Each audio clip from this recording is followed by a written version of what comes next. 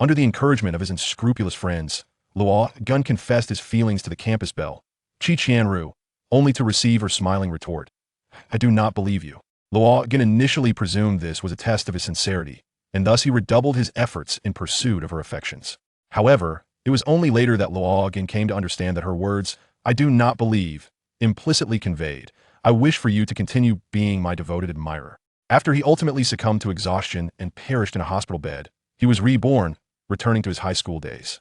Following his rebirth, Luo Geng vowed never to engage with Qi Qianru again, yet she unexpectedly began to pursue him. It was then that Luo Geng discovered there had been someone silently harboring feelings for him during his high school years. That individual, who had consistently cared for him and paid him attention, yet had never dared to meet his gaze. Chapter 1. Rebirth. "I like you." Luo Geng professed his feelings in front of his classmates, addressing the campus beauty, Qi Qianru. Qi Qianru possessed exquisitely perfect features, delicate brows, an elegant nose, and luscious cherry red lips. She was undeniably the belle of the school, having received countless declarations of love, all of which she coldly rejected. Nevertheless, Luo Geng was filled with confidence, believing he was destined to win her heart. The atmosphere between them was simply enviable. They studied together, dined together, and shared laughter. Even Luo Geng himself thought that Qi Qianru was already his girlfriend, for in his eyes, she seemed to be wholly captivated by him. It was merely a matter of breaking through that fragile barrier of hesitation. Today, emboldened by a friend's encouragement, he mustered the courage to confess. He was on the verge of acquiring a campus beauty as his girlfriend, ready to become the happiest person in school. "I do not believe you." Luo Geng lifted his head, gazing at Qi Qianru in confusion, only to be met with her cheerful countenance. "But, I mean it." Qi Qianru shook her head again, smiling as she repeated, "I do not believe you." I shall make you believe. I truly like you." It is said that, just before one dies, they see the experiences of their life replayed before their eyes, like a film. It turns out, it is indeed true. Luo Geng lay in his hospital bed, an oxygen mask covering his face. In his 30s, he appeared as if he were an old man, his hair a mass of silver strands. His face was deathly pale, with hollow eyes that reflected emptiness, resembling that of a corpse. Throughout his life, he had failed academically, performed poorly at games, never accomplished any good deeds, and had not fully embraced his darker impulses. He had never been resolutely chosen by anyone. What he had just recalled were his high school experiences, the source of his lifelong pain, and the primary reason for his current predicament. After confessing, he showered the campus beauty with even more affection, striving to prove his love was genuine. Yet she continued to reject him, and the warmth of their camaraderie faded into cold indifference. It was only later, at the prompting of a close friend, that he awakened to the truth. All along, he had been lost in a delusion. She had never been interested in him, and he had merely constructed a false narrative that she must like me. He was the only fool, naively purchasing gifts for her and trailing behind her like a devoted puppy.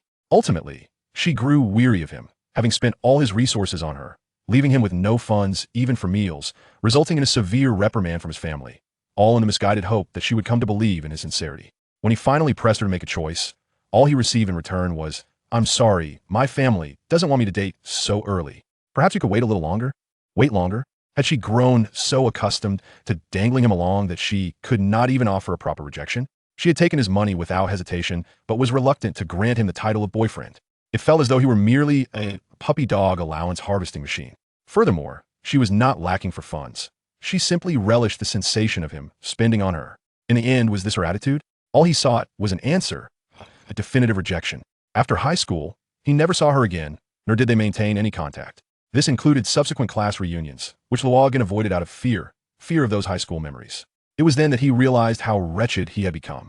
For the sake of one girl, he had squandered his youth, ultimately embarking on a relentless quest for wealth, with no other aspirations left in his eyes.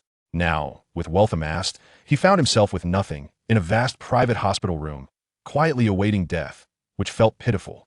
Yet for him, it was also a release. An early end would spare him from more profound solitude in old age. A sudden sound broke the stillness. The door to the hospital room creaked open, and someone entered slowly. Luo Geng lacked the strength to turn his head, or rather, he could barely manage to form words. Merely breathing through the oxygen mask was all he could muster. The figure took a seat beside his bed, quietly observing him. Suddenly, that person's hand reached out, grasping his withered hand. Luo Geng managed to emit a slight sound, yet he could not see who she was. He could only feel the gentle touch of a woman's hand. A woman? How could it be that a woman had come to visit him? A soft drop fell onto Luo Geng's hand. Is she crying? Why? Who could it be? Luo Geng's eyelids drooped, devoid of any energy to speak. The presence of someone unexpectedly visiting him and shedding tears at his bedside felt so alien. Could she have mistaken him for someone else? Crying for the wrong person? He had no family, no wife or children. His brothers were also absent, completely unaware of his impending demise. Who then was this visitor? Someone who understood his plight and was present in this hospital? The woman wept silently, her pain palpable. At last, she placed something into Luo Geng's hand. Then she rose and slowly departed. Luo Geng moved his fingers, feeling the object in his grasp. It seems to be a hairpin. He slowly closed his eyes, still holding the hairpin tightly. The heart monitor's beeping transformed into a straight line, devoid of any fluctuation. The last sounds he heard were the hurried voices of the doctors, but they were no longer of any concern to him. His life, riddled with failures, his student years a mere farce, held no regrets. If he had a lingering thought, it was solely to discover the identity of the woman who had silently cried in his final moments. Luo Geng. Luo Geng. Hey, Luo Geng, wake up. Suddenly, someone shook him. Luo Geng's consciousness gradually clarified, and as he opened his eyes, he found himself not in that dimly lit hospital room. Instead, he was in a bright classroom. The sudden shift in his surroundings and the realization that he was conscious, able to open his eyes, left Luo Geng utterly bewildered. Luo Geng, stand up. It's only the first class, and you're already asleep? A voice from the front of the classroom reprimanded him, prompting Luo Geng to lift his head and look towards the podium. It was a male teacher, bespectacled with thinning hair. Luo Geng recognized him instantly. He was his high school homeroom teacher, the mathematics instructor, Old Yin, Teacher Yin. Old Yin? You're dead too.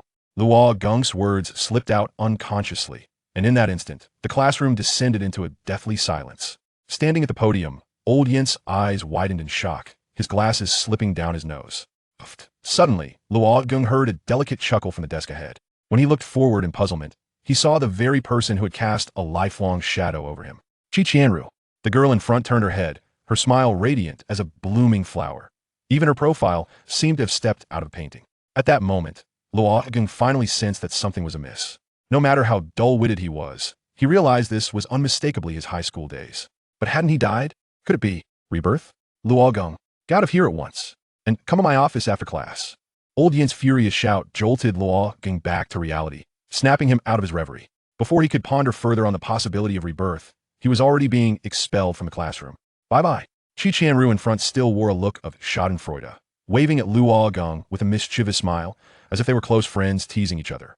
Witnessing such a scene, it was no wonder his former self's heart fluttered. Luo Geng stood outside the classroom as punishment. Although it was humiliating, exposing him to the stares of passing teachers and the dean, at this very moment, he could no longer suppress the upward curve of his lips. Rebirth indeed. Chapter 2. I fear Luo Geng finds you annoying as the bell rang. Old Yin exited the classroom, clutching his textbooks. His brow furrowed as he fixed his gaze upon Luo Geng. Follow me. With that command, Luo Geng trailed behind Old Yin to the office, where he was met with a barrage of scolding. However, Old Yin had no intention of contacting Luo Geng's parents. Well aware of the peculiar circumstances surrounding his family and his parents' poor health, with merely one semester left until the college entrance examination, you ought to consider not just yourself, but also your father. I am somewhat acquainted with your family situation. Do you believe you're living up to their expectations? Seated in his chair, Old Yin delivered a stern yet gentle admonition to Luo Geng. Had this been during his high school years, Luo Geng would have dismissed it entirely, letting the words flow in one ear and out the other. Yet, circumstances had changed. As he listened to Old Yan's counsel, he felt a sense of empathy, regretting his previous foolishness. Without experiencing such trials, he would not have matured. Had he heeded Old Yan's advice earlier, he might have avoided such a disheartening conclusion. Rest assured, Teacher Yin, I will surely amend my ways, Luo Geng affirmed earnestly, nodding at Old Yin. Old Yin raised an eyebrow, a look of perplexity crossing his face as he regarded Luo Geng, as if questioning whether this boy had taken leave of his senses. He wished for his students to heed his words, yet he was not naive. Adolescents at this age were in the throes of puberty, and he too had traversed this period. It was a feat in itself for them to listen attentively. However, Luo Geng's demeanor did not appear to be feigned. As long as you are aware, I shall keep a close watch on you. Show me your true colors, and this shall be the last time. You may go now.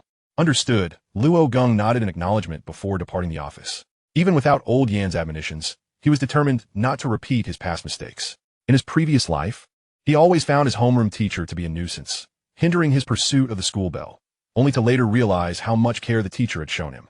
Upon leaving the office, Luo Geng intended to return to the classroom when he encountered a familiar figure approaching. Luo Geng, what is wrong? Did you not sleep well last night? Qi Qianru rushed over, concern etched on her face, her eyes brimming with worry. It felt as though she were genuinely concerned for him, akin to a girlfriend's affection. Yet, had he not discovered what she had said behind his back? Few could withstand such an illusion. It's nothing, Luo Geng replied, shaking his head and attempting to bypass her. However, Qi Qianru trailed behind him like a shadow. Are you feeling unwell?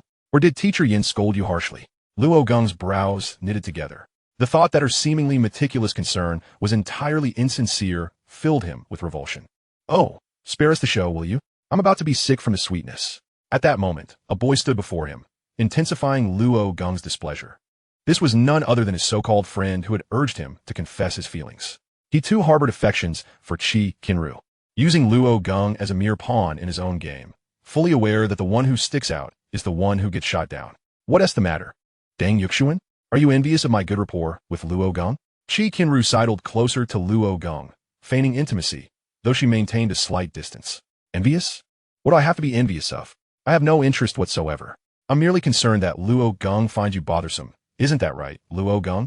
Deng Yuxuan feigned indifference, yet Luo Geng could see through him. Beneath that facade of nonchalance lay a simmering jealousy, resenting the bond Luo Geng shared with Qi Qianru. He knew that she did not harbor feelings for him, which was precisely why he had prodded Luo Geng to confess, aiming to bring him back to reality. As Qi Qianru kept him dangling, he inevitably became a mere backup option. Qi Qianru turned to Luo Geng, saying, "Humph, Luo Geng would never find me bothersome, would you?" Just then, Deng Yuxuan interjected, "I believe it is indeed better to maintain a bit of distance between the sexes." Before Qi Qianru could finish her thought, Luo Geng readily concurred with Deng Yuxuan's statement. Qi Qianru's eyes widened in shock, utterly flabbergasted, unable to believe her ears. She could never have imagined hearing such words from Luo Geng. In the midst of their astonished expressions, Luo Geng returned to the classroom. The first to regain composure was Deng Yuxuan. Witnessing Luo Geng's reaction, a flicker of joy danced in his eyes, though he could not quite grasp the situation. The fact that Luo Geng had acknowledged his words, admitting that he found Qi Qianru bothersome, was a revelation. This fool, does he lack emotional intelligence? Was this akin to slapping Qi Qianru in the face? Ah, he must not be feeling well. Don't take it to heart. Deng Yuxuan feigned concern, stepping forward to comfort Qi Qianru, his heart brimming with glee. He thought to himself, Luo Geng has finally revealed himself as a simpleton, actively pushing Qi Qianru away. Though he never had much of a chance, now he has none at all. My opportunity is finally here. Ah yes, he must have had a rough night and feels a bit weary now. I understand. Qi Qianru managed a forced smile. Yet in that moment, she became acutely aware of Luo Geng's peculiar behavior. He had been acting strangely since morning. Unlike his usual self, he had not fixated his gaze upon her, nor had he smiled foolishly during class, even neglecting to play with his hair to catch her attention. Now, he had uttered such direct words. Back at his desk, Luo Geng found his deskmate, a tall and robust boy named Wen Xiao, seemingly awaiting his return. Not only was he Luo Geng's deskmate, but also his close friend, who had often tried to rouse him from his infatuation with Qi Qianru. After all, those immersed in love are often blind to the truth, while an observer can see clearly. He had always been there, watching, knowing that Luo Geng had no chance. Initially, Luo Geng had naively assumed that Wen Xiao harbored feelings for Qi Qianru, hence his insistence that he step aside, only to be met with a harsh reality check. From that point on, he had regarded Wen Xiao as his true friend, and this bond remained unbroken. Had it not been for Wen Xiao's comfort, he might have succumbed to despair. In the final stages of his previous life, he had wished to shield Wen Xiao from worry, not wanting him to visit and disrupt his own life. Thus, he chose to sever contact and ultimately met his demise alone 6 months later. Luo Geng, what is the matter with you this morning? You never sleep in class, Wen Xiao inquired, perplexed upon seeing Luo Geng return. Oh, it's nothing. I must have woken up too early. I'm fine, Luo Geng replied, shaking his head to allay his friend's concerns. Previously, he had failed to appreciate Wen Xiao's kindness, instead mistaking Deng Yuxuan for a friend. He vowed never to let such a mistake occur again. By the way, now that it's just the two of us, I need to discuss something with you. Wen Xiao glanced around to ensure Qi Qianru was absent, then lowered his voice, adopting a conspiratorial tone. Is this about Qi Qianru? Luo Geng surmised, recognizing the topic at hand. Wen Xiao nodded eagerly and continued, but please listen quietly while I explain. I know you might not believe me, and you certainly won't want to hear this, but no worries, Wen Xiao. I understand what you're trying to say. Rest assured, I will henceforth sever all ties with Qi Qianru. Luo Geng interrupted Wenshou's words abruptly. A warm feeling blossomed within his heart. He had never expected that Wenshou had been earnestly striving to rescue him from his quagmire all along. He was filled with regret for having once misunderstood him and quarreled with him. Are you sincere? Not merely placating me? You know what I'm about to say? Wenshou was genuinely taken aback. He had not anticipated Luo Geng to utter such words. For his understanding, Luo Geng would surely argue to defend Qi Qianru's honor. I speak only the truth. From now on, Qi Qianru and I shall share nothing but the relationship of classmates. Nothing beyond that, Luo Geng affirmed. Chapter 3 is Luo Geng about to renounce the world and become a monk? Oh well, if you come to terms with it, that's good. Wenshou was startled by Luo Geng's demeanor. Observing his earnest expression instilled a slight fear within him. This was a stark contrast to the Luo Geng he had known, two entirely different persons. Luo Geng's sincerity was unmistakable. He neither feigned nor lied. Yet, how could he relinquish so easily? Had something transpired within him? Did Qi Qianru say something to you? Brother, if there is anything on your mind, don't bottle it up, share it with me. Wenshou speculated that perhaps Qi Qianru had confronted Luo Geng directly, or maybe he had confessed his feelings and been rejected. Luo Geng, moved by Wenshou's concern, thought to himself, across lifetimes, Wenshou remained his true comrade. He smiled gently and said, "It's nothing significant, don't worry. By the way, are you free after school? Accompany me to the barbershop." Returning to his high school days, the first thing Luo Geng wished to do was to refine his appearance. Previously, he had been uncertain whether he was unattractive, for he wore large glasses without prescription lenses, and his hair was unkempt. He had never cared for his hairstyle, since the money his family gave him for haircuts was often spent on feeding Qi Qianru. His hair was long and disheveled. Such a person would scarcely attract interest in high school. However, after graduation, Luo Geng removed the glasses and trimmed his hair. To his surprise, at the mediocre university he attended, he became exceedingly popular. Many girls confessed their affection, all of which he declined. Only then did he realize how foolish his previous appearance had been. His attractiveness had been concealed, and with a bit of grooming, he was transformed utterly. Yet, Wenshou interpreted Luo Geng's words differently. Luo Geng was about to renounce the world. Surely, he had suffered a tremendous blow. Now he was not merely detached from love, but had embraced life's impermanence. Wenshou's eyes widened in horror as he grasped Luo Geng's shoulders and exclaimed, "Luo Geng, think twice. There are still many wonderful girls in the world." "What are you talking about?" Luo Geng replied, patiently explaining that he merely wished to get a haircut, not to become a monk. Relieved, Wenshou agreed to accompany him after school. Luo Geng glanced over his textbooks. He was confident in his knowledge. In his prior life, after scoring poorly on the college entrance exam, enduring heartbreak, and facing family upheaval, he had nearly collapsed but then immersed himself in studies, catching up on all the high school material. Yet, it had been futile as the exam had passed. It was merely a distraction. Now, reborn, he could relive the college entrance exam and truly apply his knowledge. This time, he resolved to excel and attend a prestigious university. Moreover, to divert his mind, Luo Geng had pursued many hobbies: music, painting, sports, which helped him emerge from the shadows. Ultimately, he devoted himself to work until his health failed. Additionally, Luo Geng recalled the hairpin he held before dying, longing to find the person who had silently grieved at his bedside, clutching his hand. He wished to understand why she wept for him and what connection her hairpin had to him. Soon, class was about to begin. Qi Qianru entered the classroom, preparing to return to her seat, which was just ahead of Luo Geng's. Before sitting, she offered him a slight smile. In the past, that single smile could brighten Luo Geng's entire day. Now, however, he perceived it as malicious, a greedy grin. The second class commenced, and Luo Geng listened attentively. Though he already mastered the material, he sought to reinforce his knowledge, refusing to be overconfident. He was especially cautious now. Suddenly, a note was tossed onto Luo Geng's desk, evidently from Qi Qianru. Luo Geng's brows furrowed as he read. "Shall we have lunch together?" He picked up the note and gently tapped Qi Qianru's shoulder. Her lips curled into an imperceptible smile before she whispered, "What's wrong? Did you accept?" Luo Geng then held up the identical note she had just thrown and said, "Please dispose of your own trash in your own bin." Trash? Qi Qianru was stunned, doubting her ears. She was the one who had passed him the note during class, only to be told it was rubbish. Wenshou observed everything and inwardly admired Luo Geng. He had truly let go and transformed into a hedgehog, protecting himself fiercely.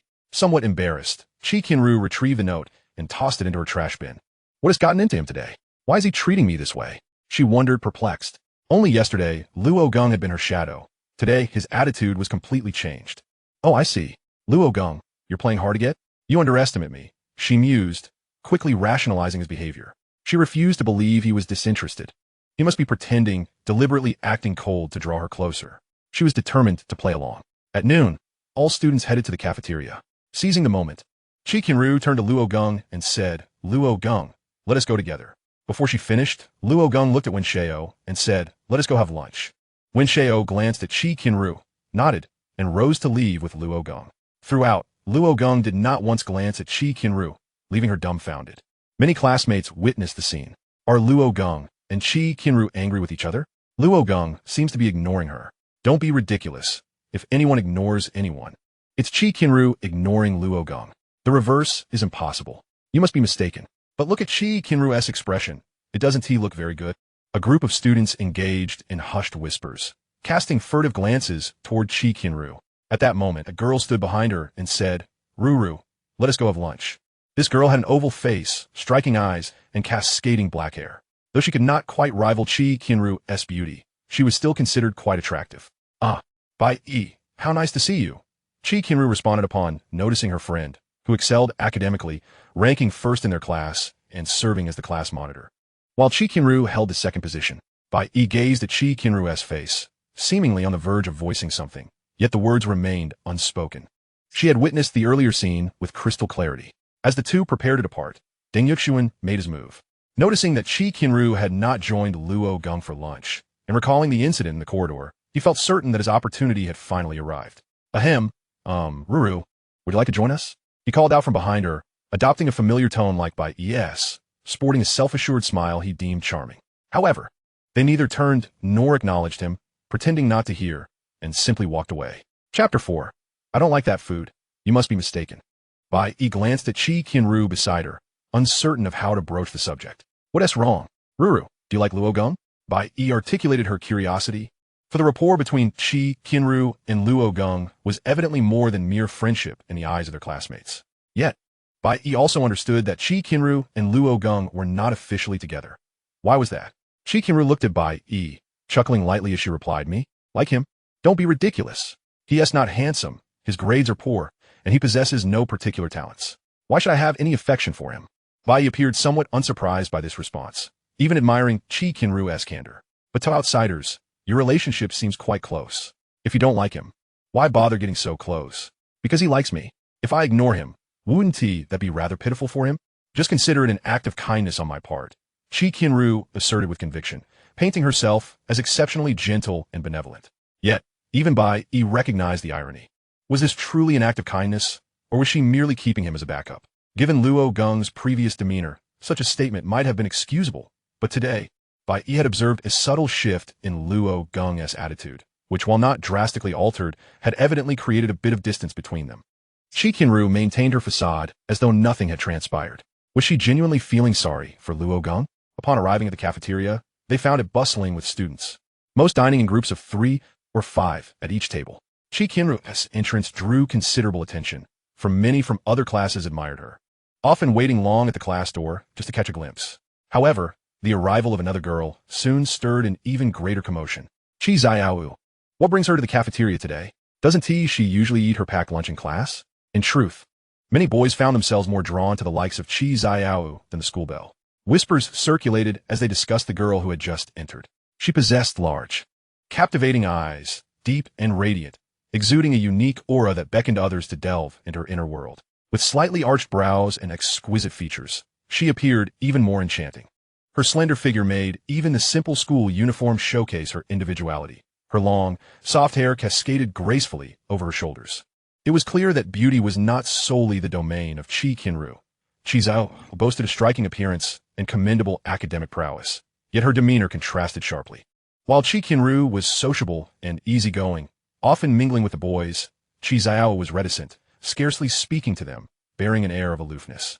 The title of school belle, thus conferred by the boys, naturally favored the more approachable Qi Qianru, who became the preferred choice among them. Nevertheless, many still admired Qi Qianru, believing her to be the true school belle. With both Qi Qianru and Qi Zhao present in the cafeteria, the majority of onlookers were captivated, as if they had become the most beautiful scenery in that moment. It must be said, some boys, simply gazing at the two, felt they could easily devour 3 bowls of rice in awe. Upon hearing the commotion in the cafeteria, Luo Geng and Wen Xiao, seated at a corner table enjoying their meal, exchanged puzzled looks upon spotting the girl who had just entered. Luo Geng had almost forgotten about her. After all, his previous focus had been solely on Qi Qianru. Qi Xiao belonged to another class and had been a classmate of his in middle school. During those years, their interactions had been minimal, as she would avert her gaze whenever he approached, leaving him feeling dismissed and discouraged, leading to a complete cessation of communication. After entering high school, he had found himself enamored with Qi Qianru, who seemed to occupy his every thought. Wen Xiao, too, noticed Qi Xiao and suddenly recalled something. Turning to Luo Geng, he remarked, "Hey, isn't tomorrow Qi Xiao's birthday? The boys have been buzzing about it, and gifts are already prepared.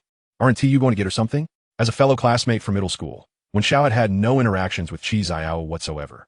Help her. Luo Geng was taken aback by this suggestion, his mind struggling to recall any such details from long ago. Though it pertained to middle school, it felt like an eternity had passed, nearly 20 years in his memory. You don't remember? She was the discipline monitor in middle school. You must have violated the rules countless times without realizing it, and she covered for you. When you got scolded by a teacher, she even spoke up for you. I vaguely recall something like that, Luo Geng admitted, genuinely uncertain, only aware that he had never truly made eye contact with her. Regardless, you should acknowledge her birthday. After all, she was an old classmate and looked out for you when Xiao pressed. True, but I haven't prepared anything for tomorrow. I guess I'll check the little shop by the school after class. Luo Geng grimaced, realizing that the other boys had likely prepared their gifts well in advance, expensive and impressive, while he was left scrambling at the last minute. Yet, it was merely a token of goodwill, and he figured whatever he gave would suffice. May we sit here?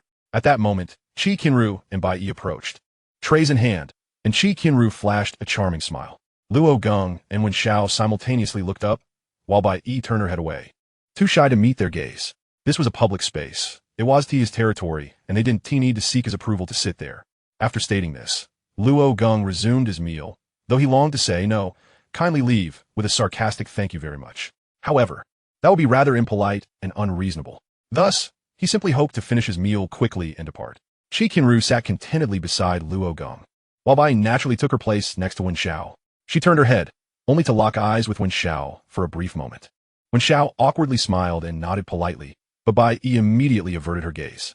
Wen Xiao chose not to dwell on it, and they all continued to eat in silence. At that moment, Qi Qianru picked up a piece of fried chicken and offered it to Luo Geng, exclaiming, "Luo Geng, I remember you like this, right?" She pretended to feed him, the piece of chicken nearly touching his face, ready to be popped into his mouth at the slightest opening. Wen Xiao and Bai Yi across the table were left dumbfounded. While they were aware of the close relationship between Luo Geng and Qi Qianru in the past, they never expected it to escalate to this level. It felt as though Qi Qianru was launching an all-out assault on Luo Geng. "I don't like it. You must be mistaken," Luo Geng replied without turning his head, merely shaking it and uttering those words before returning to his meal. This left Qi Qianru hanging, and an awkward atmosphere swiftly enveloped the table. After all, she had no idea what Luo Geng actually enjoyed. She had never cared to find out. Yet here she was, attempting to feed him. In the past, Luo Geng would have undoubtedly exclaimed, "This is what I love. How did you know?" and devoured it with satisfaction. Not to mention, any suitor of Qi Qianru would have eagerly accepted even something that could cause an allergic reaction, simply for the honor of being fed by the campus belle. "Ha! Ruru, it's me who loves it. Have you forgotten? Honestly, your memory." Bai Yi interjected, noticing the tension had reached its peak, quickly stepping in to alleviate the situation. "Ah, yes, it's you who loves it. I must have remembered wrong. Look at my memory." Qi Qianru quickly followed suit, offering the chicken to Bai Yi, which eased the palpable awkwardness. Chapter 5. You might as well find someone else. Wen Xiao, sitting opposite Luo Geng, silently gave him a thumbs up in his heart. Clearly, he was not merely talking the talk. He had genuinely managed to extricate himself from the quagmire without sinking deeper. Meanwhile, Deng Yuxuan walked into the cafeteria, utterly dejected after being ignored by Qi Qianru. Upon entering, he was greeted by the sight of Qi Qianru and Luo Geng seated at the same table. Tisk, that guy Luo Geng, who said he wanted to maintain distance, is now right beside Qi Qianru. Am I being played with? Deng Yuxuan seethed, his teeth grinding in frustration. He had thought Luo Geng had distanced himself from Qi Qianru. Yet here they were dining together again.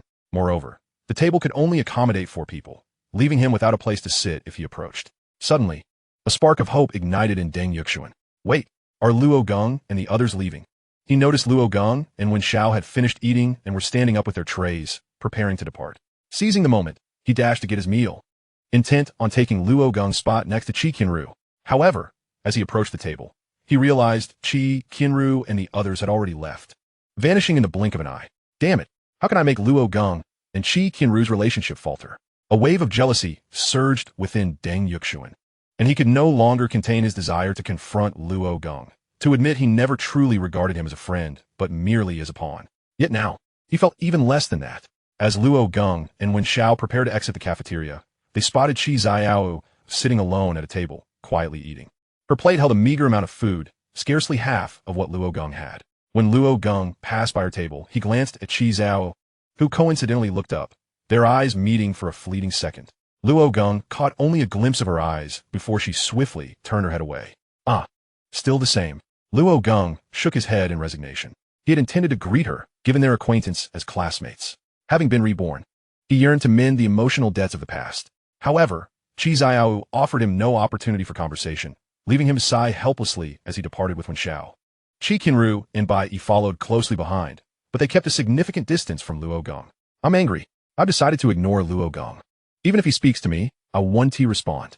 Qi Qianru's brow furrowed in frustration, her tone laced with irritation. She had initially wanted to play along with Luo Geng, but his behavior had crossed a line, rendering her deeply embarrassed. Had Bai Yi not been present, she might have turned to stone on the spot. I believe you are right to feel that way. Bai Yi sighed in agreement, having discerned that Luo Geng did not seem to be engaging in any game of hard to get, as Qi Qianru suggested. It appeared he was genuinely distancing himself from her. Had he realized he was merely being toyed with by Qi Qianru? Regardless, he will regret it. Regret his attitude towards me today, unless he begs me in front of everyone. I will never forgive him. Qi Qianru's gaze was as chilling as a gust of wind, sending shivers down Bai Yi's spine. Yet, this sentiment filled Bai Yi with a sense of foreboding. Ru, you wouldn't perhaps care for Luo Geng, would you? Care for him, like a little lackey trailing behind, obedient to my every whim, grinning like a fool at the slightest kindness? Do I care for such people? If I wanted, I could easily find many like that. Qi Qianru retorted, masking her embarrassment with a cough. Ah, then you might as well find someone else and forget about Luo Geng. In the afternoon class, Luo Geng was exceptionally focused, quietly absorbing the lessons, perhaps for the first time ever fully engaging with the material before him. He felt a sense of fulfillment and could not comprehend why he had previously wasted time staring blankly at the back of someone else's head. While Luo Geng was absorbed in his studies, Qi Qianru struggled to maintain her resolve to ignore him, her curiosity about his actions proving too strong to resist. She frequently glanced at her small mirror to catch a glimpse of Luo Geng's expression behind her, but no matter how often she looked, she only saw him attentively listening to the lecture, never catching him sneaking glances at her. Why should I care? As long as he doesn't bother me, it's fine. I'm a bit tired of this anyway. It's time for a change, Qi Qianru muttered petulantly, slamming her mirror shut. Yet, the more she thought about it, the angrier she became, feeling a tension building within her that she could not release. All right, who can solve this problem? Come up to the blackboard, Mr. Yin called out, tapping on the board and looking at the students below. However, nearly everyone had their heads down, adopting a posture of deliberate invisibility. Some even began to caress their desks, their expressions conveying, wow, this desk is really a desk. Mr. Yin, it seems Luo Geng can. At that moment, Qi Qianru suddenly raised her hand, pointing to Luo Geng behind her. This action drew all eyes in that direction. A smile crept onto Qi Qianru's lips, a glint of satisfaction flickering in her gaze. Luo Geng narrowed his eyes, intensely focused on Qi Qianru. Luo Geng, can you do it? Mr. Yin inquired, looking at Luo Geng with a hint of skepticism. In truth, he believed Luo Geng would not be able to solve it, but he was deliberately provoking him, fully aware of the dynamics between Luo Geng and Qi Qianru, having insight into who liked whom and the close relationships within the class. As Qi Qianru playfully teased Luo Geng, he deliberately chose to confront the situation, hoping to dissuade him and remind him to be more aware of his limits. I could give a try, he thought. Little did he know, in the next moment, Luo Geng stood up amidst the astonished expressions of the entire class and walked toward the blackboard. Qi Qianru was momentarily taken aback, blinking in surprise as she fixed her gaze on Luo Geng. Is he really going to try? Is this an act of bravado? He might as well admit defeat. If he fails, wouldn't that be even more embarrassing? Oh, is he trying to prove himself in front of me? Ah, he truly remains that naive Luo Geng. A light chuckle escaped her lips, as if she had seen through his intentions. In her eyes, this was merely an attempt to show off, ultimately leading to his own downfall. Teacher Yin, too, was skeptical of Luo Geng's abilities, considering his academic performance was generally mediocre. Yet, as Luo Geng picked up the chalk and began to write fervently on the blackboard, he showed no hesitation, no moment of contemplation, not even a pause. Teacher Yan's expression grew serious, realizing that something was amiss. Meanwhile, the other students were rendered speechless, some unable to comprehend the situation, believing Luo Geng was merely scribbling nonsense. Could it be? The most astonished of all was Qi Qianru, who never anticipated that Luo Geng actually knew the answer. This was a problem that required her considerable thought to devise a solution, yet he approached it with such confidence. Had he fortuitously encountered a question he could solve? She did not believe this reflected his true capabilities. It was far more likely that he had come prepared. But how could he have anticipated a question that Teacher Yan had devised on the spot? After completing his final stroke, Luo Geng nodded, reviewed his work, returned the chalk, and made his way back to his seat. Bro, that was impressive. Wen Xiao unabashedly praised Luo Geng, who had just moments ago been worried about how he would fare. To his surprise, he truly excelled. Teacher Yan glanced over, deep in thought, occasionally revealing a look of astonishment. Excellent. Luo Geng has answered this question entirely correctly. Instantly, the classroom erupted in exclamations of admiration, with everyone regarding Luo Geng with newfound respect. However, there was an exception. Qi Qianru's expression darkened considerably. What had begun as a light-hearted jest had turned into her own humiliation. Meanwhile, Deng Yuxuan's expression grew increasingly grim, transitioning from spectators' curiosity to a frozen stare, and finally to a grimace of frustration. His emotions oscillated dramatically. Chapter 6. Why the Sudden Change? As school let out, some students, eagerly counting down the seconds, had already gathered their belongings. The moment the dismissal bell rang, they swiftly grabbed their bags and dashed out of the classroom. Luo Geng packed his things and turned to Wen Xiao beside him, saying, "Shall we go?" "Sure," Wen Xiao nodded, rising alongside Luo Geng as they exited the classroom. Qi Qianru, however, glared at Luo Geng's departing figure, sulking as she slung her bag over her shoulder, her eyes filled with resentment. Today had undeniably been her darkest hour. A complete defeat. "Ruru, I'm off now," he bid farewell to Qi Qianru, as she was being picked up by a parent and would not be leaving with her. "All right, bye. See you tomorrow." Qi Qianru waved, managing a faint smile. But once Bai departed, her expression morphed back into one of sulkiness. At that moment, Deng Yuxuan cautiously approached Qi Qianru from behind. "Hey, Ruru, shall we walk together?" he asked timidly, apprehensive of repeating the earlier awkwardness. Yet today was a joyous day for him. Having watched Qi Qianru and Luo Geng playfully banter in the past had often made him envious. To his surprise, Luo Geng had completely sidelined Qi Qianru today. Upon hearing his voice, Qi Qianru turned to face Deng Yuxuan. After a few seconds of silence, she abruptly tossed her bag to him. "Carry me to the bus stop." "All right," Deng Yuxuan exclaimed, elated as he grasped her bag like a precious treasure, nodding enthusiastically. He sensed that his romantic prospects were about to blossom. Qi Qianru's reasoning was straightforward. Since Luo Geng also took the bus home, she would inevitably encounter him again at the bus station. She wanted to see how he would react to her having another boy carry her bag. However, after a while, upon arriving at the bus station, she found no sign of Luo Geng. How peculiar. He usually takes the bus from here. Qi Qianru looked around, searching for Luo Geng, but he was nowhere to be found. He typically boarded the second-to-last bus home, and although there was one more bus after that, it would not come for another hour and a half, far too late for any students. "Did you hear? The school beauty has switched to a new sidekick. That Luo Geng got dumped," one student remarked.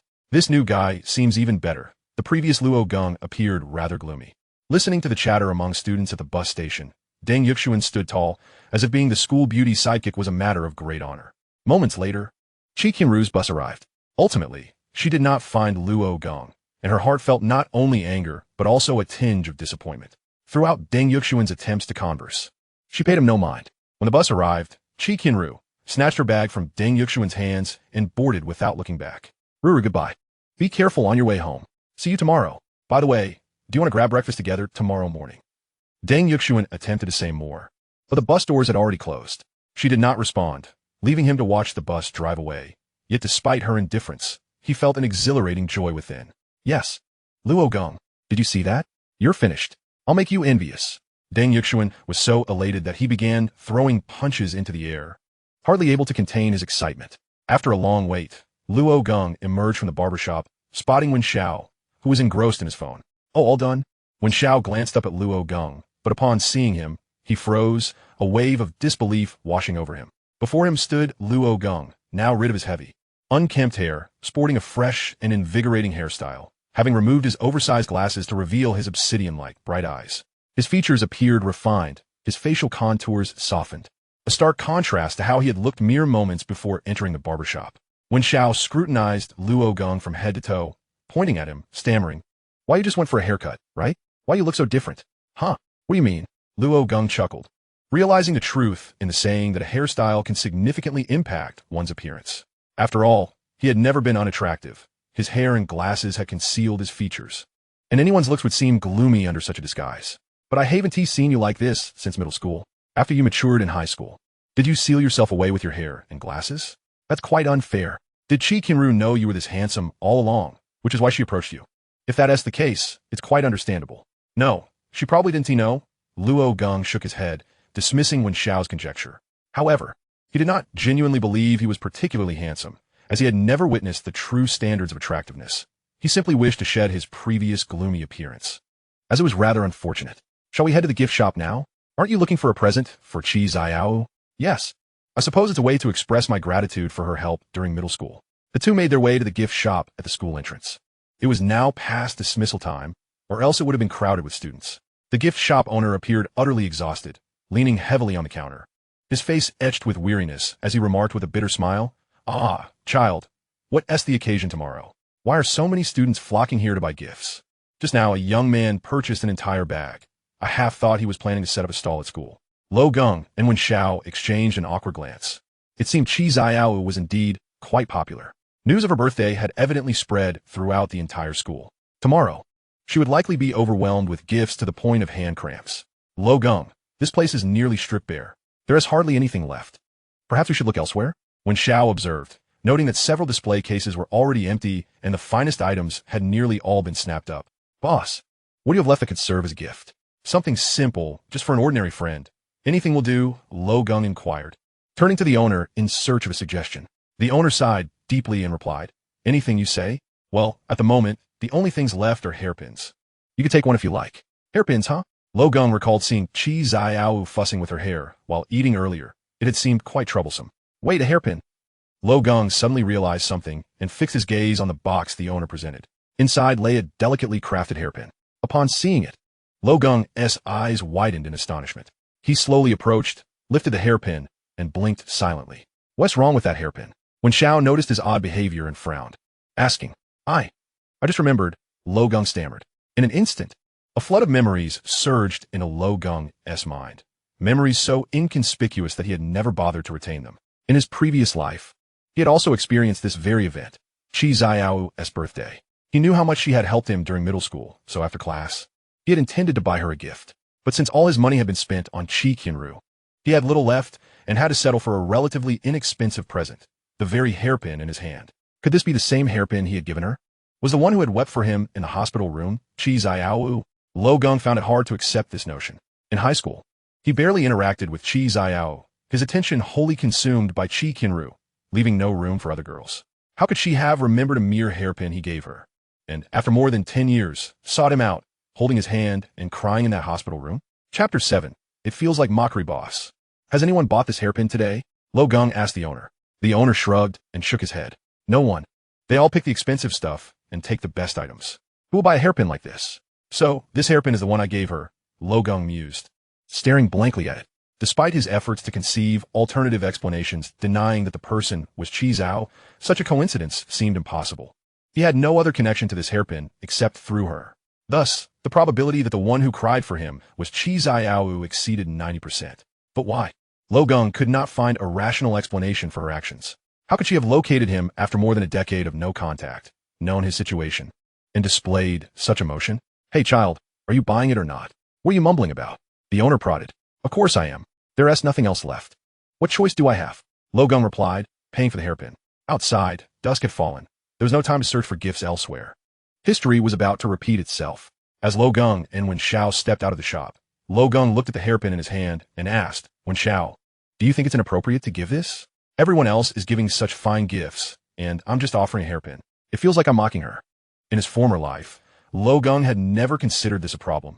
It was merely a small token, and even when Qi Zhao discarded it in front of him, he felt nothing. But now, aware of the implications, he found himself deeply curious about her. When Xiao shrugged, "It's all the same. You're not clothes. And with so many gifts, she won to remember who gave what. Just give it to her." "True," Luo Geng nodded. "I'll head home now. You should get back too. Give my regards to your uncle." When Xiao waved off the farewell and left, he lived close to the school and would return quickly. "All right," Luo Geng muttered, waving listlessly. Suddenly, he realized he was about to see his father after many long years. His father was disabled, having lost a leg in a car accident. His mother, unable to bear the hardship of supporting the family alone, divorced and remarried, never visiting Luo Geng again. His father took care of him, working at sewing tasks to earn some money to pay for Luo Geng's schooling. His hands were covered with calluses and wounds. But all the money Luo Geng earned ended up spent on Qi Qianru. The thought pained him deeply. One stormy day, his father insisted on going out to work, but slipped and fell in the rain on an empty street. He never got up again. From that moment, Luo Geng awakened to reality, too late. He was left utterly alone, entering a phase of relentless, vengeful toil, unable to break. He glanced at the time. The last bus was arriving soon. If he missed it, he couldn't go home. Though from a rural background, his family's land had been reclaimed, and they were allocated a house located in the urban-rural fringe, a transitional zone blending city and countryside, distant from the city. Nearly an hour's bus ride away with infrequent service.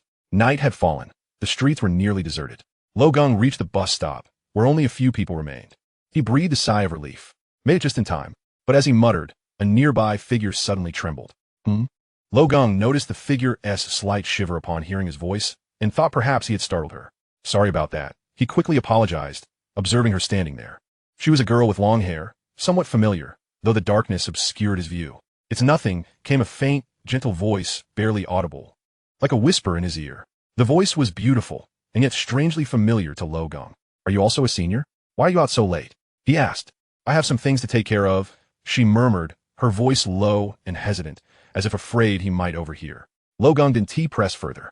Talking to a girl this late felt somewhat risky. Soon, the bus arrived, and to his surprise, she boarded the same vehicle. At that moment, the carriage was nearly empty, with only the driver, Luo Geng, and a girl aboard. She sat by the window, the luminous moonlight casting a gentle glow upon her face. Luo Geng found himself momentarily frozen, struck by a sense of familiarity. Indeed, he recognized her. This girl was none other than Qi Qianru. What could have brought her onto this vehicle? What an extraordinary coincidence to encounter her here. Qi Qianru noticed Luo Geng's gaze fixed upon her, and as her eyes met his in the clear moonlight, a look of evident surprise crossed her features, causing her to freeze for several seconds. However, she quickly regained her composure, hastily turning her head to gaze out the window. Luo Geng's hand instinctively reached into his pocket, retrieving a gift, a hairpin, unwrapped and lacking in preciousness. If it were the following day, he would be inundated with splendid gifts, making his modest offering feel rather embarrassing. Although he had no intention of competing, he still desired to maintain a semblance of dignity. Fate had aligned their paths, presenting him with the perfect opportunity to present her with a gift.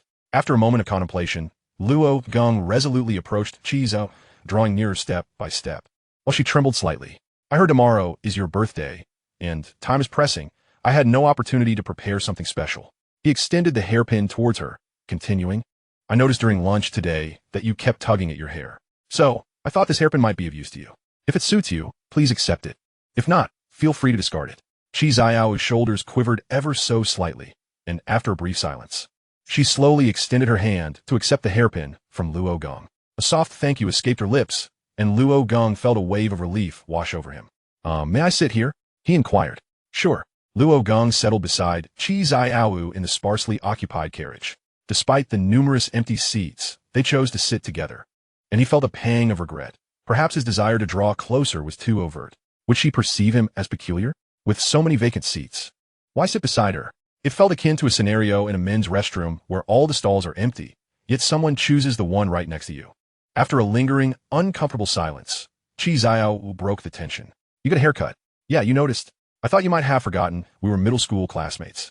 Luo Geng replied with a self-deprecating smile, nearly forgetting it himself. "I would never forget," Qi Qianru responded earnestly, her steadfastness surprising him. "All right. Sorry, I didn't mean to tease you." "No, it's fine. You needn't apologize." Their conversation once again fell into a lull, descending into yet another round of silence. Chapter 8. I was trying to avoid someone. The vehicle traveled for 20 minutes without either of them exchanging further words. In truth, Luo Geng yearned to converse.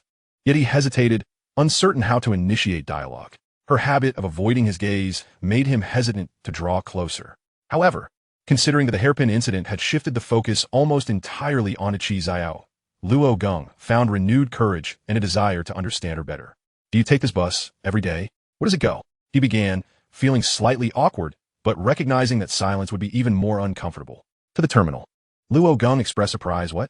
I go to the terminal too. How come you never cross paths? Do you always take the last bus? Yes. Oh. And what about the morning? I take the first bus and arrive at school an hour early. Qi Qianru divulged her routine, perhaps unaware of why she was sharing such details with him. Do you have work at school? Why do you leave so early and return so late? Luo Geng's mind brimmed with questions, suddenly comprehending why he had never encountered Qi Qianru before. They were always on different schedules, even though they shared the same stop and bus. Yet, it seemed peculiar that they had never crossed paths in 3 years.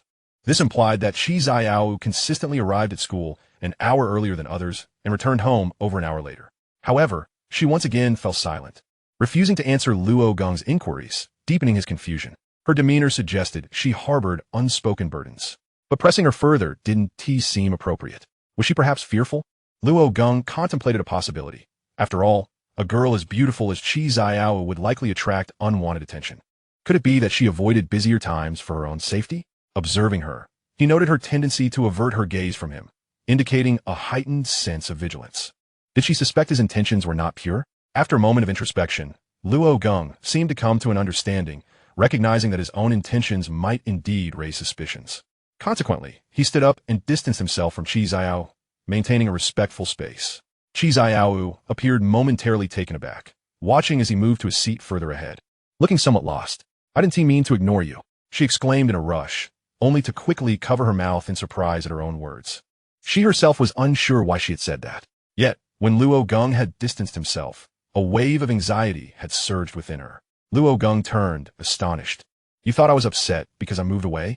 Oh, it's fine. If you don't want to talk, that's all right. He waved his hand dismissively, clarifying that he was not angry. However, why would she care if he was upset? Qi Qianru shook her head, her voice barely above a whisper. No, it's not that. I was trying to avoid someone. She lowered her gaze, a flicker of panic crossing her dark eyes, her heart racing. She had known for 3 years that she shared a bus with Luo Geng, yet whenever she saw him, her heart would race, and she struggled to meet his gaze. This discomfort compelled her to avoid riding the same bus. In essence, her early departures and late returns were entirely motivated by a desire to evade Luo Geng. Yet today, she had never anticipated that he too would board the last bus. With only the two of them in the carriage, Qi Qianru felt increasingly restless, her neck aching from staring out the window. How could she possibly reveal such sentiments? Surely, Luo Geng would think she despised him, but that was far from the truth. She absolutely couldn't let him believe that. Qi Qianru's heart was in turmoil, perhaps explaining her earlier slip of the tongue. However, to Luo Geng's ears, her words sparked an entirely different reaction. Avoiding someone? Is someone following her? Instantly, he believed his suspicions were validated. He hadn't imagined the extent of her struggles. Her early and late hours were means of safeguarding her well-being. A girl as lovely as Qi Qianru, traversing to and from school alone, would undoubtedly attract unwanted attention. Suddenly, Luo Geng rose, his expression serious as he stood before Qi Qianru. Hey! Qi Qianru trembled in fright, wishing she could twist her head backwards. She never tied her hair up, for her long locks served as an excellent shield for obscuring her face at any moment. If you don't mind, would you like to accompany me to school and back? I can ensure your safety. Of course, if you find it hard to believe me, I understand. After all, it must seem rather strange for me to suddenly say such a thing. Qi Qianru fell into a profound silence, her hair concealing her face, rendering her expression invisible. Yet, it was evident that her body temperature seemed to rise. Had the interior of the carriage not been dimly lit, one might even have noticed her body glowing with warmth. She was at a loss for how to respond. After all, she was trying to avoid you. How could she possibly attend school with you? She feared she might faint during the hour-long ride. She had to refuse. She must refuse. Such a thing must not happen. Just at that moment of internal deliberation, Qi Qianru inexplicably nodded in agreement. In the next heartbeat, her heart quaked uncontrollably. Why did I? Who was it within me that agreed on my behalf? I was supposed to refuse. Luo Geng, witnessing Qi Qianru's acquiescence, felt a twinge of disbelief. After all, they had little interaction, and he somewhat regretted his words. Such a sudden declaration would surely paint him as a stalker. She had never even glanced at him properly before, so they would likely avoid each other in the future. Yet unexpectedly, she had consented. Upon reflection, Luo Geng found it somewhat understandable. They were, after all, classmates from middle school. He wasn't a bad person, and she must have known that. Then you should not take the earliest bus tomorrow. Ride the second one with me instead. The conversation concluded with Qi Qianru's muted agreement and nod. Luo Geng refrained from probing further into her circumstances. He did not inquire why this school beauty, who lived in the same peripheral area as him, was in such a situation. This was satisfactory for him. He merely wished to gradually bridge the gap between himself and Qi Qianru. However, he held no ulterior motives. He simply sought to ascertain whether the woman who had wept for him was indeed her, though he might possess no evidence to prove it. Luo Geng was determined to try. Soon, the bus arrived at its final destination, coming to a halt at the deserted station. Though he yearned to escort her home, considering the late hour and inherent dangers, he realized that would make him appear as a stalker. Take care, see you tomorrow. Luo Geng bid farewell to Qi Qianru, receiving only a slight response before they parted ways. Qi Qianru walked slowly and heavily down the dark street, pausing under a streetlight. From her pocket, she retrieved the gift Luo Geng had given her.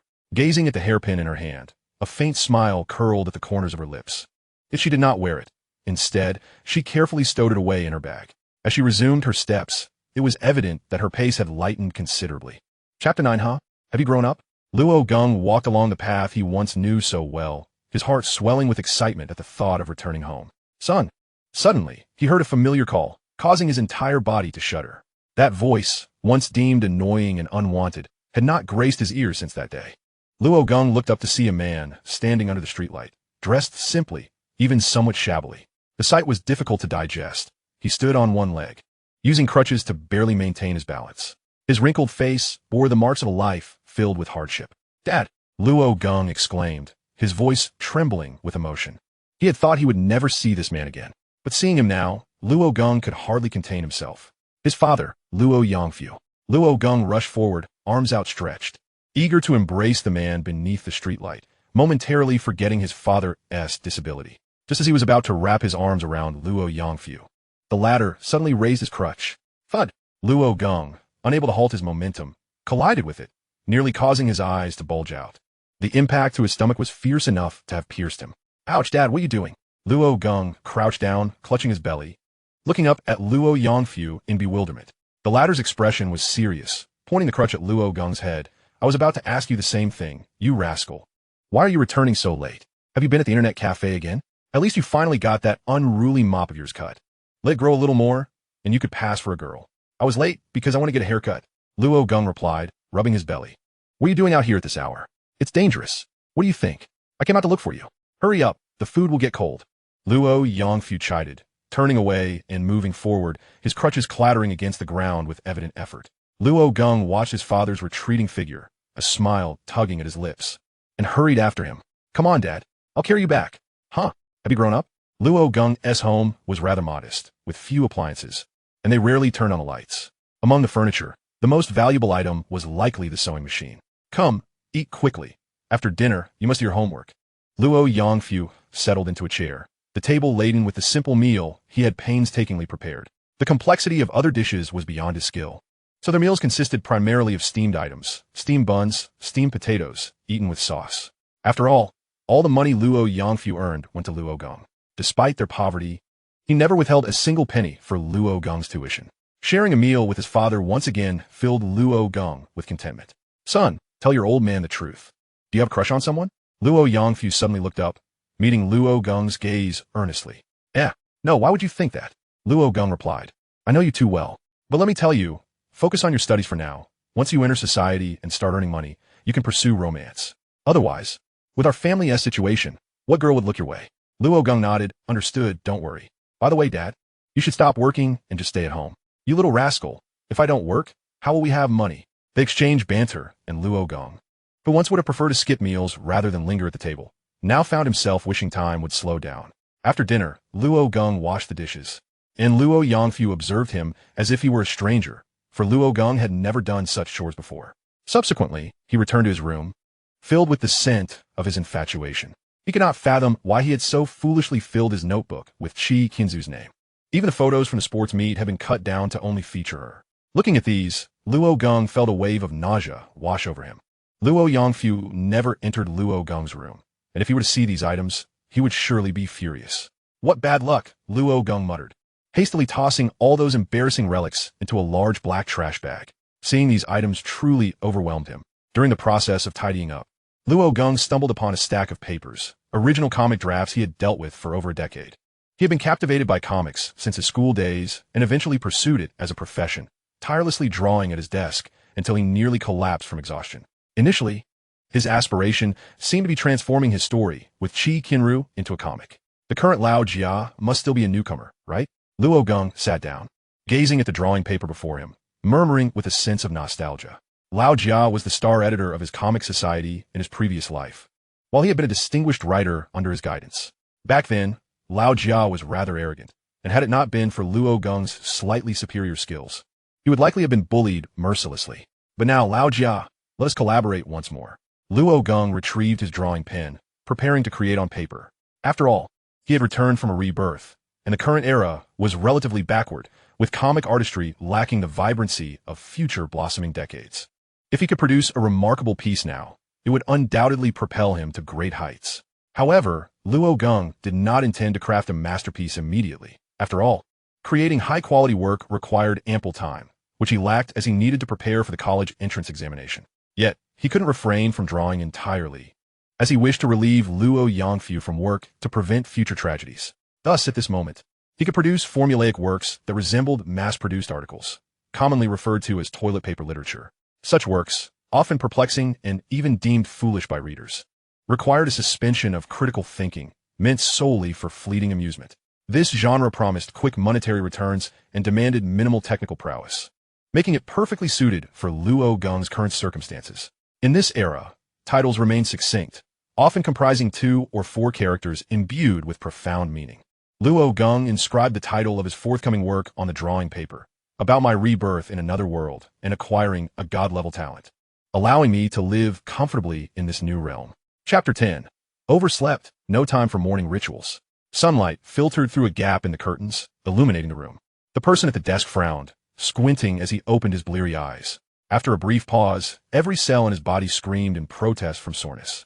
Luo Geng had fallen asleep on the desk, surrounded by the line drawings he had produced the previous night. What is going on? Has Lao Jia been pressuring me for the manuscript? Luo Geng stretched and yawned, mumbling incomprehensibly. However, after 25 seconds, a sudden realization struck him. Damn, I forgot about my rebirth. What time is it? Luo Geng glanced at the small alarm clock nearby, his eyes widening in alarm. I'm going to be late. Without a moment's hesitation, he grabbed his bag and dashed out the door, forgoing even a wash, his hair sticking up in disarray. Yet, he had no time to dwell on such matters. He had promised to accompany Qi Qianru to school, and thankfully, they had agreed on the second bus. Had they arranged for the first, he would have stood her up. Luo Geng summoned every ounce of energy, sprinting to the bus station. Finally, he spotted the girl standing there. Luo Geng hurried over, breathless, his stamina as poor as ever. Upon hearing the commotion and seeing Luo Geng approach, Qi Qianru's previously despondent expression brightened with a hint of joy. Phew, good morning. I overslept a bit. Luo Geng reached Qi Qianru, greeting her while bending over, panting heavily. Good morning. Qi Qianru nodded gently, responding in a soft voice.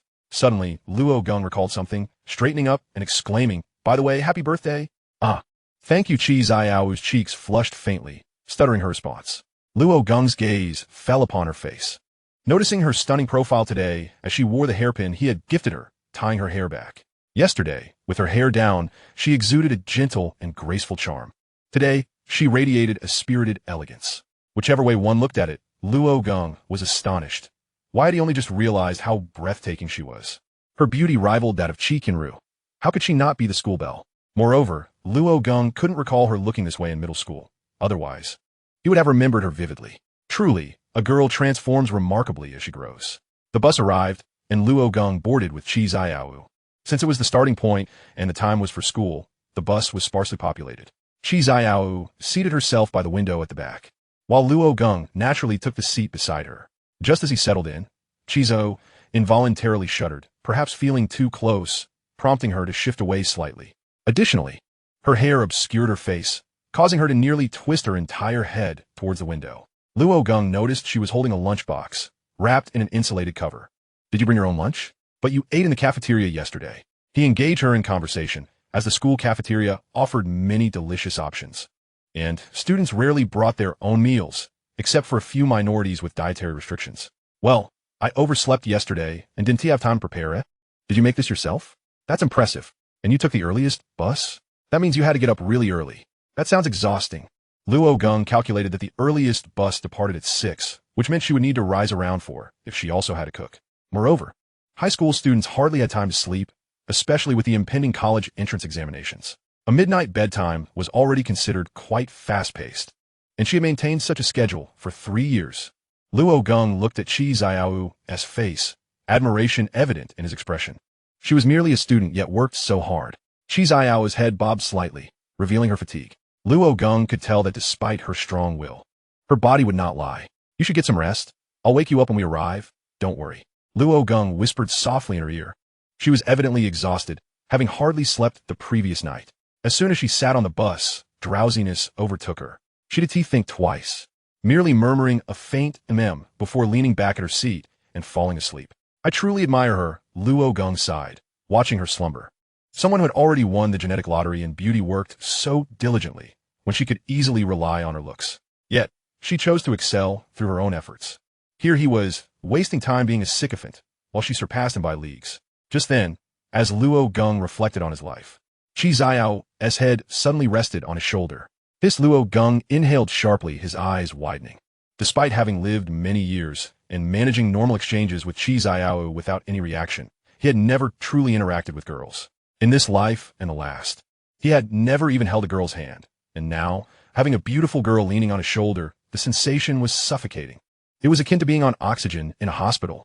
Luo Geng's body stiffened, and he turned his eyes toward Qi Qianru's head resting on his shoulder. Realizing she was sound asleep, the bus had jolted, causing her to lean into him. At that moment, all he could do was silently commend the driver. Luo Geng was reluctant to take advantage of the situation and wished to awaken Qi Qianru. Yet, whenever he contemplated the hardships she endured, his heart softened. This moment should be her most serene respite. After all, his decision to accompany her to school was precisely to protect her. So allowing her to sleep peacefully on the bus was his solemn duty.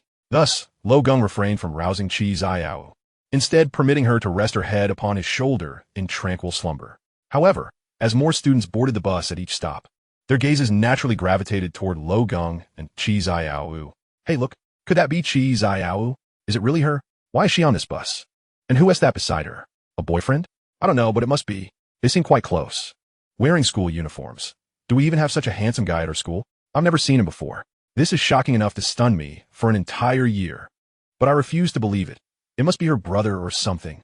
Luo Geng felt as though he were being pierced by 1,000 daggers, each glance filled with silent hostility. Nearly every student's eyes were fixed upon them, accompanied by a chorus of whispers and speculations. The murderous looks were unmistakable, and Luo Geng listened anxiously to their murmurs. He had cut his hair and removed his glasses, hoping to remain unrecognized.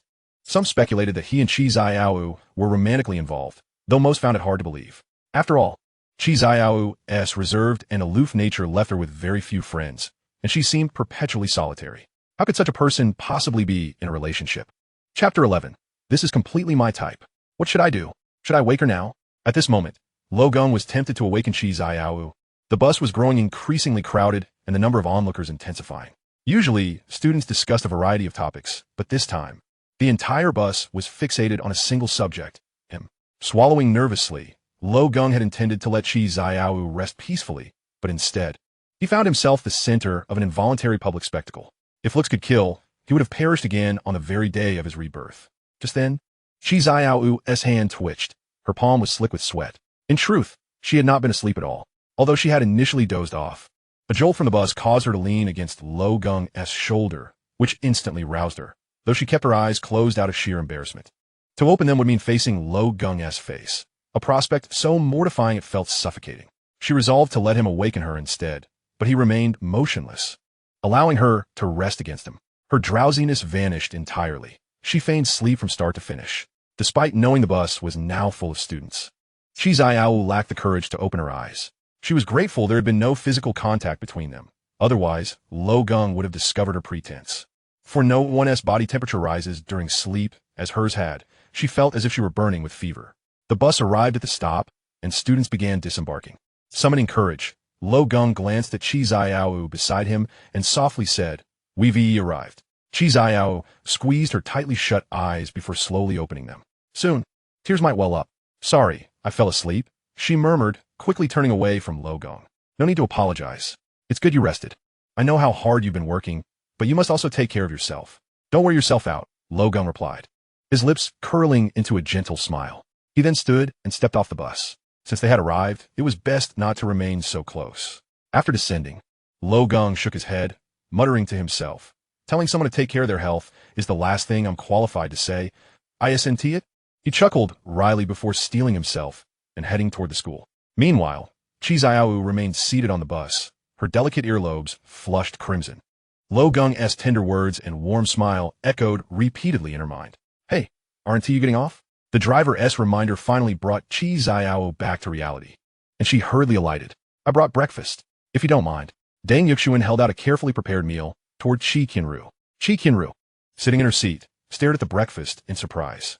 Her interactions with Deng Yuxuan were purely to provoke Luo Geng, but now that he had brought her breakfast, how could she refuse? Thank you, she said, her thin lips curving seductively as she accepted the food. Deng Yuxuan's heart swelled with joy. He had braced himself for rejection and intended to eat the breakfast himself, but now that Qi Qianru had accepted, it was worth skipping his own meal. Suddenly, a commotion erupted in the classroom as all eyes turned toward the entrance. Luo Geng had arrived, and he appeared completely transformed from the day before. Unrecognizable, even. Qi Qianru blinked in astonishment, unable to place who he was, yet her heart raced uncontrollably. What's going on? Did he enter the wrong class? Deng Yuxuan's brows furrowed in frustration, his tone tinged with irritation. Though unwilling to admit it, he acknowledged Luo Geng's undeniable handsomeness, far surpassing his own. Watching Qi Qianru's reaction, a sense of unease crept over him. Oh, Luo Geng, good morning. Wen Xiao's greeting shattered the classroom's silence. Luo Geng. The students exclaimed in unison, disbelief etched across their faces.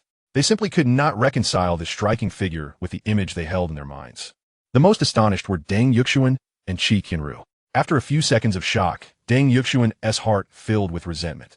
Though he couldn't quite pinpoint why, subconsciously, he blamed Luo Geng for stealing his spotlight. Qi Qianru averted her gaze, staring at the blackboard instead of Luo Geng. Her complexion flushed vividly, alternating between pale and rosy red, betraying her inner turmoil. What is happening? Is that really Luo Geng? No way. Could he be this handsome? I saw his face back in freshman year, and he wasn't this good looking. But now he has exactly my type. Qi Qianru clenched her hands, lowering her head. Too shy even to meet his eyes. Her cheeks burned as her heart pounded relentlessly. Luo Geng took his seat, placing his bag down with a sigh. He confided to his desk mate Wen Xiao. Sigh, don't mention it. I overslept this morning and ran out without breakfast. What? You actually overslept? That's rare, Wen Xiao teased. Before he could finish, Qi Qianru suddenly whirled around from the row ahead, holding out the breakfast Deng Yuxuan had given her. This is breakfast I prepared for you. I hope you don't mind, she murmured softly, biting her lip and blushing deeply. Deng Yuxuan stood by, utterly dumbfounded, his eyes widening in sheer astonishment. The expression on his face transformed into a pallid hue in an instant.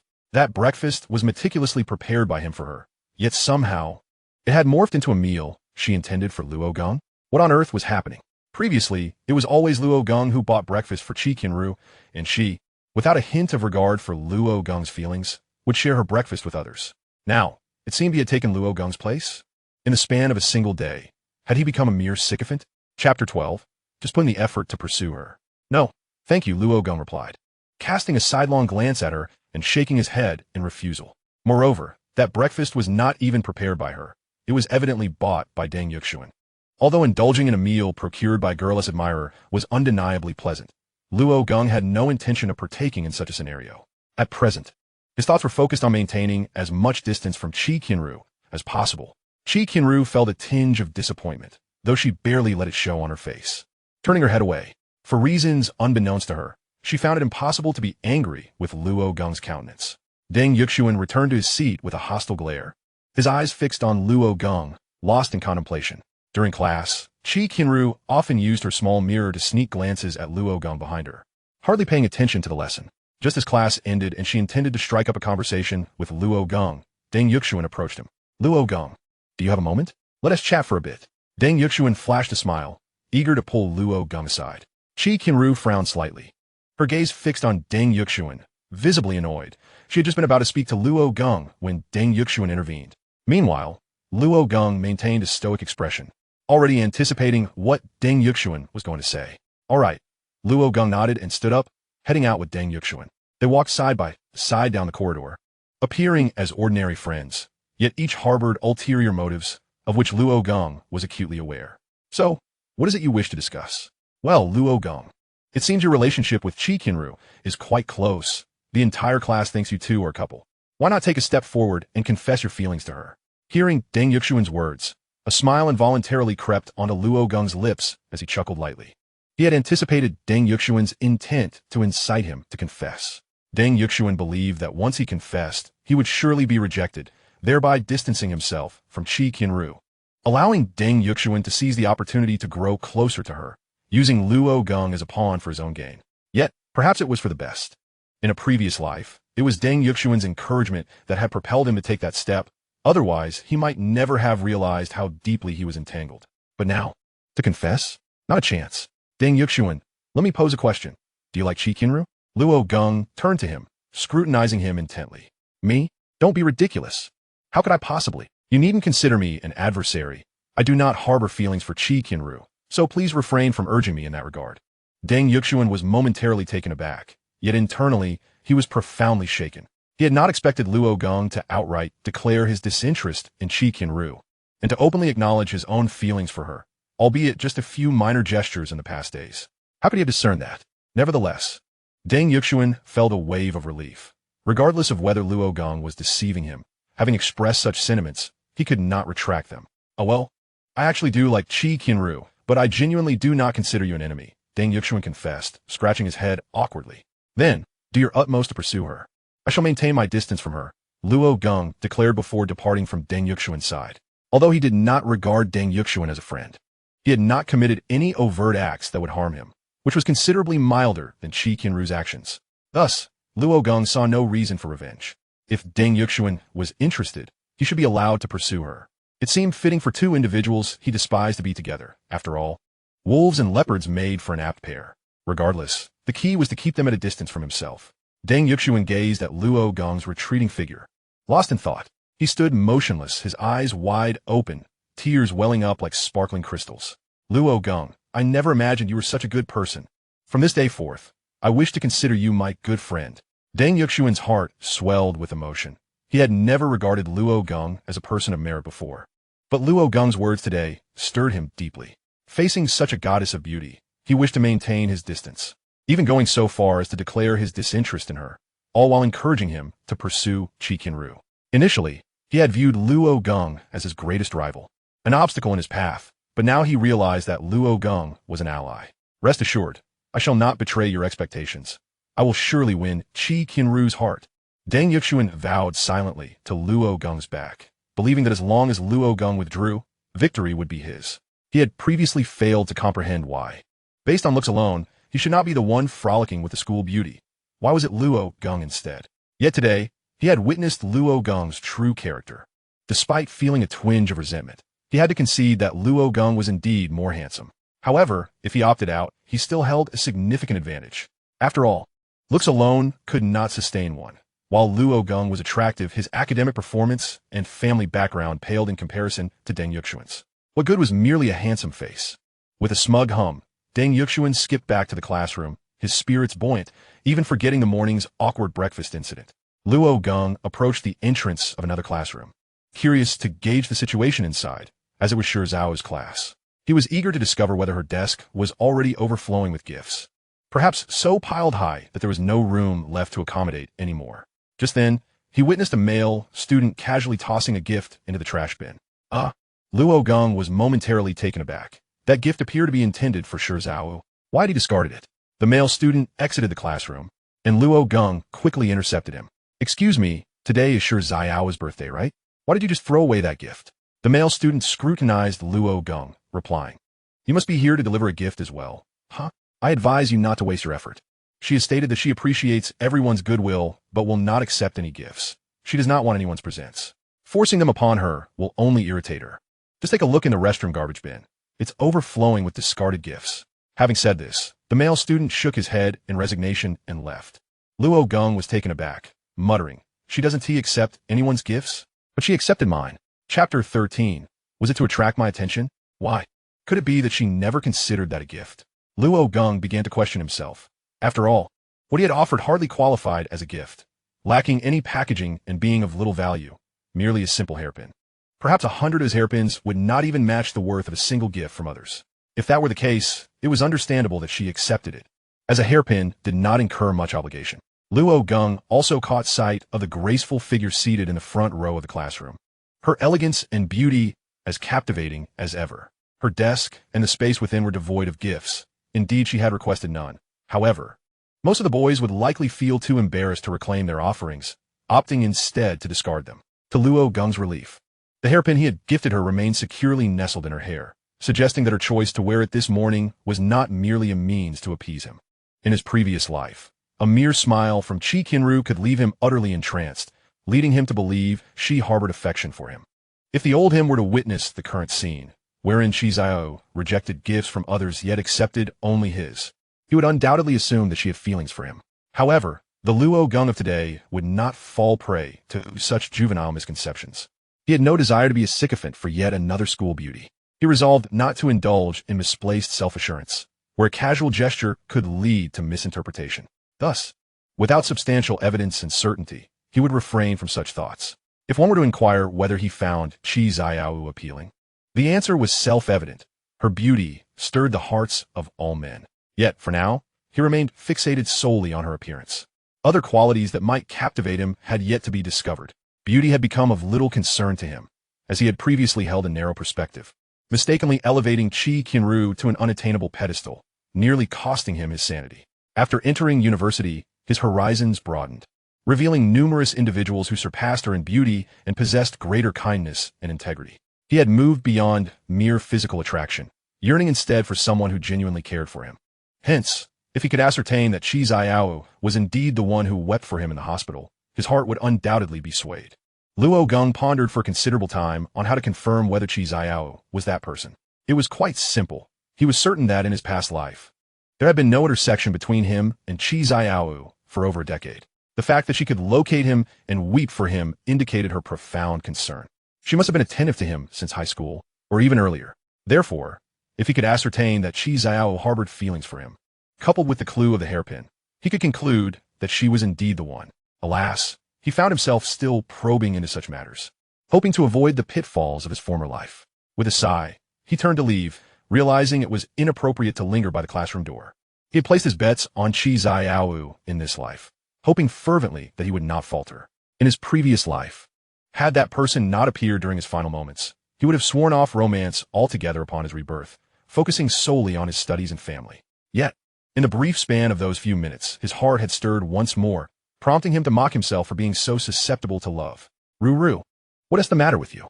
Bai Yi inquired, observing Qi Qianru seated at her desk, seemingly lost in thought, supporting her chin with her hand. Qi Qianru snapped back to reality upon hearing Bai Yi's voice. "Ah, Yi, is it you? You startled me. I've been standing in front of you for several minutes, and you're completely zoned out. What is going on?" Bai Yi remarked, exasperation evident on her face, having called out to her multiple times without response. "Oh dear." Qi Qianru rose and tugged Bai Yi out of the classroom. As they strolled down the corridor, Bai Yi observed the troubled expression on Qi Qianru's profile and began to piece things together. Could it be because of Luo Geng? Bai Yi had also noticed the drastic transformation in Luo Geng. It was as though he were an entirely different person.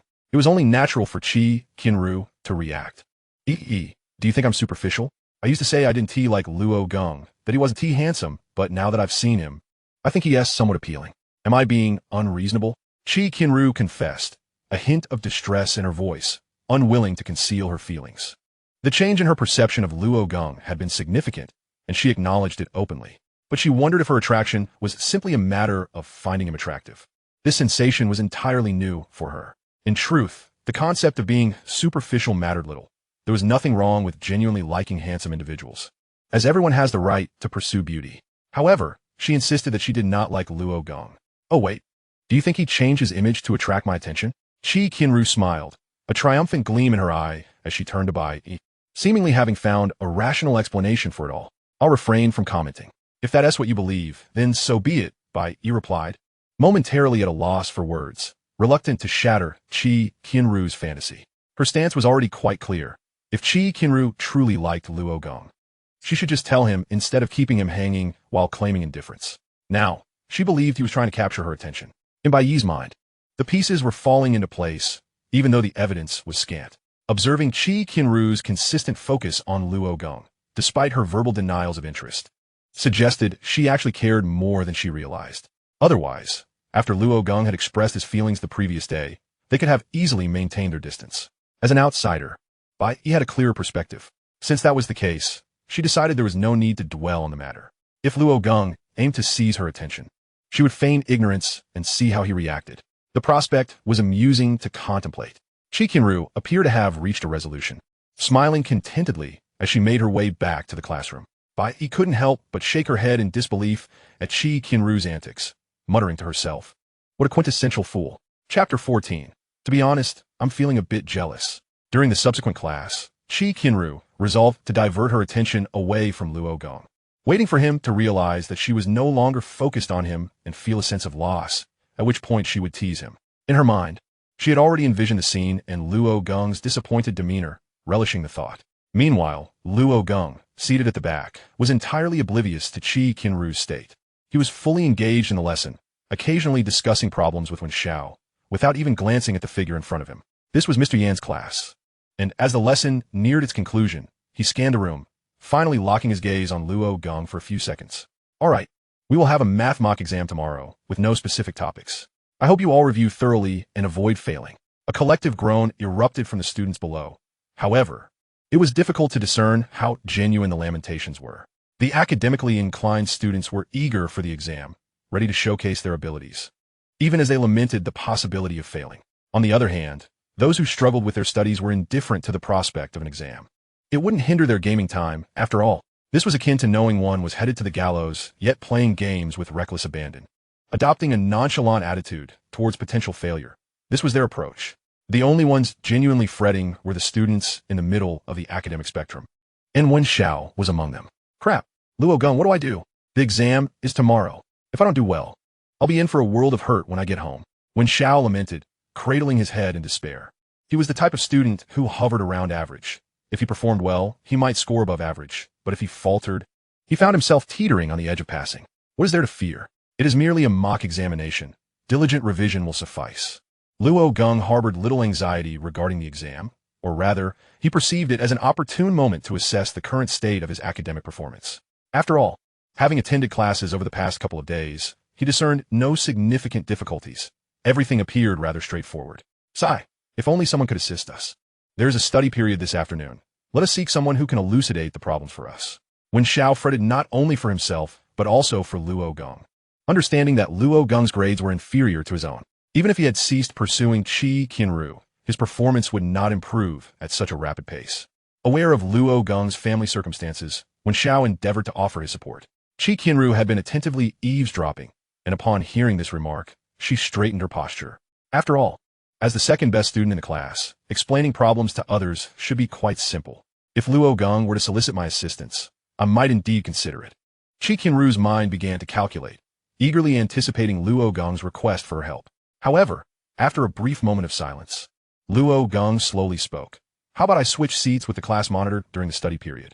She is quite kind and willing to assist her classmates. She should agree to help you." "What?" Qi Qianru's mental calculations shattered with a resounding crash. She had initially thought that asking the second best student in the class was an unattainable aspiration, yet here was Luo Geng eyeing Bai Yi instead. She was indeed the top student, but Qi Qianru was not far behind. Don't you need help?" Wen Xiao inquired, puzzled by Luo Geng's suggestion to switch seats. "No, I prefer to study alone. I'll speak to her about it after lunch," Luo Geng replied, waving his hand dismissively. He believed that self-study would yield greater efficiency than receiving assistance from others. Before long, the class bell rang, signaling lunchtime. Luo Geng and Wen Xiao proceeded to the cafeteria together. Bai Yi approached, intending to invite Qi Qianru to join her for lunch. "Ruru, let us go eat." However, Qi Qianru stood up and said, "Wait a moment." She patted Bai Yi on the shoulder, then brushed past her, making her way to Bai Yi's seat. Bai Yi's desk mate was a rather inconspicuous boy, a quintessential bookworm. Qi Qianru was about to call out to him when she suddenly realized she didn't know his name. After 3 years of being classmates, It dawned on her that she was unfamiliar with some people's names. What's wrong? The boy appeared flabbergasted by the sudden attention from a school bell. Could we switch seats during the study period? Qi Qianru conveyed her request. The boy, not overthinking it, nodded in agreement, since it was quite normal for Qi Qianru and Bai Yi to want to sit together during study time. No problem. Thank you. After receiving his response, Qi Qianru returned to Bai Yi's side. All right, let us go. What did you say to him? Bai Yi asked, her face a mask of confusion.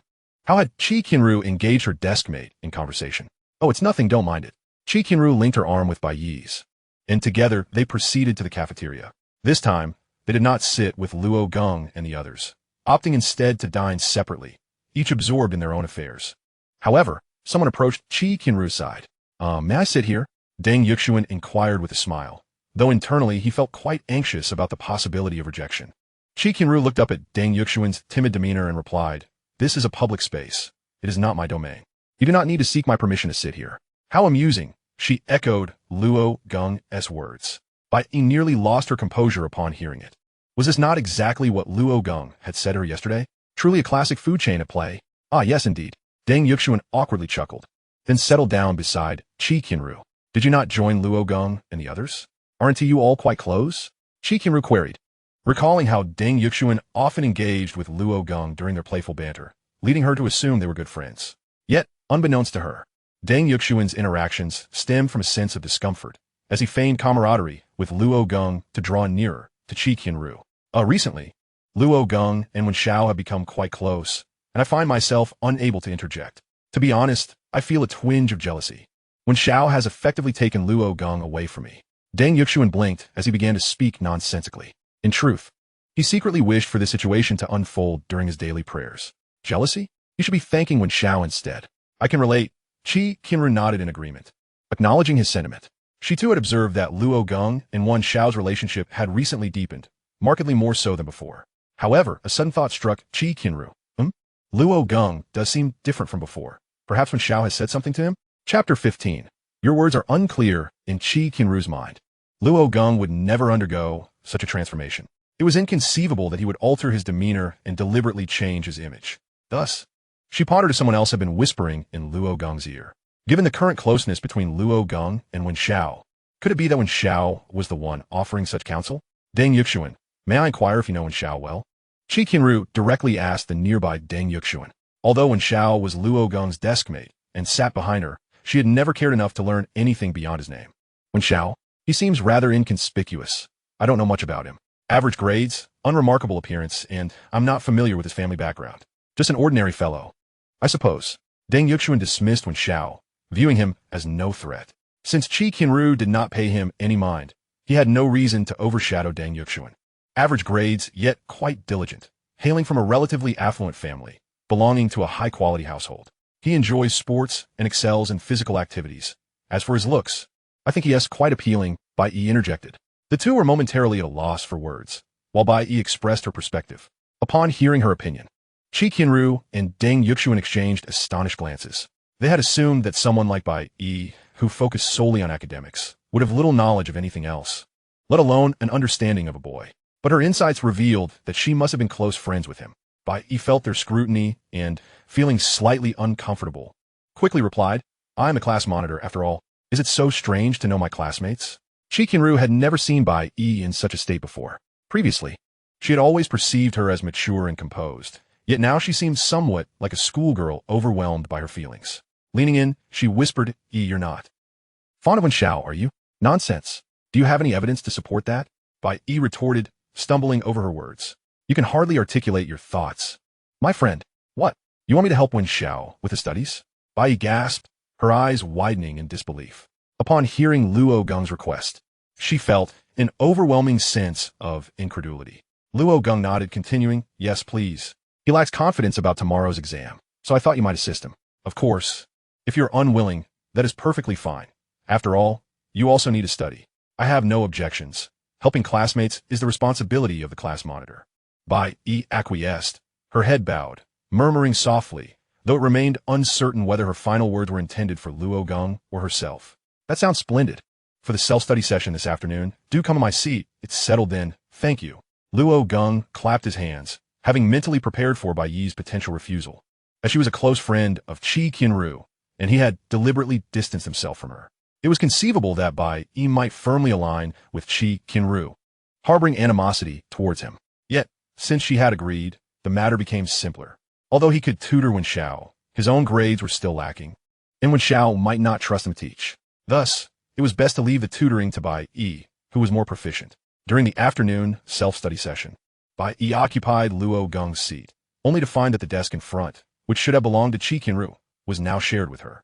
One unexpected turn of events, Bai Yi's lips twitched as she glanced at her original seat, where Qi Qianru now sat. In that moment, clarity dawned upon her. No wonder she had approached her desk mate before lunch. It was evidently premeditated. On the other hand, Luo Geng had intended to settle in Bai Yi's seat, but upon seeing Qi Qianru occupying the desk, he too was taken aback. Why was Qi Qianru here? Qi Qianru, engrossed in her book, caught sight of Luo Geng standing nearby and smirked internally, thinking, he took the bait. Oh, Luo Geng, what brings you here? I was looking for Bai Yi. Qi Qianru feigned surprise, smiling at Luo Geng as if unaware of his sudden appearance. To an outsider, it seemed that Qi Qianru had come to find Bai Yi, while Luo Geng had inadvertently exchanged seats with her, having been outmaneuvered. She had claimed her territory early, completely reversing the power dynamics. Luo Geng sensed this shift. Though he found it hard to accept, it appeared he had indeed been ensnared. By sitting down, he would be tacitly acknowledging the situation. His approach had been far too lenient, far too kind. Narrowing his eyes, he gritted his teeth, fixating on the smug Qi Qianru. Initially, he had intended to maintain a distance and treat her as a mere classmate, but her incessant manipulations were beginning to vex him. Deng Yuxuan, come over here. Luo Geng gestured towards Deng Yuxuan's seat, summoning him. Deng Yuxuan had been observing the unfolding drama, initially believing Luo Geng was deceiving him about not liking Qi Qianru, only to later attempt to sit beside her during self-study. Thus, he rose and walked over to Luo Geng. What is up? Come, buddy, take my seat. I'll sit over there. Luo Geng patted his shoulder, guiding him to the seat next to Qi Qianru. Qi Qianru was momentarily taken aback, pointing at Luo Geng with furrowed brows.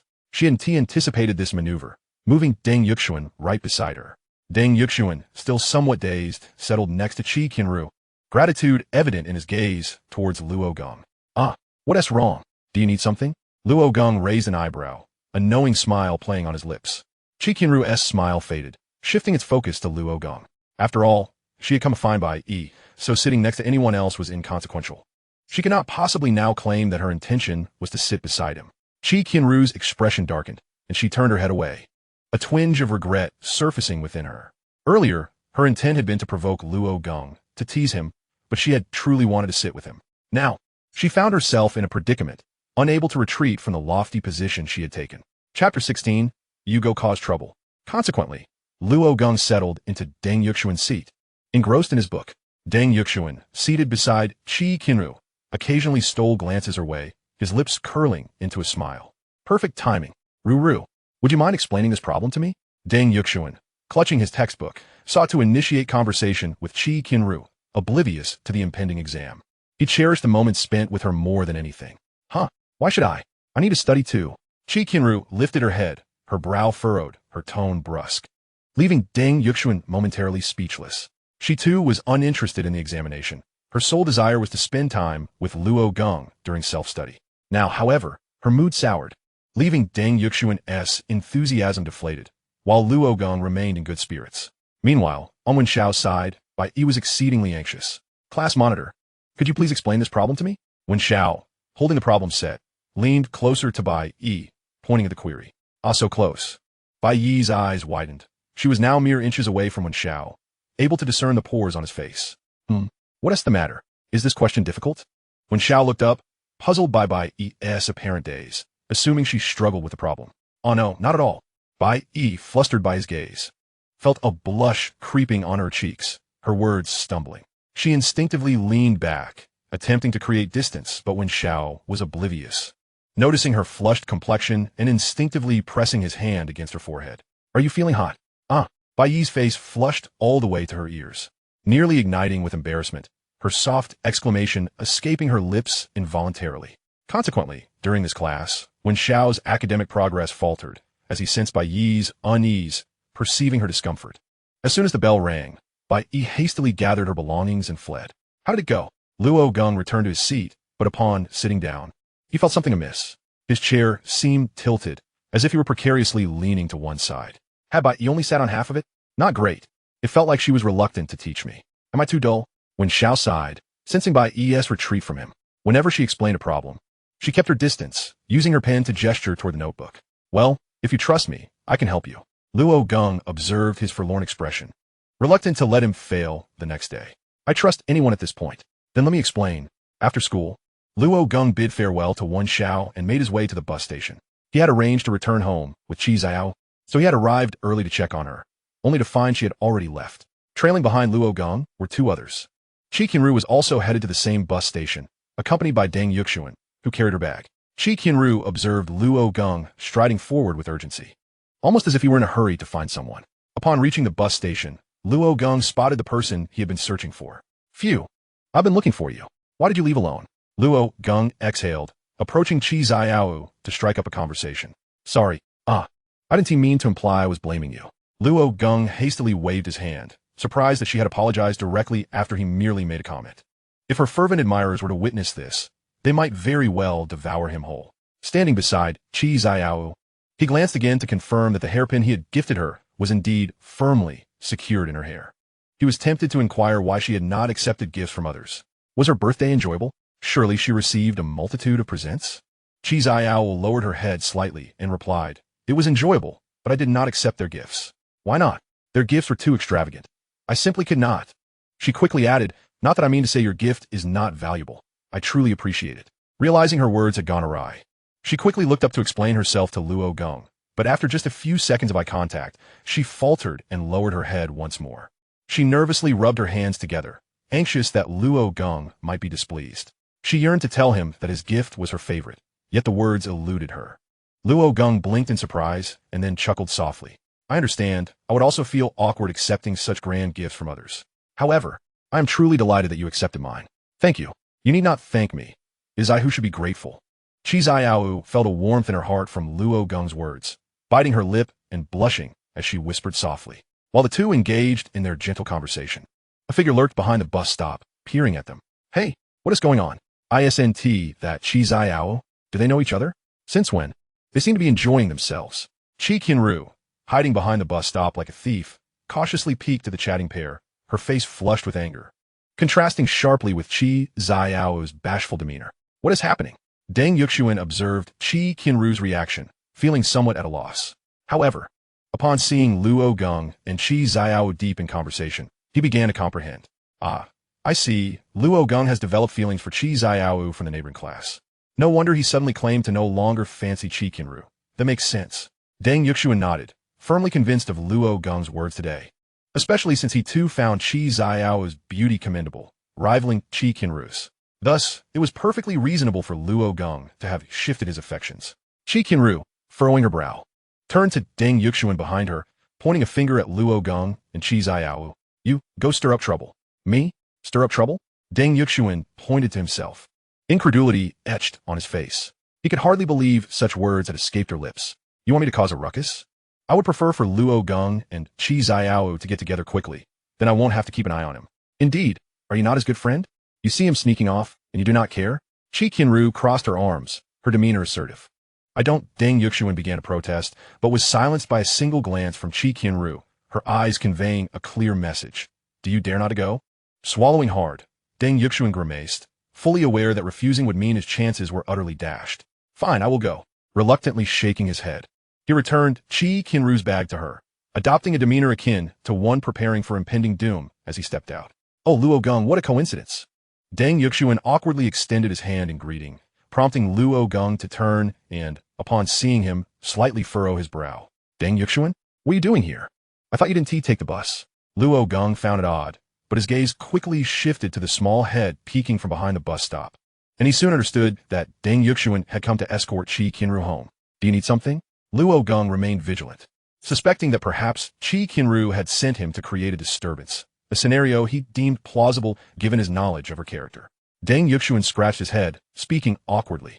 Come now. Do not regard me with hostility. I am your friend. You claim to be dating the stunning Qi Qianru from the next class and did not inform me? Dating?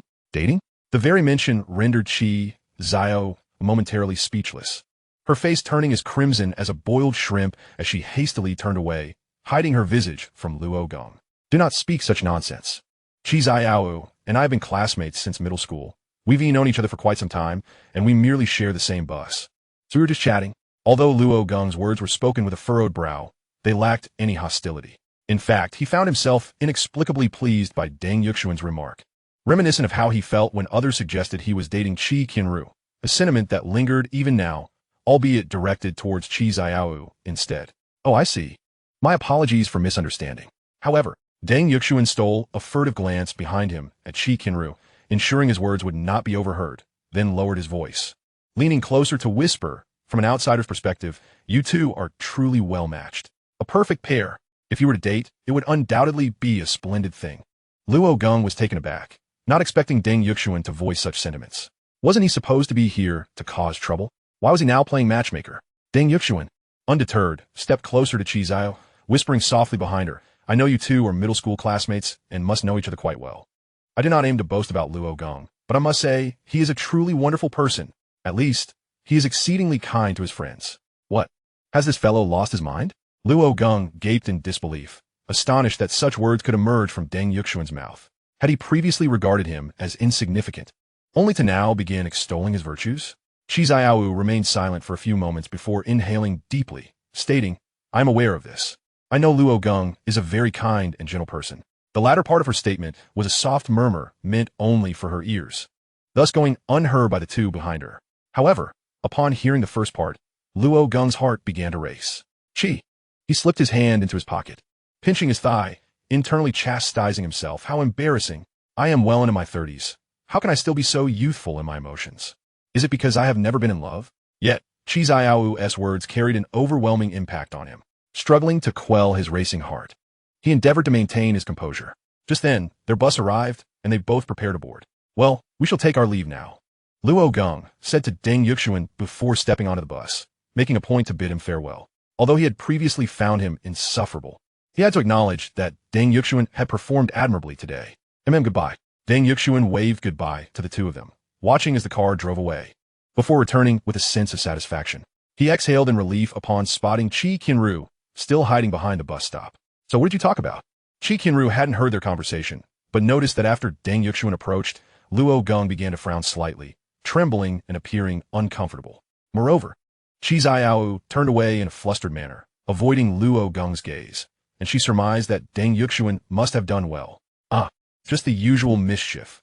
He probably told them that they were unworthy of being friends, that their very presence together exuded an awkward vibe, and that should they enter a relationship, it would be nothing short of catastrophic, followed by some disparaging remarks about Luo Geng, labeling him a pushover, and so forth. Deng Yuxuan, in a fleeting moment, spun a web of deceit.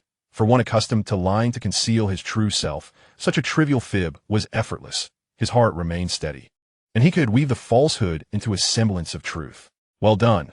Qi Qianru nodded approvingly, as her vehicle arrived, prompting her to leave without a backward glance.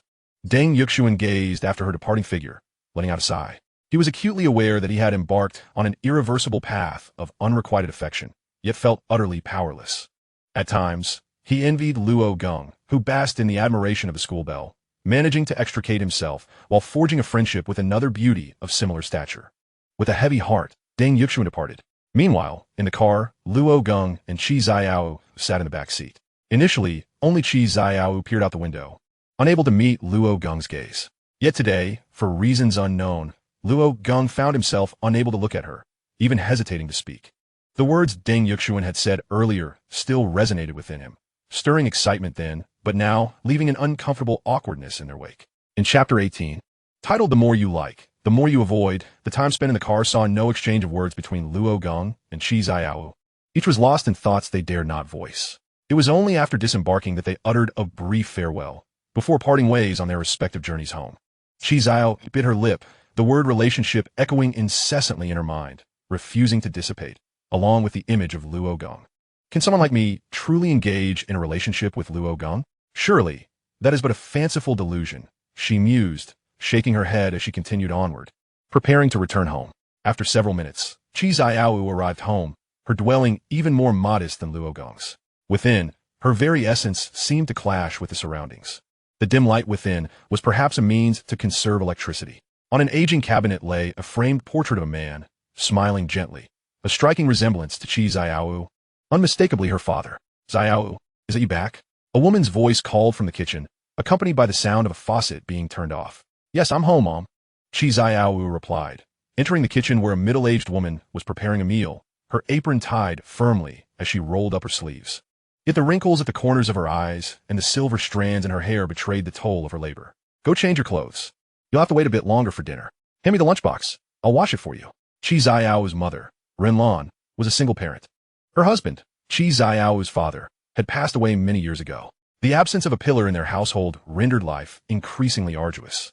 To support Qi Xiao, Renlan juggled multiple jobs, often returning home only once or twice a week, leaving Qi Xiao to navigate life alone. Cooking, preparing lunch, studying, and tidying up. The year her father passed away was also the year she entered middle school.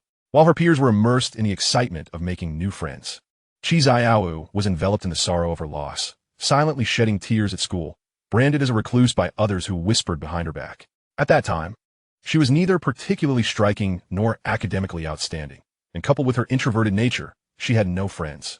She often dined alone, spending breaks gazing out the window in solitude, rarely uttering a word. She had thought that her 3 years of middle school would pass in such dreary fashion, harboring no expectations. However, it was then that Luo Geng appeared. The boy who always wore a smile profoundly impacted Qi Xiao.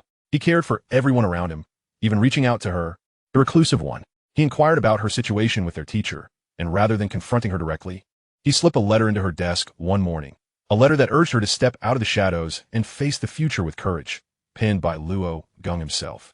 From that moment on, many classmates approached her, initiating conversations and forging friendships. Whenever she felt lost or uncertain, she would lift her gaze to find the boy's reassuring smile. To him, it might have been a trivial act, soon forgotten, yet lingered in Qi Xiao's memory for years. Each time she yearned to approach him formally and express her gratitude, she found herself paralyzed, unable even to meet his eyes. He was always surrounded by friends, laughing and conversing, while she remained in the shadows, watching. Once, she encountered a phrase in a book: the more you like, the more you avoid. Qi Xiao struggled to comprehend this sentiment. She didn't even know if it constituted affection. Thus, she delved into extensive research, reading numerous books, even consulting her mother. The answer she received was that it wasn't about fear or cowardice, but rather a feeling of cherishing, valuing, and loving someone, a manifestation of a deep-seated fear of loss. If such emotions were present, it must mean she truly loved that person. Some people, when faced with their affections, boldly confess their feelings, expressing their innermost thoughts and gazing directly into the eyes of their beloved, allowing their eyes to reflect their admiration.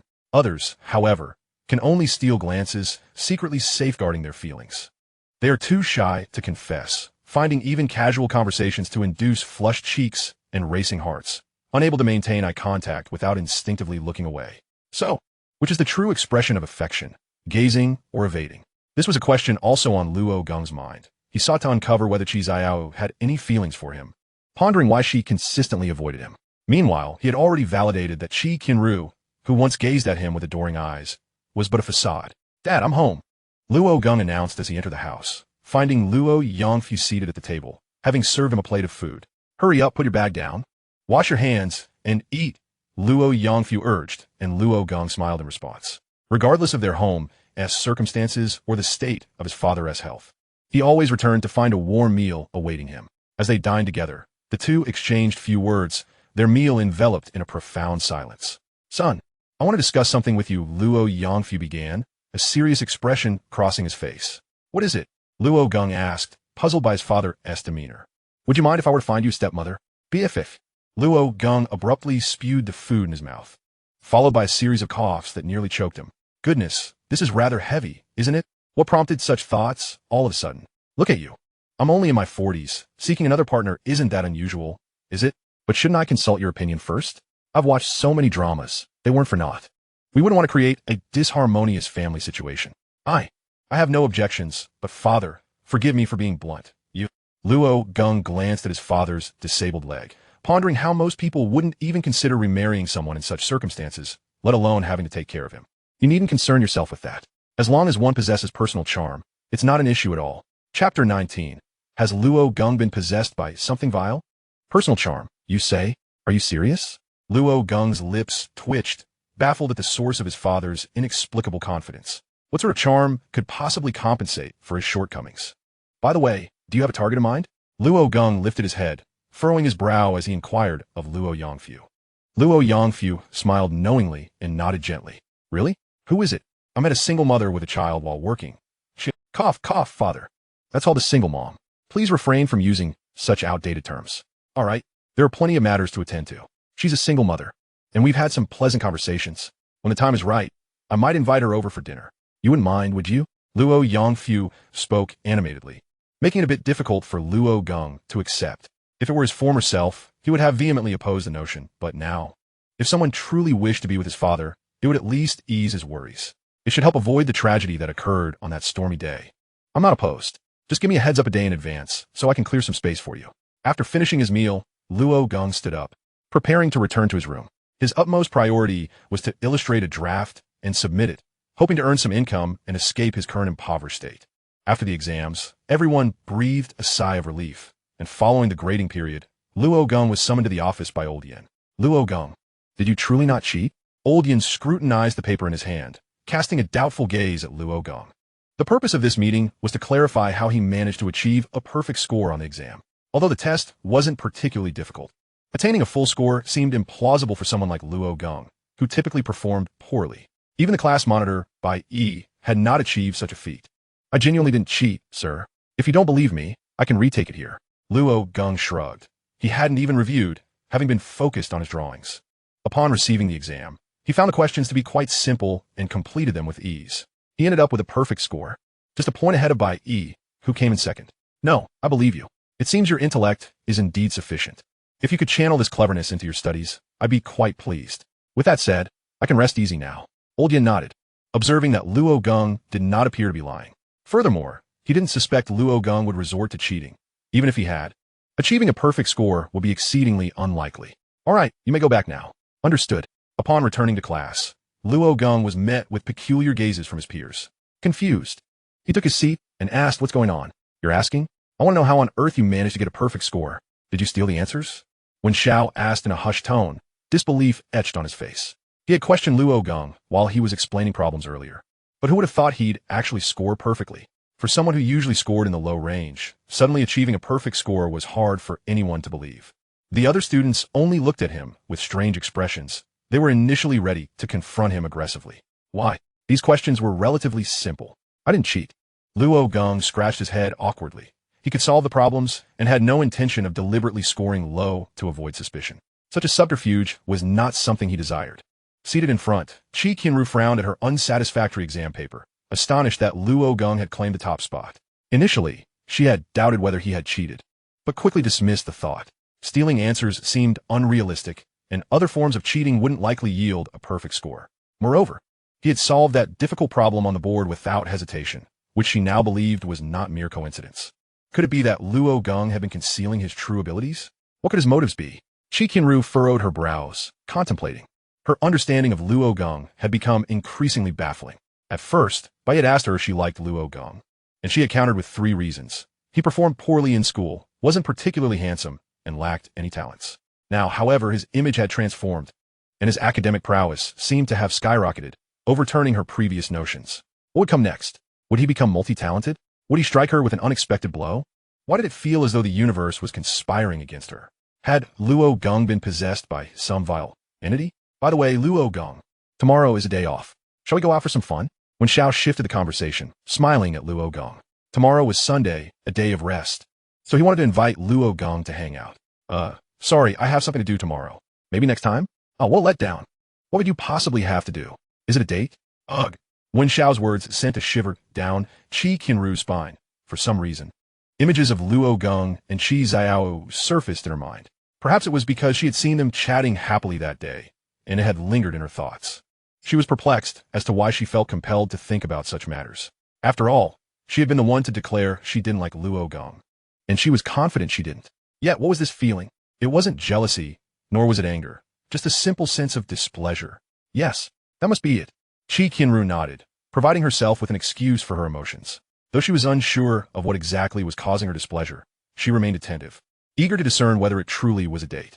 "It's not a date. I have business to attend to," Luo Geng retorted, explaining that he was going to a comic publishing house to submit his work. He had produced his creations in a matter of days. And with over a decade of experience under his belt, speed was hardly an issue. He was now eagerly hoping to make a living from his long-honed craft. After school, Luo Geng rode home with Qi Qianru. Having spent several days together commuting, Qi Qianru gradually felt more at ease, at least no longer speaking in hushed tones when interacting with Luo Geng. She considered this her greatest progress, though she wished she could avoid dodging his gaze next time. Chapter 20. Shall we take a stroll together this evening? Speaking of which, Xiao, how do you usually spend your weekends? Do you go out with friends? Luo Geng turned to Qi Qianru, suddenly curious about her weekend activities.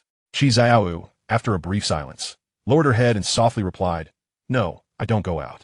For her, weekends are a crucial time. During the week, she sacrifices precious hours of sleep to fulfill her academic obligations. The paramount significance of weekends lies in her ability to enjoy a long, restful slumber, followed closely by the opportunity to study and attend to household chores.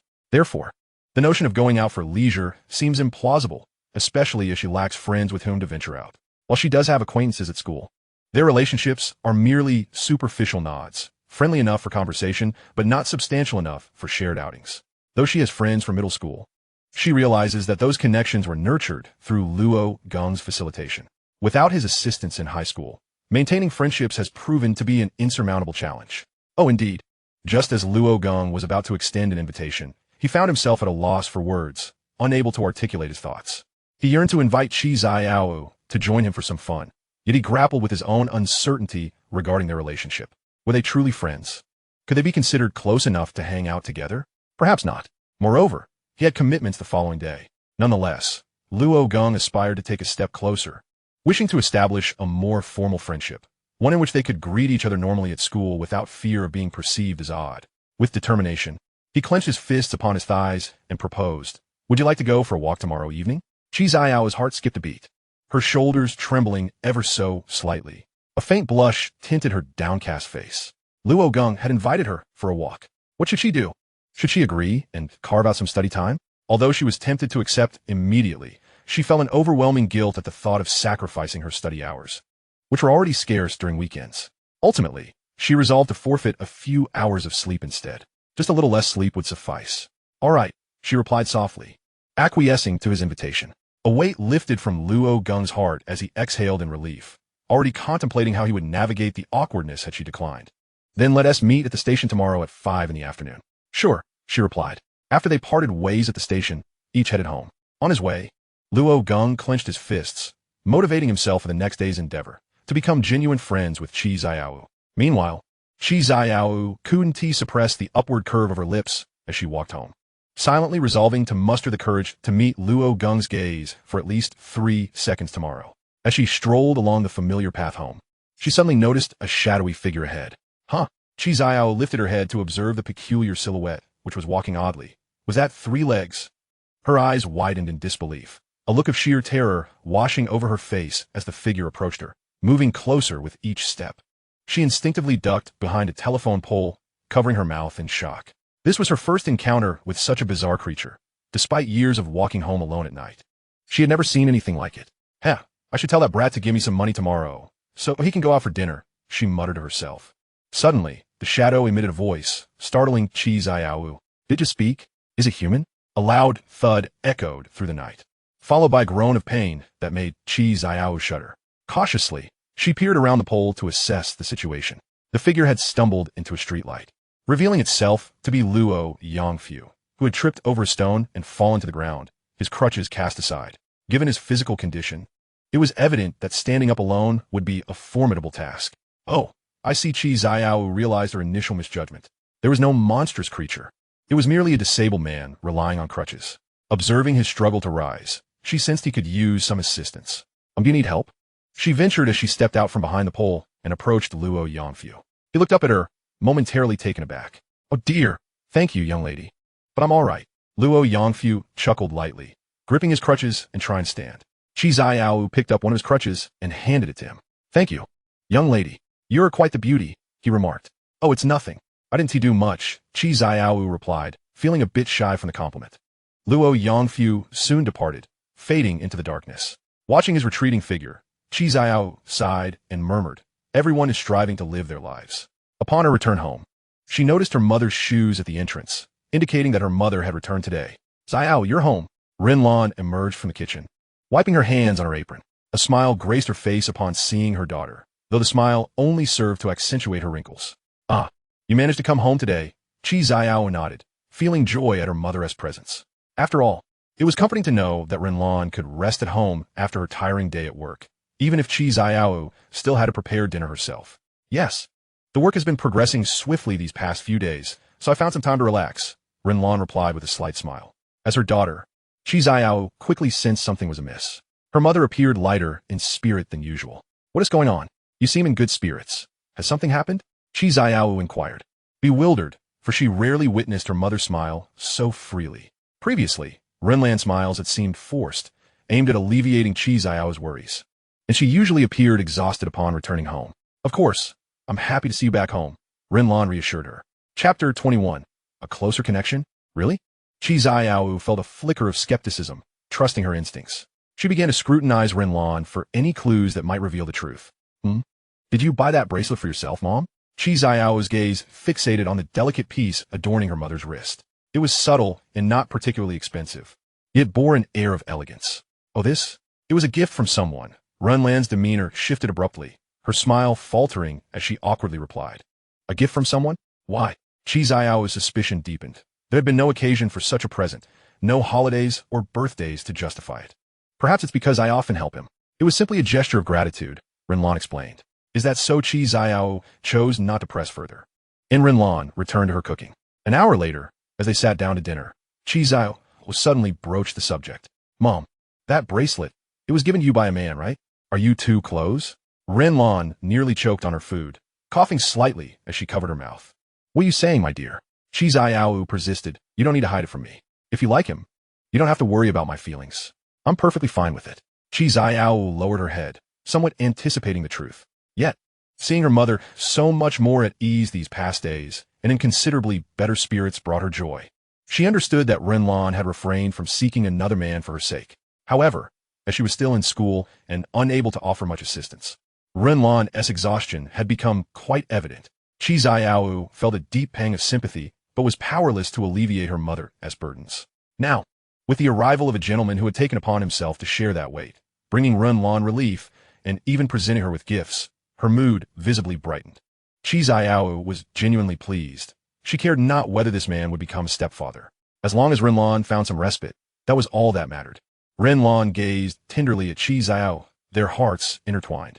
She naturally perceived her daughter's sentiments and felt immense comfort in her presence. Despite her own hardships, she recognized the immense strain Qi Qianru bore, balancing schoolwork and household chores, often left alone at home. The dangers of such solitude aside, even her daughter's sleep was insufficient. Yet, despite all this, Qi Qianru's academic performance remained exemplary, fueling Rinlan's determination to persevere. Nevertheless, Rinlan was also acutely aware of her own limitations. Juggling multiple part-time jobs still left her feeling stretched thin, barely able to cover Qi Qianru's expenses. That was why she prepared her own lunches to bring to school, saving money by avoiding the cafeteria's meal fees. Previously, Rinlan had chosen not to seek companionship for Qi Qianru's sake, but now, ironically, it was for her daughter's benefit that she considered trying again. "Let us eat first," she said with a gentle smile, stroking Qi Qianru's head with tender affection. After finishing her meal, Qi Qianru retreated to her room. Rinlan sighed deeply, knowing all too well that her daughter would immediately immerse herself in her studies once more. She had urged Qi Qianru to take breaks and relax with walks, but the girl was relentlessly squeezing every moment out of her day, burdened by immense pressure. Inside her room, Qi Qianru opened her wardrobe and stood before it, softly murmuring to herself, "What should I wear tomorrow?" Meanwhile, at the doorstep, Luo Geng unexpectedly encountered Luo Yangfu, who appeared to have just returned from outside. "Ah, I was just seeing Aunt Ren home," Luo Yangfu said. Luo Geng's brow furrowed slightly. "You're still escorting people despite your condition? That's unheard of." "Aunt Ren? The single mother-in?" "Yeah, I'm thinking of inviting her over for dinner tomorrow night." Luo Yangfu pulled out a 20 yuan note from his pocket. "You eat out tomorrow. I'll be back later." Luo Geng laughed softly, accepting the money. "All right, I got it. Otherwise, I would be home tomorrow night anyway. But I thought you were joking. Finding a woman who doesn't mind her disability?" What is she after? Luo Geng's suspicion was evident. He feared his father might be deceived. Yet, what could anyone possibly gain from him? Their family's circumstances were modest, their home dilapidated, and he himself disabled and inconvenienced. It's personal charm, you know nothing, kid. Luo Yongfu smirked proudly. He wouldn't reveal to his son that the woman's family was equally struggling. Supporting a daughter preparing for university. He had merely offered to help her at work, bought her gifts, and even promised to support both her and her daughter, a promise made impulsively. Looks like I'll have to take on more part-time jobs, textile factory by day, assembly line by night. If I don't die, I'm working to find a wife. Aunt Ren's daughter studies very well. She'll definitely get into a top university with a bright future ahead. Look at you. When Aunt Ren asked me about you today, I was too embarrassed to say anything. You're not making me look good, Luo Yongfu teased, poking Luo Geng's waist with his cane, causing him to stagger back. Dad, don't worry. I'll definitely do well and get into university. You don't need to be concerned, Luo Geng replied, somewhat helpless.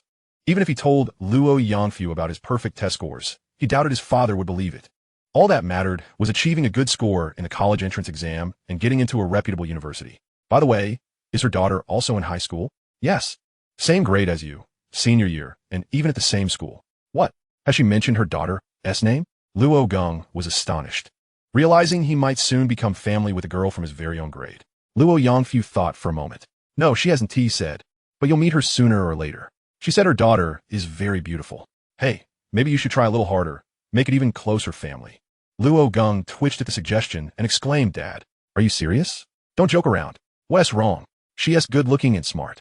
She might not even look at you, but you're picky. Besides, you're not even related by blood. What is there to fear? Absolutely impossible, Luo Geng retorted firmly. Chapter 22.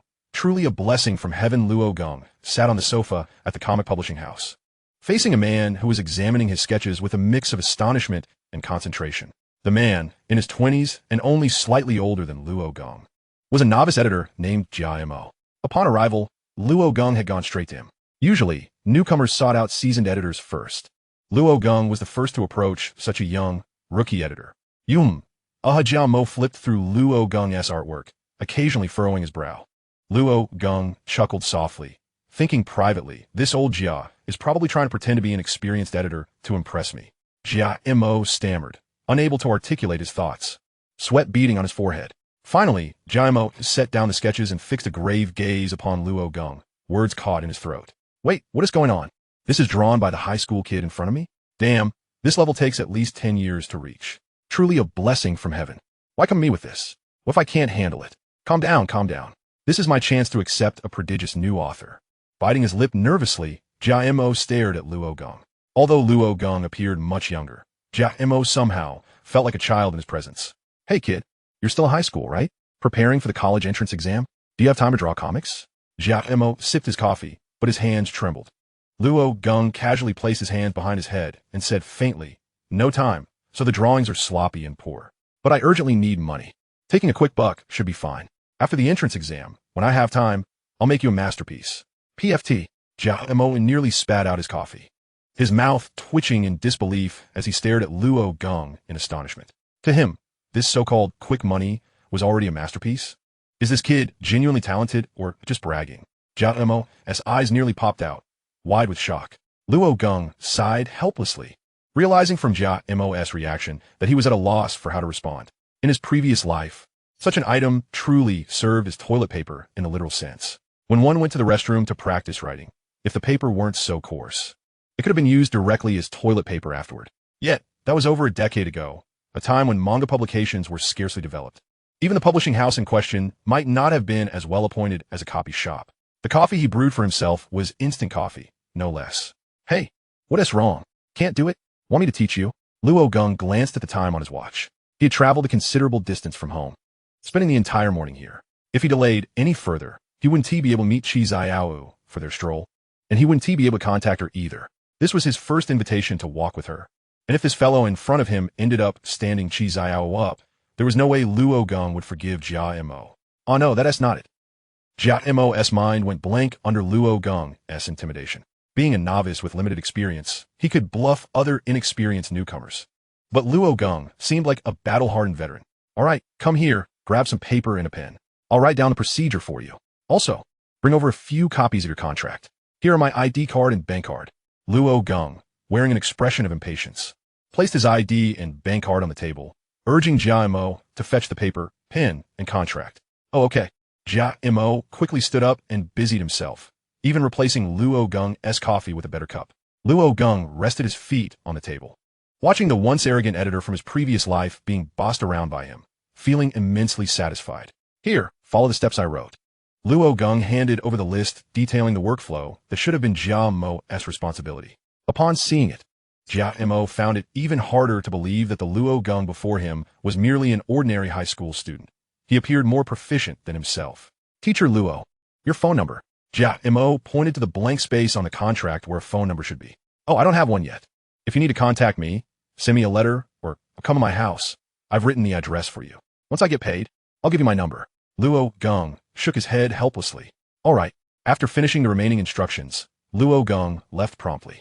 It was already past 1 in the afternoon, and he had an appointment with Qi Qianru at 5 at the station. He always preferred to arrive early. Hastily, Luo Geng rushed to the station to catch a ride home. Hey, Luo Geng? Luo Geng heard a call and turned to see Qi Qianru. He frowned in confusion. Why was she here? She was dressed casually, yet fashionably, carrying shopping bags on her arm, holding a milk tea, and wearing sunglasses, hardly resembling a high school student. What are you doing here? Looking for me? Qi Qianru removed her sunglasses, blinking her big eyes at Luo Geng. Luo Geng's brows knitted tightly, his tone tinged with irritation. Looking for you? Why? I'm just here on business. Believe it or not, I don't care. Luo Geng's mouth twitched. Running into her here was quite unfortunate. He just hoped she wouldn't interfere with his affairs. Oh, come shopping with me. I've got too much stuff to carry. Qi Qianru clung to his arm, a faint, graceful smile curving her lips as she looked at him. Get away. Mind your own business. Luo Geng pulled his arm free, showing no warmth, even stepping back as if avoiding a pestilence. Qi Qianru's face darkened, her expression full of displeasure. Luo Geng, you've been acting weird lately, deliberately ignoring me, keeping your distance, and being so harsh. What's going on with you? Today, you have to talk to me properly. She stepped forward, gripping Luo Geng's wrist firmly, preventing him from retreating. Luo Geng frowned deeply, as if a dreadful horseshoe imprint had appeared between his brows. He wanted to pull away again, but seeing Qi Qianru's earnest and serious demeanor, he realized she wouldn't let him off easily. Fine, if it's just a few minutes, I can talk. Chapter 23. Be my boyfriend, 1T you? A short while later, Luo Geng and Qi Qianru sat together in a cafe. Luo Geng glanced at his watch, calculating that he couldn't spend too much time here. But if he didn't clarify matters with her, it would only waste more time. Qi Qianru wore an interrogative expression, her sharp gaze seeming to pierce through any lies. Onlookers turned their attention to them, mostly because Qi Qianru was quite eye-catching. She looked stunning even in her school uniform, and even more so in her casual, fashionable attire. If it were the old Luo Geng, he would have followed her happily to go shopping, gladly carrying her things, or even acting as her wallet. So, what exactly do you want to say? Hurry up. I don't have time for a long chat. Luo Geng's brows furrowed like freshly painted swords as he stared into Qi Qianru's eyes. Qi Qianru extended a finger. Oh, all right then. First question, why have you been deliberately keeping your distance from me lately? Do you hate me? Luo Geng wanted to say, yes, I do hate you. But she would surely ask why, and he couldn't confess that he had already lived through this once and returned to change the future. I don't hate you, but can't we keep some distance? Boys and girls should maintain a certain space between them. Shouldn't they? What? You can be close with Qi Qianru, but have to keep distance from me? What nonsense is that? Oh, I see. You treat me like a girl, but don't consider Qi Qianru one? Qi Qianru crossed her arms, a mischievous smile playing on her lips, as if anticipating Luo Geng's response. She knows how to maintain boundaries in relationships. Unlike you. You go too far, making others think we're dating. So what? Is that bad? You don't want that? Of course not. Luo Geng slammed the table, his emotions flaring. I keep my distance precisely to avoid such misunderstandings. Now that I've done that, why do you still persist? Should you have ignored me by now? Why are you so stubborn? Qi Qianru studied Luo Geng's expression. After a few seconds of silence, she slowly spoke. You don't want others to misunderstand, do you? Luo Geng thought she understood and nodded. Yes, that's exactly it. So you want to stop being a misunderstanding and actually date me? How do you come up with such weird ideas? What on earth are you thinking? Luo Geng's blood pressure, which had just calmed, spiked again. I just want to be ordinary classmates with you, like those whose names you can't even remember and with whom you've never spoken. That's all. Luo Geng said seriously and solemnly. But why? We were close before. You were my good friend. What did I do wrong for you to keep your distance now? Please tell me. I'm so confused and don't understand anything. Qi Qianru was equally serious. She had to find out why Luo Geng had suddenly changed. You're still hoping I don't know anything? You know very well yourself. Do you want me to spell it out? Just say it. What do you know? Qi Qianru bit her lip, her mind swirling with countless possibilities and the secrets she wished to keep from Luo Geng. The most dreadful of these was undoubtedly the one involving the trash bin beneath her building, which should have borne her name, for it contained her discarded belongings. What are you talking about? What do you mean? Qi Qianru's heart raced. This was indeed the most catastrophic revelation she wished to conceal from Luo Geng. Yet, she was aware that this was the least likely to be discovered, especially since Luo Geng did not even know where she lived. But why was this being brought up now? Luo Geng let out a cold laugh and continued. What do you mean? Do you need me to explain it so you can finally let go? Do you still harbor any illusions, thinking I'm trying to deceive you? The gifts I gave you on Valentine's Day, Christmas, your birthday, and the countless love letters I penned over the past 2 years, all of them have ended up in that trash bin, haven't they? Who said that? That is not true. Qi Qianru's cold sweat poured down, for he spoke the truth. Yet she stubbornly refused to admit it, for she could not fathom how Luo Geng had come to know. This was a secret she had kept to herself. Even Yi was unaware. Luo Geng did not know where she lived, so how could he have seen it? Was it possible he had seen it at the dump? Unthinkable. Luo Geng, observing Qi Qianru's stubbornness, shook his head in exasperation. Of course. This is all information you revealed yourself. After my confession in our past life, you left me hanging. At graduation, you disclosed this heart-wrenching truth. That was the final straw for me, and from that moment on, my feelings for you turned to resentment. I despised you for casually discarding 3 years of my affection. Even a formal rejection would have been more merciful than leaving me in limbo for 3 years, only to toss my feelings into the trash and utter those heart-shattering words. It's fine if you don't admit it now. I've already said it. I know everything, and deep down, you do too. If there is nothing left to discuss, I shall take my leave. Please, keep your distance, preferably as far away as possible. Luo Geng stood up, gathered his belongings, and prepared to leave. He had said all that needed to be said. Surely, she had no reason to cling to him any longer, for he had laid bare her thoughts. Wait, don't go. A sob escaped Qi Qianru, tears flowing like a spring from her once-dazed eyes, splattering onto the table. As Luo Geng brushed past her, she acted. She reached out, grasping his wrist. Luo Geng frowned, halting in his tracks and looking at her with irritation. He had made himself abundantly clear. What more did she want? I know this is all my fault. I realize my mistakes. Can you give me another chance? I accept your feelings, and I accept your love letters. That should still count, right? Let's be together, please. Qi Qianru looked up, her dark eyes brimming with tears, resembling wild grapes adorned with dewdrops, reflecting a tumultuous emotion. Luo Geng remained silent for a few moments before responding nonchalantly, sure. Really? Qi Qianru's heart soared. If only you could be reborn or travel back in time to when we first met, and change your ways, and be with the naive me who was utterly captivated by you in that other time and space. After uttering these words, Luo Geng gently removed her hand from his wrist and left the cafe without a backward glance. Chapter 24 clearly, she was in love with him. That man broke up with that beautiful woman? No way. If I had such a girlfriend, I'd be slapping myself during arguments. And I'd never want to see her cry. Truly a waste. The other patrons in the cafe whispered among themselves, having observed that Qi Qianru was now left alone, with occasional sobs escaping her lips. Qi Qianru buried her face in her hands, tears streaming through her fingers, unable to contain her emotions. Why was she crying? She pondered, confused about the source of her tears. She didn't even like Luo Geng. She merely enjoyed his company. Yet, knowing his stance now, realizing that he could never return to how things used to be, filled her with profound sorrow. Why couldn't she just find another friend like Luo Geng? Why obsess over him alone? But the thought of having squandered his sincere feelings, being discovered, and now deliberately distanced from him, made her tears flow uncontrollably. Was it regret? Discontent? Or perhaps an unwillingness to accept the truth? I don't like Luo Geng. I just like having him by my side. I cherish our laughter and playful banter. I adore how he tolerates my flaws, how he constantly considers my feelings, and his gentle, kind smile that makes me want to tease him. I just like him. I just like him. Qi Qianru murmured to herself, tears cascading silently down her face. Suddenly, she covered her eyes, biting her lip, and exclaimed, "Who am I fooling? I clearly like him. Why can't I confront my own feelings? Alas, I've wasted enough time. I must hurry." Luo Geng glanced at the time. The next bus was about to arrive, and he needed to board it promptly to arrive on time. If he missed this bus, he would not make it, and if Qi Qianru waited a while and then left, he would have stood her up. He had no way to reach her and explain, and that would truly be disastrous. His funds were insufficient for a taxi, Taking one home would deplete his family's expenses for 3 days. Luo Geng navigated through the streets, running swiftly, managing to catch the bus just in time. It would take about an hour to reach his destination. He could still make it. He checked the time. It was now 3:30, and he had an hour and a half before 5 o'clock. If all went smoothly, he would arrive on time. However, traffic conditions were unpredictable. Tisk! Luo Geng began to feel anxious, his leg bouncing restlessly as the bus remained stuck in traffic for nearly 10 minutes without moving. Oh no! There's been an accident ahead. How long will it take to clear the road? The driver grumbled from a front, and his words struck Luo Geng like a lightning bolt. If it weren't for that delay, I would have been home by now. Luo Geng clenched his teeth.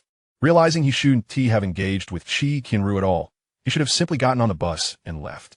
Now, with the traffic so severe, arriving on time seemed nearly impossible. A few minutes of delay shouldn't matter, right? Please just hurry up. Luo Geng began to pray, closing his eyes and murmuring, hoping for the traffic to clear. This was his first time asking someone out for a stroll. If he stood her up, it would be more than just losing a friend. It would make future conversations awkward. At 5:30, Qi Qianru stood at the bus station, clutching her bag. She wore a pristine white dress, the hem curling gently, as if trying to embrace the leisurely breeze. Her hair cascaded down, soft strands framing her lovely face, resembling white clouds tenderly wrapping around the sky. People moved about, either driving or walking, seemingly drawn to her beauty, their gazes lingering on her. She had arrived 10 minutes early, but had been waiting for 40 minutes without a sight of Luo Geng. Initially filled with anticipation and quickened heartbeats, her emotions gradually morphed into fear and disappointment. By now, she felt somewhat numb. He must have forgotten. Perhaps it was just a casual remark. It's not his fault. I took it too seriously. How could he possibly ask me out for a walk? Qi Qianru lowered her head, her lips pressed tightly together, remaining utterly still as tears shimmered in her star-like eyes, crystallizing with emotion. It's time to go. With a heavy heart, she turned to leave, uncertain of the expression she should wear when she next encountered Luo Geng. Should she feign ignorance, or should she allow her disappointment to surface? Perhaps from now on, there would be no opportunity for them to attend school together again. As she took her steps forward, her silhouette exuded an overwhelming sense of loneliness. Suddenly, a bus approached, preparing to halt at the station. Before the doors even opened, the driver's voice boomed from inside. Hey there, don't rush. The bus isn't even stopped yet. Stop banging on the door. You'll break it. With a click, the doors swung open, and a figure burst out, drenched in sweat, eyes wide with urgency and fear. Yet, upon catching sight of the departing figure, a flicker of hope ignited within him. Xiaowu. The familiar call made Qi Qianru momentarily freeze, her heart inexplicably fluttering. In that instant, her previously sorrowful heart seemed to mend itself, returning to its former state. Slowly turning around, she was met with the sight of the boy she had been waiting for, racing towards her with reckless abandon. I'm so sorry. I truly am. I had some business in the city, and on my way back, I encountered a bit of trouble. The bus was stuck in traffic for ages. I know these sound like excuses, but I'm genuinely sorry. I had no intention of standing you up. It was indeed a stand-up, as he was half an hour late. To be honest, he had lost hope. Yet Qi Qianru had stayed there, waiting the entire half hour. Countless possibilities raced through Luo Geng's mind. Anger, blame, turning away. These were all likely responses. However, for Luo Geng, such outcomes would be devastating. Just then, a concerned voice broke through the air. Did you get hurt in the accident? Chapter 25. This is our first meal together. Luo Geng slowly lifted his head, astonished as he gazed at Qi Qianru before him. She didn't even reprimand him for his tardiness, nor did she display any resentment. Instead, her eyes reflected genuine concern for his well-being. Was she an angel? Luo Geng found it hard to believe that such a girl truly existed. It felt like a dream beyond imagination. No, it's not the kind of accident you might think. I'm perfectly fine, but I feel terrible for making you wait. Luo Geng scratched his head, unable to finish his sentence as he noticed the corners of Qi Qianru's mouth curving slightly upwards, her deep, dark eyes filled with a gentle smile. I'm not upset with you. I'm just happy you came. Luo Geng locked eyes with Qi Qianru, realizing this was the first time he had looked so intently into her eyes. Her jet-black irises sparkled like gemstones, a sight so beautiful it resembled a pristine work of art, utterly devoid of any blemish. Qi Qianru suddenly became aware of something. Quickly turning her head away, she had deliberately left her hair down to conceal herself in critical moments. I did it. I managed to maintain eye contact for about 5 seconds. She thought, his gaze still as tender as ever. Qi Qianru held her breath, her heart racing. Luo Geng's image had etched itself indelibly in her mind. It was as if those fleeting 5 seconds had forever engraved his likeness in her memory. You may not hold any grudge against me, but I still feel guilty. Rest assured, this is my debt, and I will surely repay you in the future. Luo Geng stood tall, gazing at her with unwavering determination. It's quite all right. There is no need for any recompense. Qi Qianru spoke truthfully. The moment she saw Luo Geng, all her previous anxieties and loneliness dissipated, leaving only a sense of positivity in its wake. I will repay you, but not today. How about we go for a walk? Luo Geng, feeling nervous, found himself in an unfamiliar situation, being alone with a girl for a stroll. His unease matched Qi Qianru's. Okay. They walked along the street, the evening sky awash with hues of sunset, resembling a delicate veil that accentuated the blush of a maiden's cheeks, akin to a bouquet of roses cradled in a lover's embrace. The warm glow illuminated their faces, casting a rosy tint that obscured whether Qi Qianru's cheeks were reddened by the sunset or by her own shyness. Passers-by often glanced their way. Their appearance and demeanor set them apart from the quaint town, making them seem extraordinary. Had they been in the city, they would likely have attracted far less attention. Have you eaten dinner yet? Luo Geng suddenly recalled that he hadn't even had lunch. He feared that if his stomach growled while they walked, it would be quite embarrassing. No. Qi Qianru shook her head, explaining that her mother was away that evening, and she had come out for a stroll. So there was no one to prepare dinner. She had planned to whip up something for herself upon returning home. Then let us go eat. It's on me. Luo Geng pointed to the nearby eateries. Though they lacked the opulence of city establishments, they were quite clean. His father had only given him 20 yuan, but he had saved a considerable amount, having not spent on Qi Qianru recently. Isn't that a bit inappropriate? Qi Qianru protested. Don't be polite. Let us go. Walking on an empty stomach is quite uncomfortable. Oh, and just to be clear, this isn't the compensation I mentioned earlier. It's simply me treating you to a meal, so don't misunderstand, Luo Geng quickly clarified, concerned that Qi Qianru might think he meant this dinner as a way to make amends for making her wait. But, all right, let us go. Luo Geng interrupted, not allowing her to say more as he walked toward the restaurant. He had initially considered taking her hand to guide her, but upon realizing that might be inappropriate, he withdrew his hand. Although Qi Qianru wanted to voice her thoughts, seeing Luo Geng's resolute demeanor, she felt compelled to follow him. However, she was determined not to let him pay. She would find a way to treat him in return. What she had anticipated as a simple dinner turned out to be quite different when Luo Geng veered into a hot pot restaurant. Qi Qianru blinked, halting at the entrance. Although this hot pot place was less expensive than those in the city, it still exceeded her expectations for a casual meal. What's wrong? Come in. Luo Geng opened the door, beckoning her inside. Qi Qianru hesitated, wanting to suggest another place. But Luo Geng had already stepped in and begun to place an order. She bit her lip, glancing at her bag, where her wallet held the money she had saved. It wasn't tea that she was reluctant to spend, but rather that she worried she wouldn't have enough to cover a meal. After all, Luo Geng was a boy. He would surely eat a lot, and what if her funds fell short? As she entered the restaurant, she observed Luo Geng navigating the ordering process with ease. He must frequent this place often. Qi Qianru felt that, unlike her, it had probably been many years since she had last dined at such a restaurant. Thus, she was unaware of the prices here.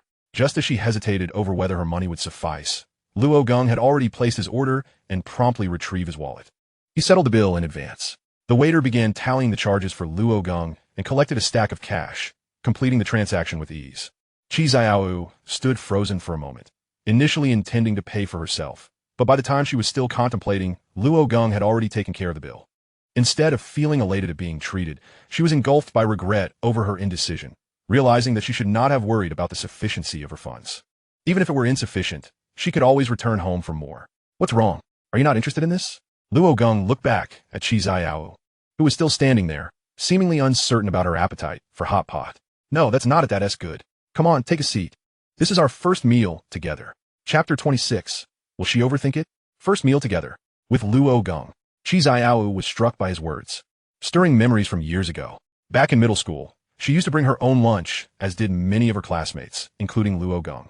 During lunchtime, friends would gather in groups to eat together, and Qi Qianru often dreamed of sharing a meal with Luo Geng. However, she lacked the courage. He always had friends around, and she felt too timid to join in. Even after entering high school, such opportunities remained elusive. The last time she forgot her lunch and went to the cafeteria, she spotted Luo Geng immediately but did not dare approach him. This memory had been buried deep within her, and she had thought that such an opportunity would never arise again. Yet here and now, was her dream about to be realized? Dining with Luo Geng? Just the two of them. Qi Qianru's face flushed crimson, her pulse racing beyond 160 beats per minute. At that moment, she was immensely grateful for having waited over half an hour. Even a 2-minute delay would have altered everything. Successfully locking eyes with Luo Geng for 5 seconds. She now had the chance to share dinner with him. Qi Qianru thought, if this were a dream, she wished never to awaken from it. Feeling as though her body had turned to rust, she slowly approached and took a seat across from Luo Geng, her movements stiff and her gaze evasive.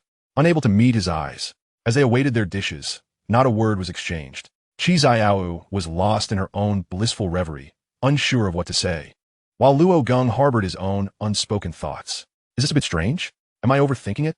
Inside, Luo Geng encouraged himself to muster the courage to voice what he longed to say. Yet the words hung on the tip of his tongue, difficult to articulate. Although he and Qi Qianru were middle school classmates, he knew little about her and was unaware of her true personality. She appeared to be a rather reserved young woman. But who could fathom her inner thoughts? After all, he had failed to decipher Qi Qianru's feelings in his previous life, and now it was merely a different girl.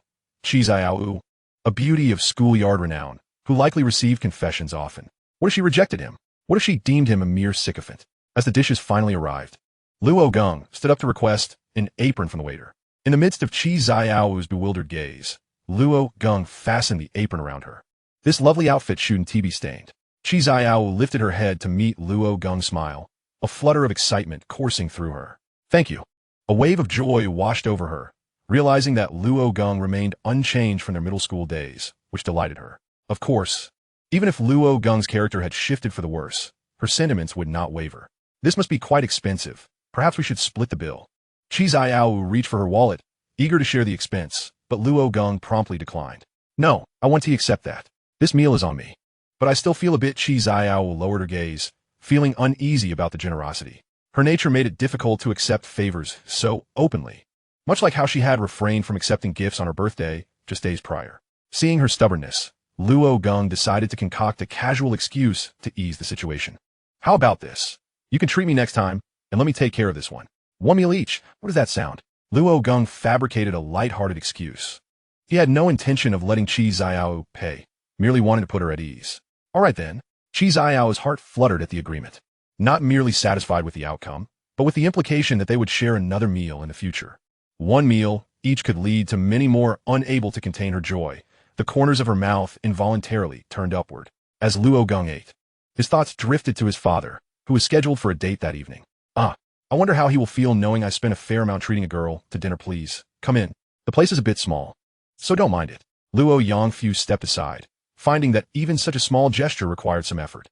Following him was a woman, Ren Lanhua, adorned with light makeup and well-prepared, sporting a bracelet gifted by Luo Yongfu. Upon entering, she began surveying the home's decor. It was somewhat different from her own, which was tidier, given that she shared it with her daughter. In contrast, Luo Yongfu's abode belonged to 2 men. While not exactly messy, it lacked meticulous organization and had a simpler, less intricate decor. Whereas your son? Ren Lanhua inquired, settling onto the sofa. That rascal is out with friends. He probably won't be back until later, so let us not worry about him. We can eat without him, Luo Yongfu replied, heading to the kitchen to prepare dinner. Ren Lanhua stood up to assist him, feeling that he was managing alone with some difficulty. She admired his commitment, noting how he juggled work and still made meals for his son. As a father, he was commendable. This is Ren Lanhua glanced at the spread Luo Yongfu had prepared. Surprised, there were seafood, hairy crabs, and a particularly plump fish. These delicacies were things her family might not indulge in even once a year, as they were both expensive and not particularly filling compared to other dishes. Even when craving something indulgent, she often reconsidered and abandoned the idea. Seeing Luo Yongfu had prepared such an extravagant feast, she realized it must have cost a fair bit. Luo Yongfu noticed Ren Lanhua's astonishment and gently asked, You don't like seafood? No, that's not it. But is it really okay? Perhaps we should save it for the kids. They are at a crucial stage of growth. We could just have something simple, Ren Lanhua smiled. Having long since cultivated the habit of prioritizing her child's needs above her own. It's quite all right, haha. I gave that child some money to treat himself to a nice meal while we enjoy ours, Luo Yongfu hurriedly explained, though he refrained from mentioning that he had only given Luo Geng 20 yuan. If that kid knew I was treating a woman to such expensive seafood, I wonder what his reaction would be. Chapter 27. Still prefer those who truly care for me. You remember, When Xiao, we were classmates in middle school, right? There probably wasn't much interaction back then, but now he is my deskmate. Yes, I know, Luo Geng and Qi Qianru converse while dining, with Luo Geng striving for topics to discuss in hopes of opening up Qi Qianru's heart, aspiring for friendship. Yet, it perplexed him that no matter what he shared about his life, she seemed already aware. How could she know about things happening around him when they weren't even in the same class? As the two fell into another awkward silence, Luo Geng struggled to find interesting topics to discuss, realizing she was already privy to everything he talked about. He finally lifted his head and asked, "Is there anything you'd like to say?" With no other recourse, he directed the question to her, fearing this dinner might spiral into unbearable awkwardness. Qi Qianru hesitated for a moment. Then, after a lengthy silence, she spoke softly, "I want to know about you and the school bell." Upon hearing this, Luo Geng's mind momentarily went blank. Indeed, if she understood so much about his surroundings, she must also be well aware of his relationship with Qi Qianru. As for Qi Qianru, I believe you are the true school belle. You are far more beautiful than she is. Instantly, Qi Qianru's face flushed crimson, and she quickly lowered her gaze, afraid to meet his eyes. "But you liked her, didn't you?" Luo Geng inhaled deeply and replied calmly. "I did have feelings for her in the past, but I was naive and was deceived. Now I've awakened to the truth and will keep my distance from her. Our relationship is merely that of classmates, not even friends." "She deceived you? What did she deceive you about?" Qi Qianru asked with a furrowed brow, a hint of confusion in her voice. "Oh, it's quite embarrassing to recount. She deceived my affections, leaving me heartbroken. In my youthful ignorance, I lavished her with numerous gifts and even penned love letters, all of which she discarded into the trash." Suddenly, Qi Qianru's grip tightened around her chopsticks, snapping them with a loud crack. Startled, Luo Geng's eyes widened in shock at her fierce expression. What? What happened?" He quickly rose, anxious, while Qi Qianru lifted her gaze, the momentary anger in her eyes vanishing as swiftly as it had appeared. "Nothing, I'm fine. I apologize for my outburst." She shook her head, a faint smile gracing her lips. Upon hearing that Qi Qianru had thrown away Luo Geng's heartfelt tokens, her emotions became particularly complex. It was one thing to deceive Luo Geng's affections, but to so callously discard his sincere gestures was unbearable. She herself cherished the hairpin he had gifted her, keeping it carefully in a box, terrified of losing it. Those who are well-fed cannot fathom the hunger of others. Although she had never met Qi Qianru, she felt a deep-seated enmity towards her. "Do you truly no longer harbor feelings for her?" Qi Qianru cautiously inquired. If Luo Geng still had affection for Qi Qianru, she would refrain from taking action against her, as she didn't want to be disliked by him. "Of course, I was simply blinded by poor judgment in the past. Now, I prefer those who genuinely care for me, those who truly care for you. Indeed, I once dreamt that just before my demise, a girl stood by my hospital bed, holding my hand and weeping. It was the first time a girl cried for me, and I yearned for someone who would care for me like that." Luo Geng reminisced about his past life, hoping that the girl in his dream was Qi Qianru. He would chase after her without hesitation, even if it meant risking another mistake. As Qi Qianru listened, she found herself at a loss for words. She had cried countless times for Luo Geng, convinced that she cared for him deeply, though perhaps it was merely a delusion on her part. Perhaps, in his eyes, her feelings were insignificant. Luo Geng shifted the conversation, looking at Qi Qianru with a determined gaze. "Though I find it somewhat strange to say this, I would like to formally be friends with you. I feel our relationship resembles more that of middle school classmates." He finally expressed what he had been holding back, eager to take the initiative lest they remain stagnant. "Friends? I thought we were already friends." Qi Qianru appeared somewhat dazed, believing they had formed a friendship during their middle school years. It was shocking to realize that in his eyes, they hadn't even reached that stage. "I believe we are still in the acquaintance phase. Friends should be able to converse normally at school. If given the chance, we could take walks together or even hang out, and then share meals or similar activities." Luo Geng fell silent, aware that he had inadvertently revealed a great deal. His words, suddenly directed at a girl, were laden with clear intent. Was he not subtly attempting to draw closer to her? Qi Qianru seemed taken aback, realizing that what she had considered friendship was merely a figment of her imagination. No wonder their previous interactions felt so distant. They had never truly established a friendship. If only she had invited Luo Geng to be her friend sooner, perhaps their relationship would have flourished. Qi Qianru now regretted not realizing earlier that in Luo Geng's eyes, they were not even friends. Had he not brought it up today, she would still be oblivious. But now, Luo Geng had taken the initiative to propose friendship. The sensation was akin to teetering on the brink of despair, only to discover a paradise below. To think that being friends would allow for so many delightful experiences, going out, dining together, strolling side by side. It was like the material of her sweetest dreams. I will be delighted. Qi Qianru bit her lip, unable to conceal her smile, lowering her head as her voice brimmed with joy. Really? Luo Geng's happiness surged. He had not anticipated that after sharing such significant thoughts, Qi Qianru would truly agree. Then, as friends, could you promise me one thing? Luo Geng gazed at her with a smile. Sure, what is it? Qi Qianru responded without hesitation, her heart resolute that she would agree to whatever he asked. Could you please not shy away from my gaze in the future? Chapter 28. Otherwise, I would have pursued you long ago. Qi Qianru froze for a moment, understanding that Luo Geng seemed to wish for her to be able to meet his eyes in the future. She had promised to agree to anything, yet her physiological responses were beyond her control. Every time she gazed at his face, her heart would race uncontrollably. Is that not possible? Luo Geng observed her troubled expression, unsure if the request was too demanding or if she simply did not wish to look at him. This was the simplest, most fundamental request he could muster. He certainly wouldn't burden a newly formed friendship with unreasonable demands. No, I will try my best. Qi Qianru gritted her teeth and slowly raised her head, meeting Luo Geng's gaze with her captivating eyes. Thump, thump. In that fleeting moment, her heart began to race, yet she managed to suppress the urge to avert her eyes. Indeed, how beautiful he is. Oh, how I wish you had looked at me sooner. I had no idea you were so striking. Had I known, I would have pursued you long ago. To alleviate the awkwardness, Luo Geng cracked a joke, for he was not one to judge by appearances alone, despite acknowledging that looks played a role. Little did he know how deeply his jest would wound Qi Qianru. She widened her eyes in shock, disbelief etched across her face. What did he just say? He would pursue me?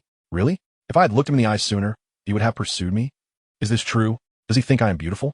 Did he just compliment my looks? Am I mistaken? The thought of him pursuing her sent her heart spiraling. She felt tears welling up. Wondering if she had looked at him sooner, would he really have chased after her? If that were the case, she desperately wished for a cat-shaped robot to lend her a time machine, so she could return to the past and start new. Why didn't he say this earlier? Had she known, she would have faced him directly, risking fainting rather than shying away from his gaze. Qi Qianru silently vowed to always keep her eyes on Luo Geng from now on. She would never look away again. Qianru, you don't have to stare at me like that. It's all right. Luo Geng chuckled awkwardly, now unable to meet her gaze. Since their departure from the restaurant, Qi Qianru's eyes had been fixed on him, and it felt unnaturally deliberate. Oh, Qi Qianru realized she might have overstepped, yet the earlier events left her feeling profoundly unsettled. However, she and Luo Geng were already friends. They could be together. The joy that filled her heart outweighed her discomfort. Indeed, the past few hours had been the happiest she had experienced in the last 2 years. She initially feared being stood up, but fate had intervened, and thankfully, she had not missed this opportunity. Is your home around here? Luo Geng inquired. Gazing at the somewhat dilapidated building before him, while looking at Qi Qianru, she nodded. Although she didn't wish for Luo Geng to escort her home, he insisted, and she found herself unable to refuse. Well then, goodbye. Let us head to school together tomorrow. He waved, halting at the foot of the building. All right, Qi Qianru agreed, reflecting on how natural it had become for them to walk to and from school together. If only she had summoned the courage to do so earlier. She lamented the 2 years she had wasted. After accompanying Qi Qianru home, Luo Geng walked back alone. Upon arriving at his own building, he spotted his father, Luo Yangfu, beaming as he descended with a woman. Ah, Dad, Luo Geng interrupted his father's carefree smile. Luo Yangfu and Renlan turned their attention to him. Hey son, come here. This is your Aunt Run. He beckoned, gesturing toward Renlan. Hello, Aunt Run. Luo Geng approached and greeted her with a slight bow. Renlan appraised him with a beaming smile, commenting, your son is quite handsome. He takes after you. Oh, that goes without saying. My son is my pride. Though he pales in comparison to your daughter, Luo Yangfu replied with an air of delight, his gaze toward Luo Geng now imbued with a different warmth. I apologize. I have a minor obligation today. Perhaps you could bring your daughter over another time, and my father and I can host you, Luo Geng said, feeling quite fond of this woman, who exuded an air of intelligence and decorum. Compared to her, his father seemed quite lacking. How could such a woman be interested in his father? Was there some ulterior motive? All right, I appreciate that. I'll take my leave now. Child, please take your father upstairs. Don't let him see you off. Renlan gently patted Luo Geng's back. She then bid farewell to Luo Yangfu and departed. Stop staring. They're gone. Let us head upstairs, Luo Geng said, supporting his father as they ascended. Hey, how about it? Look at my discerning eye. Isn't it impressive? Luo Yangfu boasted, raising an eyebrow at Luo Geng with pride. It's impressive, but compared to my discerning eye, yours still falls short. Oh, shut it, you little rascal. Your taste is nowhere near mine. That remains to be seen. As the two exchanged playful banter, they made their way upstairs. Luo Geng noticed the remnants of shells on the dining table, realizing his father had likely splurged on a lavish meal. However, he had no grounds to complain, considering he had also spent money treating others. Once in his room, Luo Geng knew there was no time to rest since he had already released his comic.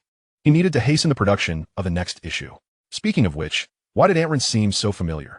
He recalled Renlan, noting her weariness that belied her age and a certain familiarity in her features. Never mind, they were from the same town. It was not unusual to have seen her before. Dismissing the thought, he focused on drawing his comic.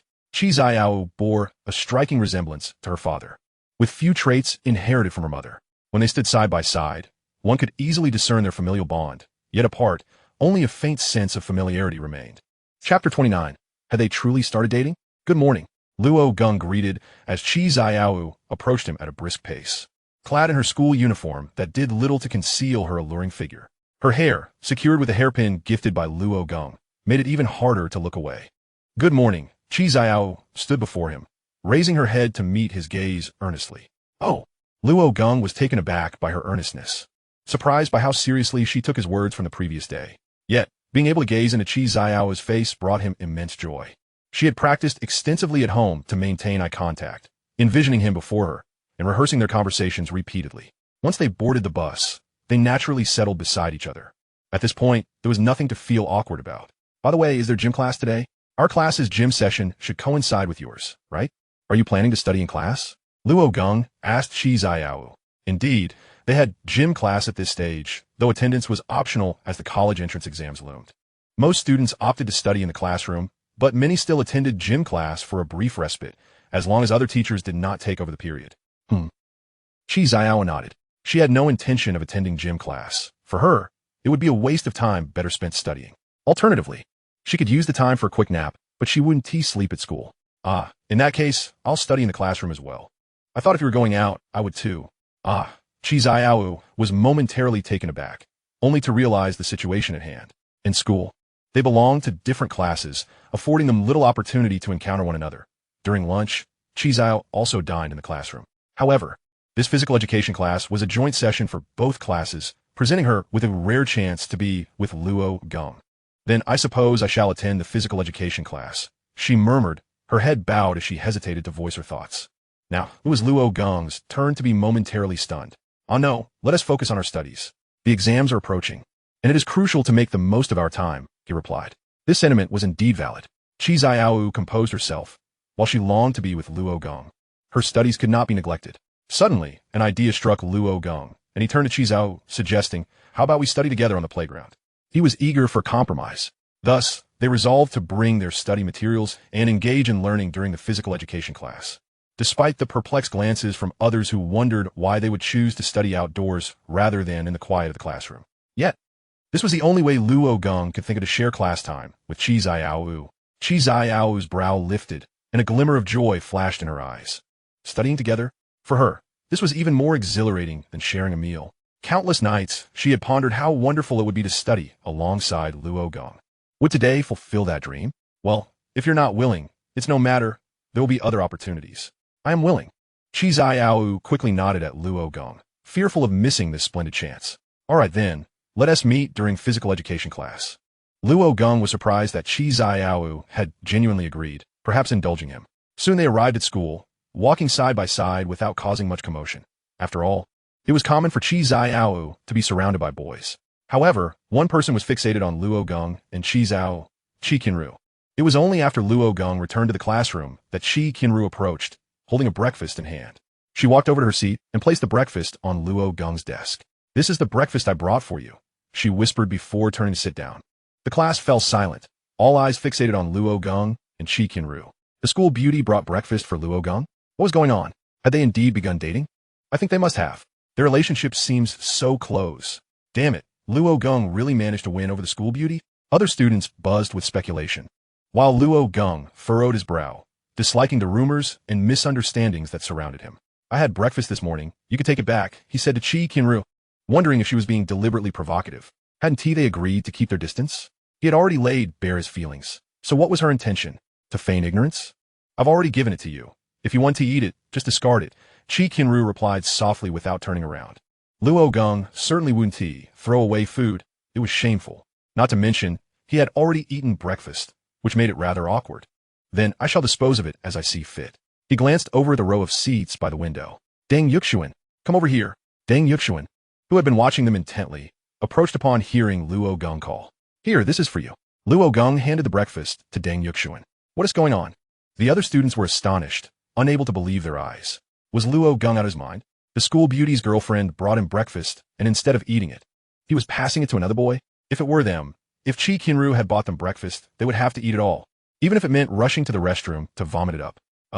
Isn't this a bit inappropriate? It's from Qianru, Deng Yuxuan remarked, casting a glance at Qi Qianru, who showed no reaction. Normally, she would be furious at this moment.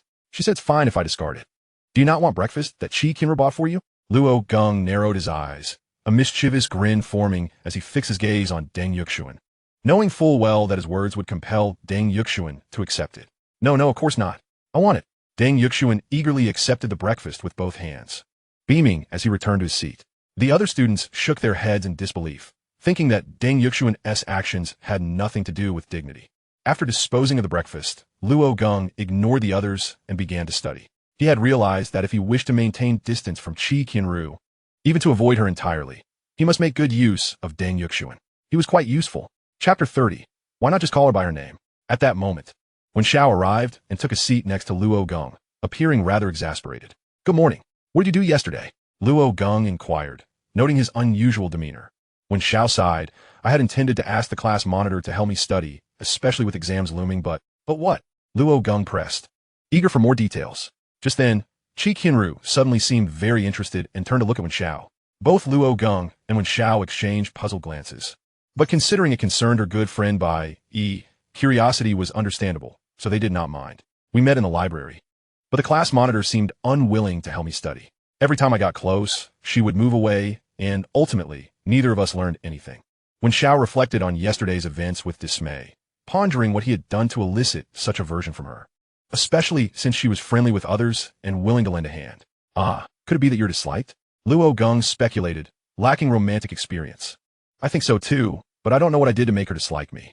I asked her, but she wouldn't say. Wen Xiao, equally inexperienced in love, concurred. Sighing, Qi Qianru interjected, you aren't disliked.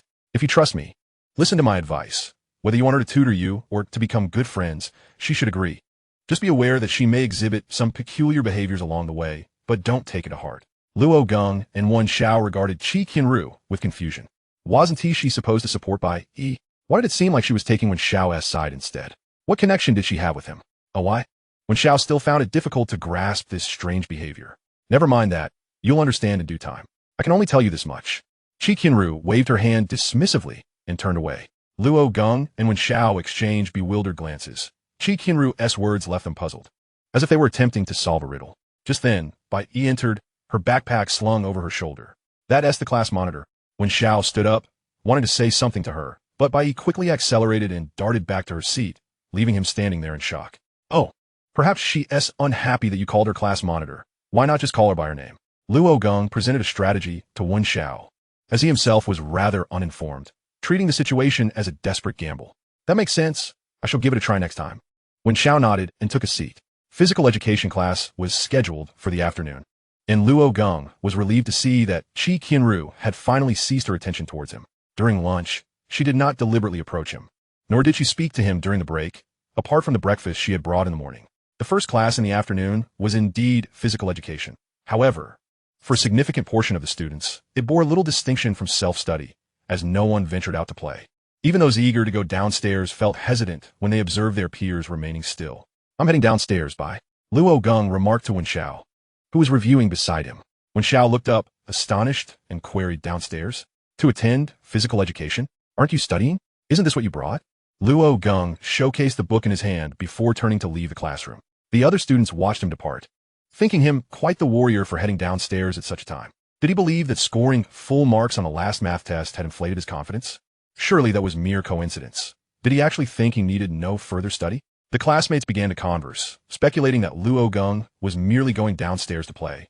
as his grades had consistently been below average, and one perfect score was already a cause for skepticism. Qi Qianru did not glance back. Rather, a few minutes after Luo Geng's exit, she too rose and left the classroom. The school beauty followed suit. Surely they were dating. What did Luo Geng possess that warranted this? I cannot fathom where I faltered. Listening to the discussions around him, Deng Yuxuan's expression darkened. He was perplexed by Qi Qianru's fixation on Luo Geng, especially given Luo Geng's apparent attachment. What was it about Luo Geng that captivated her? Deng Yuxuan was intensely curious. After Luo Geng exited the classroom, he spotted a girl standing awkwardly at the classroom door, clutching her books. Upon seeing Luo Geng emerge, Qi Qianru's face lit up with a smile. Shall we go? The two exchanged glances and stepped out together, the corridor nearly devoid of students, unnoticed by most. However, Qi Qianru observed them clearly, her eyes reflecting disappointment, jealousy, and regret. It was as if she envisioned that the person beside Luo Geng was a figment of her imagination. That position should have rightfully been hers. Luo Geng and Qi Qianru arrived downstairs at the fitness area, where tables and chairs awaited them. The playground was nearly deserted, and they settled there. You excel in your studies, right? Do you have a dream university? Luo Geng inquired of Qi Qianru, for with her academic prowess, gaining admission to a prestigious institution was undoubtedly within her reach. Secretly, Luo Geng was keen to learn which university she aspired to attend, hoping to follow suit. Although he had scarcely studied of late, dedicating most of his time to drawing comics, in his past life, he had accumulated years of academic knowledge. Not yet. Qi Qianru shook her head, hesitating momentarily. In truth, she did have a dream university. However, if possible, she yearned to discover which university Luo Geng would attend. While she understood that Luo Geng's academic performance was lacking, making it improbable for them to enroll in the same institution, she still hoped to remain in the same city as him. Thus, she resolved to investigate his prospective university before seeking out good institutions within that city. Chapter 31. I prefer him 100-fold more. Is that so? Luo Geng felt a tinge of regret for not extracting more information, yet he harbored no worries. For regardless of Qi Qianru's choice of university, he was determined to excel. Consequently, they began their studies. However, throughout the process, Luo Geng found himself frequently glancing up to steal glances at Qi Qianru's earnest expression. He struggled to concentrate, unable to focus, yet Qi Qianru, when engrossed in her studies, transformed into an entirely different individual, immensely diligent, impervious to distractions. Moments later, while grappling with a particular problem, she furrowed her brow, her expression shifting to one of subtle complexity. What's wrong? Luo Geng, who had been covertly observing her, immediately noticed something amiss and leaned over to peer at Qi Qianru's workbook. It's nothing. This question is just a bit intricate. Qi Qianru shook her head, her mind fixated on deciphering the problem, though she managed to create a small opening to respond to Luo Geng. After a glance, he comprehended the question entirely. It was one that had appeared on the exam papers years after Luo Geng's own JKO, which had indeed perplexed many students at the time. The question itself contained a trick, necessitating a shift in perspective. Luo Geng took up a pen and began elucidating the problem to Qi Qianru, guiding her thought process. Initially, Qi Qianru appeared somewhat dazed, but as she listened, a look of astonishment gradually emerged on her face. While Luo Geng explained, Qi Qianru lifted her gaze to observe the profile of his face, blinking in surprise. You're incredibly talented. Qi Qianru genuinely praised Luo Geng, feeling as though his reasoning transcended her understanding by numerous years. Children possess their own modes of thought, and youths have theirs. Yet, Qi Qianru sensed that Luo Geng's thinking was markedly mature, akin to that of a teacher. Oh, it's nothing. I just happen to study this type of question. Luo Geng, taken aback by Qi Qianru's compliment, initially did not register her words, but, upon realizing, felt a surge of joy within. No, it cannot merely be chance. You must be exceptionally diligent in your studies. Qi Qianru, based on her understanding of Luo Geng, outright rejected his modesty. Clearly, he was downplaying his capabilities. Having merely studied such questions could not account for his level of insight. Even Luo Geng was taken aback by Qi Qianru's words, pondering why she seemed to understand him so well. He had simply explained a question, and she surmised that he excelled in his studies. The classmates believed his perfect score was merely a stroke of luck. I've been studying rather diligently lately. Thus, my grades have improved quite a bit. I should have better prospects for the JKO. Although Qi Qianru remained somewhat doubtful, the memory of Luo Geng nearly missing his bus that day, claiming he had overslept, led her to believe that he had lost track of time while studying and thus lacked sufficient sleep. Now, with Luo Geng himself asserting that he had been studying hard, she chose to tentatively accept his words. I'll just step out to the restroom. I'll be back shortly. Luo Geng stood, addressing Qi Qianru. He left to return to the academic building for a brief respite. Qi Qianru continued to immerse herself in her studies. As the afternoon sun reached its zenith, casting light upon Qi Qianru's workbook, a shadow suddenly loomed, obscuring her sunlight. "May I speak with you?" inquired the figure before her. Qi Qianru did not raise her head but placed her pen down, responding coolly, "I don't believe I know you. Why should I speak with you?" She recognized the individual standing before her, the one who had once incited feelings of envy and admiration, but following yesterday's events had transformed into a source of animosity. It was Qi Qianru, the girl elevated to the status of school beauty by her male peers. Although Qi Qianru was not acquainted with her, there had been ongoing discussions about them, often drawing comparisons between herself and the present Qi Qianru. To be frank, Qi Qianru found this quite distasteful. Yet she felt powerless to silence everyone. When conversing with others, her demeanor was one way, but when speaking to Luo Geng, it was entirely different.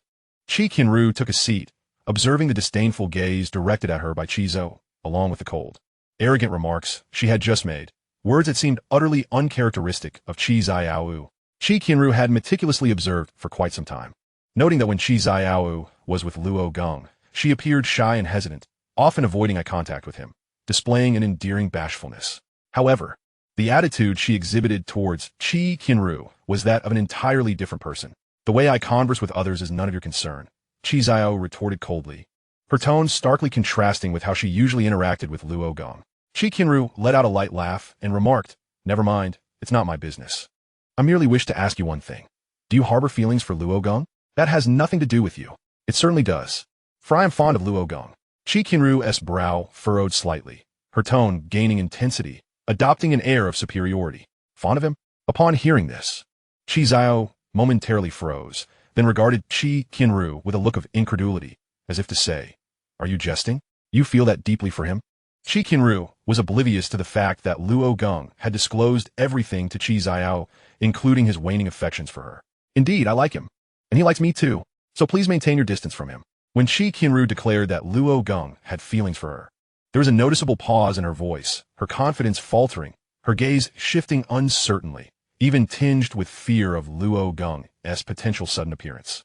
Qi Qianru scoffed, a sound of derision escaping her lips. "Luo Geng may have once liked you, but now, regardless of whom he favors, or whom he may favor in the future, it is of no consequence to you, is it?" "What do you mean?" Qi Qianru felt a pang of vulnerability, an ominous premonition suggesting that Qi Qianru had indeed uncovered her past actions. Initially, Qi Qianru had planned to safeguard Luo Geng's affections from being swayed by others, believing that by undermining Qi Qianru, she could gradually win him back without fear of losing him. However, it now seemed she had already lost. "What do I mean? Allow me to clarify." Qi Qianru arched an eyebrow and rose, looking down at Qi Qianru from her elevated stance. "I can declare right now that I adore Luo Geng, and I can assure you, at the very least, my affection for him far surpasses yours by 100-fold. Chapter 32. Growing old together with Luo Geng. Qi Qianru was utterly taken aback, gazing up into Qi Qianru's earnest and resolute eyes, realizing this was no jest but a sincere declaration. Qi Qianru effortlessly articulated what Qi Qianru struggled to express. She boldly proclaimed her fondness for Luo Geng, unwavering in her conviction. If only she could do the same. How wonderful it would be. Despite her outwardly extroverted demeanor and amiable relationships with boys, especially with Luo Geng, she still found herself unable to voice her feelings for him. Yet Qi Qianru, who appeared so reserved and aloof, with little interaction with others, could so openly declare her affection for Luo Geng. Why? She had lost. Qi Qianru recognized that she had thoroughly failed in this regard. After prolonged silence, Qi Qianru slowly rose and declared, "I will not concede as long as you are not officially together." With that, she turned and left, fully aware that remaining would only lead to further humiliation. "No matter your antics, you won't stir up any waves," Qi Qianru called after her, her words laced with venom. Were it not for her decorum, she would have confronted Qi Qianru directly. As for the matter of trampling on Luo Geng's feelings, Qi Qianru vowed never to forgive Qi Qianru. "What is wrong? Were you just speaking to someone?" At that moment, Luo Geng's voice resonated from behind Qi Qianru. Upon his return, he found Qi Qianru standing there, seemingly engaged in conversation with herself.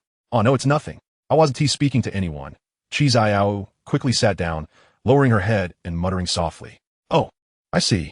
Luo Geng returned to his seat, resuming their study session. As the school bell rang, both understood it was time to part ways. Shall we head back? Yes. Will we still study together in the next gym class? Of course. As Luo Geng and Qi Qianru parted ways in the corridor, they returned to their respective classes, having made plans to study together again. Upon entering his classroom, Luo Geng immediately sensed the collective gaze of his peers upon him. He was puzzled as to why he had become the center of attention once more, particularly as the stares seemed rather unfriendly. Had he done something to provoke this? Upon reaching his seat, he noticed Qi Qianru at the front, slumped over her desk, seemingly lost in thought, her body occasionally trembling with soft sobs. Meanwhile, Bai Yi stood beside her, gently patting her back in a comforting manner. Luo Geng glanced over at Wen Xiao and quietly inquired, "What's going on? Why does the atmosphere feel so off?" Wen Xiao gestured to his mouth, indicating that Luo Geng should observe his lip movements. He then silently mouthed the words, "Crying." Luo Geng's confusion deepened. Crying? Why? Was the unusual atmosphere solely due to her tears? After all, if she was crying, it had nothing to do with him. Why were all eyes on him? Had they truly misconstrued their relationship, believing he was the cause of her tears? Luo Geng furrowed his brows, contemplating how to clarify to everyone that he had no connection with Qi Qianru. Surely, he couldn't stand up on the podium and make a formal announcement about it. Qi Qianru returned to her seat, where others were whispering amongst themselves. Those who admired her, her suitors, naturally followed her downstairs for gym class, prioritizing their pursuit of Qi Qianru over studying. What good was studying if it didn't help them win her over? What was the point of getting into a good university if it didn't lead to her affection? It was futile. However, when they descended and prepared to engage Qi Qianru, they were taken aback to find her studying intently, prompting them to abandon their plans to interrupt her. Fully aware that she despised disturbances while she studied, knowing it could lead to lifelong disfavor. Yet the most striking detail was that there was a boy by her side. They did not recognize him, unable to see his face from behind, but it was clear he was not a student from their class, but from another. Initially, they assumed he too was a suitor, but as they observed, they were astonished to see Qi Qianru appearing quite at ease with him. This revelation startled all of her admirers, who began to speculate on how they might identify the boy and deal with him. Qi Qianru sat in her seat, a subtle smile gracing her lips. It was this very smile that captivated the boys, leaving them utterly entranced and unable to avert their gazes. In that fleeting moment, the thought of wanting to be with Luo Geng seemed inconsequential.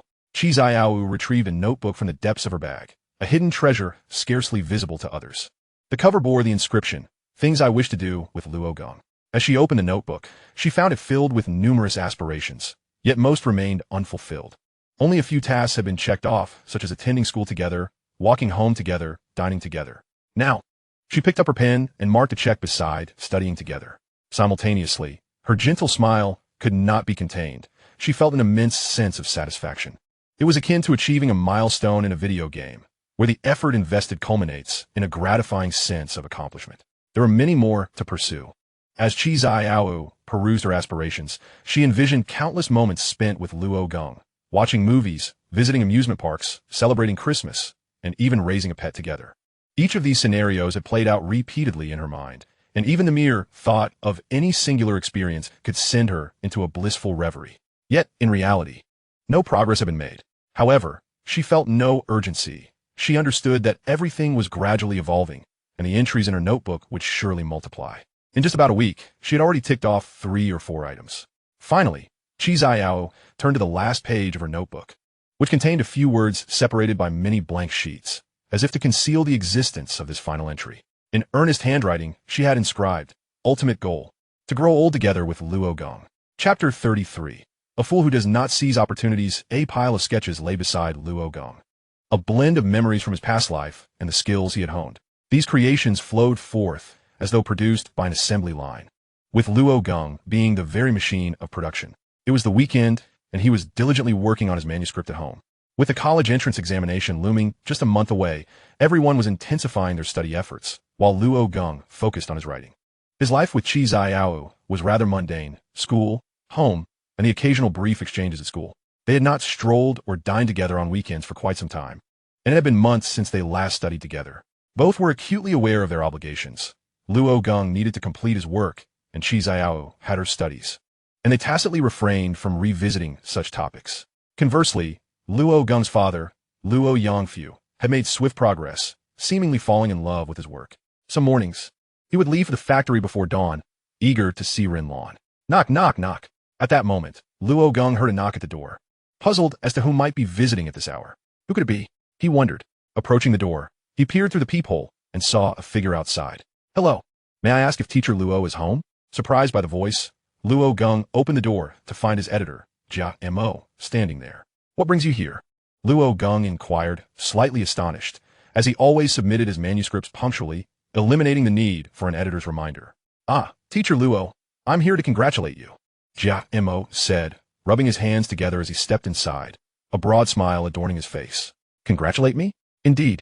Ever since your work began serialization in our comic weekly, our website's backend has been experiencing an overwhelming surge. The consumer's response has exceeded all expectations. Your work is simply on fire. Luo Geng blinked in surprise, but felt no real astonishment at this news. What about my manuscript payment? It's already been deposited into your account. Haven't you checked? Jia Mo retrieved a piece of paper from his briefcase. It was a bank statement detailing the transfer to Luo Geng. Luo Geng took it, squinting at the amount listed. Is this it? Just this amount? Teacher Luo, you've already received the highest payment among all our authors, significantly surpassing others, Jia Mo exclaimed, his eyes wide with astonishment. Though he had not been an editor for long, he had never witnessed such staggering payment data before. It was a meteoric rise to success. A true phenomenon. Oh, right, Luo Geng suddenly recalled that this was a different era. In his previous life, his earnings had been higher, but so were his expenses. Nevertheless, this sum was indeed substantial. Rest assured, the payments will continuously flow into your account. As long as you maintain your perfect creative output and perhaps increase your speed just a tad, Jia Mo said, a slight blush creeping onto his cheeks, slightly embarrassed. He had hardly ever pressured for submissions since Luo Geng's efficiency was unparalleled. While other editors were struggling to chase down tardy authors, Jia Mo simply awaited the latest installment, which would invariably arrive at the publishing house. All right, I understand, Luo Geng nodded. It's just about speeding up, isn't it? That shouldn't be too difficult. After all, with this amount of money, accelerating my pace is a trivial matter. At least now, the funds in my account can significantly alter my family's financial situation. Also, there's something else. Didn't you mention creating a masterpiece? I'm quite interested in that, especially since your current work is already incredibly popular. If it's a masterpiece, wouldn't it sell nationwide? Not only would you become a renowned comic author, but my position as an editor would also skyrocket. I did say that, but after the college entrance examination, I simply don't have the time right now. Besides, didn't you insist that I shouldn't rush the serialization? You want me to work myself to the bone? What? In it. Please, Teacher Luo, think of a way to prolong a bit. The consumers have high expectations for this piece. It's currently the most likely to be published as a standalone volume. How foolish it would be to leave money on the table. Jia Mo was taken aback and hastily urged Luo Geng to reconsider, understanding that by the time the exams concluded, the work's popularity would peak. Ending it then would be sheer folly. Ugh, you're so annoying. But as you can see, I lack a team, screenwriter, lead artist, storyboard artist, inker, post-production. It's all on me. With my current speed, you should be grateful. It's easy for you to say when you're not the one doing the work. Luo Geng frowned, expressing his frustration. Did he not wish to earn more money? Yet, it was far from easy. He was not a machine capable of mass production. Teacher, I believe you should consider establishing a studio, given the current market trends and consumer reactions. Your output speed is already insufficient. The company is contemplating bi-weekly releases, which could really skyrocket your earnings. I'm still in school. How can I establish a studio? Since you're so invested, you can take on that task. Luo Geng patted Jia Mo's shoulder, offering a friendly smile. Wait, isn't it your job? What I know about that? Jia Mo replied with a wry smile, hands raised in surrender. Luo Geng smirked, his mouth curving upward as he leaned closer to Jia Mo's ear and whispered, Oh, don't you want to become a top editor? Authors will be lining up to seek you out, and you would elevate yourself to a position of prominence. Don't you desire that? Ugh. Jia Mo inhaled sharply, allowing the words to penetrate his ears and resonate in his mind, more invigorating than any stimulant, awakening his spirit. Luo Geng was acutely aware that he had seized upon Jia Mo's focal point, and continued, We are partners in this endeavor. Your success is intertwined with mine. Surely, you comprehend this? If you assist me wholeheartedly, it shall yield only advantages for you. I will do my utmost. Jia Mo, unable to resist Luo Geng's allure, acquiesced. After all, what Luo Geng proposed was undeniably tempting. He had endured relentless bullying from those seasoned editors, the so-called elite, and often envisioned the moment he could rise and retaliate against them. Precisely. Now, if there's nothing else, you may leave. Please shut the door behind you. Oh, And when I send you my next manuscript, I will likely provide you with my phone number as well. Feel free to call me if anything arises. Chapter 34, Is This a Marketplace? The clerk exclaimed, Sir, take a look at this latest model. Its quality is absolutely unparalleled. It could be thrown from the third floor and remain unscathed. Luo Geng had arrived at the mobile phone store, seeking to purchase a phone. At this time, smartphones had yet to emerge, and the offerings were limited to flip phones and slide phones, devoid of the myriad functionalities that future devices would boast. The focus now was solely on durability. The brand with superior quality would thrive in sales.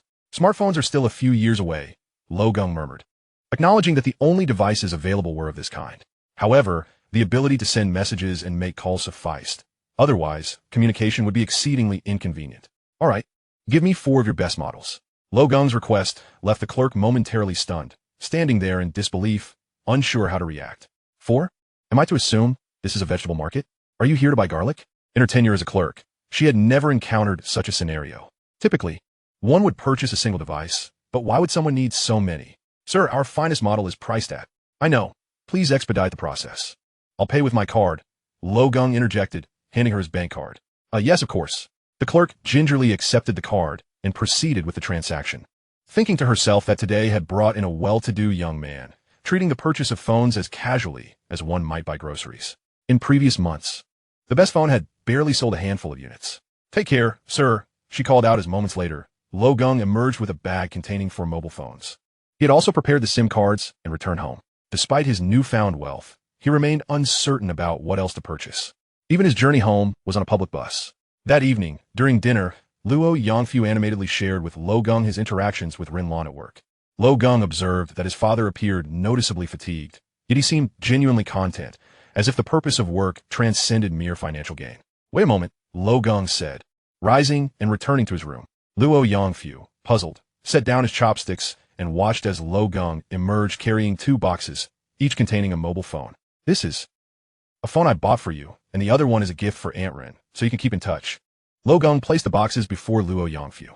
Initially taken aback, Luo Yangfu blinked in surprise, cautiously unwrapping one box to reveal a brand new phone. Although it was not a smartphone, it far exceeded the quality of ordinary models. After examining it closely, he looked up, his expression a mixture of confusion, astonishment, and trepidation. Luo Geng seemed to read his father's emotions, calmly stating, Do not misunderstand. I have not stolen or robbed. This is my earnings from illustrating comics. Sufficient now for you to no longer need to work. While it may not be enough to purchase a new home yet, I anticipate that after a few more commissions, I will have saved enough. Luo Geng waved his sketchpad, slightly for emphasis. Luo Yangfu, absorbing his son's words, found it difficult to accept. Who could blame him? It was astonishing for a child to suddenly buy 2 phones for their parent, suggesting that such expenses were mere trifles to him. The sudden influx of money, even for someone as composed as he, was overwhelming. Is what you say truly the case? After a moment, Luo Yangfu managed to ask simply. Indeed, it is. Luo Geng affirmed, nodding earnestly. Knowing his son so well, Luo Yangfu chose to trust him. Once that trust was established, his confusion and fear dissipated, replaced by an exhilarating sense of pride. My goodness, son, you are exceptionally talented. While others toil away in preparation, you, unhurried, have quietly amassed wealth. Remarkable. As long as my eldest son has the means to provide, the specifics of university are inconsequential.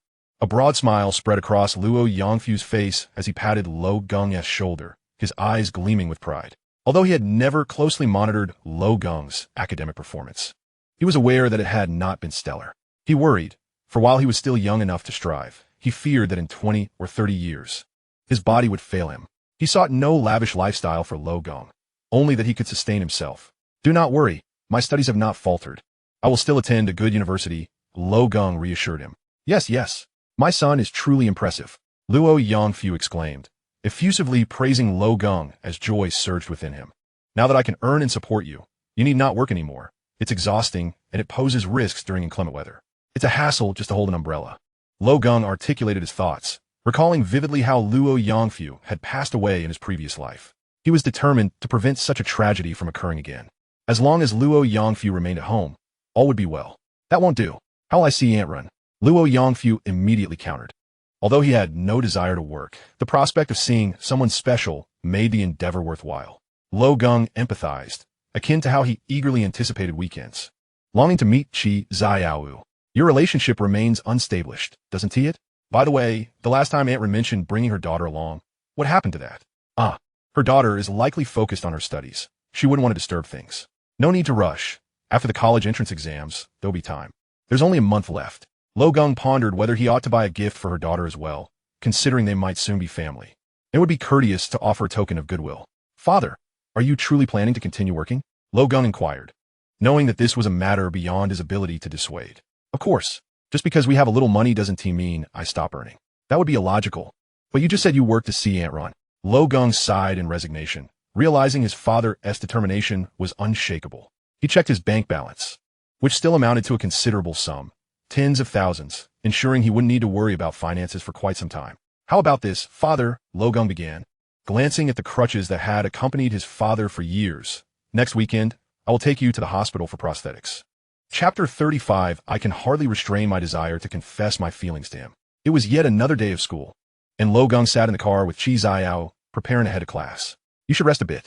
Gazing upon Qi as faint dark circles beneath her eyes, Luo Geng immediately discerned that she had scarcely slept the previous night. Indeed, things are progressing well. Qi Qianru was no longer the distant figure she had been initially. Gradually, she was able to regard Luo Geng as a genuine friend with whom she could converse naturally. At first, even maintaining eye contact had been an insurmountable challenge, let alone engaging in ordinary dialogue.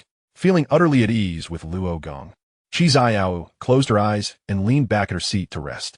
Ah, nearly forgotten. Luo Geng suddenly recalled something and retrieved a brand new phone from his bag. He had purchased 4 in total, 2 for his father, 1 for himself, and the remaining 1 was meant as a gift for Qi Qianru. Xiao, this is for you, Luo Geng said, extending the phone towards her. At that moment, Qi Qianru opened her eyes, her earlier drowsiness vanishing instantly as she looked at the object in his hand with astonishment. What is this? She asked. It's a gift for you. Do you remember when I was late and promised to make it up to you? Though it's nothing grand, consider this as compensation for that occasion. Will you accept it? Luo Geng pressed the box into Qi Qianru's arms, leaving no room for refusal. No, I absolutely cannot accept this, Qi Qianru murmured, attempting to push it away, but Luo Geng gently restrained her, preventing her from withdrawing the gift. Please accept it. I confess I have a selfish motive too. Consider it a reciprocal gesture. Just promise me you'll agree to that selfishness, Luo Geng said earnestly, his gaze fixed upon her as he lowered his voice. Selfish motive? Qi Qianru's dark eyes flickered with sudden unease, her heart racing uncontrollably. Though she did not comprehend the nature of Luo Geng's selfishness, the mere fact that he harbored any personal feelings toward her filled her with delight.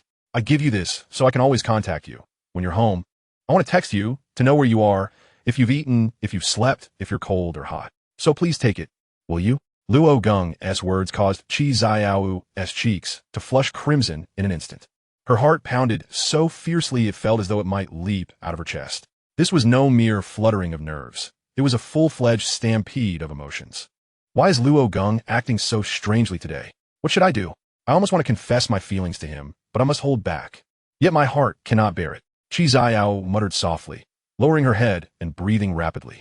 Her heartbeat thundered so loudly that if the car's noise were any softer, Luo Geng might have heard it. He wants to be able to contact me anytime. What do? I definitely can't accept such an expensive gift, but I so desperately want to be able to reach him whenever I wish, to chat, to know what he is doing. Her inner turmoil was palpable, as if an angel and a demon were locked in fierce debate. The demon embodying her boundless selfishness toward Luo Geng, consistently overpowering the angel. Will you promise me? Luo Geng asked, somewhat lacking confidence despite their friendship having blossomed considerably.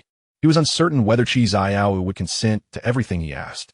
Uttering such a selfish request left him feeling somewhat embarrassed, as if he were imposing. Qi Qianru's trembling hand wavered in indecision, hesitating between accepting and declining.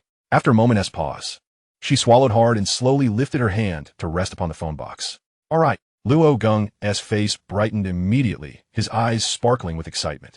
Thank you. But are you sure it's all right to give me such a costly gift? Perhaps it would be better to give it to your parents instead.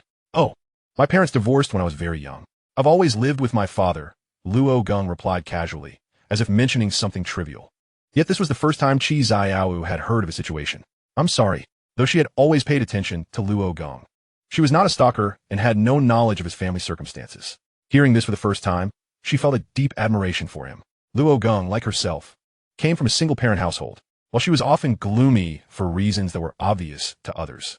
Luo Geng's cheerful smile concealed any resentment toward the injustices of the world. There's no need to apologize. Besides, I bought one for my father and also for a woman he's courting.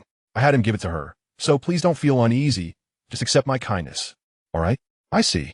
A faint smile tugged at Qi Qianru's lips as she pressed them together. Luo Geng's words were so gentle that she found it impossible to refuse. Yet she was surprised to learn that Luo Geng's family was so well off. She had no idea about his financial situation, but buying so many phones simply could not be something a family like hers could afford. Luo Geng had no job. Where did the money come from? She could only conclude that his family was wealthy. I draw comics and have a bit of skill, so I earn some royalties. My family isn't well off. My father is disabled, but insists on working. I just want to help ease his burden. Unexpectedly, I've earned a little, Luo Geng explained, shaking his head. He knew what Qi Qianru was thinking. She must assume he was spending his family's money. To dispel the misunderstanding, he shared these details. Qi Qianru was somewhat shocked, but also deeply respectful of Luo Geng's father's perseverance, and she admired Luo Geng's talents. She too wished to alleviate her parents' burdens, but was far from as capable as Luo Geng. She could only offer her modest efforts to ease her mother's pressures, which was insufficient. The only thing she could do was study diligently and gain admission to a prestigious university. Otherwise, she would disappoint her mother's hopes. Years of hard work might all be in vain. Her admiration for Luo Geng was sincere, not merely born of affection. Such an exceptional person he was. Yet every time she felt this way, she sensed the distance between them growing. Despite the many admirers and her own acknowledged attractiveness, she did not perceive Luo Geng's affection as singular. He was kind to everyone, not just to her. Aside from her academic excellence, she felt she had no distinguishing qualities, and her family's situation was far from ideal. The world was filled with beautiful people, many more attractive than she. Thus, Qi Qianru was plagued by insecurity, believing there was nothing to captivate Luo Geng. With such circumstances, could she dare confess her feelings? Even if he agreed out of pity, it would not win his heart. Therefore, she resolved to continually improve herself, to draw closer to Luo Geng, to nurture their bond, and to dream that one day her hopes might be realized. Chapter 36. I quite reluctantly part with you compared to Qi Qianru's lack of confidence. Luo Geng's insecurities were even more profound. After all, having experienced past lives, he knew all too well the follies of his former self. Fearful of rejection, he could only cautiously express goodwill toward Qi Qianru, gradually cultivating their connection. The fervent pursuit of affection, the confessions penned in love letters, these endeavors he can no longer undertake. Once was sufficient, given the awkwardness of his past life. Until he is certain of Qi Qianru's feelings for him, Luo Geng will undoubtedly refrain from acting impulsively. At school, Qi Qianru perpetually wears a smile, engaging positively with others. It is evident to all that her spirits are high. In stark contrast, Qi Qianru, the school belle, is engulfed in gloom. Over time, her mood has soured progressively, her rest deteriorating day by day, leading to the emergence of dark circles beneath her once enchanting eyes. Months ago, she vowed to Qi Qianru that she would never relinquish her pursuit of Luo Geng. Yet as time has passed, Luo Geng's relationship with Qi Qianru has flourished, while her own connection with him has waned, despite being the one closest to him. No matter her efforts, Luo Geng remains indifferent, ultimately calling upon Deng Yuxuan to take her place. Rumors have begun to circulate within the school. It is time for a new school belle. Even with merely a month left, the title must change hands. Most of Qi Qianru's admirers have shifted their attention to Qi Qianru, who is becoming increasingly radiant, akin to a flower nourished by water, blossoming more vibrantly each passing day. However, Qi Qianru remains indifferent to such titles. They hold no significance for her. In her eyes, as long as Luo Geng finds her beautiful, she feels she is the most exquisite of all. Conversely, if he deems her unattractive, what does it matter if she is a star or a school belle? Luo Geng, do you have a target university? When Xiao inquired, now aware of Luo Geng's academic prowess, which rivals his own. Previously, he worried about Luo Geng's academic struggles, but now, it seems Luo Geng no longer requires his concern. Rather, is he who finds himself anxious for Luo Geng. I don't have one at the moment. You're definitely going to apply to Qi Qianru's university, aren't you? At that moment, Bai Yi approached and interjected. Luo Geng glanced at Bai Yi, feeling a twinge of embarrassment. Was his intention so transparent? Did they all know of his pursuit of Qi Qianru? Had Qi Qianru herself caught wind of it? If she knew, why had she not responded? Was she simply toying with him? No, he dismissed such thoughts. assured by his understanding of Qi Zhao over the past few months. When Xiao, noticing Bai Yi's arrival, asked, Bai Yi, which university are you planning to attend? What does that have to do with you? Are you planning to come too? Bai Yi stammered, her demeanor shifting abruptly. Luo Geng began to comprehend. He had thought he could keep his intentions hidden, but it seemed everyone was aware of his feelings for Qi Zhao. Bai Yi certainly did not believe such a facade could deceive others, yet it managed to fool one person. When Xiao, who possesses no friends of the opposite gender and lacks any romantic experience. Though his relationship with Bai Yi was improving, she continued to maintain her distance from him. When Xiao had grown accustomed to this, believing she still harbored reservations about him. The university you attend must be exceptional. I doubt I'll measure up. However, if we end up in the same city, at least we can meet on weekends, he remarked, shaking his head in resignation. He yearned to attend the same university as Bai Yi, but how could he possibly gain admission to a school suitable for a top student?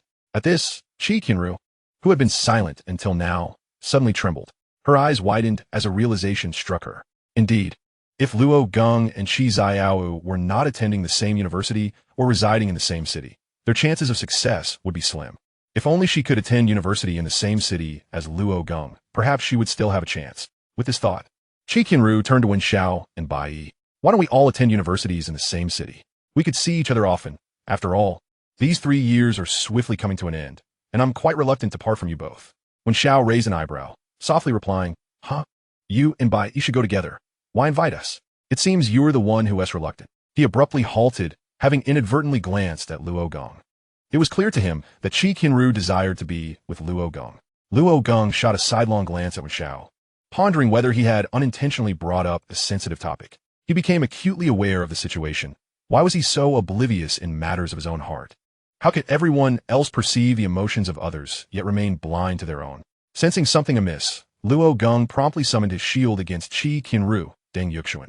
Deng Yuxuan, what do you plan to attend university? He inquired, seeking his opinion. Over the past few months, Deng Yuxuan had frequently aided him in evading Qi Qianru, often serving as a wingman for both Luo Geng and Qi Zhao. At the very least, Luo Geng bore no ill will towards him now, as long as he did not act against his interests. Well, Deng Yuxuan pondered, casting a furtive glance at Qi Qianru, who had turned away, radiating an aura of indifference. Luo Geng watched him closely, wishing he would declare, I want to attend the same university as Qi Qianru. I should probably study abroad. Deng Yuxuan stated. Huh? Luo Geng and the others furrowed their brows, surprised by this unexpected response. Did he not aspire to attend the same university as Qi Qianru? Was he no longer pursuing her? Yes, studying abroad. My family has arranged most of it, just waiting on my word. Deng Yuxuan's tone revealed a hint of despondency. He had postponed his decision, not due to his family's expectations, but because he was waiting for Qi Qianru to make a move. He had openly pursued her for quite some time, although not as long as Luo Geng had. He had conveyed his genuine feelings to Qi Qianru and received multiple rejections. Nevertheless, he was not ready to give up. He wished to make one final effort. If he failed again, he would provide his family with a definitive answer. He would study abroad. Yet, if Qi Qianru were to express her desire for him to stay, even just once, he would remain without hesitation. That is not a bad idea. I wish you the best of luck, Luo Geng said, seemingly grasping the situation. He stood, patting Deng Yuxuan on the shoulder. The path he walked now mirrored the one he traversed in his past life, and thus Luo Geng felt a profound empathy. That evening, upon returning home from school, Qi Zhao entered her room and opened the box containing the new phone. Inside lay a pristine device, a SIM card, and Luo Geng's phone number, all placed within by him.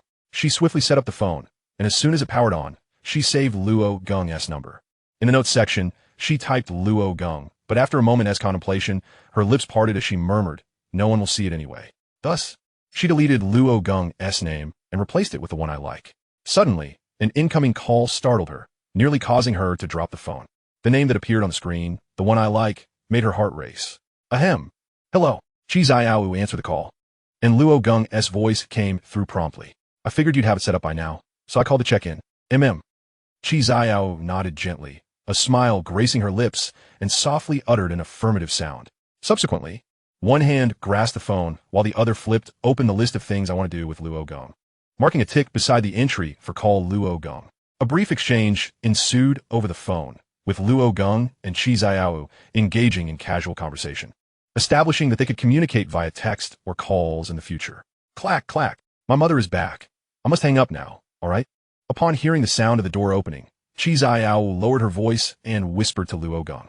All right, goodbye. Goodbye. Reluctantly, Qi Qianru ended the call, concealing her phone in her bag, aware that if her mother were to discover it, she would undoubtedly insist on personally returning the device.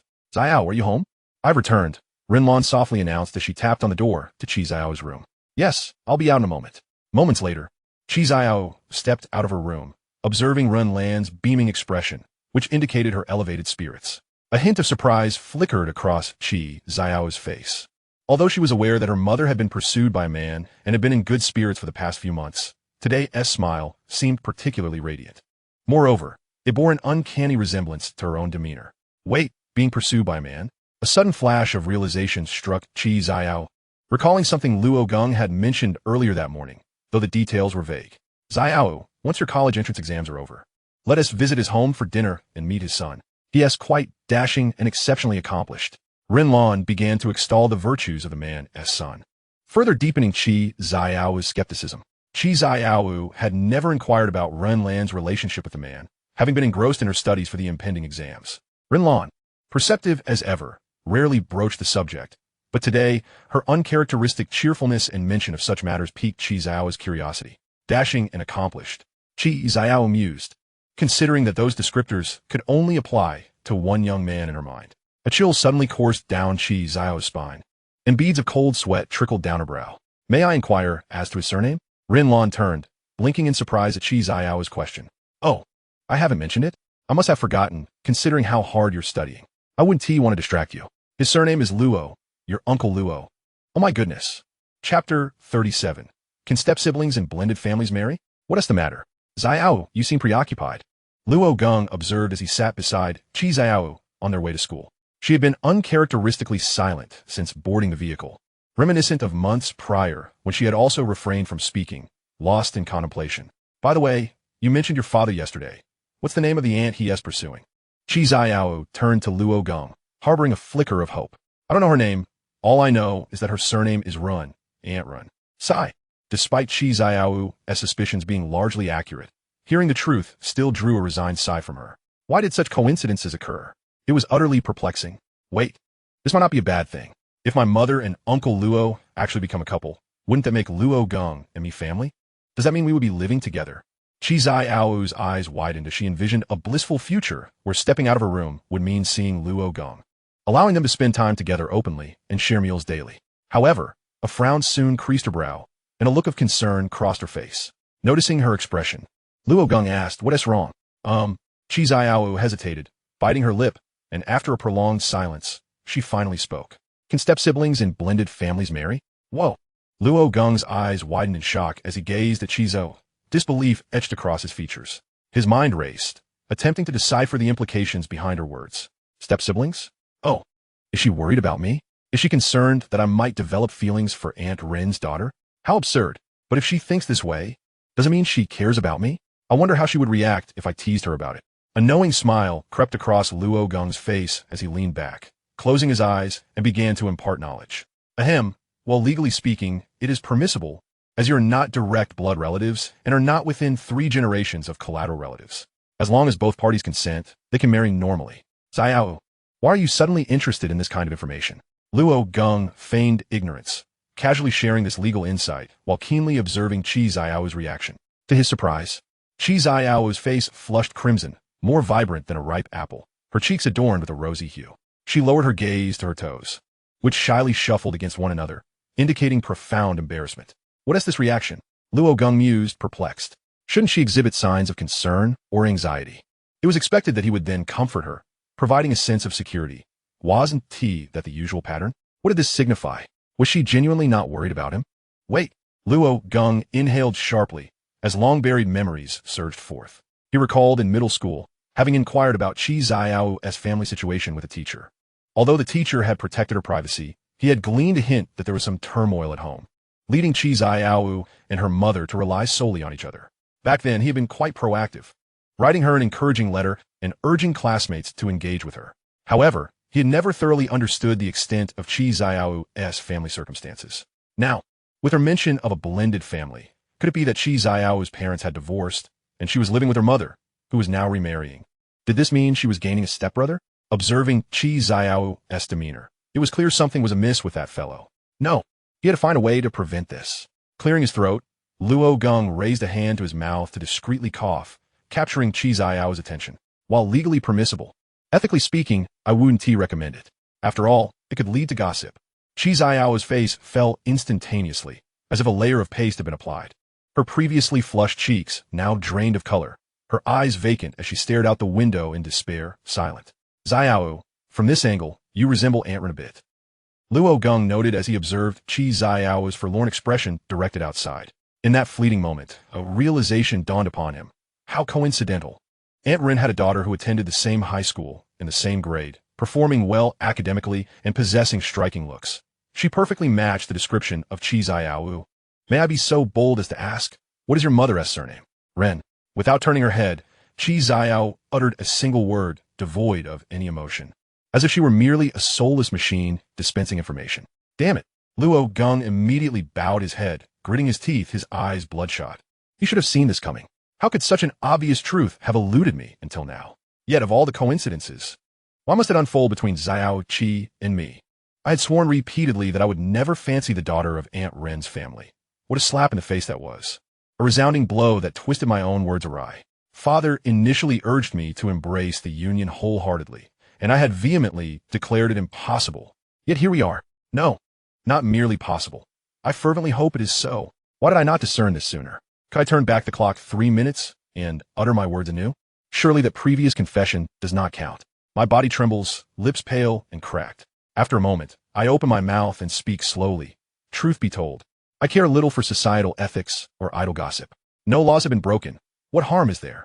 According to the fundamental principles of civil law, what is not expressly forbidden is permitted. I find this notion quite sound. As a devoted believer in true love above all else, I place no weight on such conventions. Indeed, as long as two hearts are united in love, no obstacle can sever their bond. Chapter 38. Will I confess my feelings to Xiao Qi during the summer vacation? Is this for real? The odds seem so slim. At noon, I sit with Xiao Wen in the cafeteria and recount the events involving Xiao Qi and myself. Initially skeptical, Xiao Wen thought I was spinning a tale to deceive him, for the sequence of events appeared too surreal. Yet it is the unvarnished truth, and even I struggle to believe it. Alas, love's cruel irony, destined to be siblings in name alone. I'm so lost in thought that I cannot even eat, idly fiddling with my chopsticks throughout lunch. But from what you say, her reaction clearly shows she likes you, Xiao Wen observes. Really? If that's true, I'm all ears. I raise an eyebrow, staring at him intently. I suspect Xiao Qi harbors feelings for me, yet I have lacked the courage to confirm it. This uncertainty is why I sought Xiao Wen's counsel, secretly hoping he will affirm her affection. He nods and advises, I say there's a strong chance. Why not confess your feelings? If it fails, you might lose the friendship and become awkward siblings. Imagine that. Even with a 99 chance of success. The mere one risk gives me pause. That's just overthinking on your part. You've never confessed before, so how would you know? How would I know? I shake my head, unwilling to dwell on past confessions. I have made that mistake too many times before. Xiao Wen urges, you may not end up together in college. She might leave this city. Seize this moment while you're still close. Don't leave regrets. I understand, I reply, nodding. My time is limited. Only a few months remain, but certainly not before the college entrance exams. Thus, if I am to confess, it must be during the summer break after exams conclude. Meanwhile, Deng Yuxuan approaches Qi Qianru in the cafeteria, gently greeting her. She looks up, casting him a cold glance. Please address me by my full name. Oh, my apologies. His head bows, disappointment evident.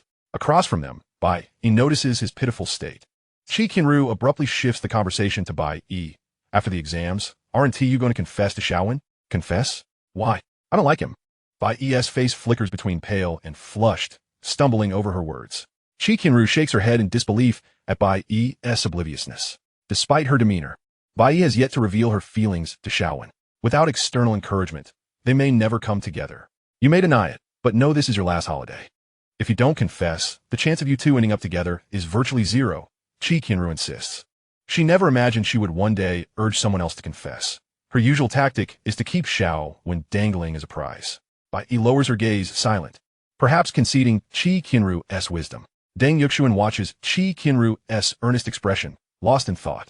With the college entrance exam looming and family pressure mounting, summer is his sole opportunity. He must confess to Qi Qianru during the break. Success or failure hinges on this moment. Qi Qianru's eyes wander to the corner where I sit, lost in thought. A pang of inexplicable pain grips her heart. She resolves, during the summer, she will confess to me. Ordinary people, upon learning their secrets exposed, might retreat out of embarrassment or guilt, respecting boundaries. But Qi Qianru is not so inclined. What she desires, she will pursue relentlessly. Pride and face have never constrained her. She will confess to me before Xiao Qi and I unite. A fair contest. Don't blame me. Xiao Qi, she will not play the role of the other woman.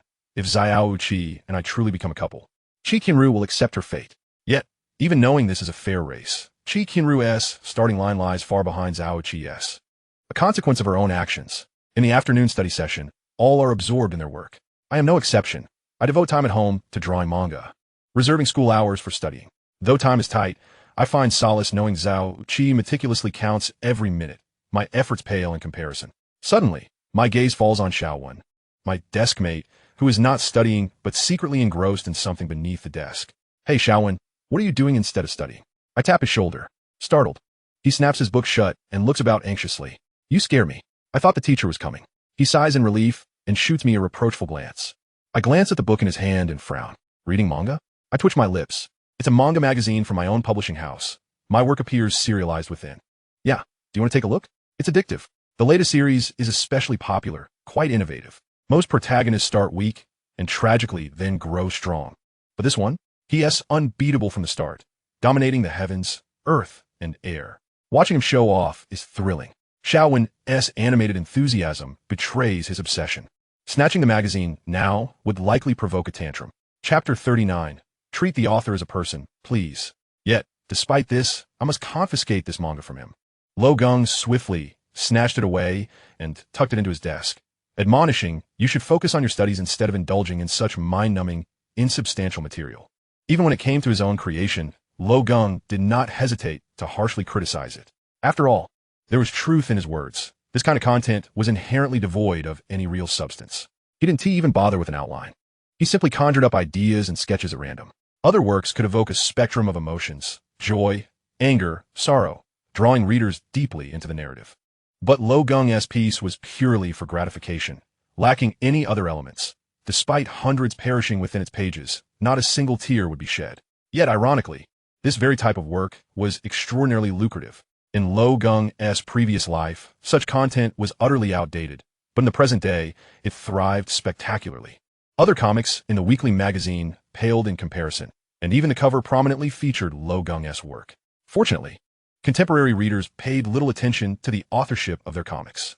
On the cover's lower left corner, beneath his work, Luo Geng's name was discreetly inscribed. Even if noticed, Wen Xiao might merely regard it as a coincidence, a surprising fact that the author shared a name with his close friend.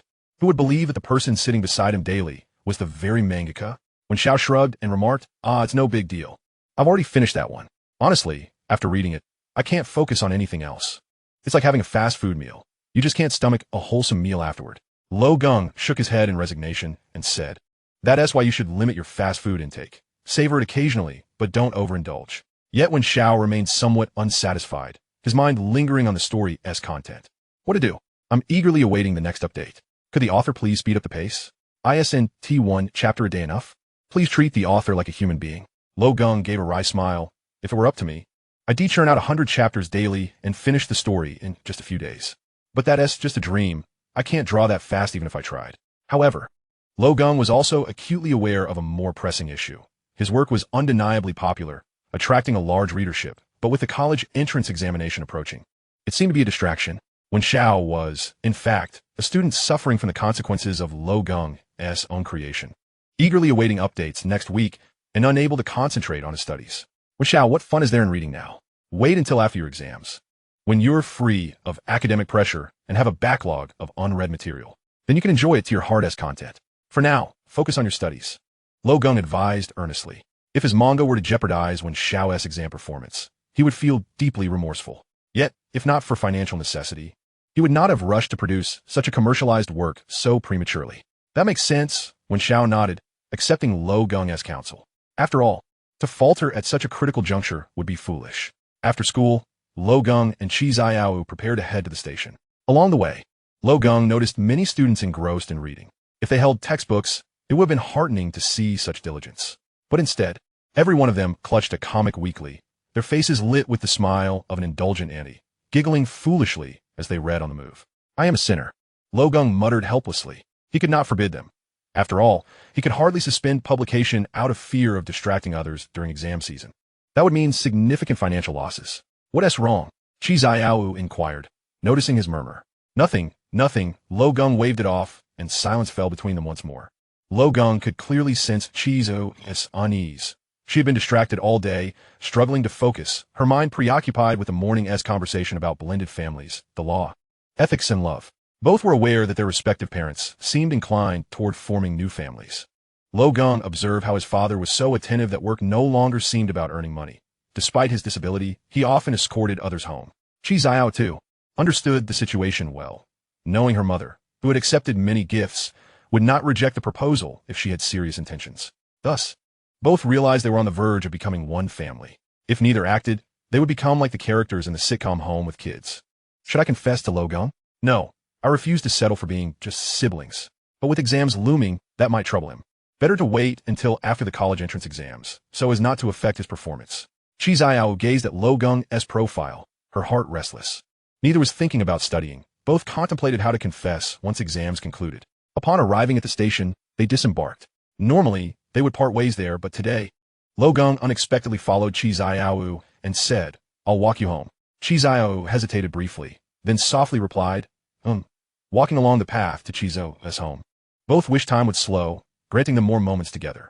They did not consider it merely the way home, but rather a leisurely stroll. Since their last walk, they had seldom enjoyed such unhurried moments. Qi Qianru would cherish those times, and Luo Geng even more so. What if my dad and Aunt Ren knew we were friends? Would they be shocked? Luo Geng scratched his head awkwardly. No, friends are normal, she reassured him. True, but if we were a couple, they'd probably be surprised. The thought of being Luo Geng's girlfriend immediately appeared in Qi Qianru's mind. A vision so surreal it seemed only possible in dreams. But they probably wouldn't realize it, given how much time has passed, before Luo Geng could finish. They rounded a corner and locked eyes with two figures approaching, Luo Yangfu and Renlan. All four halted, expressions stiff, exchanging silent glances. Qi Qianru was stunned. This uncle was the very man she had mistaken for a three-legged monster that night. She suddenly recalled Luo Geng mentioning his father's disability yesterday. Seeing him on her way home should have been a clue. Chapter 40. Just consider me your real dad at Qi Qianru's house. Renlan went to prepare tea, while Luo Geng and Luo Yangfu sat awkwardly at opposite ends of the table, unsure of what to say. Hello, father. How have you been lately? Luo Geng began. Son, hello. I've been well, Luo Yangfu replied. Both spoke with the same polite reserve, uncertain of how to converse. Had they been at home, their dialogue would have been more natural, perhaps even peppered with coarse humor. But now, in someone else's house, and in the presence of their beloveds, they found themselves overthinking. How should a father and son behave in front of others? Beside Luo Geng, Qi Qianru kept her head lowered, heart pounding. It's my first time at his house. I hope he doesn't go into my room. Is it messy? I hope I haven't left any secret photos of Luo Geng lying around, she worried silently. Qi Qianru found herself lost in a whirlwind of thoughts, struggling to comprehend the unexpected turn of events. Initially, the idea of inviting Luo Geng to her home was relegated to the depths of her mind. Yet here they were, having accomplished it so swiftly. Luo Yangfu, unsure of how to engage his son, shifted his gaze towards Qi Qianru. Oh dear, Xilan often praises her daughter. And it seems you are the one. My child, I owe you my gratitude for that fall. Indeed, you are exemplary in both character and appearance. Luo Yangfu remarked with a satisfied smile. In response, Qi Qianru promptly rose and bowed respectfully, startling him in the process. Uncle, it is a pleasure to meet you. Though strictly speaking, it is not our first encounter. My name is Qi Qianru, and I am a good friend of Luo Geng.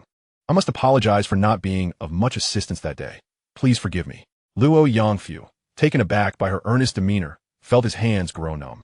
In his experience, he had only ever communicated with his son, and the formality of her words was utterly foreign to him. At a loss for how to respond in a manner befitting a mature adult, he found himself at a standstill. At that moment, Renlan emerged with freshly brewed tea, and upon witnessing the scene, she couldn't help but chuckle softly. Having become somewhat acquainted with Luo Yangfu's character, she recognized his bewilderment. Xilan, come over here, Luo Yangfu called, gesturing animatedly for her to assist him. All right, Renlan replied, settling beside him and passing the tea to both Luo Yangfu and Luo Geng. Turning to Qi Qianru, she reassured her, Do not worry, Xiao. Your Uncle Luo is a very kind man. Please take a seat. Ah, yes, yes.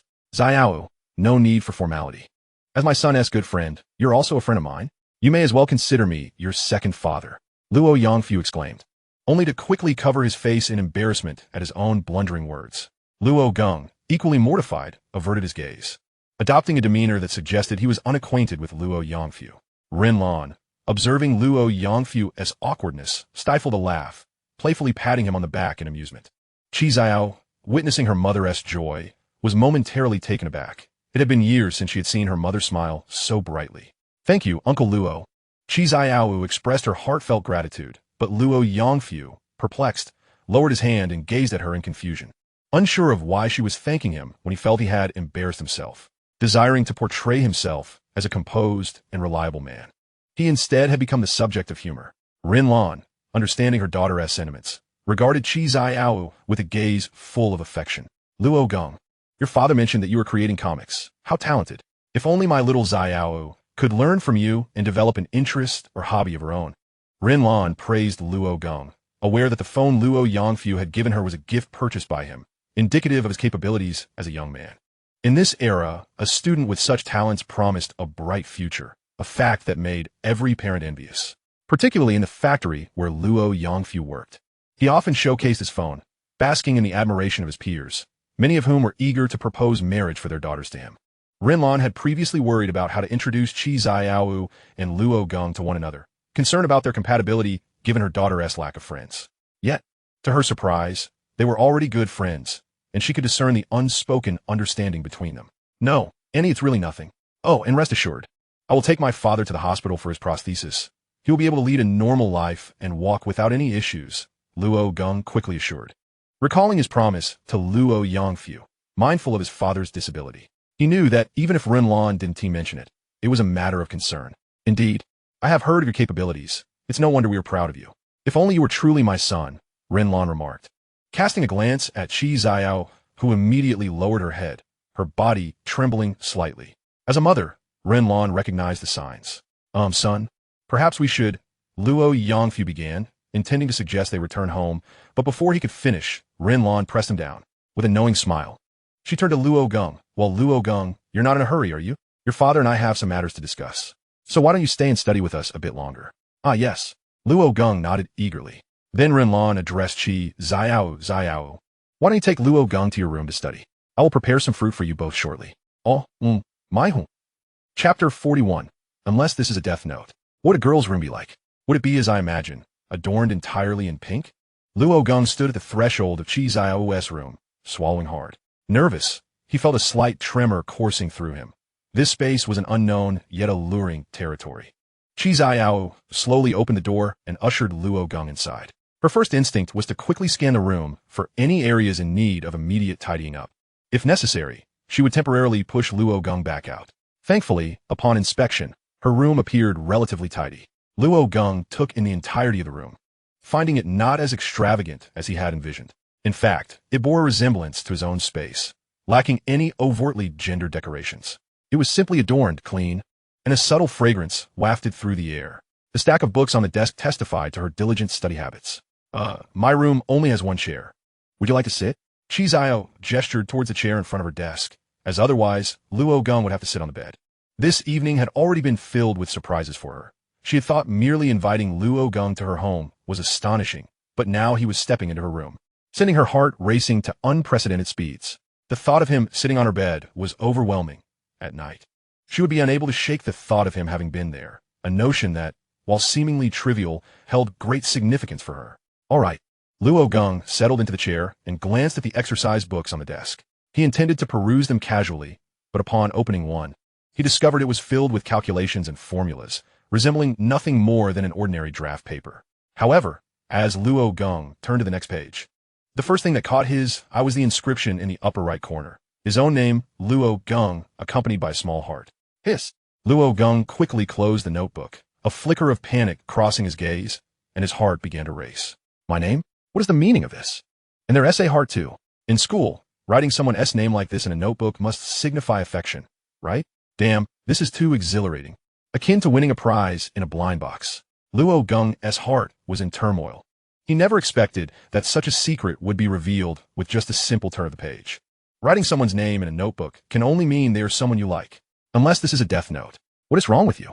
Qi Qianru, unaware of Luo Geng's distress, began to feel flustered herself upon witnessing his sudden unease.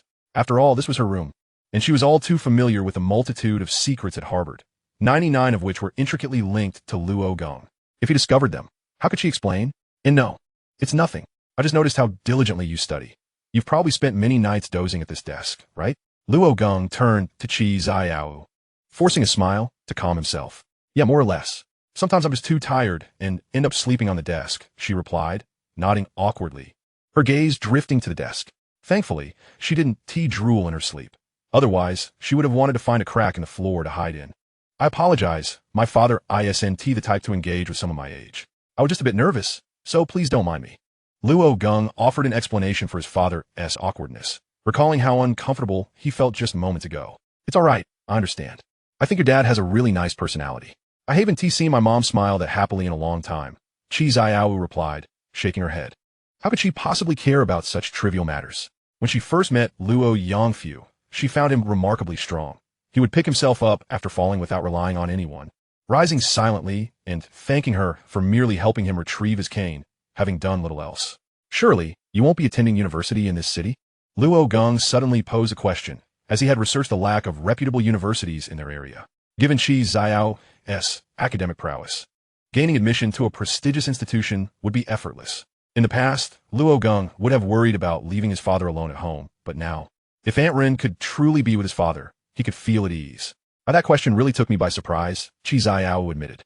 She was aware of the absence of quality universities in their city and felt apprehensive that Luo Geng might remain here due to his father. She wished to attend the same university as him. Initially, she thought it impossible due to his poor grades, but after their last encounter, she had a glimmer of hope, sensing that Luo Geng's academic performance was actually commendable. Still, she remained troubled by the prospect of being separated if they ended up in different places after graduation, which would undoubtedly weigh heavily on her during her university years. What about you, Luo Geng? What will you choose? Qi Qianru threw the question back at him, eager to hear his thoughts before making any decisions of her own. My choice, Luo Geng paused for a moment before resolutely stating, is that wherever you go to university, I shall follow. Qi Qianru stifled a gasp, hastily lowering her head as her ears flushed crimson, her cheeks blooming like cherry blossoms. The impact of his words was overwhelming, especially with the firmness in his voice and the determination in his gaze. She found herself utterly captivated. Damn, how could she possibly win over a man like him? Qi Qianru felt a surge of anxiety, unsure of how to respond to Luo Geng. Let us work hard together, Luo Geng said with a gentle smile. Qi Qianru nodded, softly affirming. They then began to discuss potential universities, considering which cities would allow them to be a bit closer to home. It wasn't until late that they heard Luo Yangfu's voice from outside the room. Son, it's time to go home. Oh, all right, Luo Geng replied, rising to bid farewell to Qi Qianru. I'll be off now. See you tomorrow. After Luo Geng and Luo Yangfu departed, Rinlan knocked on Qi Qianru's door. Xiao, come out for a moment. I need to talk to you. What is up? Qi Qianru inquired, stepping out with a curious expression. Xiao, tell me the truth. Do you have feelings for Xiao Geng? Chapter 42, I thought it was my overthinking mother. Qi Qianru blushed with embarrassment, realizing her feelings had been uncovered. She had believed she was concealing them well, but within just a few hours, her secret was laid bare. I'm your mother. How could your little thoughts possibly escape my notice? But I must say, you have good taste. That boy is indeed exceptional. Rinlan nodded approvingly, clearly admiring Luo Geng. Feeling validated by her mother's acknowledgement, Qi Qianru couldn't help but smile. Do you think he likes you? Rinlan gestured for Qi Qianru to sit on the sofa, ready to delve deeper into the discussion. Having only observed for a few hours, she could discern whether Luo Geng had any romantic interest in her daughter. I don't know, Qi Qianru would truly hope that Luo Geng liked her, but she could bring herself to believe it. Luo Geng excelled academically and was incredibly talented. What did she have to offer? She had to study tirelessly just to achieve a modicum of success, or else she'd have no hope. How far along are you two? Have you held hands? Absolutely not. Qi Qianru quickly shook her head in denial. Even as good friends, they didn't engage in hand-holding. Rinlan pursed her lips. Has he given you any gifts? Yes, a phone. Rinlan blinked, not surprised by Qi Qianru's answer. Luo Geng had purchased several phones at once. One more wouldn't matter. Nevertheless, being able to give such gifts indicated at least some fondness. Rinlan smiled with satisfaction, then stood, patting Qi Qianru's back. "Keep it up. Your mother supports you." "What?" In the days that followed, Luo Geng found himself increasingly pressed for time. He couldn't afford to neglect his studies, nor could he cease working on his comics. The fervent fans were akin to addicts, eagerly awaiting updates, their anticipation bordering on obsession. "Teacher Luo, our website's backend has crashed. A horde of fans just stormed the publishing house, urging you to update. Money? Save some for me, and tell them to wait. I'm working as fast as I can." Luo Geng held the phone in his left hand, speaking with Jiamo, while his right hand wielded a brush, the tip nearly smoking from use. Piles of crumpled paper surrounded him, along with a mountain of discarded pens. Luo Geng silently vowed that he never wanted to indulge in such profit-driven yet addictive endeavors again, especially with the looming college entrance exams.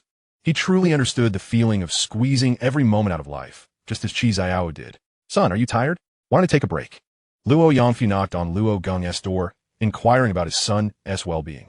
Although he didn't comprehend comics or academics, he could see just how exhausted Luo Geng was. After all the work had been accomplished solely by Luo Geng. If it weren't for his intellect and skill, he would undoubtedly have been overwhelmed by the incessant demands of his fans.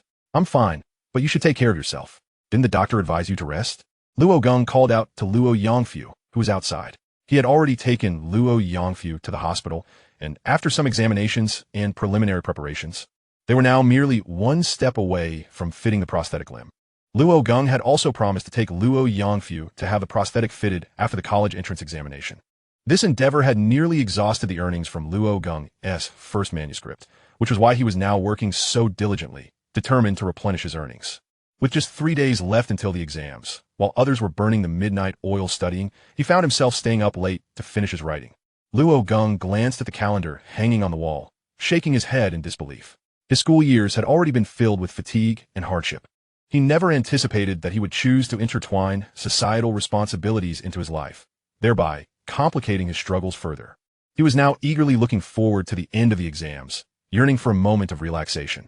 Suddenly, his phone, resting nearby, rang once more. Luo Geng frowned, feeling somewhat impatient, as it was already the 5th time that Jiamo had called him that day. He understood that Jiamo was anxious, but he wished for him to hold off on his urgency. Extending his hand, he picked up the phone and answered, "Hello, old Jia. Are you ever going to stop? Please, no more pressure. I'm already working as fast as I can." To his surprise, a faint voice came through the line. "It's me." The quivering voice of Qi Qianru echoed from the phone, causing Luo Geng's eyes to widen in astonishment. At that moment, the brush he held in his right hand snapped with a loud crack. Luo Geng, taken aback, struggled to find his words. Realizing this was indeed the first time Qi Qianru had called him, he hadn't saved her contact, nor had he checked the caller ID, as he had assumed it was only Jiamo who persistently contacted him. "No, wait, Xiao. I'm sorry. I thought it was my irritable editor. What is up?" Luo Geng hastily explained, his tone markedly gentle, a stark contrast to the way he had just spoken to Jiamo. If Jiamo were to witness such a transformation in Luo Geng, he would undoubtedly be left speechless. "My mother asked me to tell you that she would like you and Uncle Luo to come over for dinner the day after the college entrance exam. She wants to know if you can make it." "Of course. I'll definitely be there," Luo Geng replied eagerly.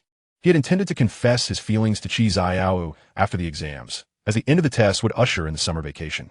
Those precious 2 months were to be cherished, and the sooner he declared his feelings to Qi Qianru, the better. If she agreed, they could spend the entire vacation together. He didn't want to waste a single day.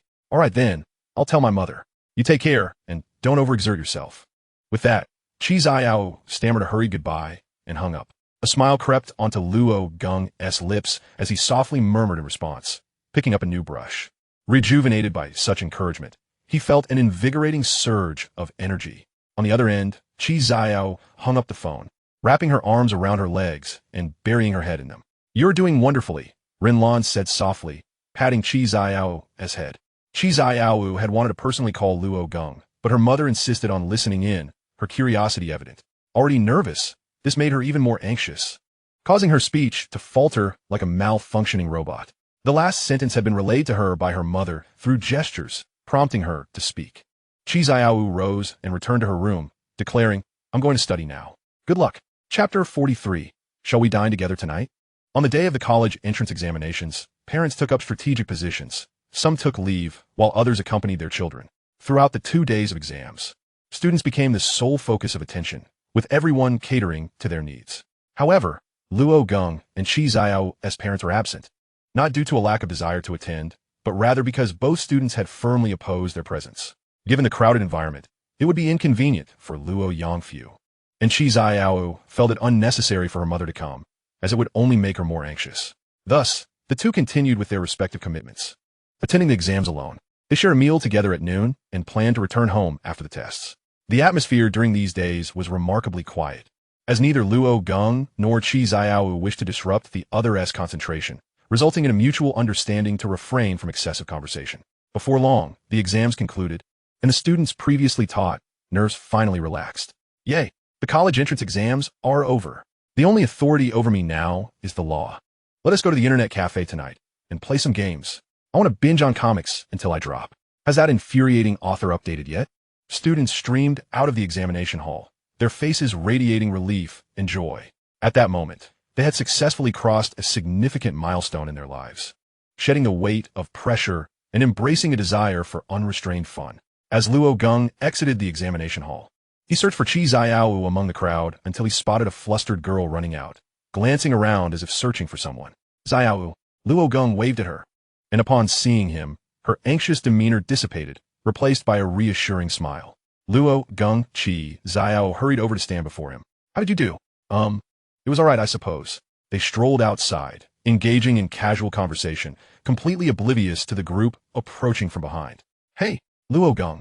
Someone patted Luo Geng on the shoulder, startling him. When he turned to see who it was, he found Wen Xiao, along with Bai Yi, Deng Yuxuan, and Qi Qianru. Oh, Wen Xiao. How'd it go? Did you perform well?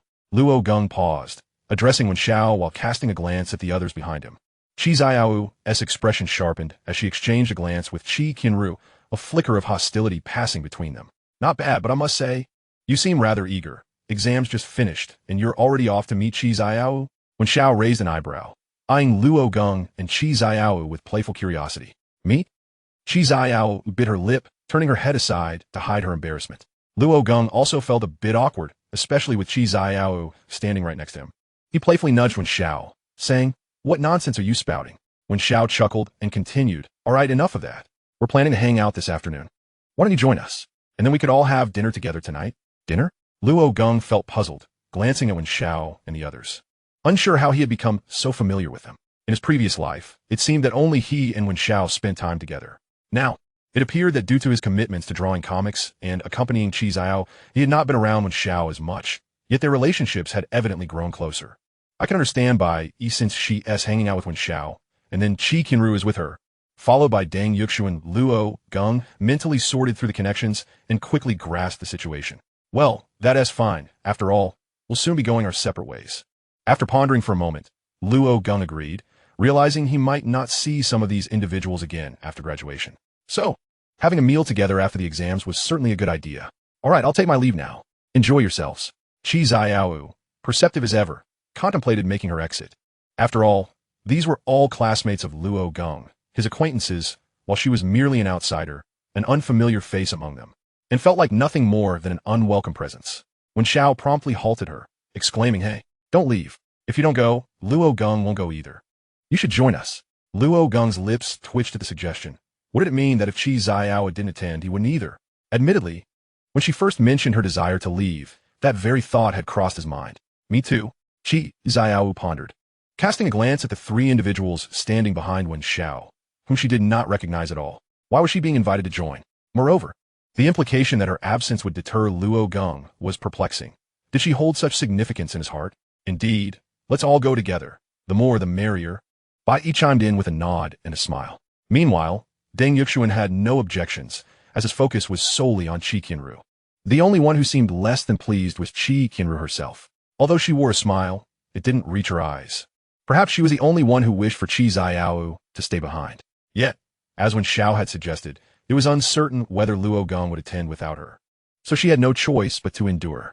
Noticing Qi Qianru's discontent, Qi Qianru felt a sense of satisfaction. Knowing her feelings, she resolved to go regardless of Qi Qianru's approval. After all, letting Luo Geng dine with her alone was something she could not bear. Raising her head, she turned to Luo Geng and softly inquired, Would you like me to join you? Of course I would. In fact, I must insist on bringing you along. Luo Geng replied eagerly, nodding. As he gazed at Qi Qianru, her eyes sparkling like obsidian. He found himself unable to resist. He believed that with such a request, he would acquiesce to anything she asked of him.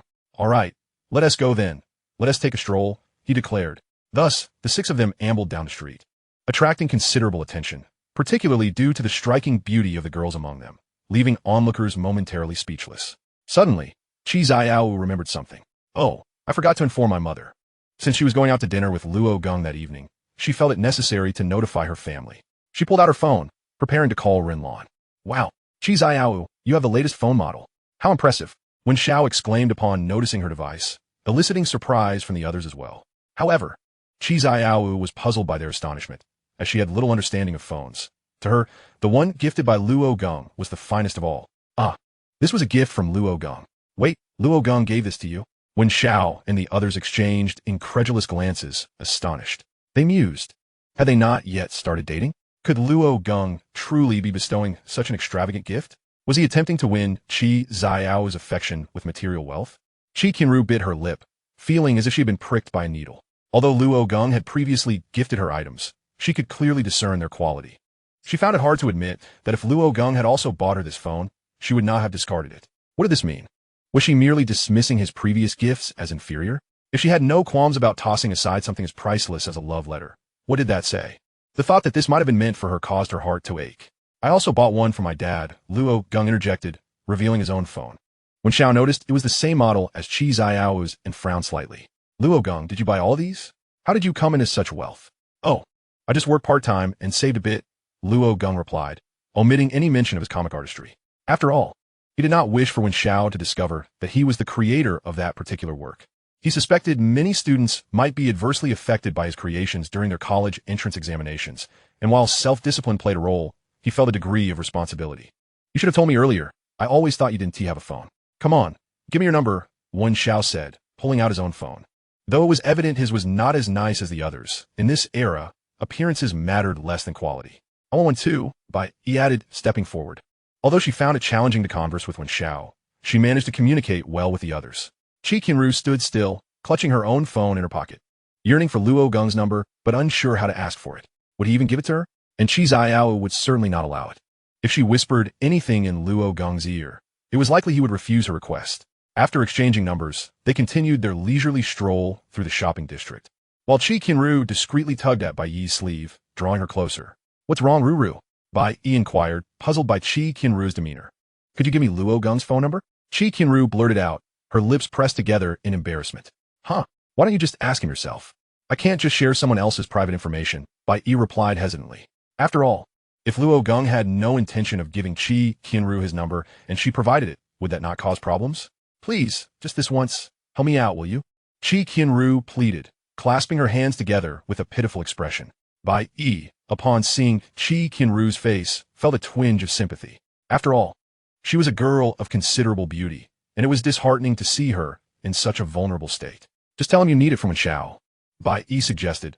Not wanting to be disliked, but ultimately relenting, she retrieved her phone and shared Luo Geng's number with Qi Qianru. Regardless of the situation, Qi Qianru was her good friend, and seeing her like this made it difficult to refuse. "Thank you, Yi. You are the best," Qi Qianru exclaimed, embracing Bai Yi and affectionately rubbing her cheek against hers. The pitiable expression she had worn moments ago was completely replaced by one of joy. The group entered the mall, eager to explore. After the college entrance examinations, these soon-to-be university students were like wild horses unleashed, easily spotted in every public venue.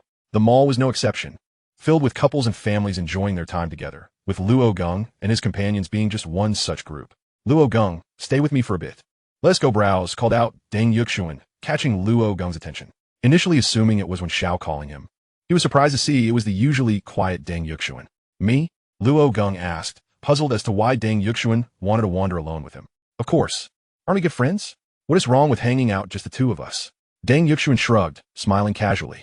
"All right," Luo Geng replied, glancing over at Qi Qianru, who was now engaging in conversation with Bai Yi. Their personalities meshed quickly, allowing them to communicate freely.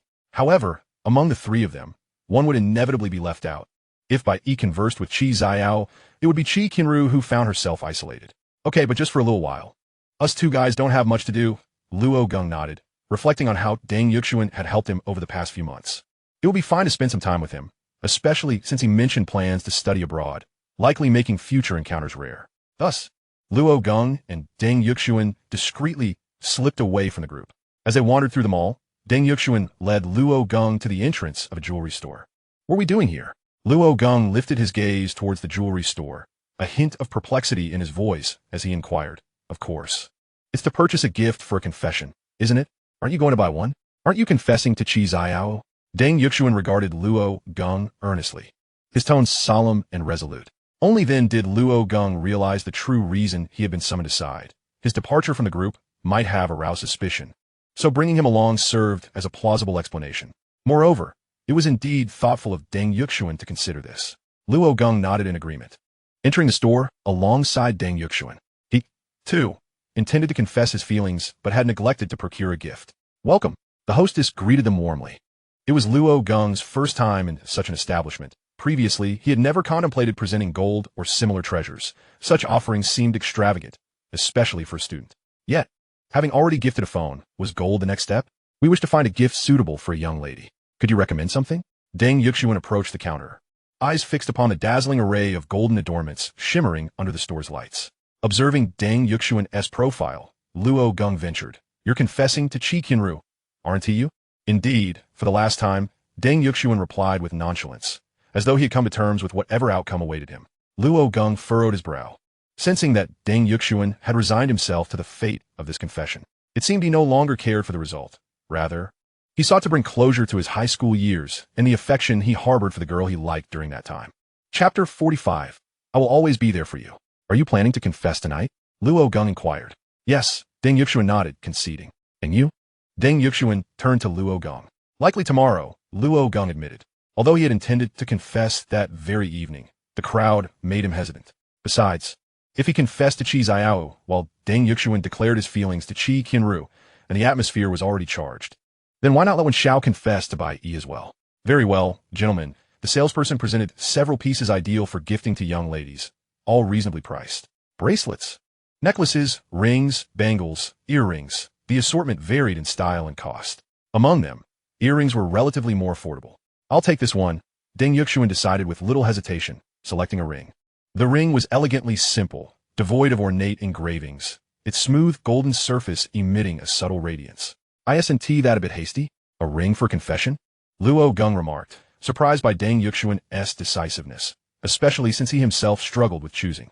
Deng Yuxuan glanced at Luo Geng and responded coolly with, "Are you afraid to reveal even this much ambition?" Luo Geng shook his head with a smirk, then chose a necklace, understated yet captivating, evoking a refined beauty that accentuated the wearer's slender neck without ostentation.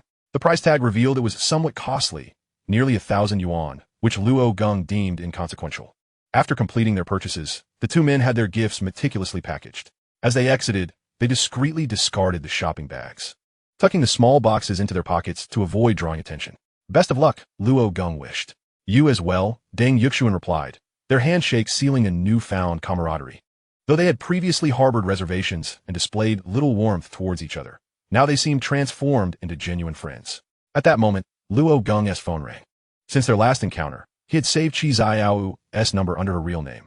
Seeing her name on the screen, he hastily answered, "Hello, Luo Geng. Where have you gone?"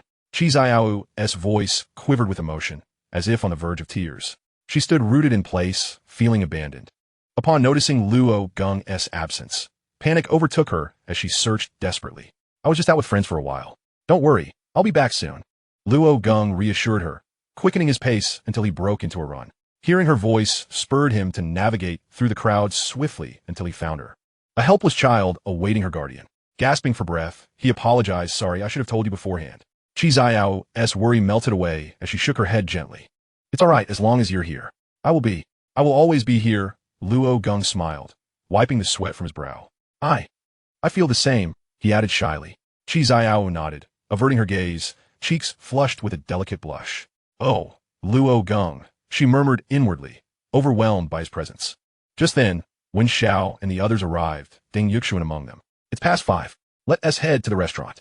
Try not to stay out too late."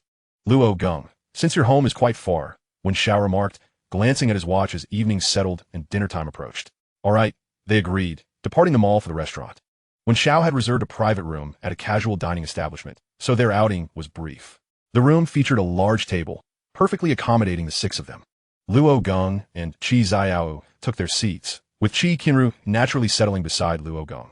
Qi Qianru's eyes flickered with displeasure, though it passed unnoticed. Deng Yuxuan sat next to Qi Qianru. Wen Xiao ordered the dishes and requested some alcohol. Luo Geng, have a drink with me, all right? He asked. Having completed their college entrance exams, their families were lenient, so as long as it wasn't illegal, they would not intervene. Though reluctant, Luo Geng agreed to avoid dampening the mood. Soon, a bottle of beiju was brought to the table. Luo Geng noted the brand's enduring reputation over the years, pondering whether to purchase some as a collectible for the future. Qi Qianru glanced at Luo Geng with concern. Are you sure you can drink? It's fine. Just enjoying ourselves, Luo Geng responded, ordering soft drinks for the girls, while he and Wen Xiao drank in good spirits. Deng Yuxuan's reasons remained unclear, perhaps to bolster his courage. Pour me some too. Qi Qianru lifted her glass, addressing Wen Xiao. Ruru, you want a drink? Bai Yi asked, surprised, having never seen Qi Qianru drink before. Well, since we're all about to part ways, I want to join in the celebration.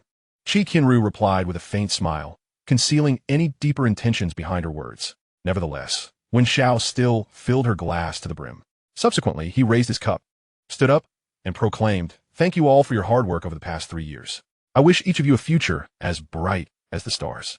I shall drink to that." He downed the entirety of the liquor in his glass in one swift motion. Beside him, Bai Yi pursed her lips, observing the fiery liquor slide down Wen Xiao's throat, causing his face to flush a deep crimson, a flicker of concern shimmering in her eyes. Following suit, Deng Yuxuan softly uttered a word of gratitude. "Thank you all," before also finishing his drink. In contrast to Wen Xiao, he exhibited little reaction, as if such a feat were child's play for him. Luo Geng's lips twitched as he gazed at the 2 tails of liquor in his glass, brimming with the potent spirit. Is the atmosphere at this point compelling me to partake as well? Chapter 46. How can one individual possess both beauty and handsomeness? Luo Geng had seldom indulged in alcohol. Although he had sampled white liquor, it had only been in moderation. He found it utterly incomprehensible. How could anyone appreciate the rich, full-bodied flavor, the smooth, delicate nuances or the notes of soy, richness, and cellar essence? To him, a novice in drinking, all he could discern was the burning heat and sharpness. Just as Luo Geng was about to voice his thoughts, he noticed Qi Qianru beside him, who, without a word, tilted her head back and downed her glass as if quenching her thirst. What the? Luo Geng clenched his teeth, realizing he was now the only one left. Would a mere sip at this moment invite criticism for not considering them friends? All eyes turned toward Luo Geng, with Wen Xiao regarding him with an expectant gaze. After all, they were good friends. Even if Luo Geng chose not to drink, it was acceptable, yet the spirit of camaraderie encouraged him to join in the revelry. As Luo Geng hesitated, a delicate, fair hand suddenly reached out from his side, snatching his glass away. Hey! Luo Geng was momentarily taken aback, glancing at Qi Qianru, who wore a serious expression as she addressed the others. "Thank you all for allowing me to join. This drink shall be for Luo Geng, as my tribute to all of you." Qi Qianru stood, and after speaking, she raised her glass and downed the white liquor in one gulp. Bai attempted to rise and stop her, but it was too late. Qi Qianru had already consumed the drink. A sudden rush hit Qi Qianru, causing her to cough slightly, but she swiftly closed her mouth until she swallowed every last drop. Her face blushed instantly, turning a shade redder than usual. Bai Yi bit her lip, feeling a pang of sympathy for Qizo, then glared reproachfully at Luo Geng, wondering what he was doing. Why didn't he intervene? Little did she know, Luo Geng was utterly mesmerized, sitting there with his hands still raised in the air. How could one person embody both beauty and handsomeness?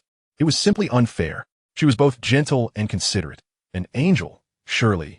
Luo Geng's heart raced as he admired Qi Qianru's profile, his feelings swirling within him.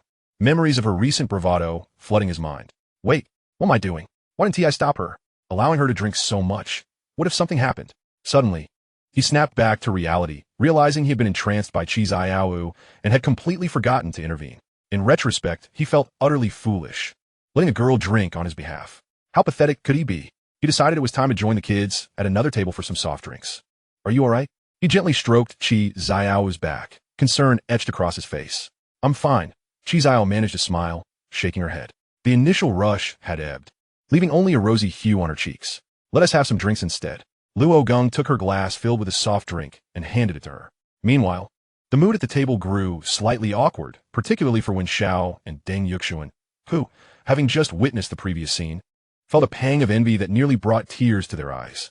Qi Qianru maintained her composure, yet she bit her lip in frustration. Why until she thought of stepping in for Luo Geng?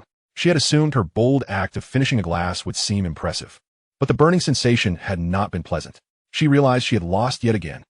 Perhaps we should, when Xiao began, intending to suggest they refrain from further drinking. But before he could finish, Luo Geng shot him a piercing glance. Ahem, my apologies. Xiao Yu was simply caught up in a moment, and, as you know, I tend to warm up slowly. We've only just begun. As he spoke, Luo Geng removed his jacket and draped it over the back of his chair, then filled his glass once more, raising it with a determined air. Oh, so you choose to continue drinking rather than opting for soft drinks? How intriguing. When Xiao's interest peaked, and with a smirk, he followed suit, shedding his coat as well. The atmosphere intensified as they prepared to indulge further. Even before the food arrived, they polished off another bottle of liquor. Drinking on an empty stomach accelerated the absorption of alcohol, and soon, their faces were as flushed as ripe fruit. Perhaps we should refrain from drinking anymore. Qi Qianru expressed her concern, eyeing Luo Geng's gradually reddening cheeks. No worries, it's all in good fun. Luo Geng turned to Qi Qianru, now feeling pleasantly tipsy, reveling in the moment. After such prolonged exhaustion, the tension had finally dissipated. Qi Qianru, while also quietly drinking, kept her gaze fixed on Luo Geng. The effects of the alcohol blurred her perception, leaving her uncertain whether the rosy glow on her cheeks stemmed from the drink or something else entirely. Deng Yuxuan downed his final glass and set it down on the table. He had been drinking steadily all evening, and the effects hit him harder than anyone else. The world around him began to blur. Qi Qianru, could I speak with you outside? Deng Yuxuan quietly asked, glancing at Qi Qianru. When she turned to him, a hint of curiosity in her eyes, she replied, "What do you want? I have something to discuss with you." Deng Yuxuan stood, nearly losing his balance, and steadied himself against the table.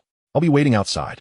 With that, he exited the private room, offering no opportunity for Qi Qianru to decline. The others, having overheard, could surmise what was happening. Yet Qi Qianru appeared indifferent, showing no inclination to leave. Unable to hold her tongue, urged Ruru, "You should clarify things with him face to face. High school is over. It's time to put a period on this chapter." Qi Qianru narrowed her eyes, contemplating for a moment before placing her half-full glass down, rising from her seat and walking out. Almost everyone understood Deng Yuxuan's intentions, and Qi Qianru was well aware as well. However, it was precisely this reason that made her reluctant to go. After all, she had no obligation to Deng Yuxuan. She had already given him countless answers of refusal. Why was he still so insistent? Chapter 47. Wishing you all a love that lasts. By now, it was around 7 or 8 in the evening, and the sky was a deep, despairing black, devoid of moonlight and stars, as if shrouded by a thick blanket of clouds. Deng Yuxuan leaned against the wall at the entrance, looking up at the sky, lost in thought. At that moment, the door swung open, and Qi Qianru stepped out, her gaze fixed upon the sky rather than directed towards Deng Yuxuan, as if she were patiently awaiting his words. Qi Qianru. Deng Yuxuan took a step forward, yet his body swayed slightly, rendering his movement somewhat clumsy. "You will undoubtedly regret this decision come the morrow. Decisions made under the influence of alcohol seldom hold merit the following day." Qi Qianru did not turn her head, but cast him a fleeting glance. Regret? If there is to be regret, it ought not to be for the present moment, but rather for the distant past. Deng Yuxuan found himself at a loss. Unable to pinpoint the moment he had begun to harbor feelings for Qi Qianru. Was it during her vivacious self-introduction on the first day of school? Was it when she was crowned the school belle by her male peers? Or was it when she first initiated a conversation with him? In truth, such details had become inconsequential. He was acutely aware of his sentiments. He approached Qi Qianru, who then turned to face him, her expression devoid of any discernible emotion. Deng Yuxuan's heart raced, and he swallowed nervously, with the sound of his heartbeat and steady breaths resonating strikingly within the tranquil atmosphere. He reached into his pocket, retrieving the carefully prepared gift, and slowly raised his hand, poised to unveil the small box before Qi Qianru, ready to utter the words, "I like you. Will you be my girlfriend?" "I like." Suddenly, Qi Qianru extended her hand, halting him before he could open the box, pressing it down to prevent him from proceeding. "Deng Yuxuan, may I ask you, do you truly understand what it feels like to love someone?" Deng Yuxuan paused, allowing his hand to descend gently, and after a moment of silence, he replied, "It must be the constant concern for her well-being, a perpetual desire to stay informed about her life." Qi Qianru stepped forward, nodding slightly, and said, "You are correct. When you genuinely care for someone, you wish for her to be woven into the fabric of your life. You yearn for her to respond to every emotion you experience.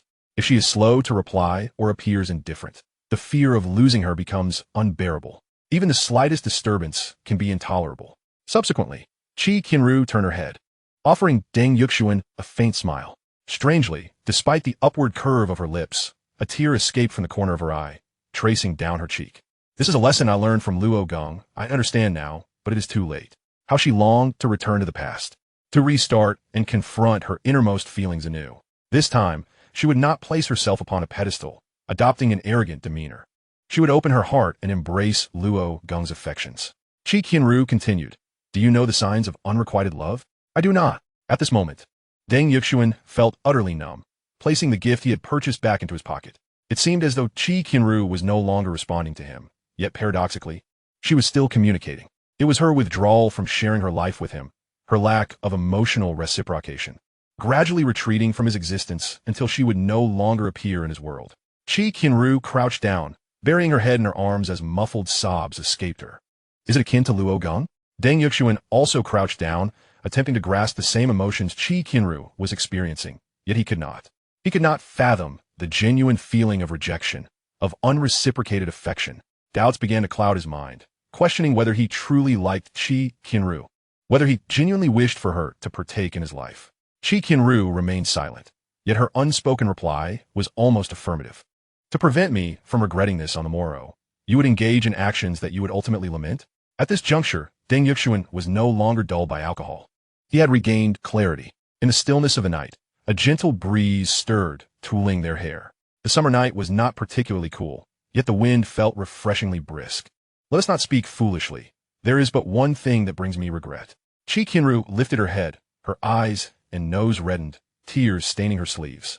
Deng Yuxuan stood, uncertain whether it was the sudden movement or the lingering effects of alcohol that caused him to nearly lose his balance. He stumbled backward, shaking his head to clear his mind. He gazed at the illuminated restaurant behind him and then at the dark path ahead, as if caught between two extremes. Turning to Qi Qianru, with a serious expression, he declared, "I understand now. May I request one final thing of you? I shall no longer confess my feelings. I will not do so again. Therefore, can we formally become friends? That is certainly acceptable." Qi Qianru also rose, wiping her tears before managing a faint smile. Deng Yuxuan finally allowed a smile to grace his face and silently entered the restaurant. Just as Qi Qianru thought the encounter had concluded and that she could return, Deng Yuxuan emerged once more. "I have settled the bill. Could I trouble you to explain my early departure when you return? You're leaving first?" "Yes. Please convey this message for me," Deng Yuxuan said, his lips moving slightly. Qi Qianru paused in surprise before gently nodding, "I understand." She then brushed past him, preparing to enter the restaurant. Just as she was about to cross the threshold, Deng Yuxuan called out to her, "Qi Qianru." Qi Qianru turned to face him. Yet he did not look back. Instead, he stepped forward into the enveloping darkness. "Good luck." Those were his final words, after which he vanished into the night. "Ah, you too," Qi Qianru whispered softly in response, closing her eyes for a moment before stepping into the restaurant and shutting the door, blocking the dazzling lights from the interior against the encroaching darkness. Qi Qianru paused at the entrance of the private room, listening to the sounds of laughter and merriment within, collecting her composure before donning a radiant smile. With a click, she opened the door and stepped inside, prompting the voices of the four occupants to cease abruptly as their gazes turned towards her, searching for the figure of the man who had exited alongside her. Qi Qianru took her seat, downed the remaining half-glass of white wine, and stated, "He has departed, but asked me to convey his wishes for your happiness and a hopeful reunion." Chapter 48. Are you bringing a drunken man home? Then I shall take Luo Geng with me. Qi Qianru assisted the inebriated Luo Geng, preparing to hail a taxi. "All right, please be careful." Bai nodded, advising Qi Qianru, while casting a glance at Wen Xiao, who sat by the roadside. Although he had also indulged, he remained relatively composed, seated without the risk of toppling over, whereas Luo Geng was in no state to sit still. "Thank you for today." Qi Qianru smiled gently, acknowledging them with a nod, and finally glanced at Qi Qianru. She remained silent, even as she watched Qi Qianru help Luo Geng away without uttering a word. Qi Qianru, too, refrained from engaging her, directly entering the taxi and instructing the driver of their destination before departing. "Let us return as well, Ru." Bai patted Qi Qianru's shoulder before turning towards Wen Xiao. Qi Qianru responded quietly, reaching into her pocket. From within, she retrieved a small box containing a necklace. It was something she had discovered, lying at the feet of Luo Geng in the private room. likely having fallen out during a playful moment, unnoticed by others, including him. Yet, she had seen it. Her mind drifted to the small box in Deng Yuxuan's hand, and upon glancing at this object, everything became clear to her. This was meant to be a gift for Qi Qianru the following day. Her selfish desires stirred within her. She harbored ulterior motives, opting not to return the item, but to secretly conceal it. I shall return it to you tomorrow. Qi Qianru was not one to steal from Luo Geng, yet she sought to buy time, to delay the moment of presenting this gift. She yearned to express her feelings to Luo Geng, just as Deng Yuxuan had done, contemplating whether to continue weaving their story or to bring it to a close. The imminent revelation of whether this necklace would adorn Qi Xiao's neck or her own was approaching. Surely not. Qi Qianru thought to herself. Even she could not dismiss the notion. What difference was there now between her and Deng Yuxuan? She struggled to comprehend why Deng Yuxuan was so persistently attached to her. Yet she herself was oblivious to the implications of her actions. In truth, she was the architect of her own demise, treating Luo Geng with an air of superiority, ultimately breaking his heart, and now engaging in these genuine emotions. Who was she truly showing them to? However, she was unwilling to concede. She desired to fight for it. Acknowledging her transgressions against Luo Geng, she awakened to a desire for atonement. If Luo Geng were to accept her, even if their roles were reversed, it mattered little. His elevated status and her humble position were inconsequential. This was a lesson in emotional understanding imparted by Luo Geng, and she intended to repay him for what she had learned. In the car, Qi Xiao glanced at the now unconscious Luo Geng beside her, feeling a wave of panic. Had he just confessed his feelings for her at the dinner table? She covered her cheeks, recalling the events of merely half an hour prior, when Luo Geng seemed to have declared his affection for her. Then, in a daze, he began rummaging through his pockets, as if searching for something, but upon failing to find it, he simply slumped against the seat, falling asleep and bringing the dinner to an abrupt end, as he was now utterly unresponsive. No. Words spoken under the influence of alcohol hold no weight. He would forget by tomorrow. Yet was there not some truth in drunken confessions? Surely there must be. Perhaps this was indeed a heartfelt revelation. Qi Xiao's thoughts spiraled, fluctuating between joy and despair. One moment, she wanted to believe Luo Geng's words were sincere. And the next, doubt crept in, convincing her that he had merely been speaking nonsense, inebriated. Regardless of the scenario, both were feasible, yet certainty eluded her. At that moment, Luo Geng emitted a muffled sound, akin to a hiccup. Qi Xiao quickly lifted her head, gently patting his chest, and softly inquired, "How are you feeling? Are you all right?" It was unbearable. Luo Geng could barely open his eyes or move his lips, his words slurred and indistinct. Then why drink so much? Qi Xiao felt a pang of sympathy for Luo Geng, yet felt helpless to alleviate his discomfort.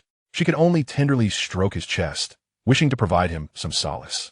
"Because with you here, I can drink freely," he murmured, as if reassured by her presence. Qi Xiao's cheeks flushed, her gaze dropping to her toes. Astonished that she held such significance in Luo Geng's heart, allowing him to indulge without fear, for he was in the company of someone who made him feel secure. Was this not a unique form of trust? "Rest assured, I will always be here. Just turn around, and I will be by your side," she vowed silently.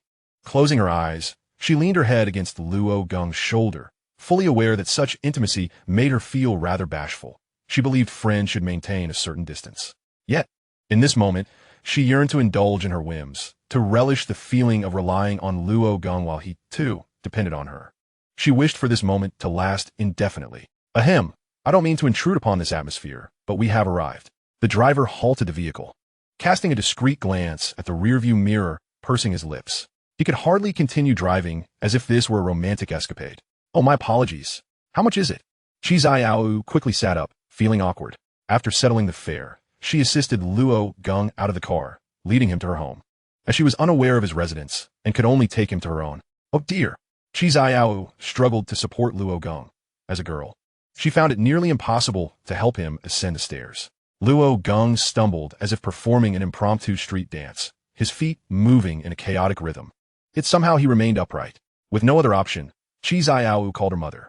After briefly explaining the situation, Renlan rushed downstairs. Upon seeing the inebriated Luo Geng, supported by a visibly distressed Qi Xiao, Renlan clicked her tongue and teased, "So, you just finished your exams and already brought a man home drunk?"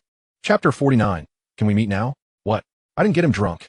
Qi Xiao's expression soured, yet she found the scenario rather exhilarating. With Luo Geng unconscious, it seemed anything was permissible now. Typically, the The roles would be reversed, right? Rin Lan and Qi Qianru helped Luo Geng upstairs and notified Luo Yongfu. For it appeared he would not be going home and would need to stay the night. Sunlight filtered through the corner of the curtains, illuminating the room as the person on the bed turned over, shielding their eyes from the brightness, furrowing their brow as they blinked awake. After a brief moment of confusion, Luo Geng pressed his forehead, striving to regain his hazy consciousness. Had he drunk too much? He could not recall the events of the previous night, nor when he had begun to lose his memory. It was all a blur. Where was he? Luo Geng lay on the bed, feeling a disquieting unfamiliarity. This bed felt different from the one he usually slept in. Was this not his bed? Suddenly, it dawned on him. He sat up abruptly, the blanket slipping off, revealing his upper body. He was still fully clothed, having only removed his jacket. This blanket, it looked so familiar. Was this Qi Qianru's room? As he lifted his gaze, he spotted another figure in the room.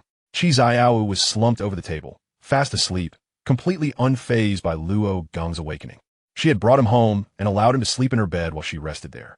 Luo Geng gritted his teeth, feeling a twinge of guilt.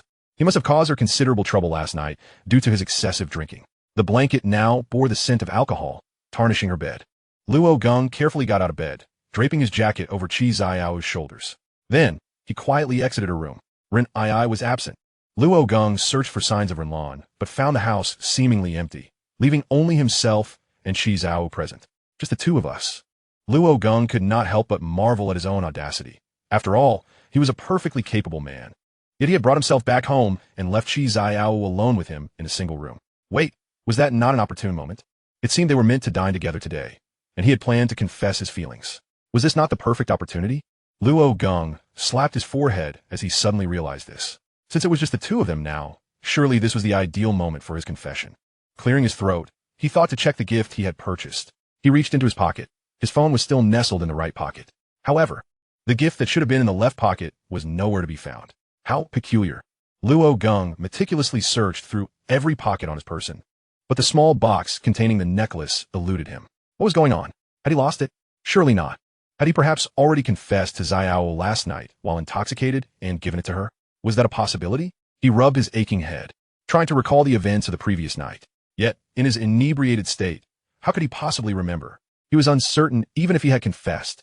Moreover, Qi Qianru had not been wearing the necklace around her neck earlier, had she? It must have been left at the restaurant yesterday. No, he needed to go search for it. Furrowing his brow, Luo Geng hurriedly exited Qi Qianru's home. Anxiety began to set in, although he could purchase another. It was not an inexpensive item, and losing it felt like a waste of money. Drinking too much certainly complicates matters. He rushed to the street and hailed a taxi, intending to return to the restaurant they had visited the night before. Suddenly, his phone rang. It was his father. Hello? Dad? Brat, did you cause trouble for Aunt Rin yesterday? Honestly, getting drunk like that, what a disgrace. How much did you even drink to get so inebriated? His father's scolding voice resonated loudly over the phone, prompting Luo Geng to distance the device from his ear, lest it become unbearable. I'm not sure how much I had. I might have lost consciousness afterward. Honestly, Aunt Rin just called me. She's out grocery shopping, and we're having dinner at her place today, so you needn't return. Just stay there and help her out. Ah, got it. Dad, please be careful on the way. Luo Geng replied, hanging up with a sense of hope that his necklace had indeed been left at the restaurant. Otherwise, he would have to rush to buy another one. Peering out the window, he noticed dark clouds gathering in the sky, obscuring the sunlight. Why is it so overcast? Is it going to rain? Did you not check the weather forecast? There's a storm on the way, the driver chimed in. Great, and I didn't bring an umbrella. Luo Geng shook his head in resignation, realizing he could no longer indulge in excessive drinking. It truly complicates matters. After several minutes, fine rain began to fall as Luo Geng arrived at the restaurant from the night before. He hurried inside, inquiring with the staff about any lost items from their private room. However, despite his inquiries and his own search of the room, he found nothing. How could I have lost it? I need to hurry and buy another one. Frustrated, Luo Geng dashed out of the restaurant, determined to head to the mall to procure a replacement. Just then, his phone rang again. He frowned slightly, checking the unfamiliar number. Hello? Who is this? Hello, Luo Geng. It's Qi Qianru. Qi Qianru? How did you get my number? You gave it to me last night when you were drunk. Is that so? Well, what do you want? Luo Geng furrowed his brow, recalling nothing from the previous night, and thus feeling no suspicion about her claims. He quickened his pace toward the mall as she continued. Can we meet? I need to discuss something with you. Can it be said over the phone? Why must we meet? I'm quite busy right now, Luo Geng replied, wishing to hang up as he was anxious about his necklace. I have something you want. Your gift is with me. What? Luo Geng exclaimed, nearly reaching the mall and on the verge of purchasing another necklace. How'd it end up with you? Did you steal it? It fell out last night, and I picked it up, intending to give it back to you once you sobered up. Oh well, thank you for that. Where are you? I'll come to retrieve it. Luo Geng relaxed slightly, relieved. If she had kept it, there was a chance it hadn't been lost for good. You can come to my house. It's raining outside, and I don't want to go out. Qi Qianru's voice trembled as she spoke, hesitant and uncertain. Your house. How would I know where that is? 12, Minquin Street, Unit 1, 302. How troublesome. Luo Geng's face displayed his impatience. But he reluctantly agreed to go retrieve it, recognizing he had little choice. After all, she had found it for him, and it was better than buying a new one. Following the address Qi Qianru provided, he arrived at a nice building situated in the city center. Upon reaching the entrance of Unit 1, he glanced at the nearby trash bin, imagining his gift discarded there. Shaking his head, he entered the building, climbed the stairs, and knocked on the door of 302. Knock. Knock, knock. Hello. Luo Geng frowned, noticing the door was not fully closed. As his knocking nearly pushed it shut, he gently opened the door, revealing an exquisitely decorated interior. Is this Qi Qianru? He called out. Come in, a voice beckoned from within. Luo Geng hesitated. I won't enter. Just bring me the item. Come in and get it yourself. Faced with such a response, Luo Geng took a deep breath, feeling irritation rise within him. Was she toying with him? Yet, having already come this far, he could not simply leave without resolving the matter. Fine, he muttered, stepping inside. After removing his shoes, he approached the room's doorway and knocked again. Please hurry and give me my item. Come in. Fine, I'll just buy another one. Luo Geng gritted his teeth in frustration, wishing he could just sit there and wait. Either you hand it over or stay inside forever. Don't. At that moment, the door swung open, releasing a fragrant aroma, reminiscent of some kind of incense. Luo Geng then beheld a room adorned in shades of pink, embodying a quintessentially feminine style. All right, you. Luo Geng cast his gaze upon Qi Qianru, who stood before him. Just as he was about to extend his hand to retrieve his belongings, his eyes inadvertently drifted to her figure. At that moment, she wore a delicate camisole nightgown, her ivory-like sculpted shoulders exposed, trembling ever so slightly. Her alluring silhouette was laid bare, and those slender legs captivated his gaze, making it impossible to look away. Tut! Luo Geng hastily turned around, presenting his back to her, and asked, What exactly are you doing? As a man of sound mind and body, and a former admirer of Qi Qianru, Luo Geng's heart raced at the sight of her in such a state. Yet his reason prevailed, and he swiftly averted his eyes, no longer daring to look at her. A soft chuckle escaped Qi Qianru as she noticed his reaction, momentarily taken aback before she gently placed her pale hand upon his shoulder. Hurry up and give me the things. I want to leave. Luo Geng stepped forward, shaking off her hand with impatience. No. In the next instant, Qi Qianru embraced Luo Geng's waist, pressing herself against his back. A sharp intake of breath escaped Luo Geng as his eyes widened in shock, overwhelmed by the sensation against his back. He quickly raised both hands, exclaiming, Hey, this is harassment. I'll call the police. Go ahead and call. This is my home, and I'm a girl. How will you explain this to the police? Qi Qianru raised her eyebrows mischievously and smiled lightly. Damn it, this is a trap. What exactly do you want? If you have something to say, just say it. Let go of me. I don't want anything anymore. Just let me go. Luo Geng tried to shake off Qi Qianru's embrace, but she held him tightly, making escape impossible. Her eyes were dreamy as her lips parted softly. Luo Geng, be with me. Want to you? I like you.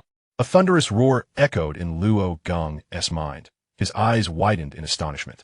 He could scarcely believe he was hearing such words from Qi Qianru's lips, words of affection he had longed to hear in a past life, yet never did. Though surprised, Luo Geng's heart remained unmoved. Had this been his former self, he would have been deeply stirred, turning to embrace her. But now, there was only astonishment, no stirring of affection. Perhaps this was what it meant to have ceased to love her entirely. He shook his head, sighed, and said coldly, Why can't you learn? I've made it clear. There's no chance for us. Not in this life, not ever. Your chances of succeeding and clinging to me are less than your chances of figuring out how to go back 3 years in time. Please, give me a chance. Allow me to make it up to you. I want to be with you. I want to return to those happy days when I failed to cherish you. Why did not confront my true feelings? I truly love you.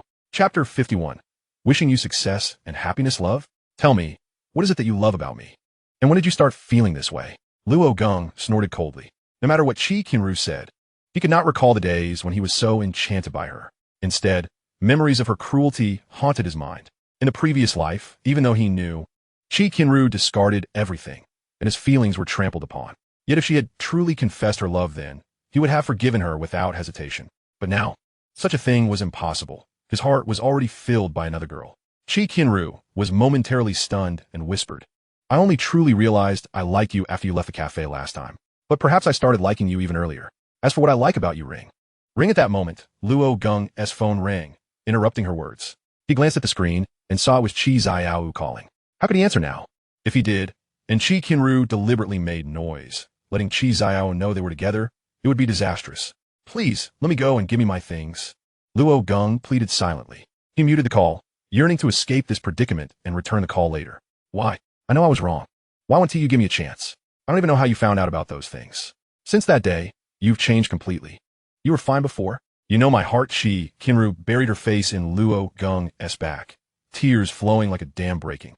If I hadn't changed, if I'd stayed as I was before, would you still treat me like this? I'm sure not. What do you and by yipping talk about when I'm not around? You don't have to tell me. What did you think? How did he know?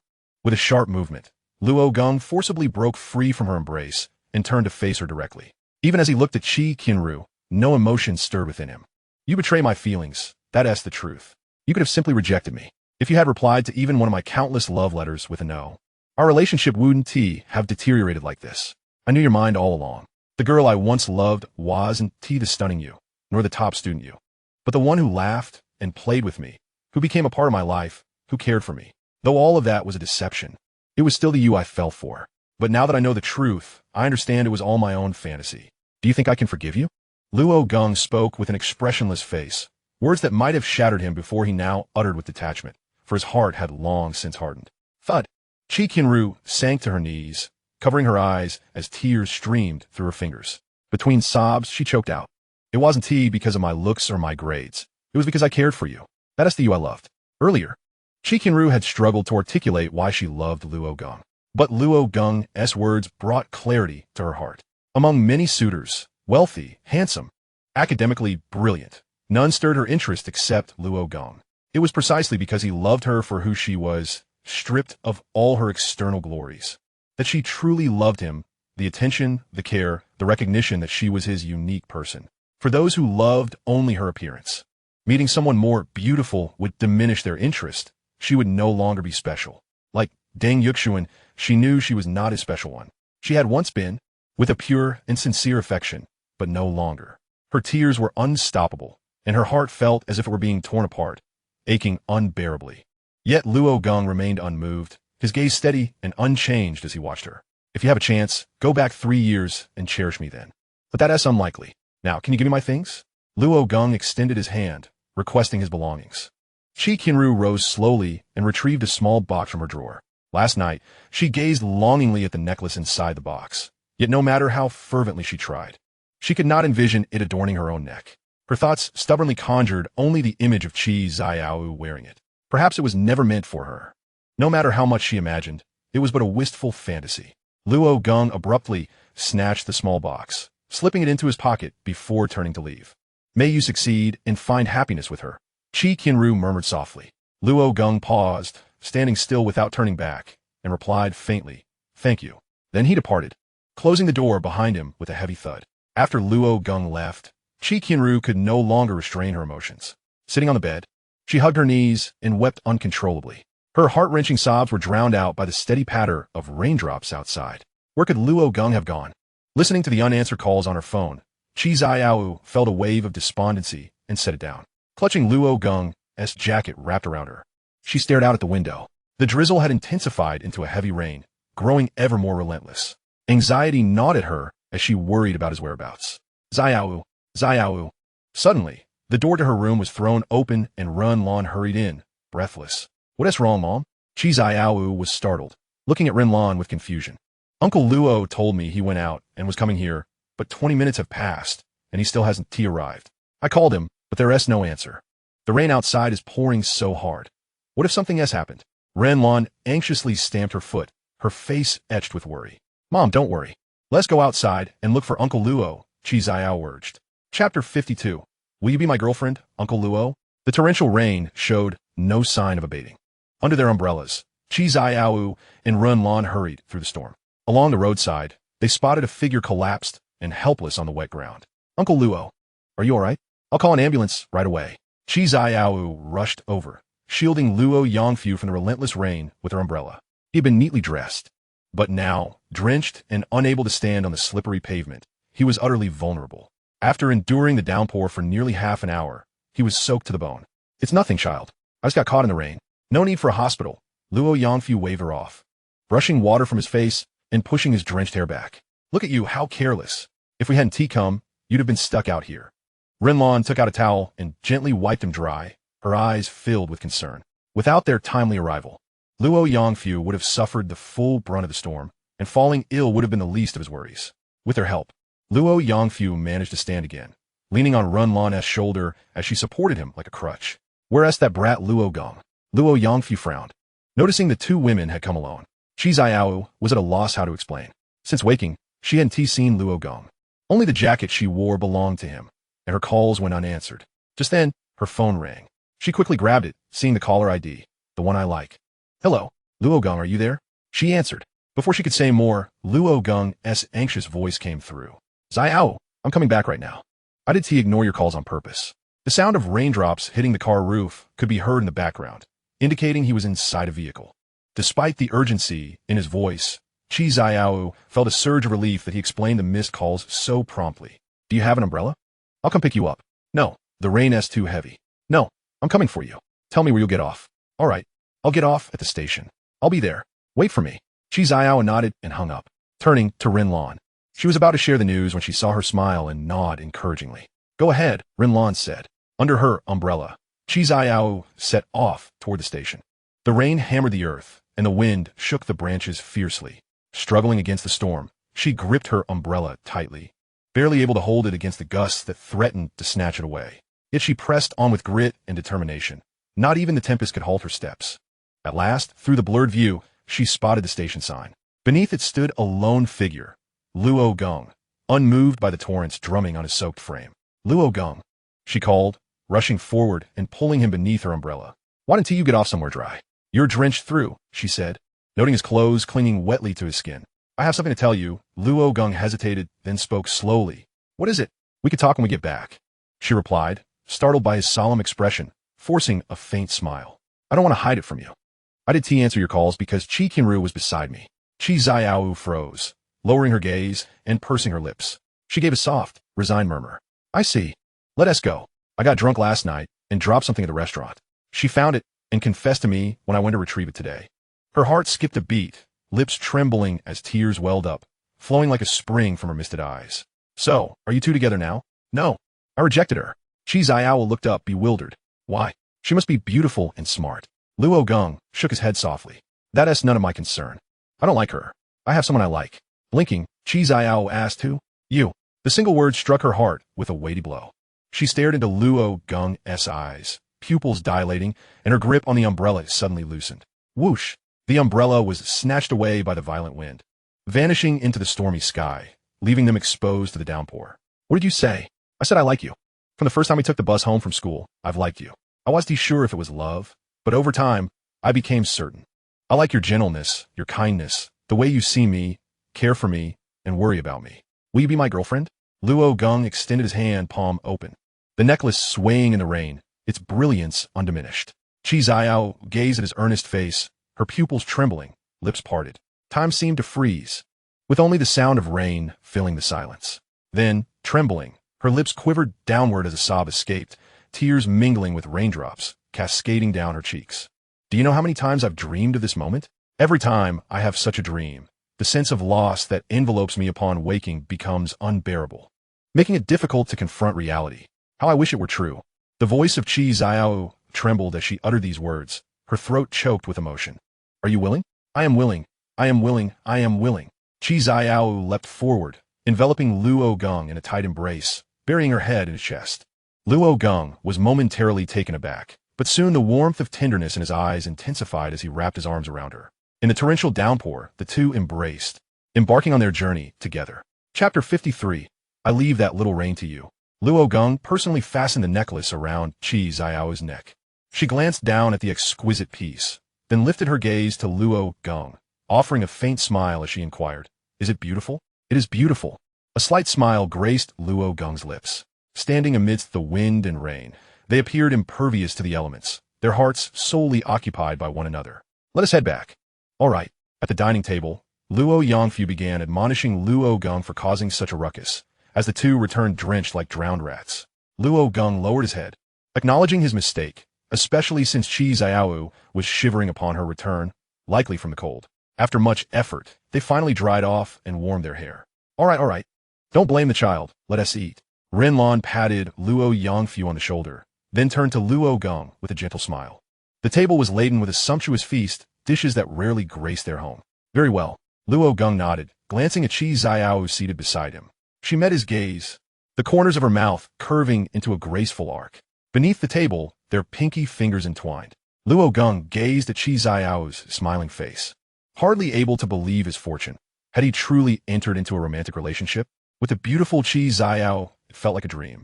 Considering his past lives, this was his first love. As he held Qi Qianru's hand, long-buried memories resurfaced, reminding him of the woman in his hospital room, weeping as she held his hand. He was certain it was Qi Qianru. How had he overlooked her for so many years? Qi Qianru, in turn, was nervous, seemingly submerged in a sea of happiness. I'm dating Luo Geng. This can't be real. Please don't let me wake up. She tightened her grip on his pinky, while Luo Geng grasped her hand firmly. Qi Qianru trembled slightly at the warmth of his hand, her earlobes flushing crimson, but soon she relished the sensation. After dinner, the rain outside showed no sign of letting up. If anything, it intensified. Raindrops, driven by the wind, pelted against the glass, creating a cacophony. Stay here. Luo Geng was momentarily stunned, rendered somewhat at a loss by Renlan's suggestion. Indeed, with such heavy rain, you cannot go back. Your father is still unwell. It's perfectly fine for you to stay here. We are family, after all. Renlan wore a meaningful smile, nodding at Luo Geng. Yes. You've already stayed here overnight. Luo Yongfu quickly chimed in, his gaze flitting between Luo Geng and Qi Qianru. Then I'll sleep on the sofa, Luo Geng said, gesturing toward the couch. However, the sofa was quite small. He would hardly be able to stretch out. Yet, he could possibly stay in Qi Qianru's room, leaving her without a place to rest. That sofa is hardly suitable for sleeping. You should share a room with Xiaoyu. Wasn't that how you slept last night? Renlan quickly shook her head, thwarting Luo Geng's attempt. Qi Qianru's face flushed like a sunset at the thought of Luo Geng spending the night in her home. And in her room no less, causing her heart to race. Last night, he had been utterly inebriated and unconscious, but tonight, he was fully aware. However, Luo Geng wished to voice his concerns, but quickly silenced himself. Though he felt uneasy about sharing a room with Qi Qianru, they were now in a relationship. And if he rejected the idea, she might interpret it as reluctance to be close. In truth, he was eager for this arrangement. He fervently hoped the rain would continue unabated. All right, it's settled then. You two should get some rest. Renlan did not allow Luo Geng any further opportunity for protest, leading Luo Yongfu back to their room, leaving Luo Geng and Qi Qianru alone in the living room, enveloped in a tranquil silence. You can sleep in a bed tonight, and I'll rest at the table. Luo Geng, unable to meet Qi Qianru's gaze, fidgeted nervously as he spoke softly. After he finished speaking, however, the silence stretched on for several moments without a response from Qi Qianru. Luo Geng turned to look at her, and suddenly, her head drooped forward. Quick as a flash, Luo Geng steadied her. Xiao, what's wrong?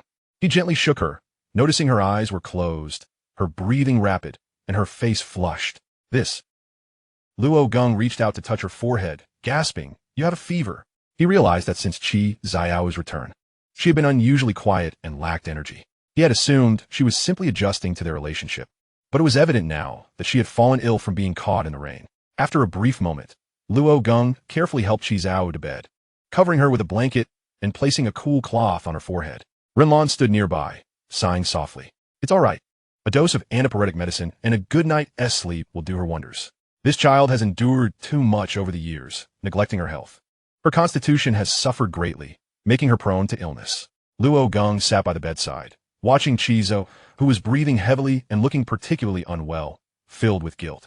If it weren't for him, she wouldn't have been caught in the rain and fallen ill. He was aware of the struggles she faced during her studies, juggling her time and sacrificing sleep. Under such circumstances, how could her health possibly thrive? Don't worry, Aunt Run. I won't let Xiaoyu tire herself out like this anymore, Luo Geng said earnestly as he sat there. Renlan observed Luo Geng's silhouette with narrowed eyes. A gentle smile gracing her lips as she softly replied, I understand. Then, I entrust Xiaowu to you. With that, she exited the room, leaving Luo Geng alone to care for Qi Qianru. He silently washed her face, periodically refreshing the cool cloth on her forehead and holding her hand that lay outside the blanket, silently wishing for her swift recovery. Chapter 54. The person I like is him. In the early hours of the morning, the rain had ceased, leaving only the sound of sporadic droplets falling from the roof onto the ground. Qi Qianru's face was no longer flushed. The fever had broken, and her breathing returned to normal. As she slowly opened her eyes, she found herself staring at the ceiling of her room. What is happening? Qi Qianru recalled that she had a high fever and felt quite unwell, but the details became hazy afterward. Turning her head, she noticed a figure asleep in the chair by her bedside. Luo Geng, she murmured, and memories began to resurface in her mind. Luo Geng had been there, watching over her, caring for her. Now he sat in the chair, propping his head with his hand, sound asleep at the table. He appeared exceedingly fatigued, perhaps having just succumbed to slumber moments ago. The person I hold dear is simply magnificent. The affection in Qi Qianru's gaze intensified, a sentiment she had long concealed. But now, at last, she could boldly unveil her emotions. She could no longer suppress her profound admiration for Luo Geng. Luo Geng gradually opened his eyes, realizing he had been asleep, and quickly became more alert upon noticing that Qi Qianru was already awake, her eyes fixed upon him. "Xiao, how do you feel? Are you still unwell?" he inquired, rising to his feet and gently brushing his hand across her forehead, relieved to find that her fever had subsided, easing the worry etched on his face. Qi Qianru shook her head from her position on the bed and replied, "I feel much better." "That's wonderful. I'm sorry. It's all my fault," Luo Geng said, a look of guilt crossing his features as he sat in a chair, somewhat lost in thought. He had never anticipated that his actions would lead to Qi Qianru developing a high fever. If anything were to happen, he would regret it for the rest of his life. Luo Geng Qi Qianru softly called, capturing his attention. "What is it?" He assumed she wanted him to do something, raising his head with a puzzled expression. However, Qi Qianru merely raised an eyebrow, a playful smile gracing her lips as she confessed, "I like you." Thump! It felt as though his heart had been struck by an unseen force. Qi Qianru's smile was indelibly etched into his memory. "Wait, what is happening? Xiao seems different. How is she so adorably captivating?" Luo Geng swallowed hard. Her words struck him with the force of a nuclear explosion. "I like you too," he replied, extending his hand to gently grasp her slender fingers. "You must still be tired. Why not rest a bit longer?" Qi Qianru shifted her position on the bed, patting the space beside her. "Oh no, it's fine." Luo Geng felt a surge of nervousness at the thought of lying on the same bed as her. Qi Qianru sat up and said, "It's all right. If it makes you uncomfortable, you can lie here while I get up." No, that's not it. Besides, you shouldn't get up yet. You've only just recovered from your fever. I can't let you catch a chill," he insisted, gently holding her shoulder to prevent her from rising. "Then you should lie down," Qi Qianru replied, returning to her position on the bed and covering half her face with the blanket, muffling her voice. "I'll lie down too, all right?" Seeing her determination, Luo Geng nodded in acquiescence, carefully climbing onto the bed. Though the bed was small, Qi Qianru was slender, occupying little space. So he positioned himself as far to the edge as possible, leaving ample distance between them. Luo Geng lay with his back to her, not covering himself with the blanket, simply resting there. He had intended to lie there for a few hours, waiting for dawn to break so he could rise. However, he underestimated the overwhelming drowsiness that washed over him. The scent wafting into his nostrils was incredibly soothing, and soon his eyelids grew heavy, finally succumbing to slumber. Before long, the sound of his steady breathing filled the room. Qi Qianru gazed at the peacefully sleeping Luo Geng, then draped the blanket over him. "I'm lying on the same bed as Luo Geng, sharing the same blanket with her senses returning." Her heart raced, and a rosy blush crept across her cheeks. Although they were both fully dressed, being in the same blanket felt overwhelmingly exhilarating. Consequently, Qi Qianru became particularly alert, unable to sleep as she fixated on Luo Geng's back. Even the slightest movement from him made her anxious. Outside, she could hear the sounds of Renlan and others waking up and leaving their rooms, followed by the clatter of cooking in the kitchen. After a considerable time, she heard soft voices outside, yet no one came to knock on their door, as if they were deliberately keeping them undisturbed in their room. Qi Qianru thoroughly enjoyed this moment, until Luo Geng's phone began to vibrate. The device was set to silent and lay on a nearby chair, likely to avoid disturbing her rest. Now that Luo Geng was asleep, he remained oblivious to its vibrations. Although Qi Qianru wished for him to rest undisturbed, she also recognized his busy schedule. If he missed something important, she would feel guilty. So, she gently tapped his back, calling out, "Luo Geng, Wake up, Luo Geng drowsily opened his eyes, looking confused as though still in a dream. He momentarily struggled to comprehend who had been tapping him, as Qi Xiao's gentle call had lulled him into a state of tranquility, causing him to instinctively turn over, preparing to continue sleeping.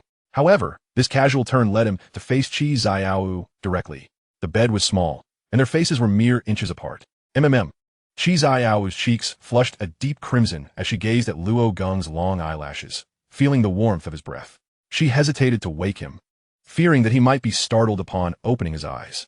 Yet the primary reason was that she found this proximity to his face rather delightful, leading her to selfishly refrain from rousing him. The phone rang several more times, unanswered, and eventually ceased its persistent calls. Chapter 55. I'm not afraid of being spoiled.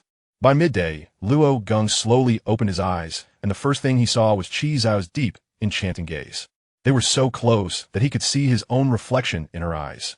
Oh no, I'm so sorry for falling asleep, Luo Geng exclaimed, sitting up hurriedly, flustered by his lack of composure. He thought to himself, how could he be so weak? Just a night without sleep, and he succumbed to fatigue? His heart felt too light. Even though they had just begun their relationship the previous day, here he was, already having slept in the same bed as her. No, it was my intention for you to rest well, and I should be the one apologizing, Qi Xiao interjected, shaking her head as she also sat up, her gaze lowered. After he awakened, her own guilt washed over her. Your phone rang this morning, but I didn't wake you, she admitted, regretting that her desire to allow him to rest had led her to ignore the ringing. Oh, I see. Luo Geng glanced at his phone, then turned back to Qi Xiao, noting her remorseful expression. He could tell she felt guilty, fearing she had made a mistake. Luo Geng sighed, reflecting that he could never blame Qi Xiao. What error could she possibly have made? Furthermore, it wasn't a mistake at all. Thanks to you, I slept wonderfully and feel revitalized now. Had I been in the state I was in this morning, I doubt I could have accomplished anything. Thank you, he said, reaching out to gently pat her head, his tone soothing, as if he were comforting a child. Qi Xiao murmured softly, her lips trembling slightly, as she placed her hands atop his, holding them in place on her head. Gazing upward at Luo Geng's face, she softly remarked, you mustn't be so kind to me. It might spoil me. A playful smile danced upon Luo Geng's lips, his relaxed demeanor accentuating the lightheartedness of his reply. Haha, then you can always retaliate. I'm unafraid of being spoiled. He spoke with a jesting tone, for how could he not treat Qi Xiao well? If circumstances allowed, he would gladly pluck the stars and moon for her. However, Qi Xiao did not perceive his words as mere jest. She nodded earnestly, declaring, I certainly will. As Luo Geng reached for his phone and opened it, he discovered over a dozen missed calls from the same individual. I knew it, he mused, envisioning his editor's anxious expression as he gazed at the barrage of calls unanswered. It was already midday, several hours had passed, so Luo Geng decided to return the call. No sooner had the phone rung once than it was answered with alacrity. Hello, Teacher Luo? Where are you? Why haven't you answered my calls?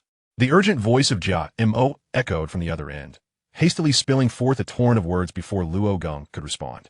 Oh, I'm not at home. What's the matter? Is there something urgent? I recall I've already submitted my work. I still have 2 days of rest, don't I? Luo Geng questioned, perplexed. His pace of work was not slow. Although it could not rival the speed of those in studios, it was certainly not sufficient to warrant a nudge from Jia Mo. Furthermore, he had already submitted enough material for 2 issues, a precaution he had taken to accommodate his preparations for the college entrance examination, during which he could not work. Yes, but you know how popular your work is. Last time, you asked me to handle studio matters for you, and I have found you an assistant. Right now, she and I have been waiting at your doorstep all morning. Jia Mo had made those numerous calls to convey this message, with Luo Geng not answering. Anxiety gripped Jia Mo. He feared that Luo Geng might abandon him. In his case, the inverse of the norm held true. Luo Geng was not only a lucrative source of income, but also a pillar of support for him. Should Luo Geng forsake him, he would find himself plunged back into obscurity, potentially facing dismissal from the publishing house, and likely being subjected to even greater bullying. Thus, after hanging up, Jia Mo made a beeline to Luo Geng's residence, waiting at the door for an entire morning. Oh, you've truly endured quite a bit. I'll return shortly. Just wait a moment. Luo Geng replied nonchalantly, as though it were of no consequence. After all, he had not summoned them to wait. He too was human and deserved rest, even if it meant sleeping until noon. Ending the call, Luo Geng stretched lazily.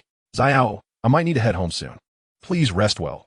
Although your fever has subsided, I'm certain you have not fully recovered. He turned to Qi Xiao and said, Yes, I understand, she nodded, acquiescing, yet a tinge of melancholy tugged at her heart. What was this feeling? It was a yearning to remain in Luo Geng's presence. Even a brief separation left her feeling despondent. Nevertheless, he had obligations to fulfill. A person of his caliber was undoubtedly busy. She feared that if she became a hindrance, he might cast her aside. Thus, Qi Qianru refrained from expressing her desire to accompany him.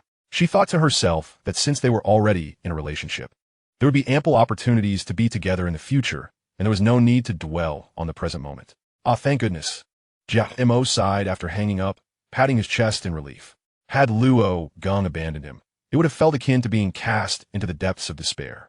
Jia Mo glanced aside, noticing a girl squatting there, appearing younger than him, characterized by a strikingly rebellious demeanor. She wore her jacket half off, revealing a snug tank top beneath, with a fresh tattoo adorning her smooth shoulder.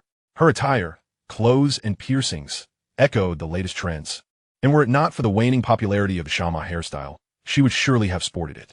Her features were quite attractive, yet a band-aid adorned her forehead, patterned, leaving one to wonder if she had sustained an injury. She squatted there, an expression of impatience etched on her face.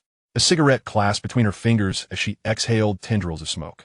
Observing her, Jia Mo felt a mix of exasperation and urgency. Pointing at her, he said, "The esteemed one will return shortly. Be a bit more alert, and don't be so lackadaisical." The girl extinguished her cigarette on the ground and replied, all right.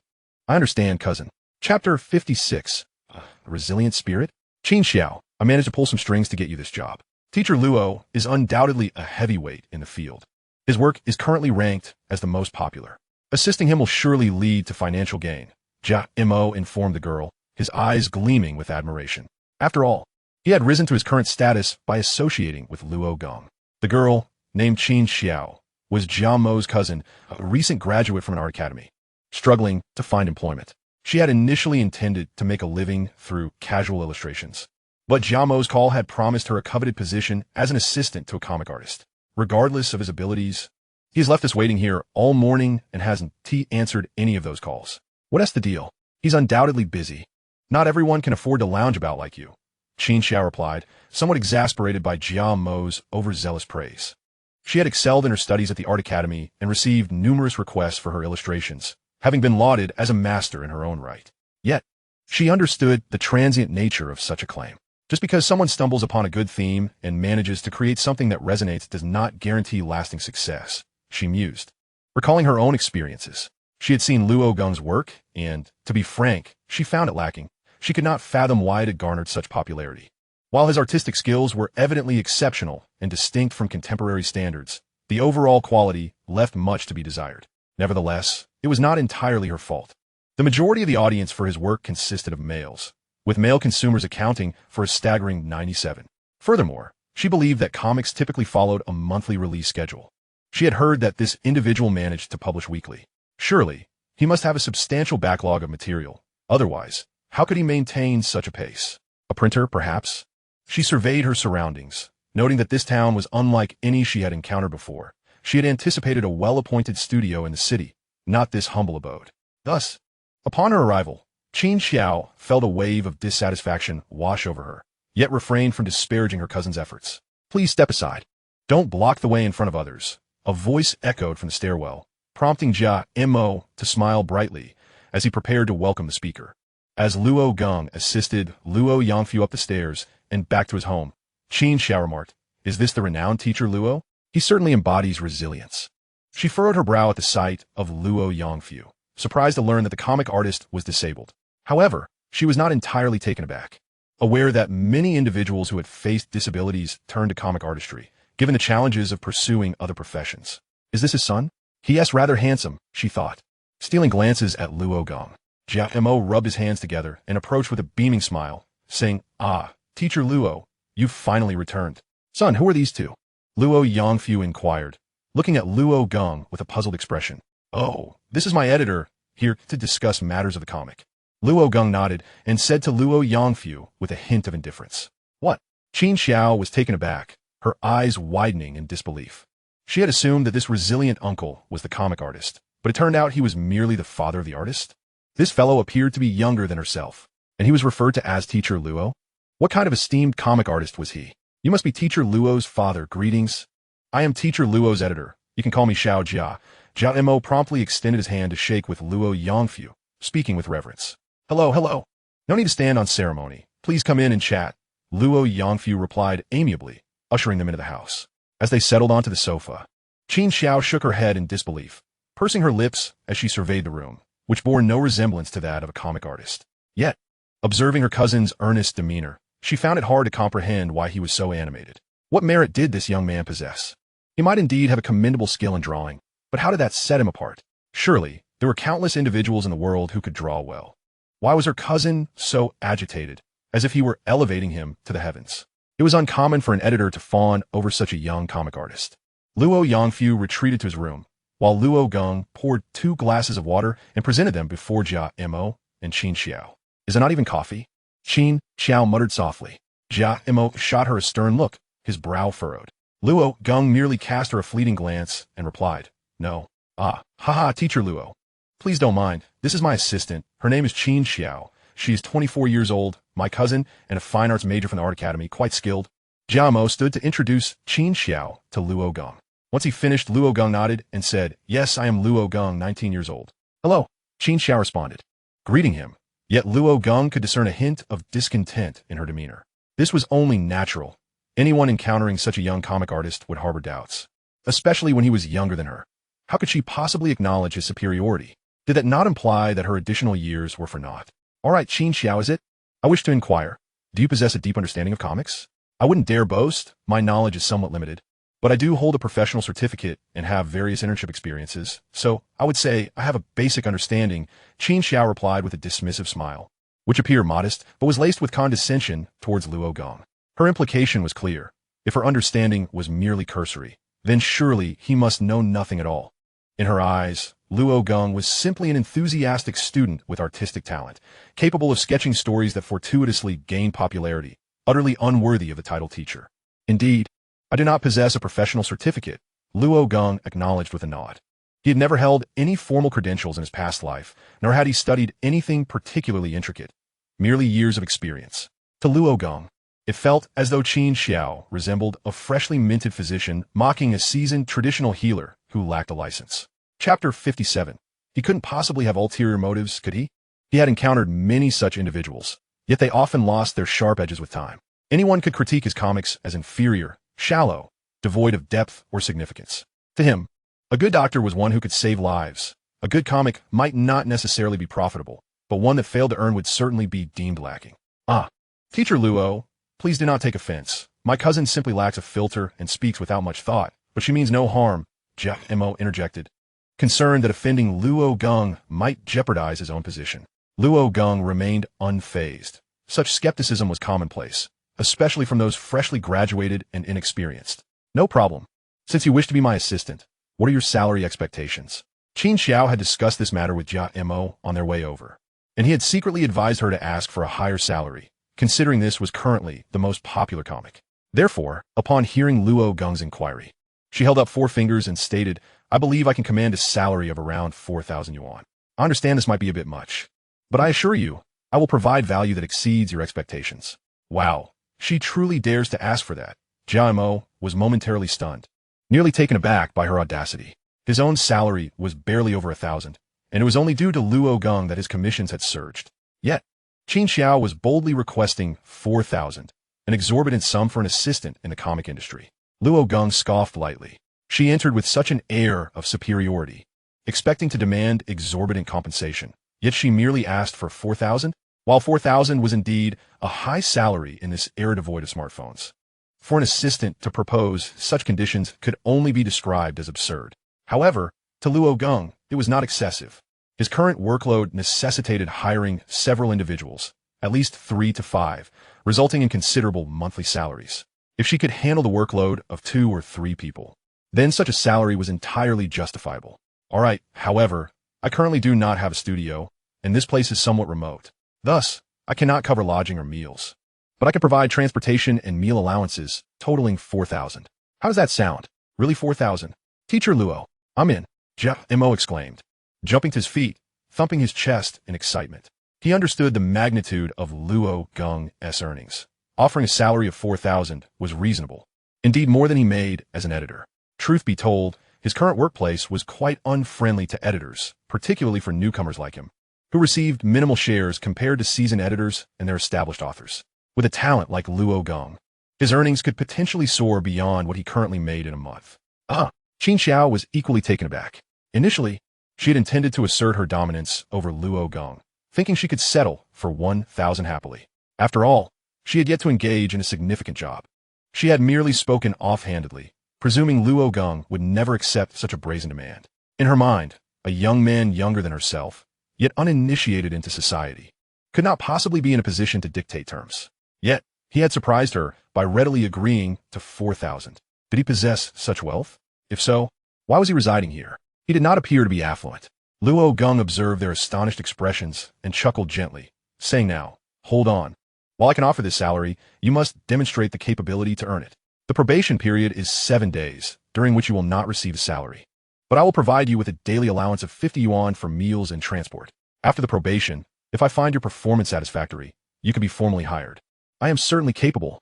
It's merely the tasks of a comic artist's assistant. Nothing too extravagant," Qin Xiao asserted, though she straightened her posture with some difficulty. Her previous bravado considerably diminished, likely quelled by Luo Geng's financial prowess. To be honest, as a fresh graduate, opportunities like this were abundant. Positions offering a mere 2,000 yuan monthly salary were fiercely contested by many. Suddenly, a job offering 4,000 yuan per month appeared out of nowhere.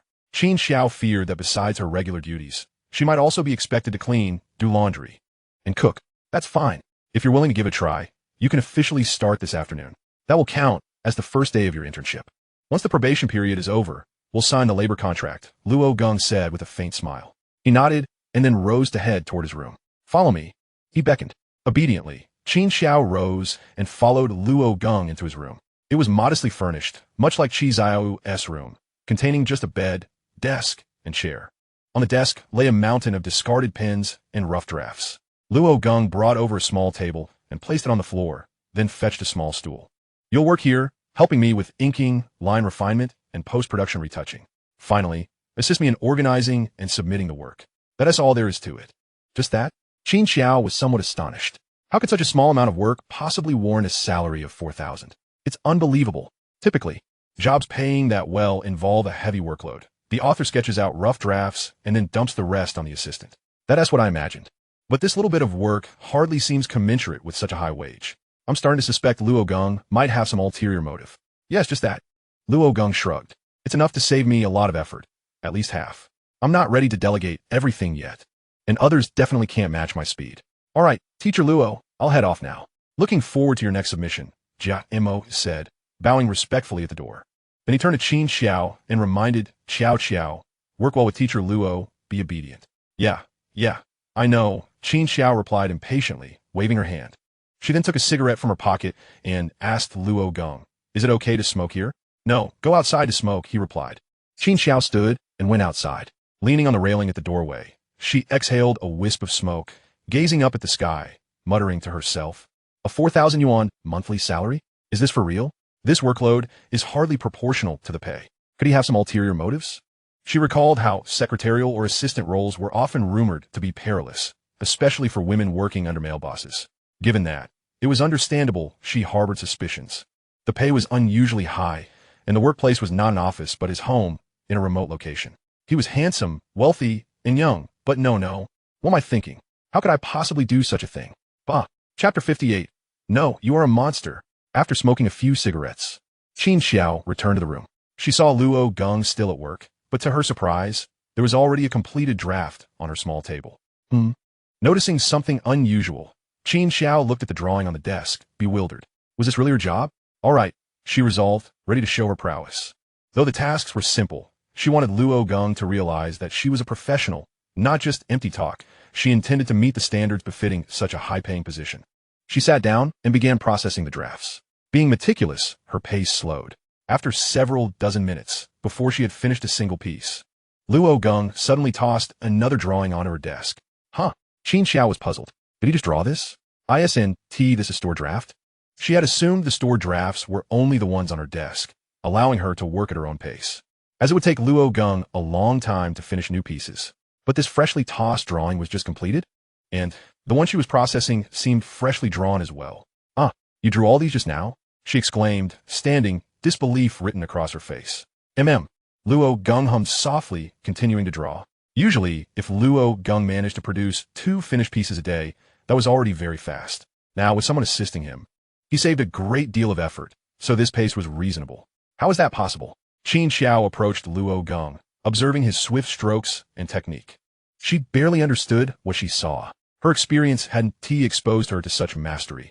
It was unlike anything her teachers had taught. Aren't you supposed to not need to conceptualize or do the basic inking? Qin Xiao pointed at his hand, which moved like a machine following a computer program. Stroke by stroke, correcting mistakes instantly. It was as if an entire narrative was imprinted in his mind, requiring no conscious thought. Why would I need to? This crappy thing needs no concept, Luo Geng said casually, his hands never ceasing. I can write a dozen story outlines in one night. This is just easy money. Like you don't appreciate this work, and neither do I, but I need the cash, so I draw casually. Qin Xiao stepped back, cursing under her breath.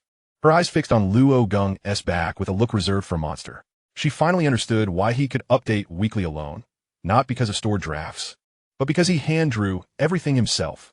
She hadn't even finished a single piece of inking, line work, or retouching, and he already had a fully completed draft. Could you possibly have some kind of cheat? She stammered, barely believing he was human. Luo Geng frowned. Cheat? Oh, you mean a system? That'd be nice. Will make things easier for me. A system? Qin Xiao was baffled. She had never encountered this term before. A system? Yes, Luo Geng explained. It's a concept that's gaining traction, though not yet widespread. Think of it as an enhanced golden finger. Traditional golden fingers come with a long backstory and aren't invincible. Systems, however, require no bug explanations, make authors' lives easier, speed up story pacing, and provide a more pleasant reading experience. It's a promising, creative approach. If you ever want to create your own work, you can incorporate this idea. As reading habits accelerate, it's an excellent tool for both male and female-targeted literature. He continued to talk, introducing ideas Qin Xiao had never heard of before. Without pausing his drawing, she nearly fainted, her mouth twitching and eyebrows twitching uncontrollably. A genius? No, you're a monster. Qin Xiao shook her head, her trembling voice betraying her fear. Neither his speed, technique, creativity, design philosophy, nor the concept he just shared could be described as mere genius. He was something else entirely. A monster. Absolutely inhuman. His skills and ideas were so avant-garde. A monster? No, it's just muscle memory. Luo Geng stopped drawing and glanced back at Qin Xiao's reaction, sneering. For him, painting had become second nature, ingrained like muscle memory. There's no need to concern oneself with it. The body will instinctively produce art through muscle memory. After all, in his previous life, he was someone who worked tirelessly on comics to the point of exhaustion and death. He earned a fortune, laboring day and night, creating a mountain of works, both shoddy and exquisite. Suddenly, Luo Geng's expression shifted dramatically, turning cold and indifferent as he raised his chin and declared, Now, do you understand? I possess the means to offer you such a generous salary. You must prove yourself worthy of it. Keep up with my pace, or I shall have no choice but to dismiss you. With that said, Luo Geng turned away and resumed his drawing, leaving Qin Xiao trembling. A chill coursing down her spine. She realized her mistake in underestimating this monster before her, perceiving him as merely a younger individual. In that fleeting moment, she glimpsed a maturity in him that far surpassed her own. At that instant, Qin Xiao no longer dared to show Luo Geng any disrespect. What did it matter that he was 5 years her junior? She acknowledged that even with another decade, she might not measure up to Luo Geng. The thought of her intention to assert her authority over him now seemed foolish, as he had simply let his talent speak for itself. Pressing her lips together, she bowed respectfully behind Luo Geng and said, Teacher Luo, I will strive to learn how to create comics. She now understood that her diploma held little value. It paled in comparison to the practical knowledge he possessed, which was essential for not just subsistence, but also for substantial financial gain. In Qin Xiao's eyes, Luo Geng was undoubtedly such a figure. Will Luo Geng find me bothersome? Shouldn't a professional artist be above asking for help? Surely, you don't require my guidance. Luo Geng's lips curled into a slight smirk, his words laced with a hint of sarcasm, always revealing his fondness for her rebellious spirit. This remark left Qin Xiao momentarily stunned, her cheeks flushed with embarrassment. I have truly failed to recognize your greatness. Qin Xiao covered her face in a gesture of shame, feeling utterly humiliated. Truth be told, had she not witnessed his exceptional talent firsthand, she would have never believed such brilliance existed in a mere 19-year-old. It was astonishing to consider what kind of rigorous training he must have undergone. Logically, There seemed to be no time for such extensive preparation. Could it truly be that his talent was simply that formidable? You speak as if your appearance justifies your words. Qin Xiao glanced at her own attire, which did indeed complement her rebellious demeanor, carefree and bold. Yet now, her restrained disposition seemed rather incongruous. I shall change my attire tomorrow. Qin Xiao shook her head. She merely had a penchant for fashionable trends, not an inclination toward delinquency. However, with no funds left to pursue her fashion whims, she resolved to retain this decent-paying job. I must work faster. I cannot fall behind her pace. Understood. Qin Xiao quickly seated herself and began her tasks, acutely aware of the pressure this job entailed. It was certainly not a simple endeavor to earn 4,000 yuan. Nevertheless, as a novice, she struggled to match Luo Geng's blend of speed and quality. She longed to accelerate her pace, yet feared making mistakes, which resulted in an overwhelming workload. The pile of drawings awaiting her attention grew increasingly daunting. Even during Luo Geng's brief respites for restroom breaks or sips of water, Qin Xiao utilized every moment to catch up. She was not merely working. She was also learning from Luo Geng's sketches. As evening descended, darkness enveloped the room, and dinner time had long passed, approaching 8 o'clock. Luo Geng stretched and turned to observe Qin Xiao, who remained diligently focused at her desk, her workload visibly mounting. It was evident from the faint redness in her eyes that she had been working tirelessly. All right, let's call it a day. You may leave now. Oh, and here's your meal and transportation allowance. Luo Geng produced a 50 yuan note and handed it to Qin Xiao. This was labeled as a stipend, yet it was almost equivalent to a day's wage, hardly reflective of an intern's compensation. But there is still so much left. Qin Xiao looked up at Luo Geng, then glanced at the growing stack of her unfinished work. She did not wish to overexert herself. This likely represented nearly 2 days' worth of effort. You may take it home to continue working, and you need not come in tomorrow. I have engagements outside, but I expect you back the day after at 8 o'clock. Luo Geng waved his hand, unwilling to keep Qin Xiao working late into the night. After all, she was a young woman in her 20s. Staying so late in his apartment might lead to misunderstandings, a scenario he particularly wished to avoid with Qi Qianru. Having just begun a relationship with her, the last thing he needed was for her to misinterpret the situation and end things, which would leave him with no recourse to explain. All right, Qin Xiao stood, feeling an ache in her back and stiffness in her legs, having forgotten to move while engrossed in her work. Cautiously, she gathered her drawings and departed. Sighing, Luo Geng released a breath he had been holding. He, too, was utterly exhausted. His intent had merely been to temper her enthusiasm, but he hadn't anticipated the toll it would take on him. What is Qi Qianru up to? Luo Geng wondered, expecting her to have called, yet the day had passed with no communication. He retrieved his phone and discovered over 10 unread messages. Oops, I forgot to switch it back. Luo Geng realized he had neglected to return his phone to normal mode. No wonder the day had been so quiet. As he opened the messages, he found they were all from Qi Qianru. Are you working? Don't overexert yourself. Remember to rest. Don't forget to eat. You skipped breakfast. You must be quite busy. I hope I'm not bothering you. I know you're likely swamped, but even a brief reply would mean a lot. Please. I miss you. Reading through these messages filled Luo Geng with warmth and a flutter of anxiety. He had not replied in so long. Would she be disappointed in him? Meanwhile, at Qi Qianru's home, she lay in her room, clad in pajamas and cocooned in her blankets, staring at the unanswered messages she had sent to Luo Geng, feeling a pang of disappointment. Although she understood how busy he was, she couldn't help but yearn to message him. There were many moments when she felt an overwhelming urge to visit his home, but she quickly remembered that she had no idea where he lived. Muffled sounds escaped from beneath her covers as she rolled restlessly in bed, and after a while, she finally emerged, yet her eyes glistened with unshed tears. Am I the only one taking this seriously? Will Luo Geng find me bothersome? But this is my first relationship. I struggle to gauge the right distance. No, I absolutely cannot disturb Luo Geng. That would only hinder him. I cannot allow that. But I truly miss him. Qi Qianru clutched her pillow, remaining motionless, her eyes wide open, tears sparkling like crystals. Buzzing. Suddenly, her phone chimed with a new message. Qi Qianru quickly reached for her phone, glancing at the message from boyfriend. Xiao, I'm so sorry. I forgot to switch my phone back from silent mode, and I've been working nonstop without checking my phone. I promise it wasn't intentional. I swear I will reply promptly the moment I see your messages. Apologies. Please forgive me. I shall not dare again. Qi Qianru stared at the text message that had just arrived, a captivating blush rising on her cheeks. The oppressive mood that had enveloped her moments earlier dissipated instantly, replaced by a sense of joy. She was a person whose emotions fluctuated in response to Luo Geng's actions. After a brief moment, she replied to Luo Geng's message. You have worked so hard. How could I possibly blame you? Are you free to meet me tomorrow? I long to see you.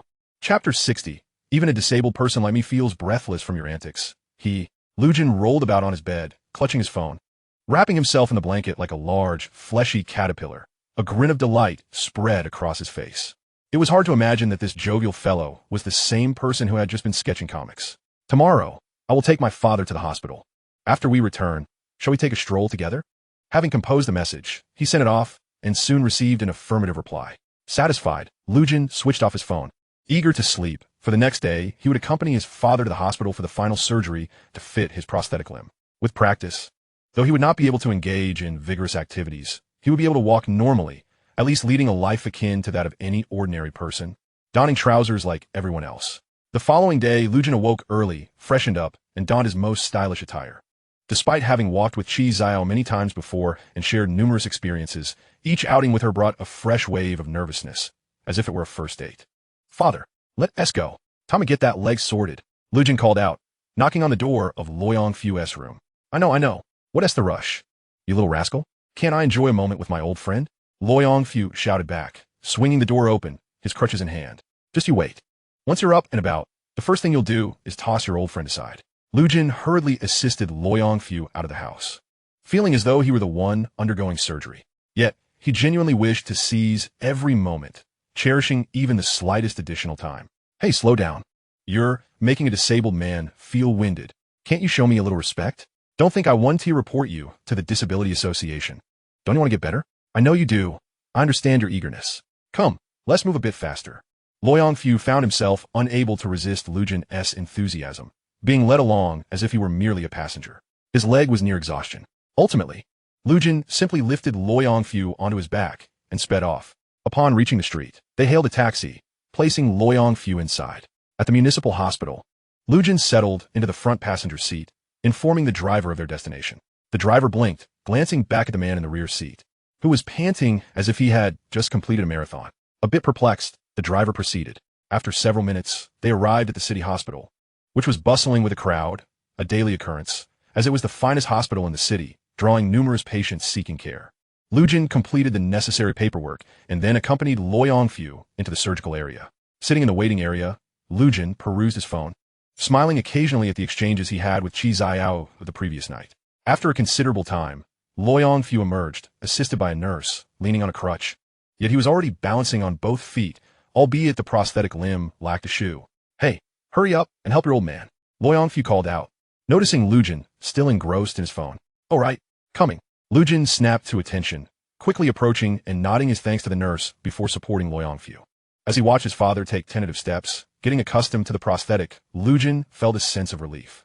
In his previous life, despite having ample wealth, he could never have afforded such a thing for his father.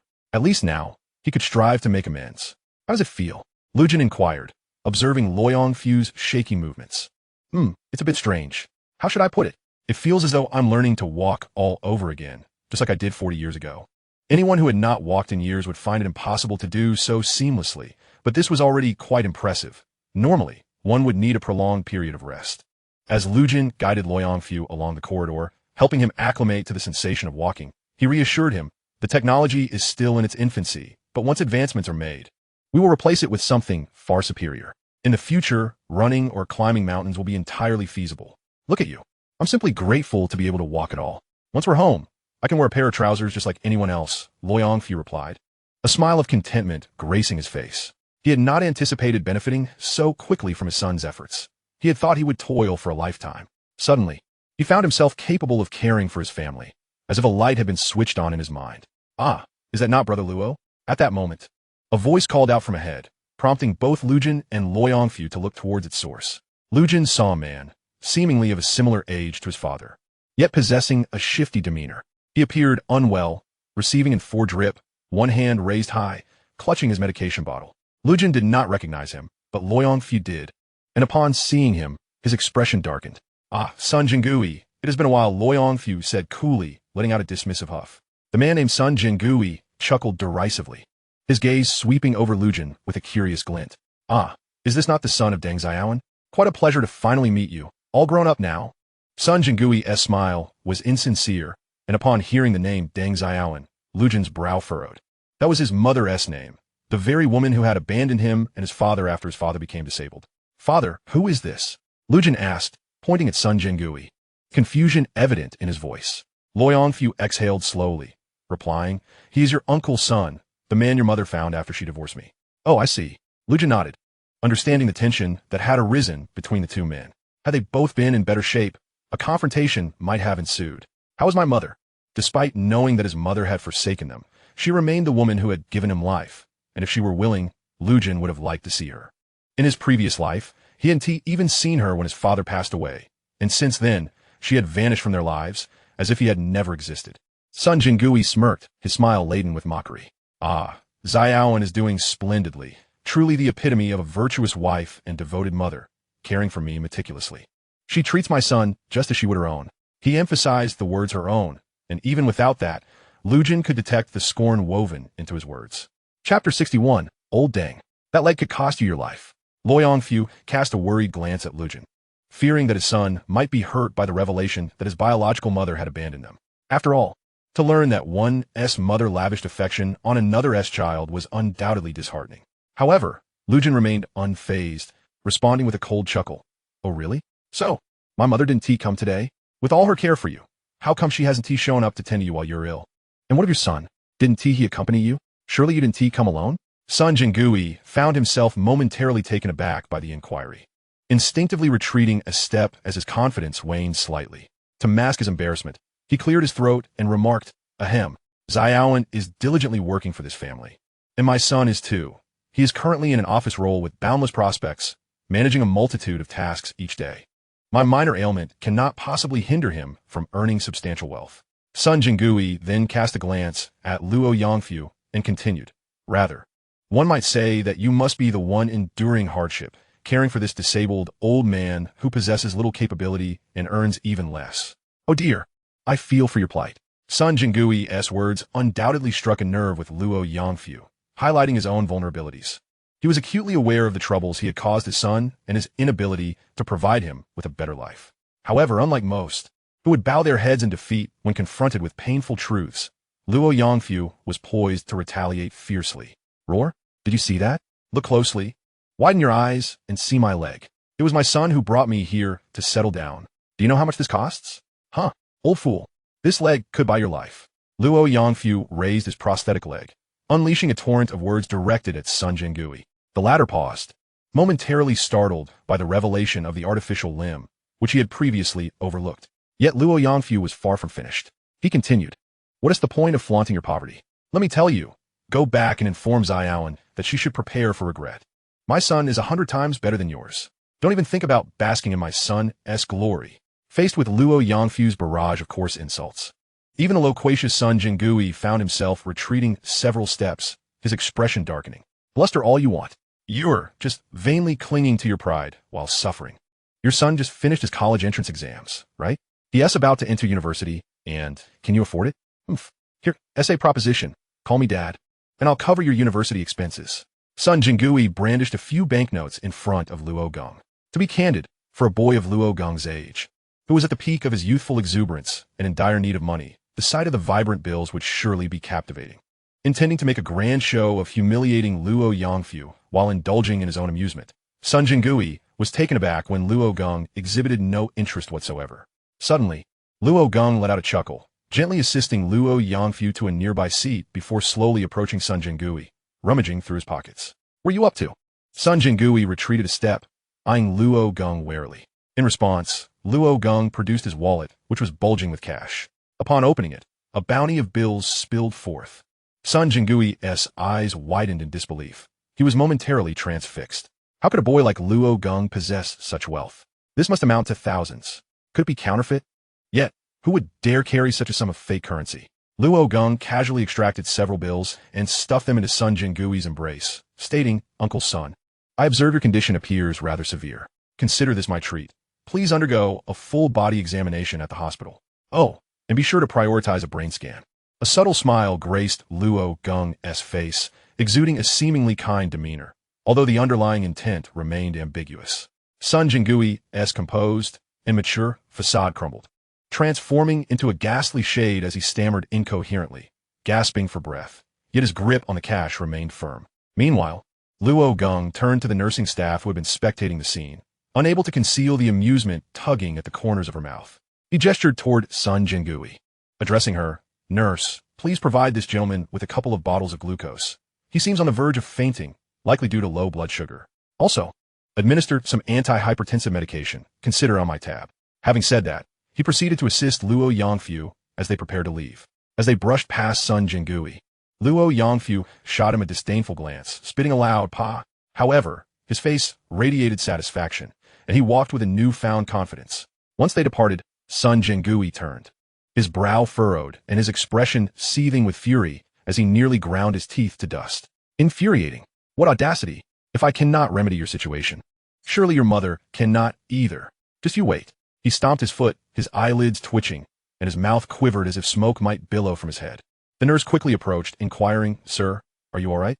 Sun Jingui cast her a sidelong glance before producing a bill and tossing it at her.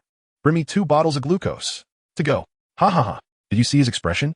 It was as if he had consumed excrement. Luo Yangfu chuckled heartily, slapping Luo Geng on the back as they exited the hospital, laughter unabated despite the curious stares from onlookers. I saw it. Luo Geng shook his head in resignation. Had it not been for Luo Yangfu's excessive behavior, he might not have been so vexed. After all, his mother had never once reached out over the years, so what did it matter? He reassured himself, unable to recall his mother's visage, having no photographs at home. Combined with memories from his previous life, it had been over 20 years since he last saw her. He probably wouldn't recognize her now. "Old man, do you really not miss my mother?" Luo Geng suddenly turned to Luo Yangfu, who paused, furrowing his brow in confusion as if to say, "What nonsense are you spouting? Miss her? Am I insane? The one who abandoned her husband and child during our darkest hour, only to swiftly start anew with another? A person who disregarded her own child? Would you yearn for her? TCH, I would wager that your Aunt Run is 100 times better than she ever was." Luo Yangfu scoffed, his voice tinged with indignation. Luo Geng understood his father's sentiments. After all, during that most despairing period, he had been powerless to assist. While his mother had callously departed, it was Luo Yangfu alone who had emerged from the shadows, now basking in the sunlight. Luo Geng wished for his father to remain unshackled from those dark memories. Chapter 62. You look beautiful today upon returning home, standing before the staircase. Luo Yangfu halted Luo Geng, saying, "Son, you go on and play. I'll attempt to ascend the stairs myself."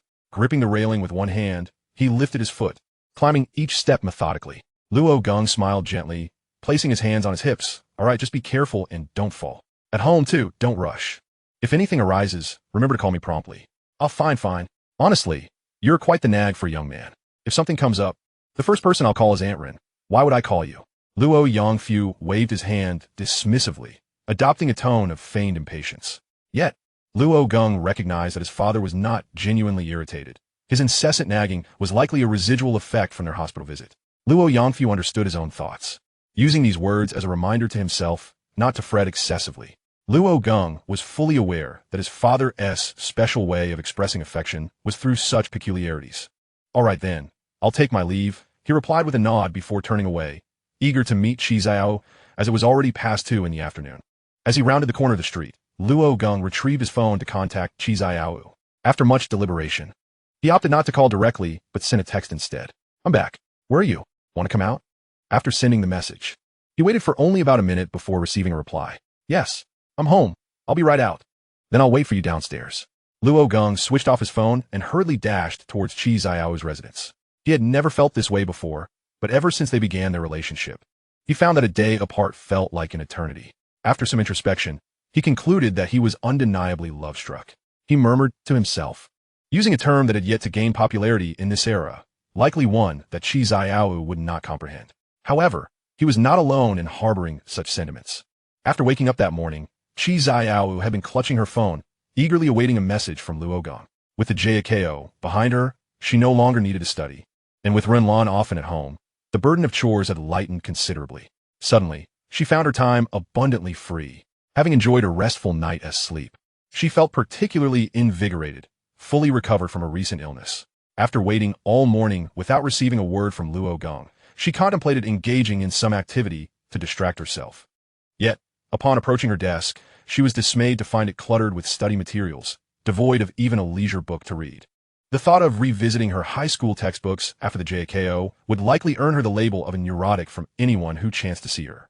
Consequently, she turned her attention to assembling an outfit and grooming her appearance. However, this did not go unnoticed by Renlan, who leaned against the bathroom door, a mysterious smile gracing her lips as she teasingly inquired, "Xiao, are you heading out with Luo Geng soon?" Startled, Qi Qianru took a step back, exclaiming, Mom, don't scare me. Come here, let me do your makeup." Renlan grasped Qi Qianru's wrist, pulling her toward the vanity. Qi Qianru gasped, "Wait, makeup?" Having never adorned herself with cosmetics, she was taken aback. Many girls around her had started wearing makeup as early as middle school, and high schoolers often donned it while out. Yet Qi Qianru had never entertained the notion, remaining oblivious to its significance. Typically, girls wear makeup to accentuate their beauty, seeking compliments from others, driven by a desire to feel lovely. Qi Qianru had never experienced such a sentiment, thus she found it difficult to comprehend. "Indeed, my daughter is so beautiful. A touch of makeup would only enhance her allure." Renlan appeared as though she had discovered a new toy, excitement radiating from her. Before long, Renlan had seated Qi Qianru at her vanity, ready to showcase her skills. Qi Qianru allowed her mother to direct her, closing her eyes and remaining perfectly still. Meanwhile, Luo Geng waited anxiously at the foot of Qi Qianru's building. The casual strolls they had shared as friends now felt different. This was their first walk as a couple, was it not a date? He pondered whether he should have brought a bouquet of roses, feeling somewhat inadequate arriving empty-handed. Sitting on the steps, he rested his chin on his hand, lost in thought, his legs trembling unconsciously. Just then, he heard Qi Qianru's gentle voice behind him, prompting him to spring to his feet and turn around. Upon seeing her, his gaze became entranced. The girl before him wore a simple yet stylish black dress, perfectly suited for a date. The fabric was soft and comfortable, exuding an understated elegance. The dress subtly highlighted her curves, while the black hem artfully accentuated her long legs. Yet, what truly captivated Luo Geng was her face. Her large eyes, enhanced by a hint of eyeshadow, sparkled with an alluring brightness. As her delicate lashes fluttered, it felt as though he could hear the whispers of her innermost thoughts. She radiated femininity, exuding grace and poise. Her lips, a perfect cherry red, evoked the romance of spring, instilling a sense of happiness within him. At that moment, Luo Geng felt that she outshone even the most splendid jewels. Noticing Luo Geng's silence as he gazed at her, Qi Qianru felt a pang of shyness. "Stop staring at me." Regaining his composure, Luo Geng scratched his head and stammered, Sorry, I got lost in thought. You look stunning today." His soft compliment, perhaps understated in his own mind, sent a rush of sweetness through Qi Qianru's heart, making her feel as if she had just tasted honey. The excitement bubbled up within her, illuminating her face with a rosy glow. She had been apprehensive about Luo Geng's feelings, but now she felt relieved, secretly thinking, "It seems he really likes me. Should I start wearing makeup more often?" Chapter 63. Could this be what they call the bridge effect? As they strolled along the street beside a tranquil lake, many others were out for a walk as well. "Hey, look at that girl. She's gorgeous. Is she a celebrity? Her beauty is unparalleled. Oh my, she looks as if she stepped out of a painting. What an ethereal aura." Wherever they went, Qi Qianru attracted 100% attention, with nearly everyone unable to tear their eyes away from her. Many even stole glances and whispered among themselves, though Luo Geng could hear everything. While Qi Qianru was undeniably beautiful without makeup, he couldn't help but acknowledge that her made-up appearance was indeed a delightful enhancement. He felt immense pride in having such a stunning girlfriend, but alongside that pride came a nagging sense of insecurity. Anyone would feel uneasy with a girlfriend so breathtaking, unless they possessed a profound sense of self-confidence, which Luo Geng clearly lacked. Tentatively, he reached out, attempting to take Qi Qianru's hand, and when their fingers touched, both felt a jolt of electricity. Gathering his courage, he firmly grasped her hand, albeit with a bit too much force, causing Qi Qianru to let out a small noise of surprise. Sorry," he quickly apologized, loosening his grip. Qi Qianru shook her head, replying, "It's fine, you just startled me." She then gently held Luo Geng's hand, feeling the warmth and strength of his palm, her heart beginning to race. Both were acutely aware of the connection at their hands, with Qi Qianru feeling an unprecedented sense of security, reminiscent of her mother's gentle grasp, while Luo Geng marveled at the softness of Qi Qianru's delicate hands, as if he were caressing a rare gem. They both feared their palms might sweat, which would lead to an embarrassing situation they wished to avoid. Luo Geng gazed at Qi Qianru's enchanting profile, finding it addictive to look at her for even a second. "This feels surreal." I can't believe you actually agreed to be my girlfriend. Even now, Luo Geng felt as though he were living in a dream. He was genuinely happy to be with Qi Qianru, yet he dared not grow complacent, repeatedly questioning himself about what he had to offer. This introspection served as a reminder not to assume that being in a relationship meant everything was settled. While Qi Qianru clearly held feelings for him, after all, who would date someone they didn't like? He remained uncertain about the depth of her affection. Surely, it couldn't be as profound as his own. Or rather, could it be that Qi Qianru is entirely oblivious to her own affections, uncertain of what such emotions truly entail? What if, in the end, she comes to a sudden realization that her feelings for him are merely those of friendship, rather than romantic love? What then? These questions incessantly troubled Luo Geng, for he was undeniably lacking in confidence. After a brief pause, Qi Qianru slowly spoke. I too find it somewhat unrealistic. Her thoughts mirrored those of Luo Geng. Upon hearing her words, Luo Geng felt a surge of panic. He interpreted Qi Qianru's notion of realism as her disbelief in the possibility of dating him. Yet, she had indeed agreed to enter into a relationship with him that fateful day amidst the torrential rain. Was this what they referred to as the bridge effect? Luo Geng began to contemplate, wondering if it was the case that Qizo, drenched in the rain, experienced discomfort, her heart racing, mistakenly attributing this physiological response to romantic feelings for him. This line of thought only intensified his unease, prompting him to gaze at Qizo and ask, So, do you truly like me? It's because you like me that you agreed to be with me, right? Having been shadowed by the memories of Qi Qianru from his past life, he found it difficult to comprehend that someone could genuinely harbor feelings for him, particularly someone as remarkable as Qi Qianru. Qi Qianru, meeting Luo Geng's earnest gaze, felt a twinge of confusion. Nonetheless, she resolutely nodded and replied, Yes, I could genuinely like you. The admission nearly escaped her lips, for uttering such bashful words in front of Luo Geng was a daunting challenge. Just months prior, she would have avoided him at all costs, and now she was confessing her feelings, a scenario she had once only envisioned in dreams. However, they had indeed embarked upon this relationship, and Qi Qianru thought that if she failed to voice her feelings now, Luo Geng might misinterpret her silence. So, when did you start liking me? What exactly is it that you like about me? After receiving her affirmative response, Luo Geng eagerly pressed on, his excitement palpable. Qi Qianru was taken aback by Luo Geng's fervent demeanor, and the prospect of revealing such embarrassing sentiments felt akin to public execution. Do you really want to know? Yes, I am very eager to know. Luo Geng nodded, his expression serious and resolute. I think I've liked you since the first year of middle school. Don't joke around. Luo Geng was momentarily stunned, a hint of awkwardness creeping into his expression. I am not joking. From the moment I met you two when I became familiar with you, it took me roughly 47 days. The first time we met was when I wrote you that letter, right? Luo Geng recalled indeed sending Qi Qianru an encouraging letter, but the contents had long slipped from his memory. At that age, he likely didn't pay much mind to it, having just started school and hoping to make friends. Perhaps he cast a wide net, hoping to avoid isolation, and in doing so, he had caught Qi Qianru. Qi Qianru nodded, continuing, Yes. That letter provided me with immense encouragement.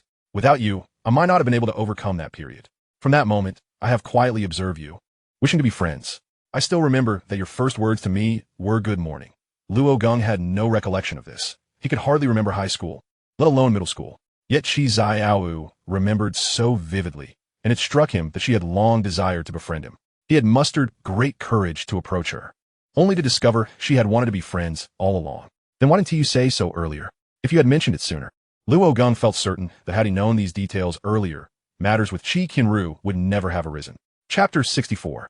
I want you to belong exclusively to me. I dare not. Qi Qianru lowered her head, murmuring softly, Dare not. This left Luo Geng even more puzzled. He considered himself to be rather unremarkable, yet he believed he was an easy person to get along with. In middle school, he may not have had an abundance of friends, but he was certainly not a monster. What could possibly deter her from speaking to him? Qi Qianru fell into contemplation. The feelings she harbored had never been shared with anyone, nor had anyone ever discerned them. They lay concealed within her heart for years. Indeed, I dare not. What right do I have to stand by your side? I cannot look you in the eye, for it sends my heart racing, an unbearable sensation. I admire how gentle you are with everyone. You can perceive the negative emotions of others and actively seek to change them. I was saved by you, and that is how I fell for you. I dare not, for in comparison to you, I feel woefully inadequate. My character is flawed. I cannot embody the gentleness and magnanimity you possess. I am more selfish than you might imagine. Luo Geng furrowed his brow, gazing at Qi Qianru in perplexity. Selfish? He had never perceived any selfishness in her. Had she not uttered the word herself, he would have never associated it with Qi Qianru. As she continued, Qi Qianru grew increasingly animated, tears welling in her eyes. At this juncture, she felt there was little left to conceal. She had to share her feelings with Luo Geng. Otherwise, if he were to discover them later, he might resent her for withholding the truth. Yet, she hesitated, for revealing these sentiments could very well lead to their separation. Yes, I'm selfish. I want to possess you. I want you to belong solely to me. I wish to monopolize your kindness, your goodness, your very being and heart. My envy runs deep. Seeing those girls you treat with kindness fills me with jealousy to the point of discomfort. Furthermore, I am not as demure as you might think. In truth, I have a fierce temper. I cannot tolerate everything, and I harbor a strong desire for revenge. I have felt anger towards Qi Qianru for receiving your affections so easily, while I have never possessed them. I have become something of a stalker.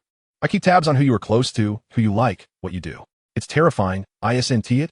Quite abnormal, I suppose. Tears streamed from Qi Qianru's eyes like a spring, her grip on Luo Geng's hand loosening. She had finally revealed the thoughts she had kept bottled up for so long, and she no longer expected to hide them. Even if she were to be rejected, she felt it was only just, yet these moments of happiness felt all too fleeting. Is everything you said true? Luo Geng remained silent as he absorbed Qi Qianru's words, and only now did he slowly inquire. Yes, it's true. I'm truly inadequate. Perhaps in your eyes, I am academically accomplished and quiet, but in reality, I simply wish to focus on you. My studies are merely a distraction, a means to avoid thinking about you constantly. I am selfish, envious, temperamental, and I follow you around. How could someone like me possibly be liked by you? I dare not say it. If I do. Qi Qianru's voice grew softer and softer, her tears continuing to flow. Yet before she could finish her thought, Luo Geng stepped forward and embraced her tightly. Qi Qianru was momentarily taken aback, her heart stirring uncontrollably as she felt Luo Geng's embrace. The restlessness within her settled significantly in that instant. Why are you? Qi Qianru gazed at Luo Geng, blinking in confusion. She had assumed that, having confessed such intimate truths, she would inevitably push him away. Is this a flaw in your eyes? He asked.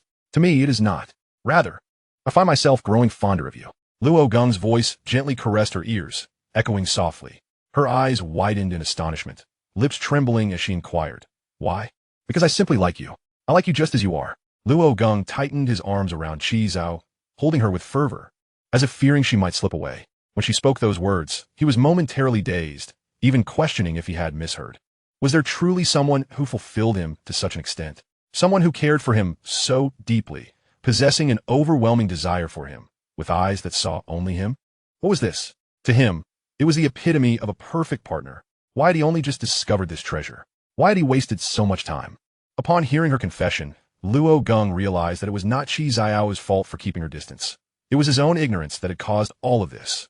If only he had recognized it sooner or mustered a bit more courage, they wouldn't have arrived at this moment. Qi Qianru let out a sob, raising her hands to embrace Luo Geng tightly, tears spilling uncontrollably. Is it really possible? Do you truly like someone like me? I've tried to change, but I can't. I can't alter who I am. I will always be like this. Is it really okay? Her voice quivered as she stammered. Yet she clung to Luo Geng, unwilling to release him. Even if he had just rejected her, she would never let go. To be honest, I hope you never change. I adore you just as you are. As Qi Qianru listened to Luo Geng's words, her lips began to quiver, tears rapidly gathering in her eyes. Moi. She then broke into a full cry, releasing the emotion she had long concealed within her heart. Over the years, she had worried whether she would ever be able to form a bond with Luo Geng, fearing that if she faltered, they might cease to be friends. She constantly fretted about whether her presence would irritate him, and what would happen if he decided to sever ties after discovering her true self. She had borne these feelings in silence, and today, she spoke them out loud, not wishing for Luo Geng to later realize how she truly was, thereby wasting his affection and time. She was indeed selfish, yet her only generosity was reserved for him alone. Chapter 65. I want to attend the same university as you. Qi Qianru and Luo Geng sat on a bench, her tears still flowing as she dabbed at her eyes with a tissue. Her makeup had been ruined. Qi Qianru pouted, feeling a bit aggrieved. She had put in such effort to look beautiful to earn Luo Geng's praise, only to have it ruined by her own tears. It's all right. You look stunning regardless. In fact, I prefer you without makeup. Luo Geng gently wiped away the tears from the corners of her eyes, speaking softly to her. Why is that? Qi Qianru paused, momentarily perplexed. Just moments ago, he had complimented her made-up appearance. Why now express a desire for her to forego it? Because you're so beautiful that others can't help but stare. I feel a twinge of jealousy. To be honest, I'm selfish. I wish only to behold your beauty for myself. Luo Geng awkwardly confessed, having not intended to reveal such sentiments, but after hearing Qi Qianru's heartfelt confessions, he felt no need to be coy, since he now understood how deeply she cherished him. Why maintain a facade of superiority? No one is perfect, and he recognized that Qi Qianru was not the flawless person he had imagined. She too harbored emotions akin to his own. Moreover, her so-called flaws were qualities he yearned for but could never attain. He too was not without imperfections, past influences, failures in love, and his challenging family background had all contributed to his lack of confidence. Knowing that Qi Qianru shared such feelings brought him a sense of ease. Only for you, Qi Qianru murmured, a spark of surprise and delight flashing across her eyes, her heart racing. All right, I'll follow your lead. Qi Qianru, her cheeks flushed, looked down at her toes. Though her voice was barely a whisper, her joy was immeasurable. If it weren't for her modesty, she would have shouted with happiness. From the heights of bliss, she had plummeted into despair, fearing she would never recover. But who could have imagined this was merely the path to an even greater paradise? Ah, my apologies, I need to make a phone call. Luo Geng suddenly stood, waving his phone before glancing at Qi Qianru. Without much thought, she nodded in acquiescence, responding with a soft okay. Luo Geng wandered to a quiet spot to make his call. Although Qi Qianru was curious about who he was speaking to, she refrained from asking. A few minutes later, Luo Geng returned and settled back beside her, saying, Sorry to keep you waiting. No worries, Qi Qianru replied, shaking her head. By the way, do you have a university in mind? Luo Geng pondered, anticipating when the college entrance exam results would come out and he could apply to his desired university. This led him to a pressing question. Would he be able to attend the same university as Qi Qianru? If their scores differed significantly, they might not be able to enroll together. In such a case, Luo Geng would need to take action. Attending university was secondary to him. He simply wished to remain close to Qi Qianru, even if it meant setting up a stall near her campus. As long as he was nearby, it would suffice. After all, he could work on his comics anywhere. A university I want to attend. Qi Qianru hesitated for a moment, and then, in the next breath, they both spoke in unison. I want to go to the same university as you. After they finished speaking, they locked eyes, witnessing the surprise and joy reflected in each other's gazes. Ahem. Well, let us discuss this again after the results come out. MMM. They both lowered their heads, Luo Geng awkwardly clearing his throat. He had not anticipated that in just a day, his relationship with Qi Qianru would draw so much closer. This was indeed a qualitative leap, whether it was a figment of his imagination or not. It felt as though Qi Qianru, after expressing her feelings, no longer concealed her emotions towards him. This was the very scene he had longed for, the dream he never expected to see fulfilled. Subsequently, Luo Geng and Qi Qianru remained on the bench, discussing various topics, including how Qi Qianru had secretly watched over him and protected him all these years. After hearing her words, Luo Geng realized how many opportunities he had missed. So many chances had slipped through his fingers due to his wretched insecurity. After taking so many detours, they had finally arrived at this moment. As their conversation continued, both of their spirits lifted. Qi Qianru spoke more freely, and Luo Geng felt a surge of joy and relief, a smile frequently gracing his face. Why hasn't she arrived yet? Luo Geng glanced at his watch, muttering softly. What? Qi Qianru, unable to hear clearly, asked in confusion. It's nothing. Luo Geng glanced around, scanning the street until he spotted a taxi parked at the end of the road. From the vehicle emerged an individual, cradling a magnificent bouquet of vivid roses. Upon seeing this person, Luo Geng furrowed his brow slightly, clicked his tongue, and then rose to his feet, stating, Excuse me, I must step away for a moment. Before Qi Qianru could inquire about his destination, Luo Geng strode forward, approaching the individual who was hastily making their way towards him. This person was none other than Wen Xiao, Luo Geng's high school deskmate and close friend. Luo Geng dashed over and blocked Wen Xiao's path, demanding, Brother, what's going on? Did I not mention that I needed a truckload of flowers? Breathless, Wen Xiao, clutching the flowers, stared at Luo Geng with a look of incredulity, as if he were gazing at a fool. Huh, dude, do you even hear yourself? How am I supposed to get you a truckload of flowers in half an hour? I dashed around multiple flower shops just to procure this ready-made bouquet, and this is only because someone else canceled their order. Otherwise, they were all pre-booked. Wen Xiao huffed, rolling his eyes and glaring at Luo Geng. Well then, why didn't you check a few more shops? You could have helped me gather a truckload. Luo Geng retorted. Stop talking nonsense. Really? I was at home enjoying some comics, and you just call me out like that. This bouquet cost $100. Remember to reimburse me later. It's my pocket money. Wen Xiao said, shoving the bouquet into Luo Geng's arms, hands on his hips, wiping the sweat from his brow. At that moment, Luo Geng heard Qi Qianru's voice behind him. Upon noticing her, Wen Xiao awkwardly smirked and then glanced at the equally embarrassed Luo Geng. Luo Geng slowly turned around, still holding the bouquet of roses. What is this? Qi Qianru gazed at the roses in Luo Geng's arms, momentarily at a loss. She was bewildered as to why Wen Xiao was here, delivering a bouquet to Luo Geng. Luo Geng and Wen Xiao exchanged an awkward glance, shared a brief smile. And then Luo Geng stepped forward, presenting the bouquet to Qi Qianru. This is for you. Qi Qianru's eyes widened in surprise as she blinked in confusion, pointing at herself and asking, for me? Yes, I took my dad to the hospital today, and then I got a bit rushed to see you, so I forgot to prepare anything. Luo Geng nodded gently, speaking softly. Qi Qianru slowly accepted the flowers, her heart swelling with emotions she found hard to articulate. It was a mix of surprise and a touch of being overwhelmed, a sensation quite distinct from when she received the necklace Luo Geng had bought for her. Observing her reaction, Luo Geng felt a twinge of hesitation. He was deeply moved by Qi Qianru's heartfelt words earlier. After all, he harbored many feelings and thoughts she was unaware of, and on the day they began their relationship, he too had hesitated about whether to share those with her. Just as Qi Qianru feared losing him, Luo Geng was equally apprehensive. However, at this moment, he resolved to confide in her. He slowly raised his gaze and began. You know, I foolishly pursued Qi Qianru before and was rather oblivious to my feelings for you. Just then, Qi Qianru stepped forward, placing a finger gently on Luo Geng's lips, silencing him. Looking into her face, Luo Geng saw her smiling at him, which only deepened his confusion. Qi Qianru shook her head, saying, I don't care about your past. I only care about your present. The fact that you're willing to like me and be with me is more than enough for me. In the next moment, Qi Qianru suddenly took a step closer to Luo Geng, her lips, crimson and smiling, lightly brushed against his cheek. In that instant, Luo Geng was taken aback, stunned by the delicate kiss that landed on his cheek before swiftly retreating. Both of them stood frozen for a moment, and Qi Qianru herself was bewildered by her sudden boldness, yet she felt no regret. Luo Geng gazed at Qi Qianru, her bright eyes radiating happiness, a light that was almost sacred, making her even more beautiful in that moment. Her delicate face resembled that of a flawless porcelain doll, a rosy hue adorning her cheeks. Wow!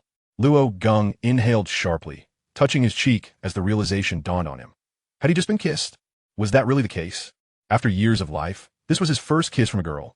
What was happening? The sensation was utterly enchanting. Behind them, Wen Xiao was the most unfortunate of all. He could hardly believe his eyes, his face falling in disbelief, stunned by the scene he had just witnessed. His mind was screaming, what on earth is happening?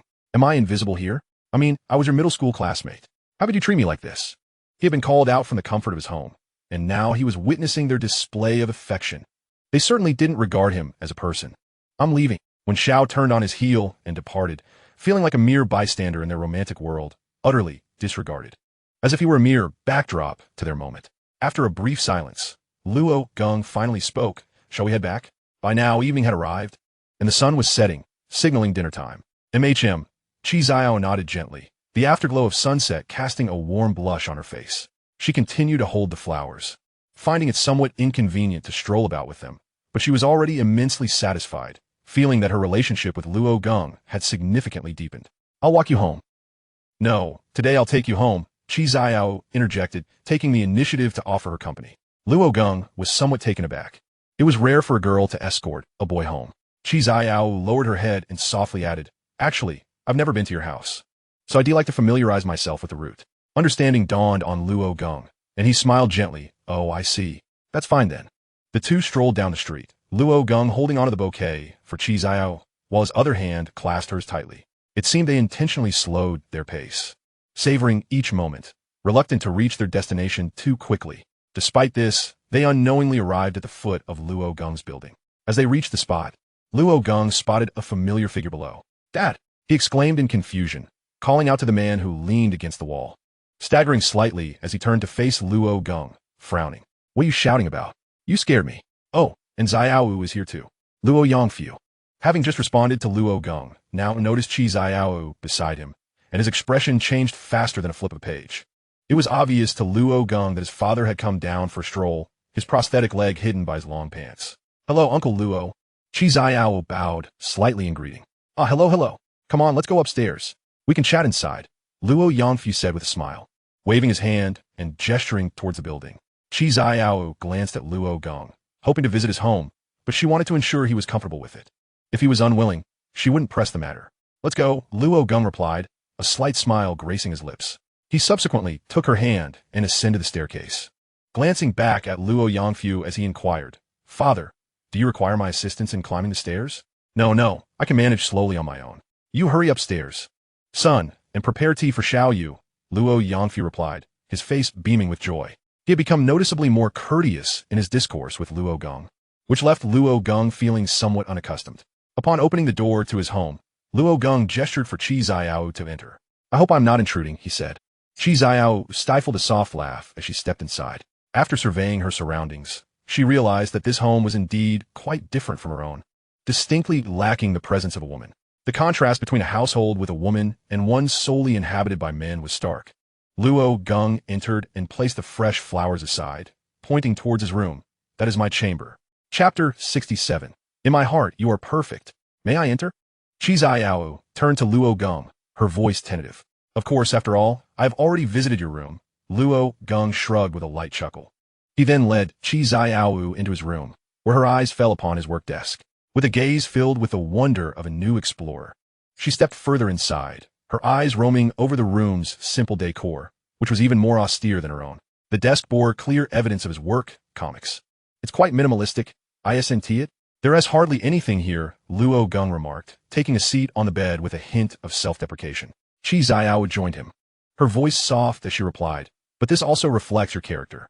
Upon hearing this, Luo Geng seized the opportunity to elaborate, counting off on his fingers, "My character? Timid, lacking in confidence." Before he could finish, Qi Qianru playfully poked his nose.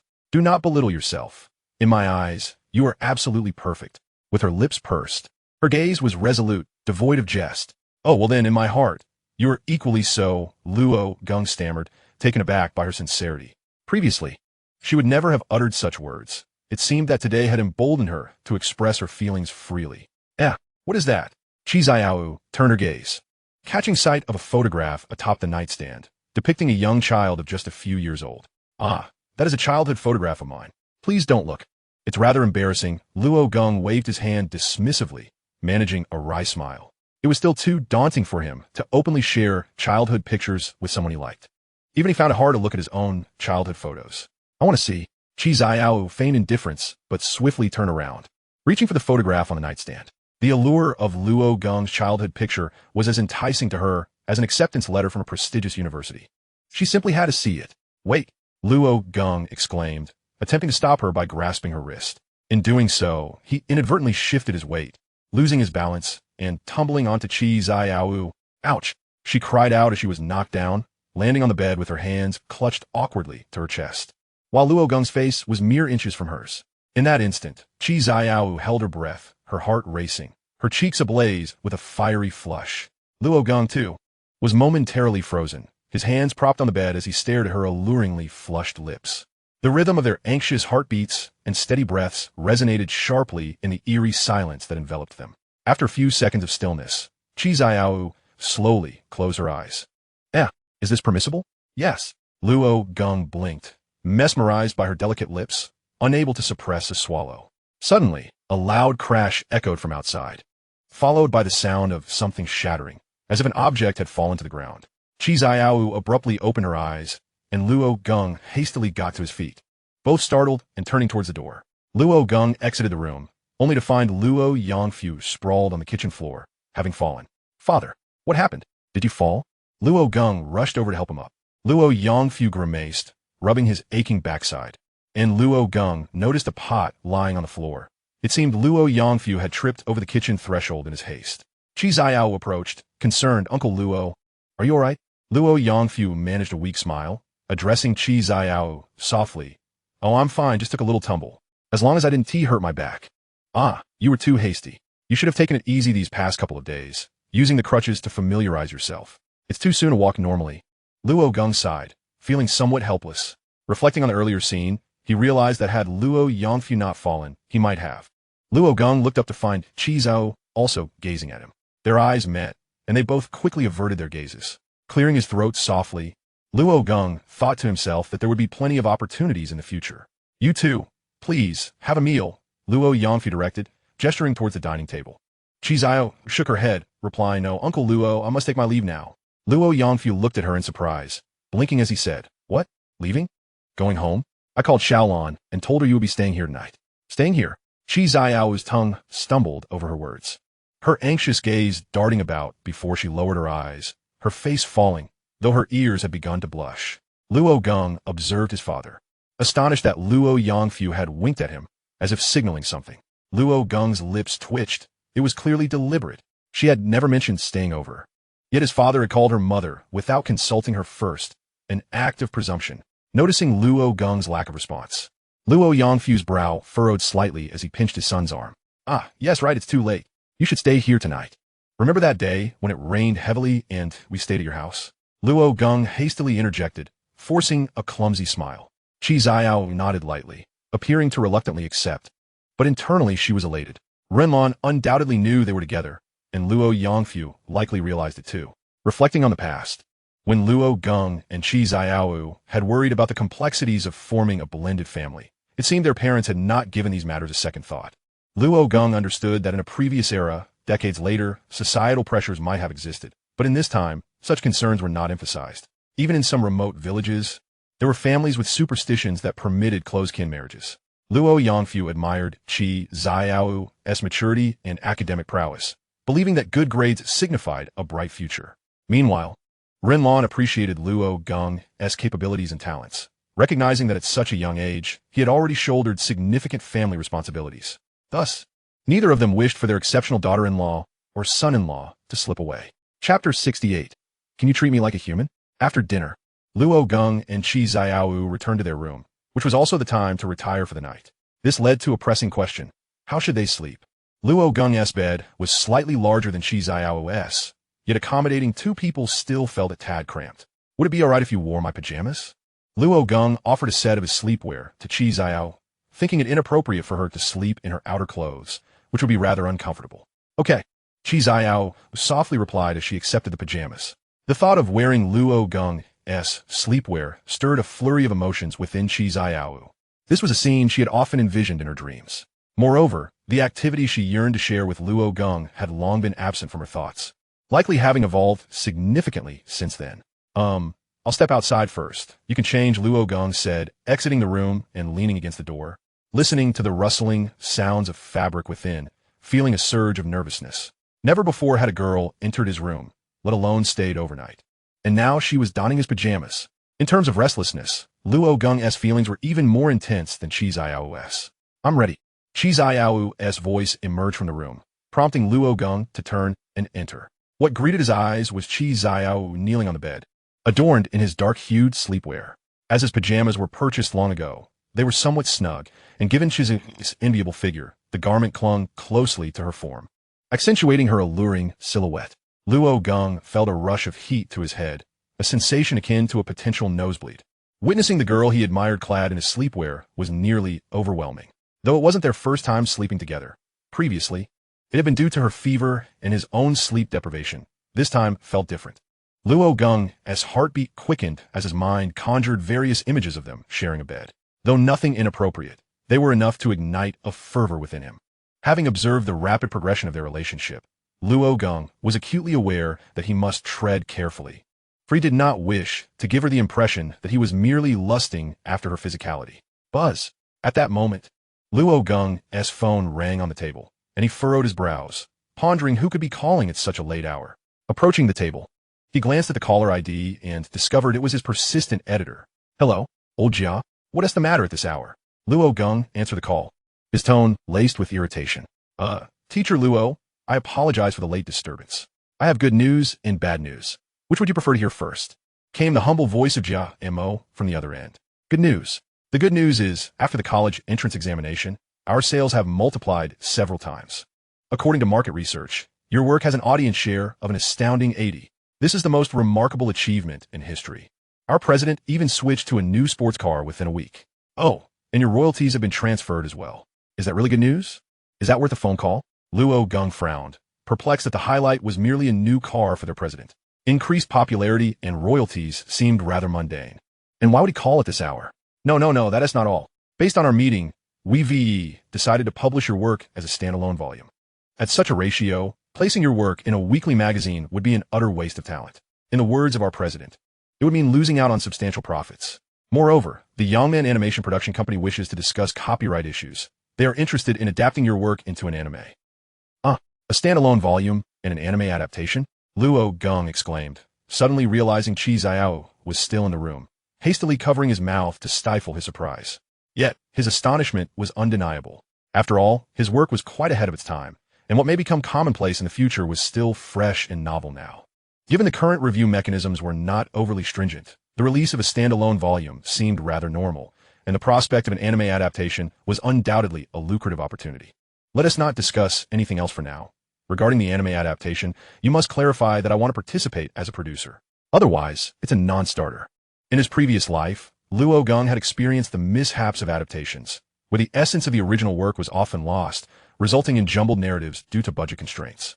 He understood the pitfalls of such cash grabs. However, this could potentially serve as a launchpad for his career. Given the current enthusiasm surrounding his work, funding would likely not be an issue. Yet, if the anime turned out to be unsatisfactory, it could deal a fatal blow to his reputation. Very well. I will relay that to them. Congratulations. You are on the verge of becoming a renowned manga artist. Luo Geng sighed and inquired, So what is the bad news? The bad news is, as you know, your work has only been serialized for a few months. To publish a standalone volume and adapt it into an anime, we'll need approximately 70 issues of content. At your current pace, you may need to accelerate your output, especially since you are heading to university in 2 months.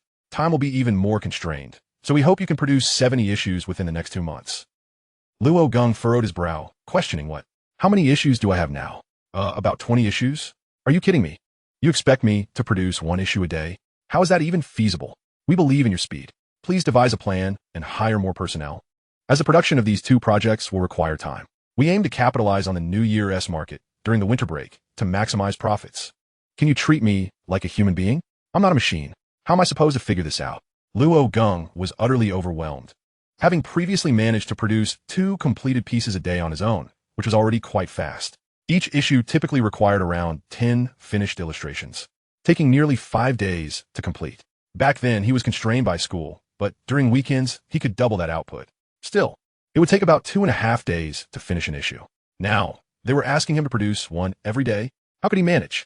Although he had an assistant now, she was ultimately a regular person and couldn't match his pace. Expecting 1 issue a day was sheer folly. Chapter 69, No Choice. The stakes were too high. Luo Geng was so consumed by frustration that he completely forgot about Qi Qianru's presence in the room, speaking rather impolitely and raising his voice with agitation. This was the first time Qi Qianru had witnessed such a side of Luo Geng, leaving her momentarily dazed as she sat on the bed, staring at him blankly. Really? Is that the approximate number? Are you sure? Luo Geng's tone shifted to one of skepticism, though his eyes sparkled with newfound determination. After a moment, Luo Geng slowly nodded and declared, All right then, I'll put in my utmost effort this time. But next time something like this comes up, I should be informed at least 6 months in advance. After exchanging a few more words, Luo Geng ended the call, placing his phone back on the table with a resigned sigh. I apologize. I got a bit carried away just now. Luo Geng turned to Qi Qianru, awkwardly scratching his head. Realizing he had been so focused on scolding Jiamo that he had forgotten she was right behind him. It's all right, but you should really start focusing on your work. Take care of your health. Don't overexert yourself. Qi Qianru was somewhat apprehensive. Although she did not fully grasp the extent of Luo Geng's busyness, his demeanor suggested that he was likely quite fatigued. Well, I understand, but it seems that I must strive hard now. There's no alternative, as they have offered so much. Luo Geng smiled wryly, taken aback by how he was overwhelmed by the allure of money, something that held little value in his previous life, yet had now become a pressing necessity. With family and someone he cherished, he needed to amass considerable wealth, ensuring that they would not have to worry about material concerns. I'll help you with that. Huh? Luo Geng looked up, surprised to see Qi Qianru's resolute expression. Realizing she was not jesting, he acknowledged that he genuinely needed assistance. Although I lack skills, I just want to be of help, even if it means serving you tea or water. Qi Qianru placed her hand over her heart. feeling a pang of sorrow as she spoke, acutely aware of her inadequacies. In the past, this very fact had made her feel anxious and inferior. Yet she sincerely wished to assist Luo Geng, hoping to prove that she was not devoid of worth. No, it's all right. You don't have to force yourself. I'm not forcing myself. I'm quite serious. Qi Qianru reiterated earnestly. Seeing her earnestness, Luo Geng felt remiss if he continued to refuse her. Well then, thank you in advance. He extended his hand, affectionately ruffling Qi Qianru's hair, his eyes brimming with warmth. He was utterly captivated by her unwavering devotion. Without further ado, please teach me, so I can assist you tomorrow. Qi Qianru stood up, grasping Luo Geng's hand and heading toward the table. How about we take a break first? It's not worth rushing tonight. No way, I must learn quickly. Luo Geng chuckled bitterly, realizing that the scenario he had envisioned of sharing a bed with Qi Qianru had morphed into one where he was instructing her on how to be a comic assistant. Qi Qianru, determined to prove her worth, was eager to contribute as much as possible. However, watching her earnest efforts and the occasional admiring glances she cast his way filled Luo Geng with a sense of pride. He found himself increasingly invigorated, delighting in the sight of someone he cherished striving to alleviate his burdens by learning something entirely new. This sentiment enveloped him with a comforting warmth. The two immersed themselves in their work, with Qi Qianru beginning to grasp the nuances of the comic world. The more she learned, the deeper her admiration for Luo Geng grew. She had come to regard him as a figure of faith. Thus, we should handle the details in this manner. As Luo Geng continued explaining while holding a pen, he suddenly noticed a lack of movement beside him. Turning to his side, he realized Qi Qianru had fallen asleep at the table. Her breathing was steady, her eyes closed, and her long lashes cast delicate shadows on her cheeks, making her appearance all the more enchanting. Oh dear, I was careless. I forgot I shouldn't let Qi stay up late. Luo Geng shook his head in resignation. He had intended for her to rest well during the break, yet had become so engrossed that he had lost track of time. She can't sleep here. Slowly, he rose, extending his arms and carefully lifting Qi Qianru into his embrace. Oomph. At that moment, Qi Qianru let out a soft sound, causing Luo Geng to freeze momentarily, feeling a wave of awkwardness as he glanced at her still-closed eyes. Did I wake you? He grinned, fearing his movements had disturbed her. Yet seeing her appear to remain asleep, he breathed a sigh of relief. Cradling her, he felt her slight frame, her body lacking in excess, yet not to the point of being skeletal. It did not detract from her perfect figure. Rather, she simply possessed a leaner physique. At least, her development was such that it concealed any signs of her slenderness. Luo Geng tiptoed to the bedside and gently laid Qi Qianru down, tucking her in. He then gazed at her serene face, gradually bending down. Peck! He placed a gentle kiss on her forehead, a satisfied smile gracing his lips as he turned back toward the table. He had contemplated kissing her lips, but felt it inappropriate to steal a kiss while she was asleep. Moreover, he wished to reserve her first kiss for a moment when she was awake, believing it would carry more significance. Returning to the table, he resumed his work, determined to maximize his time and produce as much as he could. He did not want his summer vacation to be entirely consumed by tedious tasks, leaving no opportunity for leisure. Meanwhile, as Luo Geng worked diligently, Qi Qianru gradually opened her eyes. She covered half her face with the blanket, a faint blush gracing her cheeks. Though she appeared to be asleep, she had actually awakened when Luo Geng had lifted her, opting to feign sleep. Just now, he kissed me on the forehead. Qi Qianru stared at the ceiling, contemplating how surreal the situation felt. Here she was, in Luo Geng's room, sleeping on his bed, clad in his pajamas, and receiving a kiss from him. She realized that if she were to sleep now, she would undoubtedly have his sweetest dreams. Yet, seeing Luo Geng still working quietly, making an effort to minimize noise, she felt a twinge of guilt. The fact that she was pretending to sleep only added to her sense of embarrassment. If she were to wake now, it would surely be awkward. Thus, Qi Qianru relaxed her nerves, wishing to carry these delightful moments into her dreams, hoping to awaken soon to assist Luo Geng. It had been an eternity since she had experienced such tranquility, and the comfort enveloped her, allowing her to drift off to sleep. Under the dim glow of the desk lamp, only Luo Geng remained, diligently working to complete his tasks, striving to carve out time to enjoy his holiday. Chapter 70. Then I suppose I am your senior. On a bright and sunny morning, the air was fresh and invigorating. Luo Yangfu had risen early to take a stroll, eagerly rolling up his pant legs to boast to acquaintances. Approaching Luo Geng's residence was a woman, Qin Xiao, who had transformed her appearance. She had traded her trendy attire for a more demure ensemble, resembling a charming neighbor girl. Her earrings and piercings were removed, her tattoos concealed beneath her clothing, and the bandage on her forehead had been taken off, revealing a faint scar. Adorning a light-colored beret, she resembled a professional artist. Carrying a bag filled with completed sketches and her work tools, she appeared ready to begin her day. However, contrasting her innocent attire was the cigarette she held between her fingers. With a final puff, Qin Xiao extinguished her cigarette on the ground, clearing her throat of the lingering smoke. Knock, knock, knock. She gently rapped on Luo Geng's door, her knocks so soft that they could barely be heard. After a moment of silence, she increased her force, calling out, "Luo, teacher, are you in? I'm here to start work." "Luo, teacher?" In the room, Qi Qianru slowly opened her eyes, having heard the voice at the door. Initially rubbing her bleary eyes to awaken her still drowsy mind, she immediately perked up, her eyes wide open upon hearing the woman's call. A woman's voice? Qi Qianru sprang upright, her pajama top askew, exposing her ivory shoulders. She glanced towards the table and was taken aback to find Luo Geng sprawled over it, sound asleep, emitting a series of soft snores. With a paintbrush still clutched in his hand, as if he had just been painting a moment before. Observing Luo Geng in his slumber, Qi Qianru had no intention of rousing him. Instead, she adjusted her sleepwear, rose from her seat, and prepared to open the door. A sudden realization struck her. Was it appropriate for her, not being the owner of the house, to answer the door? What if it were one of Luo Geng's acquaintances or relatives at the threshold? How would she explain her presence? Yet, with Luo Geng still asleep and Luo Yongfu seemingly absent, she was the only one available to answer the door. "Luo Lishi? Open up, it's almost 8 o'clock. And I'm not late." The voice of Qin Xiao resonated from the doorway, her gaze fixed anxiously upon her wristwatch as she knocked impatiently. Just 2 days prior, Luo Geng had informed her that work commenced at 8 o'clock in the morning, and she had arrived punctually. Qin Xiao pondered whether her performance had been lacking, prompting Luo Geng to deliberately keep the door shut, intending to tarnish her reputation with tardiness and perhaps even dismiss her. Click! At that moment, the door swung open, and Qin Xiao exhaled a sigh of relief, exclaiming, "Ah, Luo Lishi, you finally opened the door." Just as she was about to step inside, she realized that the figure standing at the door was not Luo Geng at all, but rather a charming young woman clad in sleepwear, appearing as if she had just awakened. "Wait, did I come to the wrong place?" Qin Xiao was momentarily stunned, her foot that had been poised to enter retracting in an instant. Peering into the room, she recognized the familiar decorations. This was indeed Luo Geng's home. But why was it a girl who answered the door? Qi Qianru, upon encountering Qin Xiao, was similarly taken aback by the sudden appearance of a seemingly older and more mature woman. A sense of unease crept in, but she quickly deduced that, given the sketching materials in Qin Xiao's bag and her address of Luo Geng as Lishi, this must be related to Luo Geng's work. "Please come in."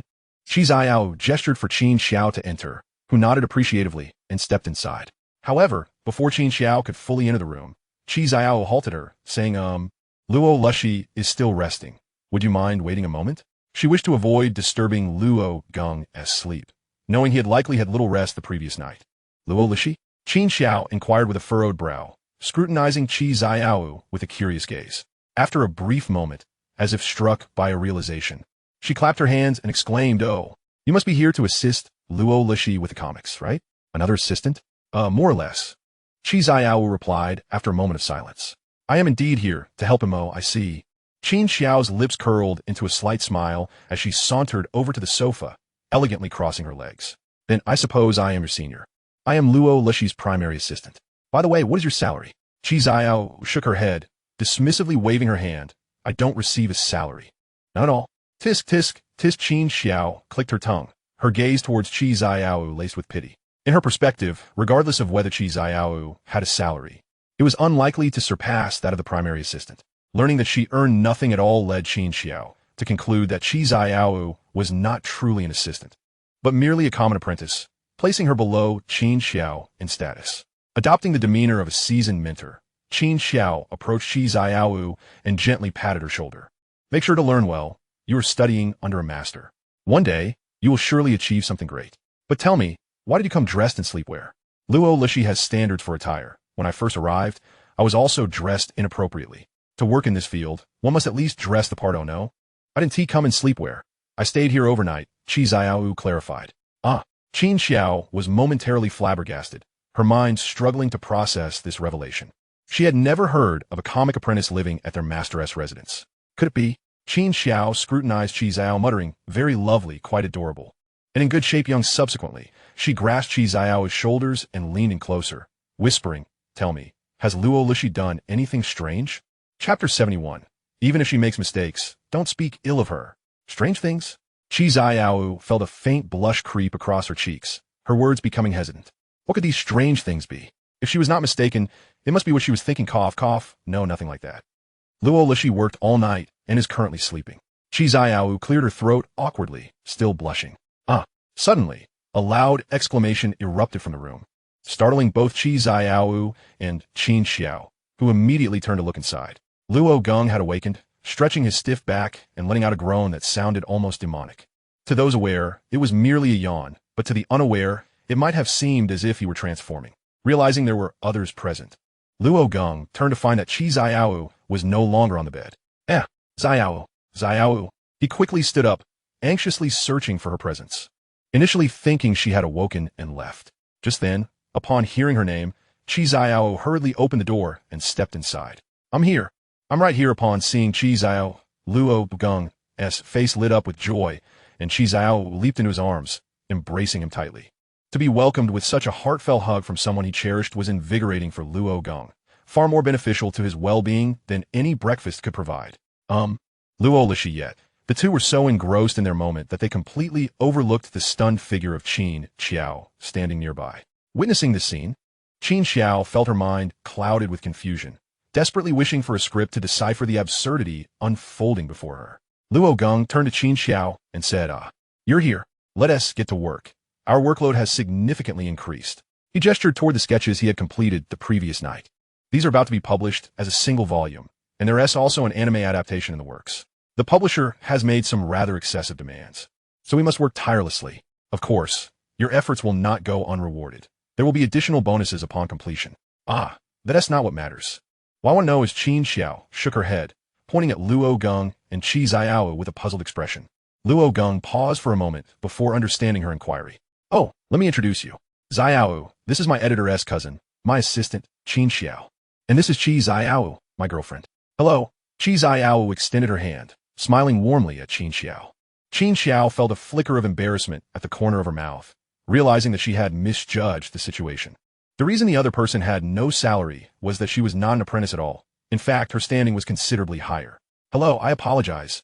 It seems I was not clear in my inquiries," Qin Xiao said, extending her hand to shake hands with Qi Qianru, awkwardly scratching her head. The thought of her previous blunder made her cheeks flush with embarrassment. It was truly a rather shameful moment. "It's quite all right," Luo Geng said, glancing at Qin Xiao. "Yes, Xiao will assist us as well. Please guide her to undertake some simple tasks." Certainly," Qin Xiao nodded in agreement. However, Luo Geng stepped closer and whispered to Qin Xiao, "Do not assign her too much work. Let her enjoy herself a bit. And do not scold her if she makes mistakes." "Understood," she replied. Bang, bang. "Xiaoru, come out for dinner." A woman gently knocked on the door of the room, her face etched with deep concern. This was Qi Qianru's home, and the woman was her mother, Zhao Junyan. Her daughter had locked herself away in her room for an extended period, consuming only small amounts during mealtimes. Her eyes remained swollen, with dark circles and a red nose. When asked what was wrong, she merely mumbled that she had not performed well in her exams. However, as parents, they had comforted her, assuring her that it was all right to fail, that there was no need for such tears, yet they could not prevent her from retreating to her room to weep. "I'm not eating." Qi Qianru's hoarse and faint voice drifted from within the room, causing Zhao Junyan's heart to tighten. Any parent would feel a pang of sorrow upon hearing their child in such a state. Without hesitation, she opened the door to prevent Qi Qianru from doing anything rash. Upon entering, she was met with a sight of crumpled tissues strewn about, soaked with tears. Qi Qianru lay on her bed, her entire being enveloped in the covers, emitting faint sobs. "Oh dear, Xiaoru, please do not cry. It's all right if you didn't do well on the exam.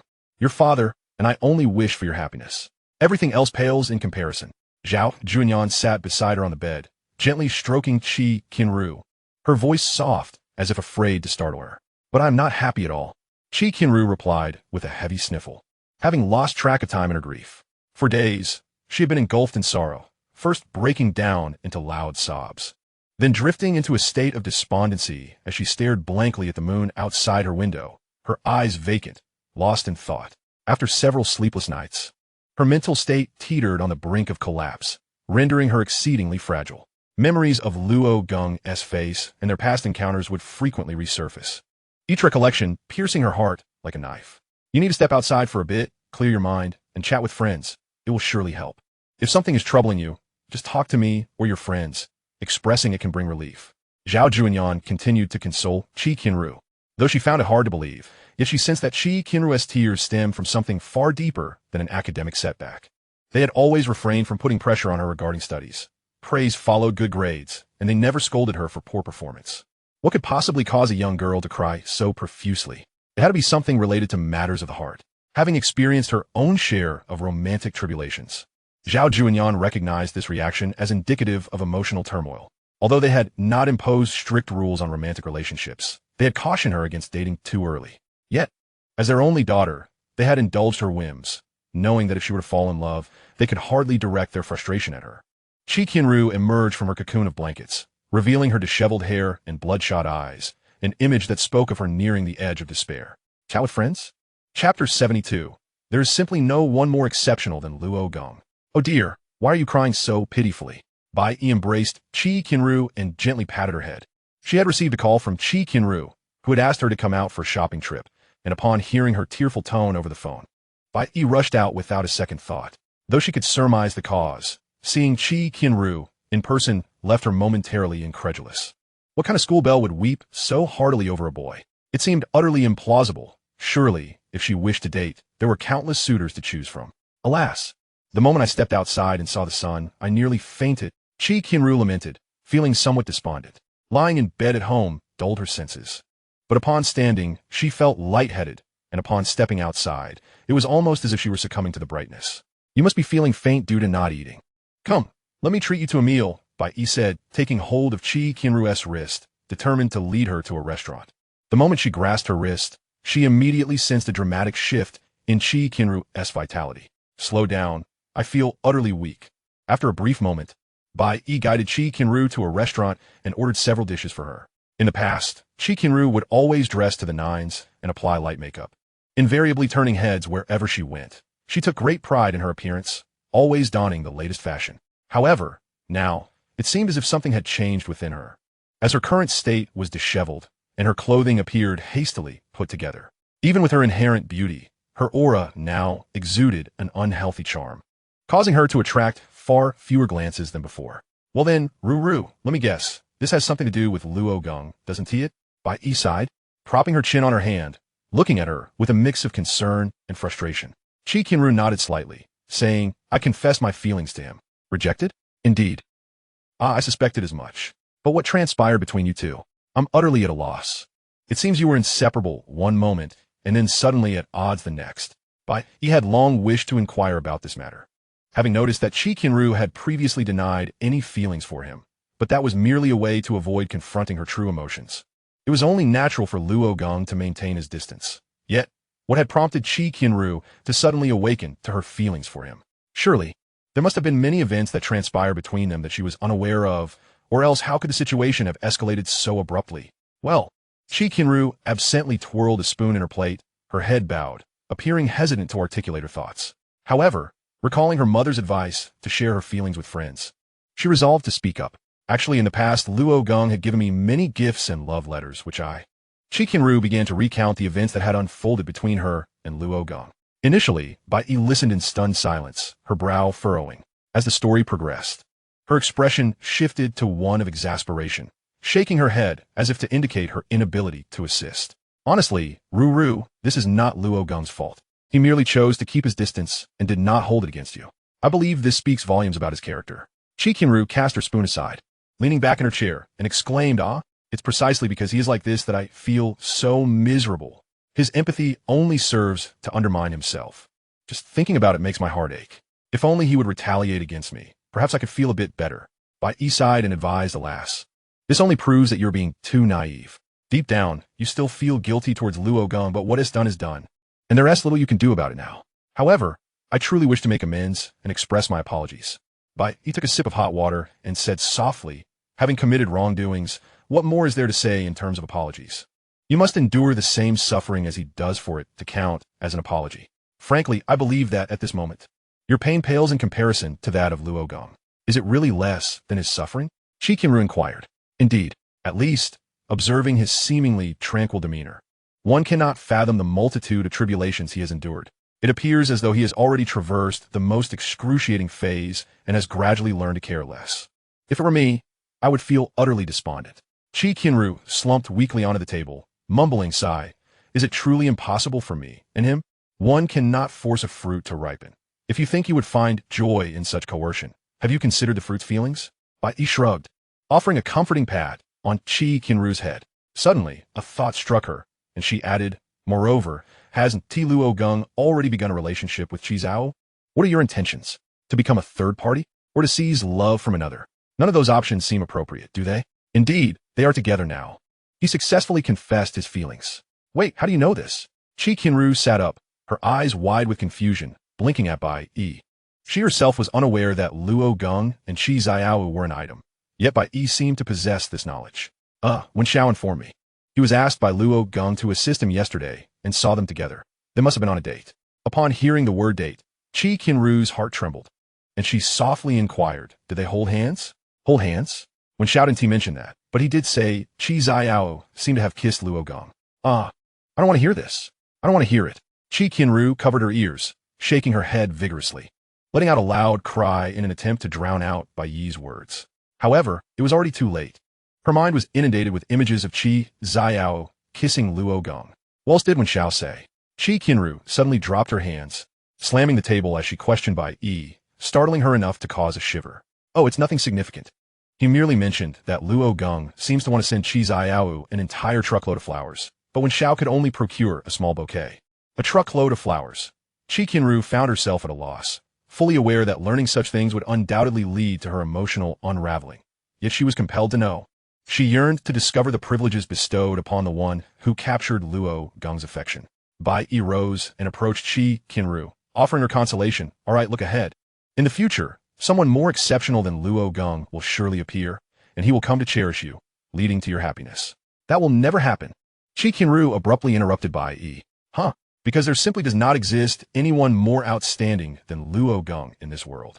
Her exclamation was loud enough to draw the attention of everyone in the restaurant, prompting Bai Yi to offer a wry smile as she glanced around, sending apologetic looks before glaring at Qi Qianru, whispering, you weren't this foolish before. Have you truly lost your mind? Chapter 73. Money given for free should not be taken for granted.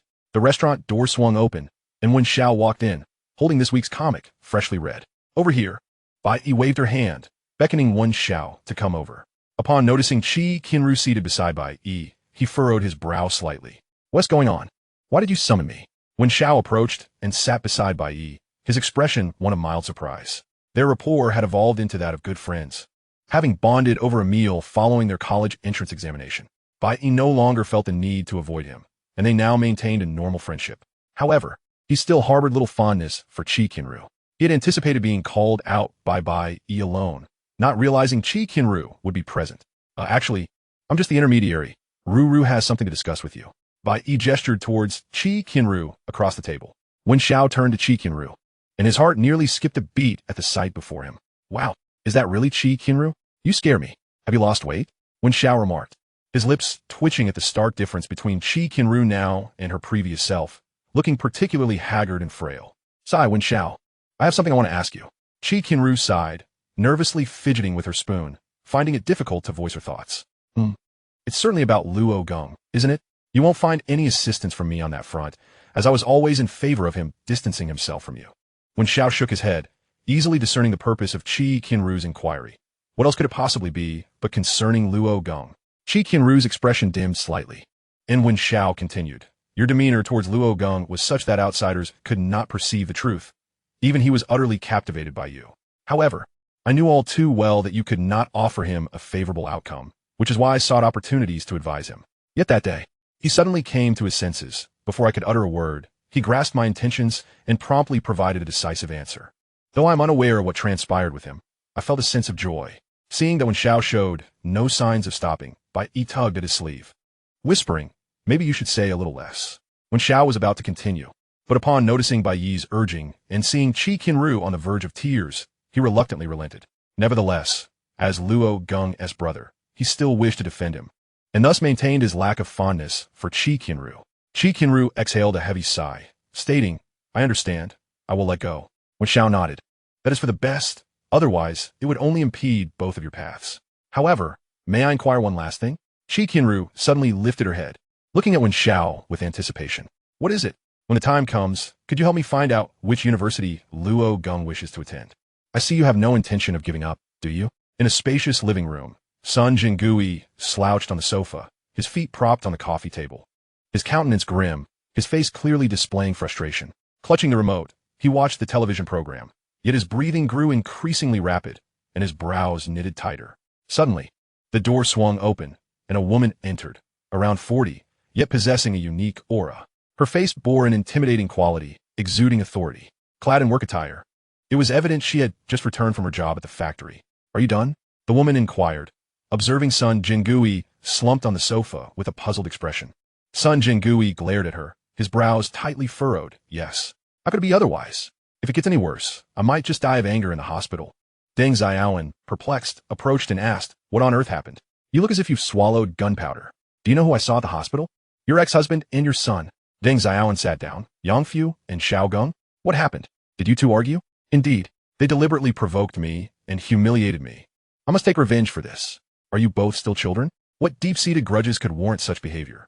Deng Xiaowen picked up a cup from the coffee table, taking a sip of water, speaking in a nonchalant tone. Oh, don't underestimate children. Your eldest son has made quite a name for himself.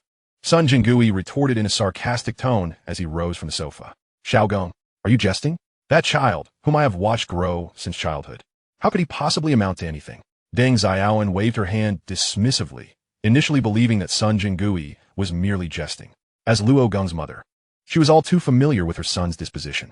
A promising future? If he were truly capable, he would not have failed to make a single phone call to inquire about his well-being all these years.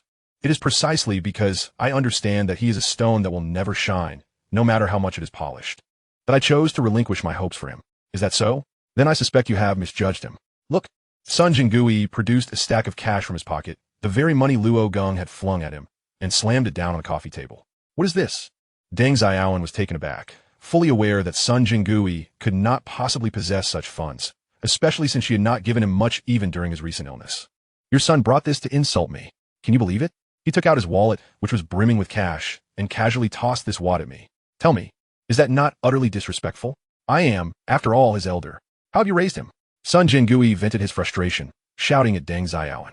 However, upon meeting her piercing gaze, he immediately fell silent, intimidated by the severity of her expression.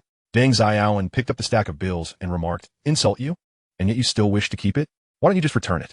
Return it? Do you think your son is foolish while I am not? Free money is not to be refused. Sun Jingui crossed his arms, adopting an air of superiority, though Deng Xiaowen found it perplexing that he could feel so pleased after being insulted with money. Are you certain this is indeed from Xiao Geng? Deng Xiaowen scrutinized the bills, confirming they were genuine, her mind racing with questions. Of course, I can see clearly. His wallet contained at least 10,000. This revelation left Deng Xiaowen even more astonished. There was no reason for Sun Jingui to lie, so where had Luo Geng acquired such wealth? Perhaps this is merely the salary from Luo Yangfu's last 2 months of work. She pondered. How could he afford to squander it so recklessly? Is he resorting to theft or turning to a life of crime? You cannot control him, so who can? And what of it? You have the money. What is there to be angry about? Deng Xiaowen neatly stacked the bills and tucked them in her pocket, leaving Sun Jingui with no room for dissent. He slapped his thigh and exclaimed, it is evident that the boy has no respect for me. After all, I am practically his stepfather, am I not? He colludes with his father to bully me, and you choose to remain indifferent? How do you expect me to intervene? Deng Xiaowen furrowed her brow, sensing Sun Jingui's ulterior motives. Yet her curiosity about her son's sudden affluence persisted. Had he perhaps become involved with a wealthy benefactor? That seemed implausible. Given Luo Yangfu's circumstances, what affluent individual would take notice of him? Of course, I ought to educate him properly and retrieve that money. He is still so young. How can he be entrusted with such sums? What if he spends it recklessly? We should save it for him. It is in his best interest. Sun Jingui spoke with an air of moral superiority, condemning Luo Geng's apparent irresponsibility. Yet anyone with a modicum of discernment could discern that his true desire was to claim Luo Geng's money. You ask how I might procure it? Do you truly believe he would willingly part with it? Deng Xiaowen's tone revealed her growing irritation. She had never noticed how transparently greedy Sun Jingui was. And while she too harbored her own avarice, she still believed in maintaining some semblance of dignity. The child might no longer regard her as a mother. Now he was expected to provide financial support? Why should he refuse? You are his mother. If you cannot manage him, who else can?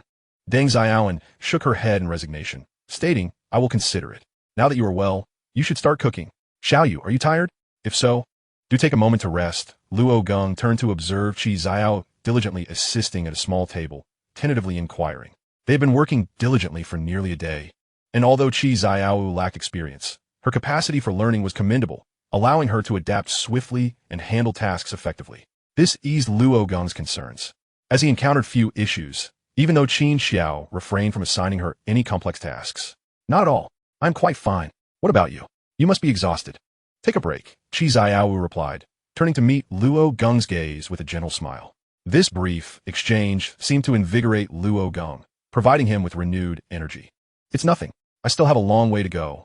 I am not tired in the slightest. Luo Geng straightened his back and resumed his work with fervor, determined to push through. Why doesn't teacher Luo ask me if I'm tired? Qin Xiao sighed in exasperation. The two were incessantly displaying their affection, and while it did not significantly affect her emotionally, it did impact their productivity. Moreover, she had not taken a break and was consistently working. Why had no one inquired about her well-being? Luo Geng shrugged. You're being paid, right? If you're not tired, you can earn quite a bit. That is true, although Qin Xiao was aware that the salary was not easily earned. She still needed time to acclimate to the demands of her new job as a recent graduate. But I am not receiving any wages. Why did teacher Luo summon me? At that moment, a voice emerged from the corner, belonging to Jia Mo, who was seated alone at a small table, engaged in simple tasks, feeling utterly despondent. Earlier that morning, Luo Geng had called him, and now, to him, Luo Geng's summons felt akin to a royal decree, one he could not refuse. However, he had not anticipated being summoned merely to serve as a laborer. Luo Geng smirked, glancing over at him. You have contributed to our busy schedule, so, of course, you must help out. What is the matter? Don't you want to earn this money? Don't you aspire to be a leading editor? If you're not interested, just say the word. Many would be eager to step in. To be frank, numerous colleagues have expressed their desire to lure you away. Of course, I want Jia Mo's side, acutely aware that, on the surface, he remained Luo Geng's editor. Yet his actual standing was inferior to that of an assistant. There were hardly any authors or artists under his purview, and now, with Luo Geng standing out, the publishing house regarded him as nothing more than Luo Geng's personal editor or underling. The editing responsibilities could be set aside. As long as he could assist Luo Geng or help the president generate revenue, anything was permissible. The thought of other editors basking in the glory before authors only intensified his envy. Though he had already achieved the highest performance among all editors, it felt as though his earnings were painfully meager. The four of them toiled until late afternoon, around 4 or 5 o'clock. Qi Xiao fared relatively well, as her tasks were less strenuous and the pressure was alleviated by Qin Xiao and Jia Mo. The two of them were nearly unable to stand upright. While the work was profitable, it was also exceedingly taxing. Luo Geng noticed their weary demeanor and remarked, I apologize. I have no intention of establishing a studio here, especially since I may not even be in the same location in 2 months. Once I settle into my university routine, I will open a studio. After all, having everyone cramped in his room without even comfortable desks and chairs was not conducive to productivity, regardless of physical exhaustion. By the way, teacher Luo, if you attend university in a distant location, submitting work might become troublesome, requiring delivery. Jia Mo suddenly recalled something and inquired curiously. Luo Geng lifted his head and spoke with a hint of indifference. Indeed, why not consider switching to another publishing house? I have no objections. I could simply hand this work over to you while I embark on my next project and find a nearby publisher. After all, you are signing the work, not the person. Wait, teacher Luo, I will discuss this with the president as soon as I return. Wherever you attended university, we shall establish a branch there. Upon hearing this, Jia Mo became somewhat anxious, hastily rising to his feet and exclaiming with excitement. If Luo Geng, this cash cow, were to slip away, the president would undoubtedly be furious, perhaps even resorting to drastic measures. Was it not simply the hassle of submitting manuscripts that bothered him? Could they not just set up a branch near Luo Geng's university? If all else fails, they could send someone to collect manuscripts weekly. They absolutely could not let Luo Geng escape. Well then, I shall leave this matter to you, Luo Geng replied with satisfaction, nodding before returning to his drawing. Jia Mo stood frozen in place, feeling as though Luo Geng had deliberately set a trap for him. Chapter 75, Would you be willing to marry me? All right, Everyone has worked hard. Let us call it a day. Luo Geng remarked as he discarded a pencil that had been reduced to little more than a nib and stretched lazily, observing the fatigue etched on everyone's faces. He noted their remarkable productivity. They had completed 2 issues in a mere day, akin to the efficiency of a machine. Luo Geng's drawing speed and his ability to work without the need for prior contemplation were truly astonishing, as if the images in his mind could be directly printed onto the page. The tasks of the others were not overly demanding. With a bit more speed, their output remained highly efficient. Oh dear! Qin Xiao attempted to lean back, but forgot she was perched on a small stool, nearly tipping over. She was arguably the most exhausted aside from Luo Geng, having hardly taken a moment's respite. Shi Zhao stood up and approached Luo Geng from behind, her slender, alabaster hands gently kneading his shoulders. Leaning in, she whispered softly in his ear, "Thank you for your hard work." A shiver coursed through Luo Geng's body. Who could withstand such a sensation? Shi Zhao seemed to be his hidden reserve of energy, and once activated, an endless supply surged forth. Witnessing this scene, Jiao Mo could not help but click his tongue and pat his shoulders, saying, "Xiao Xiao, come help your cousin with his shoulders as well." "Huh, cousin? What nonsense are you spouting? I'm more exhausted than you are. You should be the one helping me." Qin Xiao frowned and shot Jiao Mo a glare. She had hardly smoked at all throughout the day, having only taken a quick break to step out for a cigarette when nature called. The craving was becoming unbearable. Just then, a loud growl emanated from her stomach, announcing that it was time for her to eat. The sound was quite pronounced, drawing the attention of everyone around. Qin Xiao immediately lowered her head, her cheeks flushing with embarrassment. She had indeed consumed little, and although she had eaten the boxed meal purchased by Luo Geng at noon, it had not been sufficient as they had been pressed for time to complete their work. "All right, let us go. I'll treat you all to a meal," Luo Geng said with a smile, shaking his head as he stood up and draped his coat over his shoulders. "Really? Thank you, boss," Qin Xiao exclaimed, rising only to hear a crack from her back, a testament to how long she had been sitting. After tidying up their sketches and donning their attire, they prepared to head out. Luo Geng extended his hand toward Shi Zhao, stating, "Let us go." "Okay." Shi Zhao placed her hand in his, and together they exited the house. At this hour, their town had little in the way of culinary delights, with most establishments already closed for the night. The restaurants here tended to shutter early, so if they wished to dine, they would need to venture into the city center. Thus, the 4 hailed a cab and headed toward the urban area. The town had slipped into night, while the city was just awakening to its nightlife, illuminated by bright lights, with restaurants still bustling and streets teeming with people. "What do you all want to eat?" Luo Geng inquired, glancing at Qin Xiao and Jiao Mo. He himself was open to anything, having already asked Shi Zhao, who also lacked a preference. Thus he turned his attention to the 2 who had contributed the most effort. "Let's go to South Street. There are many delicious options. And I've heard a new seafood barbecue place has exceptionally good reviews." "Sound great. My colleagues have been there and said it was wonderful." Qin Xiao and Jiao Mo chimed in unison, their destination clear, primarily because it was not their treat. Naturally, they aimed for something special. If it were merely to fill their stomachs, they would not have to go to such lengths. "All right then, we shall go there," Luo Geng nodded, taking Shi Zhao's hand and following behind Qin Xiao and Jiao Mo. As they discussed what to eat and what was good, Luo Geng and Shi Zhao lagged slightly behind, enjoying the leisurely stroll through the vibrant city center. "Do you wish to live here?" Luo Geng suddenly posed a seemingly random question, causing Shi Zhao to pause momentarily in surprise. "Live here?" She did not quite grasp the meaning behind Luo Geng's words. Did he refer to residing in the city center? But their home was not located there. Was he suggesting living in a hotel? "I'm fine with it," she replied softly, lowering her head. In Luo Geng's mind, he contemplated whether he should purchase an apartment in the city center, considering his father had never lived in the city, although his current finances were insufficient. Once the substantial royalties arrived, he could likely afford a place. Should he perhaps save enough to buy 2? One for himself and Shi Zhao? No, that should be after marriage. Though they had cohabited before, a long-term arrangement warranted a formal commitment. Would Shi Zhao be willing to marry me? He pondered. Surely she would agree, but when should he propose? It seemed too soon. They had only been dating for a few days, and they had not yet reached the legal marriage age. However, it was not unheard of to marry before obtaining a marriage certificate. He had seen many such cases in the village. Is there a set rule dictating how many days into a relationship one can propose? He mused, feeling bewildered. Despite having lived over 30 years, he remained a novice in matters of the heart. His first love, after all, what did he know? He had attended numerous weddings. Yet who knew how long each couple had dated? Some had rushed into marriage after a week, while others had been together for 8 years without tying the knot. Yet, without exception, it seemed their married lives were not all that blissful. The initial sweetness faded over the years, leaving them to merely cohabitate. While it is often said that marriage is the tomb of love, without marriage, love would have no resting place. As Luo Geng contemplated this, he glanced at Shi Xiao's profile, pondering. Perhaps one day he could discuss such matters with her. Teacher Luo, we're almost there, just around the corner. Qin Xiao pointed ahead and turned to speak to Luo Geng.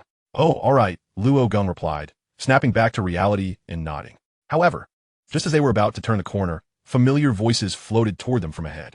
Why do I have to accompany you too on this shopping spree? It seems you merely want someone to carry your bags. Oh, surely we can't expect just the two of us girls to carry all these items, can we? Come on, Ruru, are you feeling any better? Then that is settled.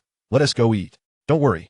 Spending time with friends will surely help you forget about Luo. Before the girl could finish her sentence, they collided with Luo Geng's group at the corner. Qin Xiao and Jia Mo, unfamiliar with them, walked straight past. Luo Geng and Qi Xiao stood rooted to the spot, their faces etched with bewilderment as they beheld Bai Yi, Wen Xiao, and Qi Qianru suddenly appearing before them. Chapter 76. It's all right. Let us all go together. The moment Qi Qianru caught sight of Luo Geng, the fragile calm she had painstakingly cultivated within her heart was once again stirred. Her gaze slowly drifted downward, settling upon the intertwined hands of Luo Geng and Qi Xiao.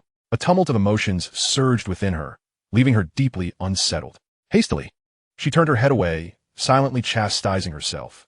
Had I known I would run into Luo Geng, I would have taken more care with my appearance. At present, she was particularly reluctant to encounter Luo Geng, for she was far from her best state and had not bothered to adorn herself. Luo Geng, what a coincidence. Bai Yi spoke first, waving her hand in greeting. Luo Geng nodded in response. Yes, quite the coincidence. Are you all out shopping? Indeed. To chance upon one another at this hour, and in this place was rather serendipitous. Brother, I've been a laborer all day, Wen Xiao remarked upon seeing Luo Geng, brandishing the bags he carried, unable to resist venting his weariness. Suddenly, Luo Geng recalled that he had yet to repay Wen Xiao for the money borrowed to purchase flowers. Oh right, Wen Xiao, I nearly forgot. Here, that's the money. Luo Geng produced his wallet and handed over 200 yuan to Wen Xiao. Wen Xiao extended his hand, taking only one bill, smiling as he said, 100 only, true brothers keep clear accounts. If I weren't short on cash for the latest manga, I wouldn't be so eager for this money. This 100 is your errant fee. Keep it. Luo Geng slipped the other bill back to Wen Xiao. Though Wen Xiao had diligently helped him and deserved more, Luo Geng preferred to repay such favors with goodwill rather than money. It felt improper otherwise. Qi Xiao and Qi Qianru both attempted to divert their gazes elsewhere to break the awkwardness, yet their eyes involuntarily flicked toward each other. Despite Qi Xiao now being with Luo Geng, she remained wary of Qi Qianru, considering her arrival not to be underestimated. Her hostility had not diminished in the slightest. Ahead, Qin Xiao and Jia Mo noticed Luo Geng's group lagging behind and halted, turning back to find them chatting. Exchanging glances, they approached. Is that Mr. Luo? Are they acquaintances? Jia Mo asked, puzzled. Luo Geng glanced at him and replied, yes, they're my brothers and high school classmates. The trio looked at Qin Xiao and Jia Mo with surprise, wondering when Luo Geng had befriended these two seemingly older individuals, especially as the man had just addressed him as Mr. Luo. Well, we want tea keepy then. We're off to eat. Goodbye. Bai Yi, sensing the tension, suggested hastily, hoping to whisk Qi Qianru away before the day's efforts were undone. Qi Qianru's mood had just begun to improve. However, while Bai Yi was adept at reading the atmosphere, there was one person whose intentions she could not discern. Upon hearing they intended to dine, Qin Xiao waved enthusiastically. Hey, we're going to eat too. Why not join us? You're all Mr. Luo's friends. The more, the merrier. The three halted, turning awkwardly to Qin Xiao, silently questioning who she was and why she failed to perceive the discomfort in the air. Oh no, too many people might be inconvenient. We'll eat separately. Bai Yi forced a smile and declined. But Qin Xiao was undeterred, or perhaps simply indifferent to such trivialities. Oh, it's no problem. Let us all go together. After all, Mr. Luo is treating us, right, Mr. Luo? She looked to Luo Geng, placing the decision in his hands. Luo Geng nearly choked on his own saliva, his mind a whirlwind of conflicting emotions, even entertaining the impulse to fire Qin Xiao or dock her pay for tomorrow's work. Bai Yi and the others looked to Luo Geng, seemingly awaiting his reply. Bai Yi hoped he would refuse, so they could separate more comfortably. Yet Qi Qianru, for reasons unknown, harbored a faint hope of dining with Luo Geng once more. The temptation was immense. akin to the pangs of nicotine withdrawal, the desire to indulge once more despite knowing it meant failure. Luo Geng took a deep breath, realizing he was cornered. How could he refuse? Saying eat separately or please leave would only worsen matters. Setting aside Qi Qianru's feelings, he and Wen Xiao were close brothers. Bai was also a dear friend. Declining would strain relationships. Though Wen Xiao and Bai understood him and would not begrudge him, a subtle distance would inevitably arise. Wen Xiao, noticing Luo Geng's predicament, could no longer bear it and spoke up. Why don't we just, it's all right, let us all go together. Interrupted Qi Qianru. Luo Geng was momentarily stunned, then glanced at Qi Qianru puzzled. Yet upon seeing her smile, a comforting warmth spread through him. At that moment, he realized Qi Qianru wished to spare him from discomfort. He had mainly considered Qi Qianru's feelings. Dining with Qi Qianru felt awkward. Qi Qianru had perceived this and graciously eased the tension.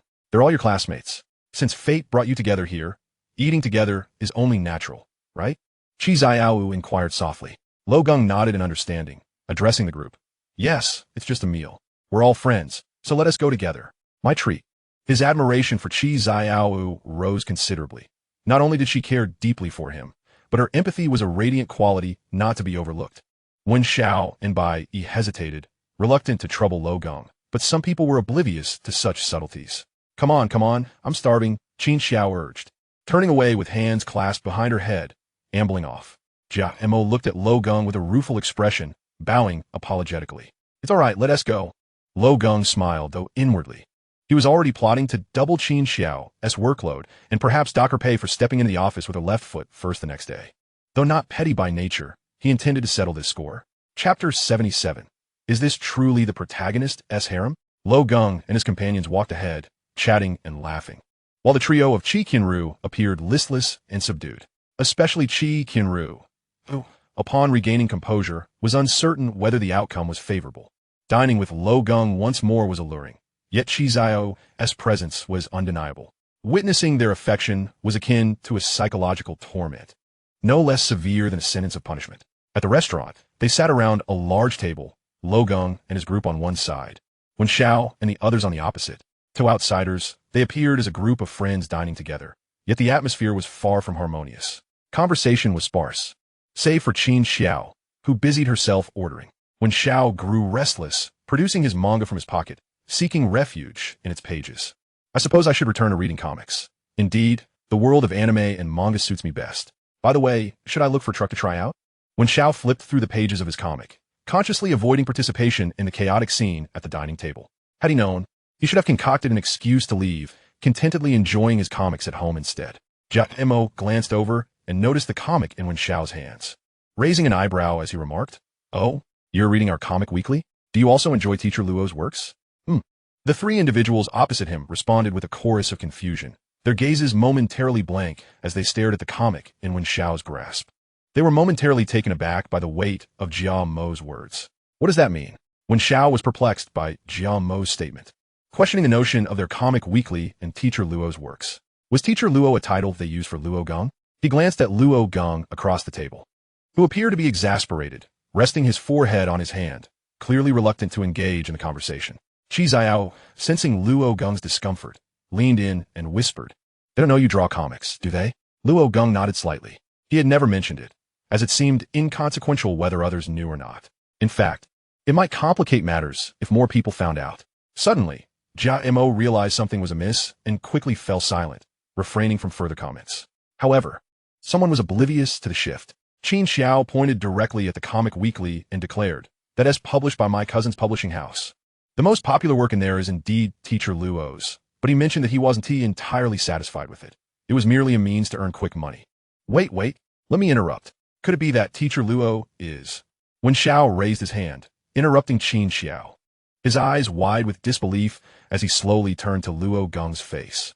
Qin Xiao, puzzled, pointed at them in Luo Geng, saying, Aren't you all friends with Teacher Luo?" Wen Xiao's eyes widened in shock, and he hastily flipped to the comic's title page. In the corner, it indeed bore the name Luo Geng. Yet, he had never paid attention to that. He had always focused on the content of the comics. Who would bother to check the author's name while flipping through a weekly? No way. Luo Geng, you draw comics? Bai exclaimed, finally realizing. Her gaze fixed on Luo Geng. Yes, just doodling for fun. Luo Geng replied with a nonchalant smile, shrugging slightly. When Xiao turned to the page featuring Luo Geng's work, asking this, "You drew this?" "Yes." When Xiao gasped, slowly setting the comic down. Suddenly, it seemed as if a revelation struck him. He leapt to his feet, grabbing Luo Geng by the collar with both hands, demanding excitedly, "Quick, tell me what skills the protagonist learned from a master. Will they be used? And that new female character, is she part of the protagonist's harem?" When Xiao appeared desperate for knowledge, shaking Luo Geng in a frenzy, attempting to extract the plot from his mind. Hey, calm down." Luo Geng, slightly dizzy from the shaking, felt the gaze of Qi Qianru beside him, who looked on with concern, her hands hovering uncertainly in the air, torn between wanting to help and not wanting to interfere. Let go. Luo Geng pushed against Wen Xiao's arms.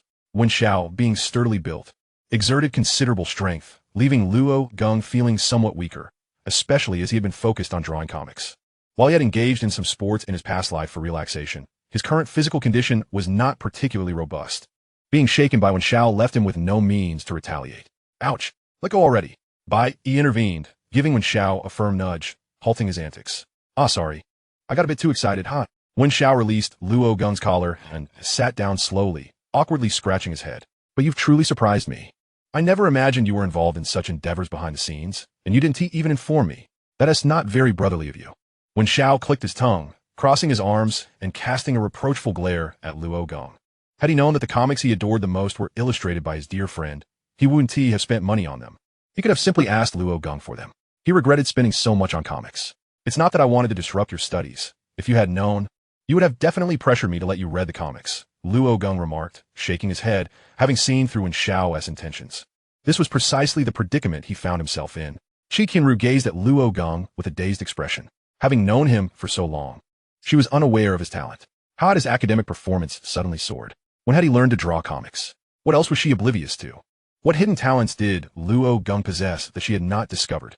In an instant, she found herself doubting whether the person before her was indeed Luo Geng. Was he perhaps an extraterrestrial in disguise? The frequent references to teacher Luo left her utterly perplexed, wondering at which juncture the situation had morphed. In her mind, Luo Geng was not meant to be like this. How had she missed all of this before? Was it simply because she hadn't realized her feelings for him, leading her to overlook his admirable qualities? Chapter 78, Walk a little slower, will you? Soon, the dishes arrived, and Qin Xiao showed no restraint, ordering an array of delectable dishes. However, Luo Geng was unconcerned, as it wouldn't cost much. He was happy to let her indulge. After all, it would eventually be her responsibility to pay it back. "Teacher Luo, I raise a glass to you." Jia Mo poured a drink and lifted his glass to toast the nearby Luo Geng. "I'll have beer, please." Luo Geng poured himself a glass of beer, having vowed after the last drinking incident never to get drunk again. As Luo Geng was drinking, he suddenly felt something brush against his leg beneath the table. After finishing his drink, he placed the glass down and glanced underneath, realizing he had just touched someone else's leg. Luo Geng furrowed his brow, looking across the table at Qi Qianru, clearly the source of the leg he had encountered. She appeared oblivious, seemingly unaffected by the contact. Luo Geng shrugged it off. After all, it was he who had inadvertently brushed against her. However, a quick glance revealed her leg had nearly encroached into his space, making it impossible for him to avoid contact. He adjusted his leg, choosing not to dwell on it. After a while, as they engaged in conversation, Luo Geng felt the contact again. If he had initially entertained the notion that it might have been accidental, he now sensed her intention was deliberate. She had straightened her leg, pressing her foot against his. What does this mean? Was she subtly making advances beneath the table? He looked at Qi Qianru, who was engrossed in conversation with Bai Yi, seemingly unaware of the situation below. Luo Geng's brow furrowed. There was hardly any space left for him to escape, and it was evident that her actions were intentional. He resolved to put an end to these antics beneath the table, which were becoming increasingly bothersome. Just as he was about to speak up, Qi Qianru suddenly moved. She swiftly lifted her foot from beneath the table and stomped down. Smack! Her foot landed squarely on Qi Qianru's foot with considerable force. Ouch! Qi Qianru winced in pain, retracting her leg instantaneously, inadvertently bumping it against the table. What happened? Bai Yi inquired, observing Qi Qianru's sudden reaction with a hint of confusion. Oh, it's nothing, just a little bump. Qi Qianru waved her hand dismissively, her smile lacking genuine warmth. Her gaze then flickered to the opposite side, where Qi Qianru sat, her expression frosty, chin held high, and her piercing eyes radiated an unmistakable chill. Even Qi Qianru found herself momentarily taken aback, a slight shiver coursing through her body, as she could genuinely feel the oppressive aura emanating from Qi Qianru. "Are you all right?" Luo Geng, noticing a subtle shift in Qi Qianru's demeanor, asked with concern. Suddenly, Qi Qianru's expression softened. She turned to Luo Geng and offered a faint smile, softly replying, "I'm fine." Qi Qianru raised an eyebrow, almost forgetting that Qi Qianru exhibited one demeanor in front of Luo Geng while presenting an entirely different persona in the presence of others. That kick had been rather forceful. Had she been wearing heels, a trip to the hospital might have been in order. Qi Qianru deftly picked up a piece of fish with her chopsticks, meticulously removing the bones, and then offered it to Luo Geng, stating, "I've taken out the bones." "Oh dear," Wen Xiao winced, while the others turned their attention to Qi Qianru and Luo Geng, witnessing this overt display of affection in such a public setting, which seemed rather intense. Luo Geng seemed momentarily stunned, but disregarding the gazes of those around him, he joyfully opened his mouth and promptly devoured the fish Qi Qianru had offered, nodding appreciatively. "How did you know I like this?" Witnessing this scene, Qi Qianru felt as though her heart had been pierced, recalling how she had once wished to feed Luo Geng in the cafeteria, only to be rebuffed with his assertion that he did not enjoy it, claiming she must have been mistaken. Had it not been for Bai Yi providing an escape route, she would have been left in utter embarrassment. It seemed Qi Qianru had been present in the cafeteria that day. Could she have witnessed that moment? Qi Qianru found herself questioning her own actions, wondering why she appeared so desperate to seek Luo Geng's attention. She felt as though her mind had become clouded, her thoughts and emotions spiraling out of control. Gulping down a glass of wine, Qi Qianru rose and declared, "I'm full. I shall take my leave." "Thank you." The group paused momentarily, and Bai Yi quickly stood up, saying, "I'm full too. Let me accompany you home." She glanced at Luo Geng to convey her intent, and he nodded lightly. Although he felt no particular fondness for Qi Qianru, he recognized that if something unfortunate were to happen after they left, he would bear some responsibility. Thus, Bai Yi felt compelled to follow suit, and Luo Geng acquiesced, despite the fact that it seemed neither of them had consumed much. Just as Qi Qianru and Bai Yi were about to exit, Qi Qianru suddenly raised her head and remarked coolly, "When walking, take your time." Qi Qianru halted, her foot still throbbing, and met Qi Qianru's narrow gaze, replying, "Thank you for the reminder." With that, she departed alongside Bai Yi. Truthfully, she had ventured out today to clear her mind, and while she had managed to escape her sorrow, she found herself ensnared in a more profound dilemma. She had begun to recognize her own psychological disarray. Ever since encountering Luo Geng, her thoughts and actions had become increasingly irrational. Am I perhaps suffering from some ailment? Once outside, Qi Qianru turned to Bai Yi and asked, "Has Aaron called?" She contemplated seeking a psychologist, eager to unravel the complexities of her own thoughts. Bai Yi responded without hesitation, "Indeed, it sounds like a case of lovesickness, albeit for someone else's boyfriend. It's quite severe, as lovesickness shares commonalities with mental disorders, leading to symptoms such as mania, depression, confusion, agitation, and delusions. In extreme cases, it can even be fatal. You might as well label me a lunatic. What should I do to remedy this? Consult a psychologist?" Qi Qianru halted and regarded Bai Yi earnestly. That is one approach. However, the one who tied the knot must be the one to untie it. You have ventured too far down this path. Your options are either to see a psychologist or embark on a new romance, which will swiftly help you forget. Embark on a new romance? It's not as simple as you suggest, and how can one simply forget? I feel as if I could never forget. Bai Yi shook her head, saying, "It's impossible. No matter how deep the pain, it only takes 7 years to heal, as 7 years is sufficient for our entire cellular structure to regenerate. Every day, some cells perish, ultimately leaving none behind. Therefore, to forget someone, there are only 2 remedies, time and a new love." After a moment of silence, Qi Qianru remarked, "Sometimes I truly detest your earnestness in addressing emotional matters from a scientific perspective." Chapter 79. With me supporting you, fear not. Teacher Luo, we are taking our leave. Qin Xiao and Jia Mo bid farewell to Luo Geng after their meal.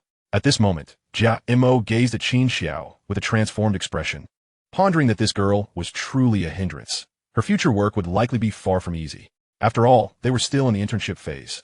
What if she were to be ruthlessly exploited for 7 days, only to be told she was unsuitable for the job and subsequently dismissed? Sighing, Jia Mo felt utterly powerless to assist his cousin, realizing that no amount of help would be effective if she herself did not rise to the occasion. When Xiao looked at Luo Geng and Qi Qianru and said, "Well, I shall take my leave as well. Be cautious on your way back." "All right," Luo Geng nodded. But when Xiao seemed to have more to say, stepping closer to Luo Geng, he lowered his voice and whispered, "Did you bring your ID?" If not, I know a hotel that only requires your ID number, and remember to pick up a box from the supermarket. Why you should leave quickly. Luo Geng pushed him away, exasperated. When Xiao left with a triumphant grin, reveling in his mischief, Qi Qianru blinked, regarding Luo Geng with curiosity, unaware of what had just been secretly discussed. After parting ways with Wen Xiao, Luo Geng turned to her and said, "Let's head back." Okay. Luo Geng took Qi Qianru's hand as they strolled through the dimly lit streets, searching for a taxi to take them home. However, the hour was late, and taxis were scarce, particularly those on night duty, so they searched in vain for quite some time. As Antron called, Luo Geng glanced at the time and turned to Qi Qianru, for they had not informed their families they would be staying out. So it was reasonable to expect a call at this hour. Qi Qianru shook her head, replying no. Luo Geng paused. Oh, really? It seems Antron trusts you quite a bit. That shouldn't be the case. It's because I'm with you that she feels at ease. Upon hearing this, a flicker of joy ignited within Luo Geng. The feeling of being acknowledged and trusted by his partner's family filled him with pride. Oh dear, this is troublesome. We can't find a cab. Luo Geng looked around desperately, but still, no taxis appeared. Meanwhile, Qi Qianru, held by Luo Geng, walked silently behind him. Her head slightly bowed, as if preoccupied with her thoughts. Suddenly, Qi Qianru halted, tugging at Luo Geng's arm to stop him. He turned, puzzled, sensing that she had something important to discuss. Qi Qianru released her grip on his hand, lowered her gaze, and nervously fidgeted with the hem of her clothing, saying, "Just now at the dining table, I felt a bit strange. Perhaps I overstepped again. My apologies." Luo Geng's brows instinctively knitted together as he asked with a hint of puzzlement. Overstepped? No, not at all. Oh, do you mean feeding me? I thought that was quite sweet, actually. No, not that. Qi Qianru interrupted Luo Geng's words. The two fell into silence. After a few seconds, Luo Geng spoke slowly. Are you referring to the moment you stepped on Qi Qianru's foot under the table? Qi Qianru nodded. Luo Geng exhaled deeply, saying honestly, I don't see any problem with that. She was the one provoking you first, and you did it for my sake. It's not excessive. But still, my behavior must have seemed odd. The side of me you see hides another facet. When someone approaches you, I become vigilant. If anyone harasses you, I retaliate. Sometimes with aggression. I might act strangely, like feeding you. It's partly to irritate her. Am I being petty? Narrow-minded? Qi Qianru confessed her worries. At the table, it wasn't only Qi Qianru who was out of sorts. She herself was also not in full control. Her mind was clouded with anger and hostility towards Qi Qianru. Reflecting on her actions made her blush, as if a jealous child. She felt immature. She feared Luo Geng would disapprove of her extreme response. After all, a mere warning would have sufficed. Yet she reacted without hesitation. But she simply couldn't restrain herself. Luo Geng gazed intently at Qi Qianru's face. Pausing for a long moment, she didn't hear him speak and looked up anxiously, only to meet his solemn expression. Inwardly, she thought, oh no, is Luo Geng upset? After a while, Luo Geng finally spoke gently. If I didn't know you, I wouldn't condone your actions. People can live without making friends, but they should never make enemies lightly. Sometimes, excessive aggression benefits no one, not even yourself. Qi Qianru nodded softly, like a child being scolded for a mistake, then whispered, I understand. I want to do it again. But then, Luo Geng suddenly changed tone, grasping her shoulders firmly. Qi Qianru looked up abruptly, startled, eyes wide, meeting Luo Geng's gaze, so resolute, so earnest that it frightened her slightly. Now that you are my girlfriend, be bold and carefree. Don't worry about upsetting me. Everything you do for me makes me happy, and I will always accept you. Remember, I have your back. Don't be afraid. Luo Geng's words struck Qi Qianru's heart profoundly. He spoke without softness or tenderness. His expression was serious, not particularly gentle. Yet somehow, those words flooded her with warmth, like a comforting current. Their eyes locked, and her heartbeat involuntarily quickened. At that moment, her affection for Luo Geng surged from 100 to 1,000. In an instant, she stepped forward and threw herself into his arms, wrapping her hands around his neck. The next second, time seemed to freeze. Luo Geng's eyes widened. His world fell silent. He could hear nothing else. His hands froze mid-air, unsure what to do. All he could sense was Qi Qianru's racing heartbeat and her soft, warm lips pressing against his own. Chapter 80. What is wrong with your leg? It was a fleeting kiss, barely 3 seconds, yet for Luo Geng, it felt eternal. Qi Qianru released him, stepping back with bowed head, cheeks flushed, softly saying, You'll forgive me for this too, won't you? Luo Geng's mind momentarily short-circuit. Though it was his first love, his first relationship, he was still a boy, not a pubescent girl. Usually, his psychological endurance was stronger than Qi Qianru's, but now he admitted his heart raced wildly. More than that, other parts of his body responded noticeably. Clearly, blood was rushing somewhere. Well, to be honest, ahem. Luo Geng could tell without touching.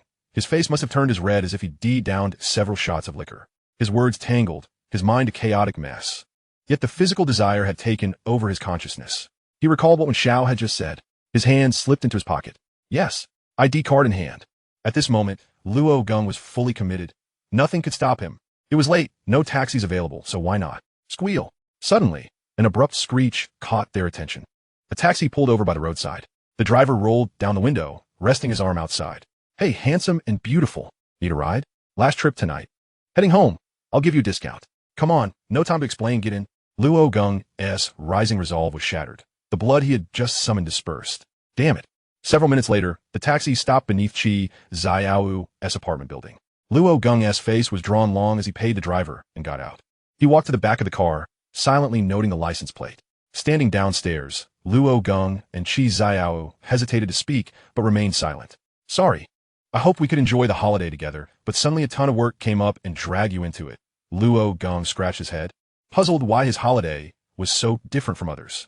After the college entrance exams, others traveled, surfed the internet, or at worst, read comics. But he, the comic artist, hadn't even started college and was already worried about earning money. Finally having a girlfriend, yet no time for proper dates or outings. Qi Qianru's lips curved into a gentle smile as she shook her head softly, saying, It's okay. For me, this holiday has already been the most beautiful one, because of you. Luo Geng swallowed hard. Under the street lamp, Qi Qianru's face stirred his heart deeply, leaving him defenseless. The next moment, Luo Geng embraced her tightly. Qi Qianru was startled, but soon her eyes softened with warmth, a gentle smile blossoming as she wrapped her arms around him. Will you come to see me tomorrow? Luo Geng whispered in her ear. Of course. As long as you want, I'll come every day. They held each other for a long time before reluctantly parting. Good night. Good night. Qi Qianru bade farewell and went upstairs, while Luo Geng turned toward his own way home. The chilly night breeze tousled Luo Geng's hair, calming his mind. As he regained composure, he murmured quietly, I think I just had a rather extraordinary thought. The sensation that enveloped Luo Geng was beyond his capacity to articulate. He felt utterly out of control. Was it a flicker of desire that stirred within him, or was it something else entirely clouding his mind? In any case, if it weren't for that driver, he feared he might have committed a grievous error. By the time Luo Geng returned home, the hour was late, and Luo Yangfu had long since succumbed to slumber. Cautiously, Luo Geng entered his room, casting his gaze upon the sketches strewn across his desk, and let out a resigned sigh. He thought to himself, I must strive harder. Taking a seat, he began to sketch, oblivious to the passage of time. Whether day or night mattered little to him. He was merely eager to produce more work. Sleep was a luxury he had long abandoned, especially recalling how late Xiao Yu had navigated through similar hardships. Often falling asleep the moment she closed her eyes in the car. How many nights must one endure? Yet soon enough, Luo Geng realized that he was not cut out for late-night toil. After completing only a few drawings, he succumbed to slumber atop his desk. The following morning, as Luo Yangfu prepared to depart for work, he paused at the doorway, noticing Luo Geng's shoes on the rack. That lad returned home last night? What is the story here? He glanced towards Luo Geng's room, having assumed that his son would not be returning. Oh well, never mind. Time to find Xiaolon and head to work. With that, Luo Yangfu stepped outside, having grown accustomed to his prosthetic limb, which allowed him to walk normally, albeit with a slight slowness. He pondered whether it might be wise to seek a position with a higher salary. Descending the stairs, he hummed a cheerful tune, greeting his neighbors who were also en route to work. Suddenly, he halted, for a woman appeared before him, equally surprised to see him. Deng Xiaoan, carrying a bag and dressed appropriately, was momentarily taken aback upon recognizing Luo Yangfu, who was walking unaided, without crutches. Well, were you off to this early? Not heading to work? Luo Yangfu greeted her as if she were merely a familiar neighbor, showing no sign of surprise at her presence. Deng Xiaoan furrowed her brow, crossing her arms as she retorted, Does my going to work concern you? Luo Yangfu nodded, replying, True enough, but I must be on my way. Farewell. With that, he continued forward, brushing past her as if she were inconsequential. Deng Xiaoan, displeased by his demeanor, called out to his retreating figure, Hey, what is wrong with your leg? Luo Yangfu halted, pausing for a few seconds before slowly turning his head, responding coolly, What of it? Chapter 81. All my money is with my girlfriend. Deng Xiaoan felt a sense of bewilderment. The man before her was her ex-husband, someone she had known for over a decade, arguably one of the most familiar figures in her life outside of her parents. Yet, why did Luo Yangfu seem so distant? Was it merely the years apart that created this chasm? Never mind. I didn't come looking for you. Is Xiao Geng at home? Deng Xiaoan inquired, her brow furrowing. Yes. Luo Yangfu replied nonchalantly, not at all surprised. In fact, he had anticipated her visit. Upon receiving confirmation, Deng Xiaoan disregarded him and headed straight for his home. Having lived there before, finding the right door was no challenge. Knock, knock, knock. She rapped on the door, awaiting a response from within. Before long, she heard hurried footsteps approaching. The door swung open, revealing Luo Geng's face, which bore a smile that instantly faltered upon seeing Deng Xiaoan. Who are you looking for? Luo Geng almost failed to recognize her. It had been years since he had seen his mother. Were it not for the remnants of memory, he might have genuinely asked her identity. Dear child, I am your mother. Have you missed me? Deng Xiaoan, momentarily surprised, quickly regained her composure, flashing a smile. However, Luo Geng's brow furrowed slightly as he asked, Why are you back? Deng Xiaoan stepped inside, replying, What a question. I'm your mother. Do I need a reason to check on you? Once inside, she eagerly scanned the room, muttering, It's just like it used to be. A sense of foreboding washed over Luo Geng. She was here to see him? In a previous life, he might have believed that. His father had passed away without her presence, leaving him to navigate life alone for years. How could he trust that her intentions were genuine? The reappearance of his long-absent mother felt like a reunion after decades, yet he felt no emotional connection. This indicated that any affection he might have held for her had long since evaporated. Deng Xiaoan plopped herself onto the sofa, sizing up Luo Geng, and inquired, Did you go to the hospital a couple of days ago? Yes, I took my father to get a prosthetic limb, Luo Geng responded, pouring her a glass of water with a nonchalant tone. Prosthetic? That must have cost a fortune, she remarked. Not much, just several thousand for a quality one. I fear my father wouldn't manage a cheaper option, Luo Geng shrugged, treating the matter as casually as if discussing a trivial sum. Several thousand. Deng Xiaoan's expression soured, her gaze fixed on Luo Geng, silently questioning where he had acquired such funds. Observing her reaction, Luo Geng retreated to his room, opened the door, and revealed the sketches adorning his desk. All of this is my earnings from illustrating comics. You may dismiss it as unproductive, but I haven't neglected my studies. My grades are decent, and this comic has brought in quite a bit. Illustrating comics? Deng Xiaoan's disbelief was palpable. After all, she was Luo Geng's mother, and she had no idea he had taken up such a pursuit, even if he had started learning after she left. It seemed implausible that he could earn so much so quickly. Moreover, wouldn't his studies suffer? Yet, he just claimed his grades wouldn't be poor? Don't believe me? Luo Geng chuckled, as if he could see right through her skepticism. I have payment records from a publisher. It's all legitimate. But I suppose you wouldn't believe I have such capabilities, would you? With a dismissive shrug, he returned his sketches to their place. Deng Xiaoan's expression shifted. Disbelief etched across her face. How had her son transformed into such an articulate young man after years apart? He was nothing like the naive child she had known. How could this be? I've missed you so much, and of course, I know you earned this through your own efforts, she said with a light laugh, waving her hands as if to dismiss her earlier doubts. Nevertheless, you're still a child, and having so much money in your possession could lead to mismanagement. That'd be dangerous. Luo Geng discerned the implications in her words. As he had suspected, her visit was premeditated. She had come with designs on his money. Was there truly such a shameless person? He had merely given that man a small sum, and now he had gone back to complain to his mother, leading her to attempt to confiscate his hard-earned money? As Luo Geng pondered over these matters, his feelings towards his mother had significantly diminished. However, he refrained from uttering any harsh words and instead fabricated a casual lie. You need not worry. All my finances are managed by my girlfriend. Girlfriend? You are in a relationship? This revelation struck Deng Xiaoan like a thunderbolt.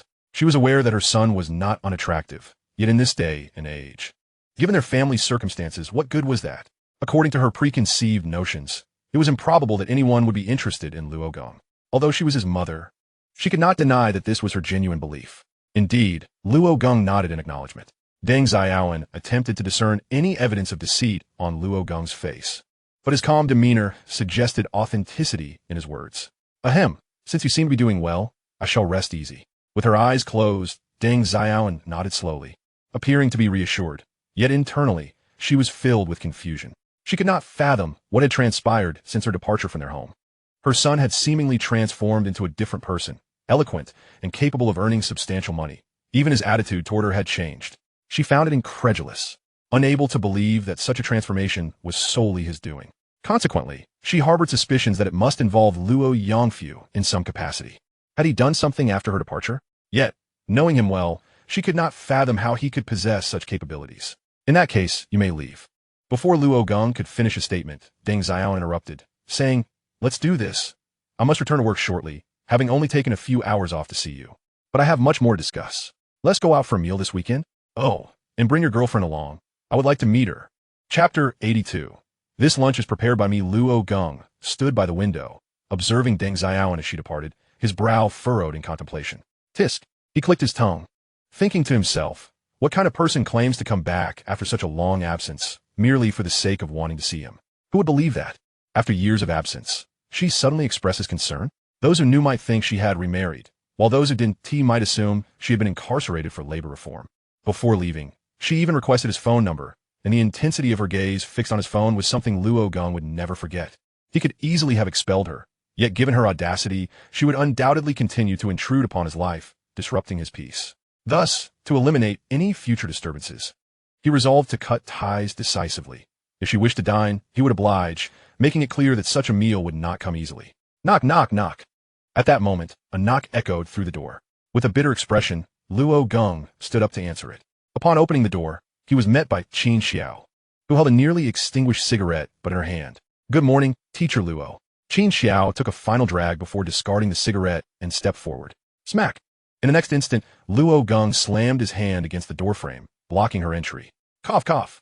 Qin Xiao was startled, choking on the smoke. "What is the matter?" With a furrowed brow, Luo Geng replied, "The smell of smoke is overwhelming. I have a headache today and cannot tolerate it." Bang! He abruptly shut the door, leaving Qin Xiao outside, bewildered and blinking at the cold barrier before her. She was perplexed by Luo Geng's sudden irritability, but could not comprehend why he was taking it out on her. She sniffed her own clothes and muttered, "I don't smell anything." Smokers often fail to detect the scent on themselves, while non-smokers are acutely aware.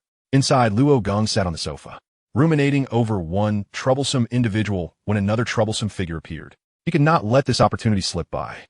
Had it not been for Qin Xiao's series of bewildering actions the previous night, he wouldn't have felt so embarrassed. Although the outcome wasn't entirely detrimental, Luo Geng recalled how Qi Qianru's presence at his dinner gathering had left him feeling awkward and distressed, but shortly thereafter, Qi Qianru had kissed him. Cough! Luo Geng cleared his throat, offering himself a mental reassurance, deciding to make things a bit difficult for Qin Xiao at work later. Otherwise, balancing his own workload while making time for Qi Qianru would prove challenging. With this thought, Luo Geng rose and approached the door, preparing to open it. Click! As he swung the door open, he beheld an unexpected scene. Jia Mo had arrived at some point, vigorously fanning Qin Xiao with his jacket in an attempt to disperse the smoke scent clinging to her.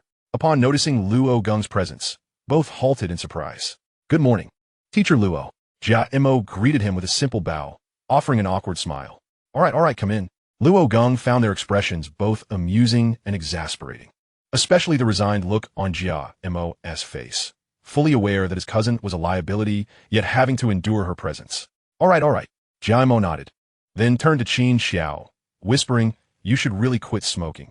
There's no benefit to that habit." "I can't just quit. It's an addiction," Qin Xiao quietly responded.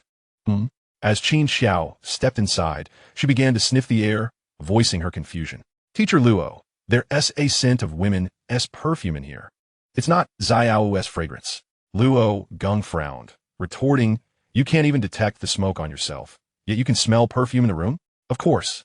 I can tell the scent is from a few years ago. It's a bit outdated. Only middle-aged women would buy such a fragrance nowadays." "I cannot grasp your reasoning, but I am profoundly astonished, and you are indeed correct." Luo Geng could not help but give her a thumbs up. Truly, she was someone attuned to trends, capable of discerning such details from a mere scent. To him, it all felt rather similar to the smell of a common insect repellent. The three soon immersed themselves in their work, particularly Qin Xiao, who stared at the suddenly piled-up tasks in dread. Is Xiao not coming today? She was desperate. Handling this workload alone was exhausting.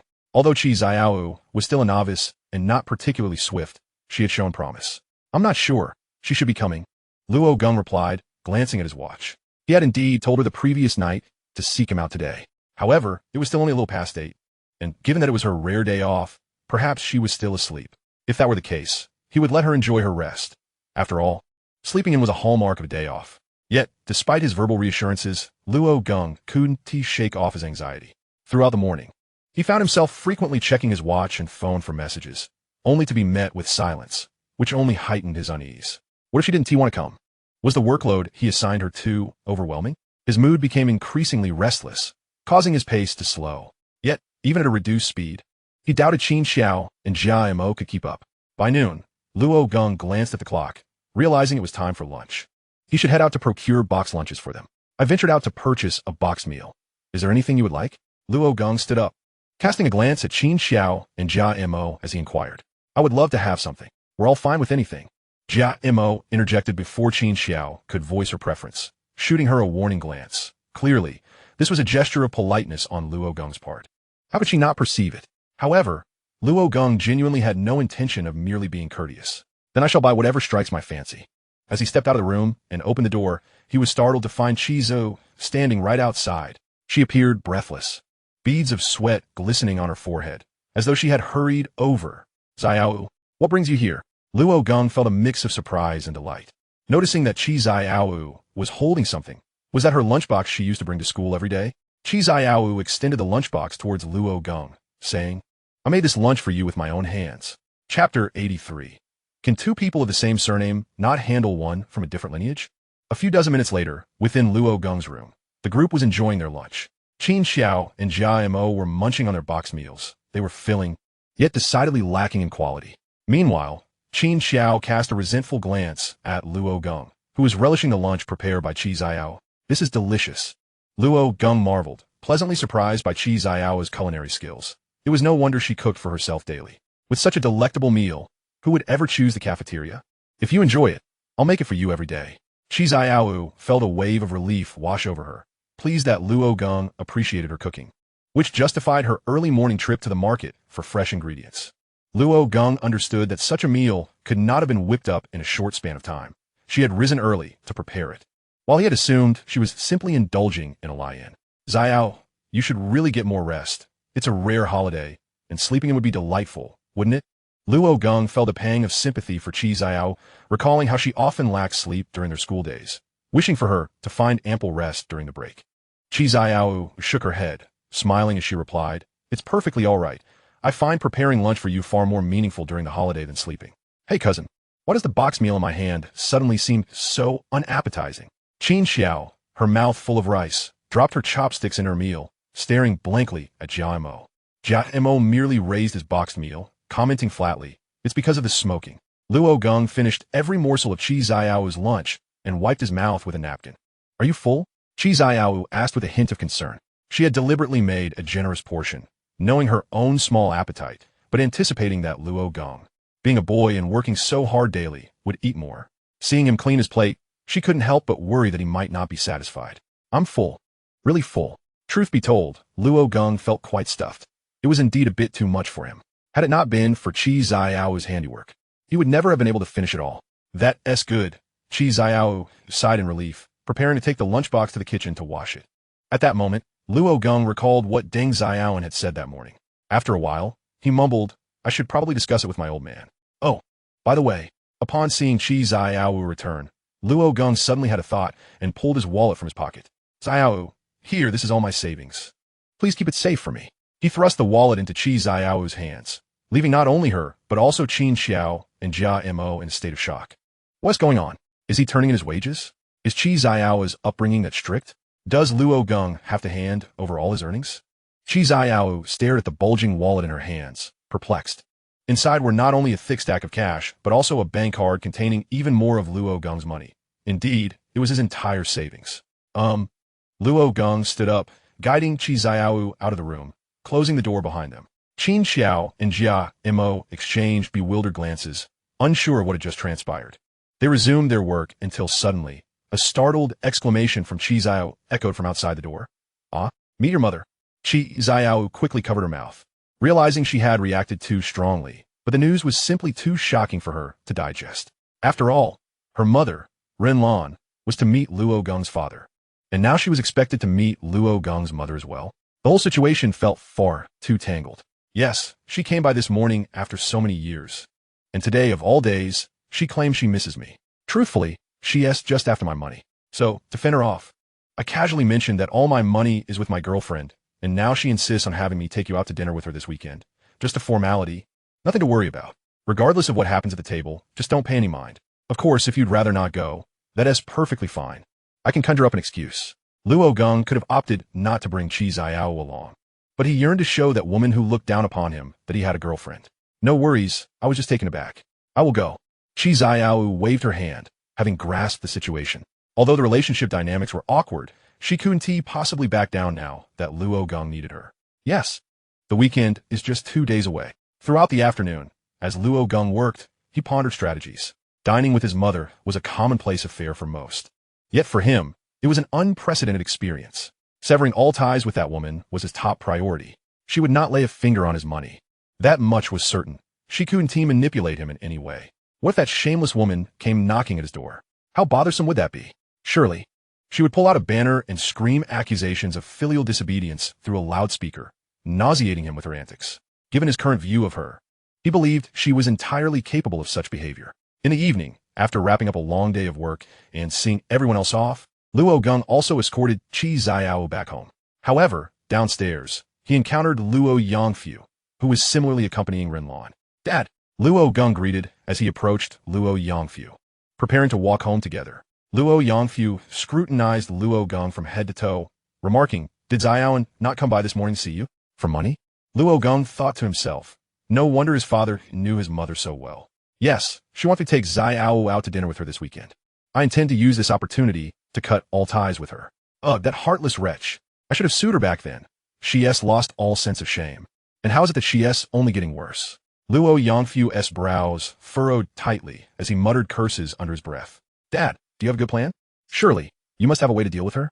Luo Geng confided in Luo Yongfu, hoping he would devise a solution, as his father was likely the most adept at handling his mother. Luo Yongfu, however, appeared unfazed. He patted Luo Geng on the shoulder, assuring him, "Don't worry, son. You just focus on going. I'll take care of the rest." I refuse to believe that two people of the same surname cannot handle one from a different lineage. Chapter 84. Is this kid paying someone to act? All right, I understand. I will be there shortly. Luo Geng hung up the phone, having received a prompt from his mother on the other end. Today was the weekend, and she had called early to remind him not to forget their agreement. Repeatedly, she urged Luo Geng to ensure that he brought his girlfriend along. Luo Geng understood, well, that she wasn't genuinely interested in seeing Qi Qianru. It was merely a matter of him mentioning that all his funds were with her. Dressed in a formal attire he had purchased the previous day in the city, Luo Geng was clad in a rather expensive outfit. Uncertain of Luo Yongfu's intentions, he had also been advised to acquire a few luxurious watches and branded leather shoes. Luo Geng was baffled by the purpose of these requests, but Luo Yongfu insisted that these were essential accoutrements. Sharp instruments meant to evoke envy in Deng Xiaoan, a means to provoke her, to put it plainly. Standing beneath Qi Qianru's apartment, Luo Geng awaited her descent. After a brief interval, he finally beheld her graceful form as she made her way down the stairs. Clad in a white dress, fitted at the bodice with a slightly flared hem, the garment accentuated her figure exquisitely, imparting an air of serene confidence and an enduringly captivating style. The dress harmoniously complemented any footwear, and she opted for a pair of wedge heels, the most comfortable choice among stilettos, allowing her to walk with ease. With her makeup delicately applied, Qi Qianru appeared all the more radiant. Her hair was elegantly styled, secured with a hairpin gifted by Luo Geng. Upon spotting Luo Geng, she momentarily paused, perhaps taken aback by his polished appearance today. He looked particularly handsome. Although accustomed to their exchanges, she felt a flutter of excitement upon seeing him. After a prolonged wait, Qi Qianru approached Luo Geng, offering him a soft smile. Luo Geng could hardly contain the grin spreading across his face as he remarked, "To see such beauty as yours, waiting is more than worthwhile." He finally comprehended the sentiment others expressed when they spoke of the pride associated with bringing a girlfriend out. It was a feeling he had not grasped before, likely because he had never had a girlfriend. Now, accompanying Qi Qianru indeed felt gratifying. There was a distinct difference in his heart. As they entered a taxi, en route to the restaurant agreed upon with Deng Xiaoan, Luo Geng had anticipated that dining with her would mean, regardless of whose money was spent, she would never spend his. Thus, she had chosen a rather extravagant restaurant, one he had never frequented himself, and he was certain Deng Xiaoan had not either. Their presence undoubtedly attracted attention, as they endured many curious gazes before entering the establishment. "Is something wrong?" Luo Geng inquired, sensing a slight tremor in his grip on Qi Qianru's hand. She bit her lip, glancing at him only after he spoke, mustering a smile as she replied, "It's nothing, just a bit nervous." This was akin to a meeting with the parents, yet it felt entirely different from her initial encounter with Luo Yongfu. After all, her mother had been present then, and she had a vague understanding of the mother-in-law-daughter-in-law dynamics. What if Luo Geng's mother disapproved of her? What if she vehemently opposed their relationship? Had Luo Geng known of Qi Qianru's apprehensions, he would have likely deemed them unnecessary, for she was unaware that today was not a mere mother-son luncheon, but rather a battlefield. At that moment, Luo Geng was still in the dark about his father's whereabouts. He had promised to assist him, but how? There had been no prior communication to prepare him. All he had said was to let him take the lead, leaving everything else in his hands, merely asking for the restaurant's location and requesting a bit of money under the pretense of needing to buy clothes. After which there had been no further word. Seated by the window in the restaurant, Deng Xiaowen fixed her gaze on the stairway until she spotted Luo Geng and Qi Qianru ascending. She quickly stood and waved Xiao Geng. "Over here." Upon noticing her, Luo Geng and Qi Qianru made their way to her. Qi Qianru felt a twinge of nervousness, avoiding direct eye contact with Deng Xiaowen and keeping her head down. "This is my girlfriend, Qi Qianru," Luo Geng introduced her as they stood before Deng Xiaowen. Deng Xiaowen scrutinized Qi Qianru silently, caught in a moment of disbelief. She could only think, is this boy paying someone to act? This young lady is so striking, so statuesque. What could she possibly see in my son? Surely, she must be a hired actress. How much could that cost? Noting Deng Xiaowen's silence, Luo Geng turned to Qi Xianru. "This is, you can call her Aunt Deng." "Hello, Aunt Deng. You can just call me Xiao," Qi Qianru said, offering a slight bow as a greeting. This seemed to jolt Deng Xiaowen from her stupor. "Ah, yes, good. Please sit down, let us talk." Deng Xiaowen hastily beckoned them to take their seats, where Luo Geng and Qi Xianru settled across from her. Qi Qianru lifted her gaze briefly to meet Deng Xiaowen's eyes. Her immediate impression was that this lady was not easily trifled with. There was an inherent authority in her demeanor, an aura of someone not to be underestimated. Yet, upon closer inspection, she could discern a resemblance between Luo Geng and his mother. "Oh, wonderful," Deng Xiaowen muttered, rubbing her hands together, appearing at a loss for words. Though her eyes were keenly assessing both of them, her gaze continually flicked to the necklace adorning Qi Qianru's neck, to Luo Geng's watch, and to everything else she deemed valuable. Luo Geng sensed Deng Xiaowen's scrutinizing gaze and couldn't help but admire his father for knowing her so well. "All right, let us order." "Xiao Geng, you and Xiao can choose whatever you like," Deng Xiaowen said, handing the menu to Luo Geng, her tone so casual that it caught him by surprise. It sounded as if she were treating them, yet he knew he would ultimately be footing the bill. "Welcome. Good afternoon, sir. Are you two dining here?" At that moment, a waiter's voice called from the stairwell. This restaurant, though expensive, had scarce patrons, primarily known for its ambience during dinner hours, making it a rarity for diners to visit at lunchtime. As the three turned their attention towards the staircase, their eyes widened in astonishment. What on earth? Luo Geng thought, his lips twitching. His father had arrived, dressed even more formally than he was, and he was not alone. Accompanying him was Qi Qianru's mother, Renlan. Chapter 85. You shall not lay a single cent of my son's money. Qi Qianru blinked in disbelief, momentarily frozen. Was that not her mother? She had known Renlan had taken time to prepare herself that morning for a meal with Uncle Luo, but she had not anticipated encountering her here. What a coincidence! Deng Xiaowen's expression darkened further upon seeing Luo Yongfu's arrival, compounded by the presence of another woman, who was dressed far more elegantly than she was. Was it deliberate? Deng Xiaowen glanced at Luo Geng, suspecting he had orchestrated this meeting with his father. However, seeing his equally shocked expression, she began to doubt whether it was a premeditated arrangement. In truth, Luo Geng had not anticipated this. His father had kept him in the dark regarding how he would assist, leaving him utterly uninformed. "Wait, isn't that my son?" Luo Yongfu exclaimed, pulling Renlan closer as they approached Luo Geng and the others, displaying a look of delight. Luo Geng felt his lips twitch again. What kind of absurd performance was this? Renlan glanced at Qi Qianru, offering her a subtle smile. Qi Qianru promptly lowered her head, utterly perplexed by the unfolding situation, which seemed to have spiraled out of control. Luo Yongfu led Renlan to sit at the side of the table. Deng Xiaowen furrowed her brows, scrutinizing both Luo Yongfu and Renlan, before inquiring, "What are you doing here?"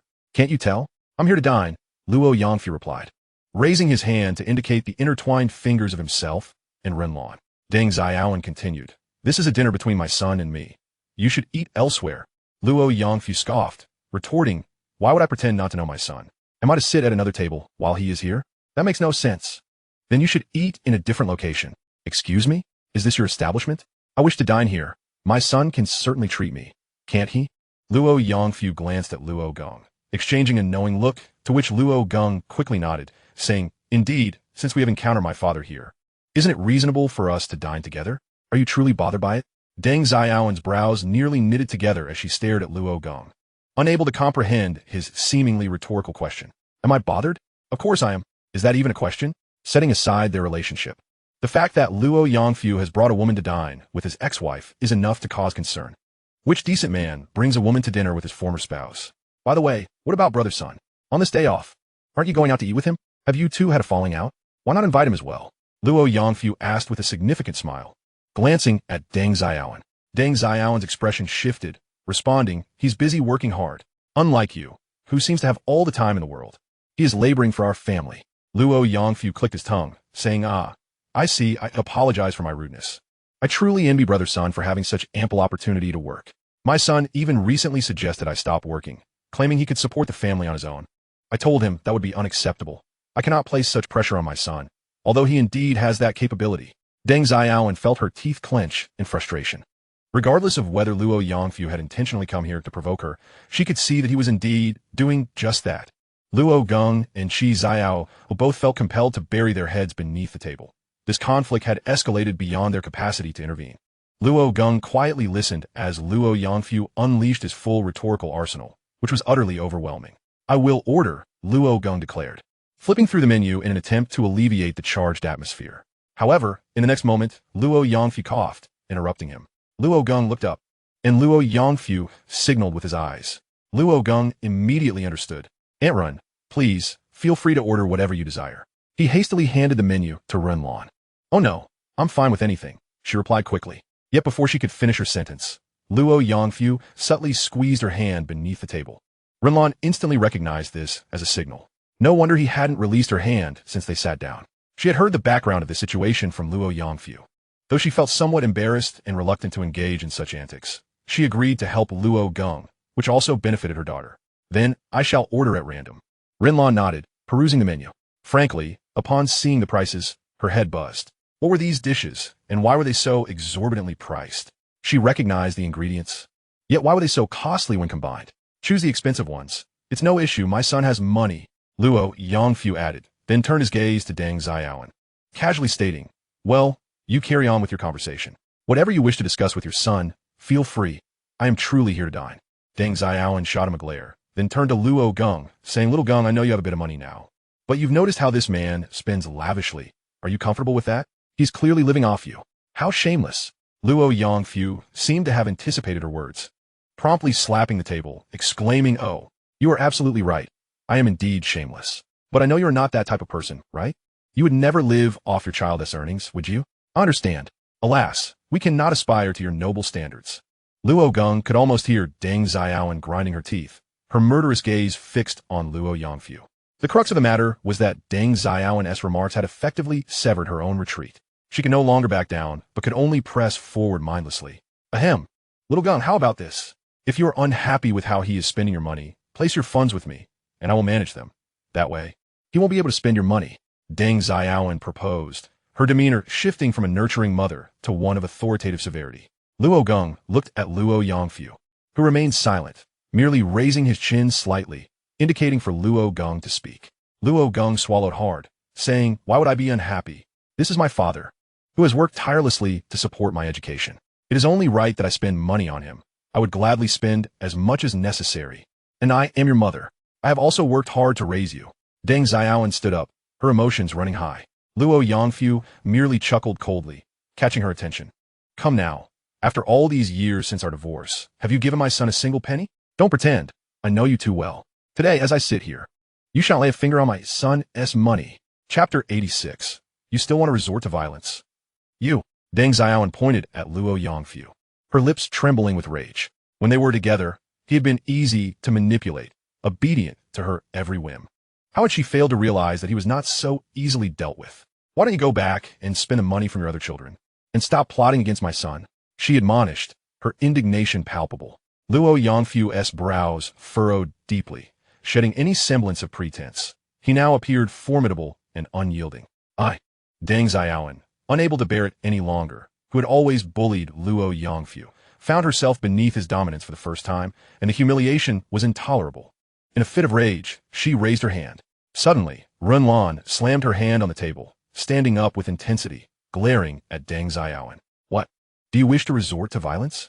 Luo Geng was taken aback by Renlan's fierce demeanor. In his memory, she was always gentle and kind, and he could not reconcile that image with the force she now projected. Yet her intensity bore a strange resemblance to Qi Qianru's. Deng Xiaowen froze, her own aggression diminishing as she stared at Renlan.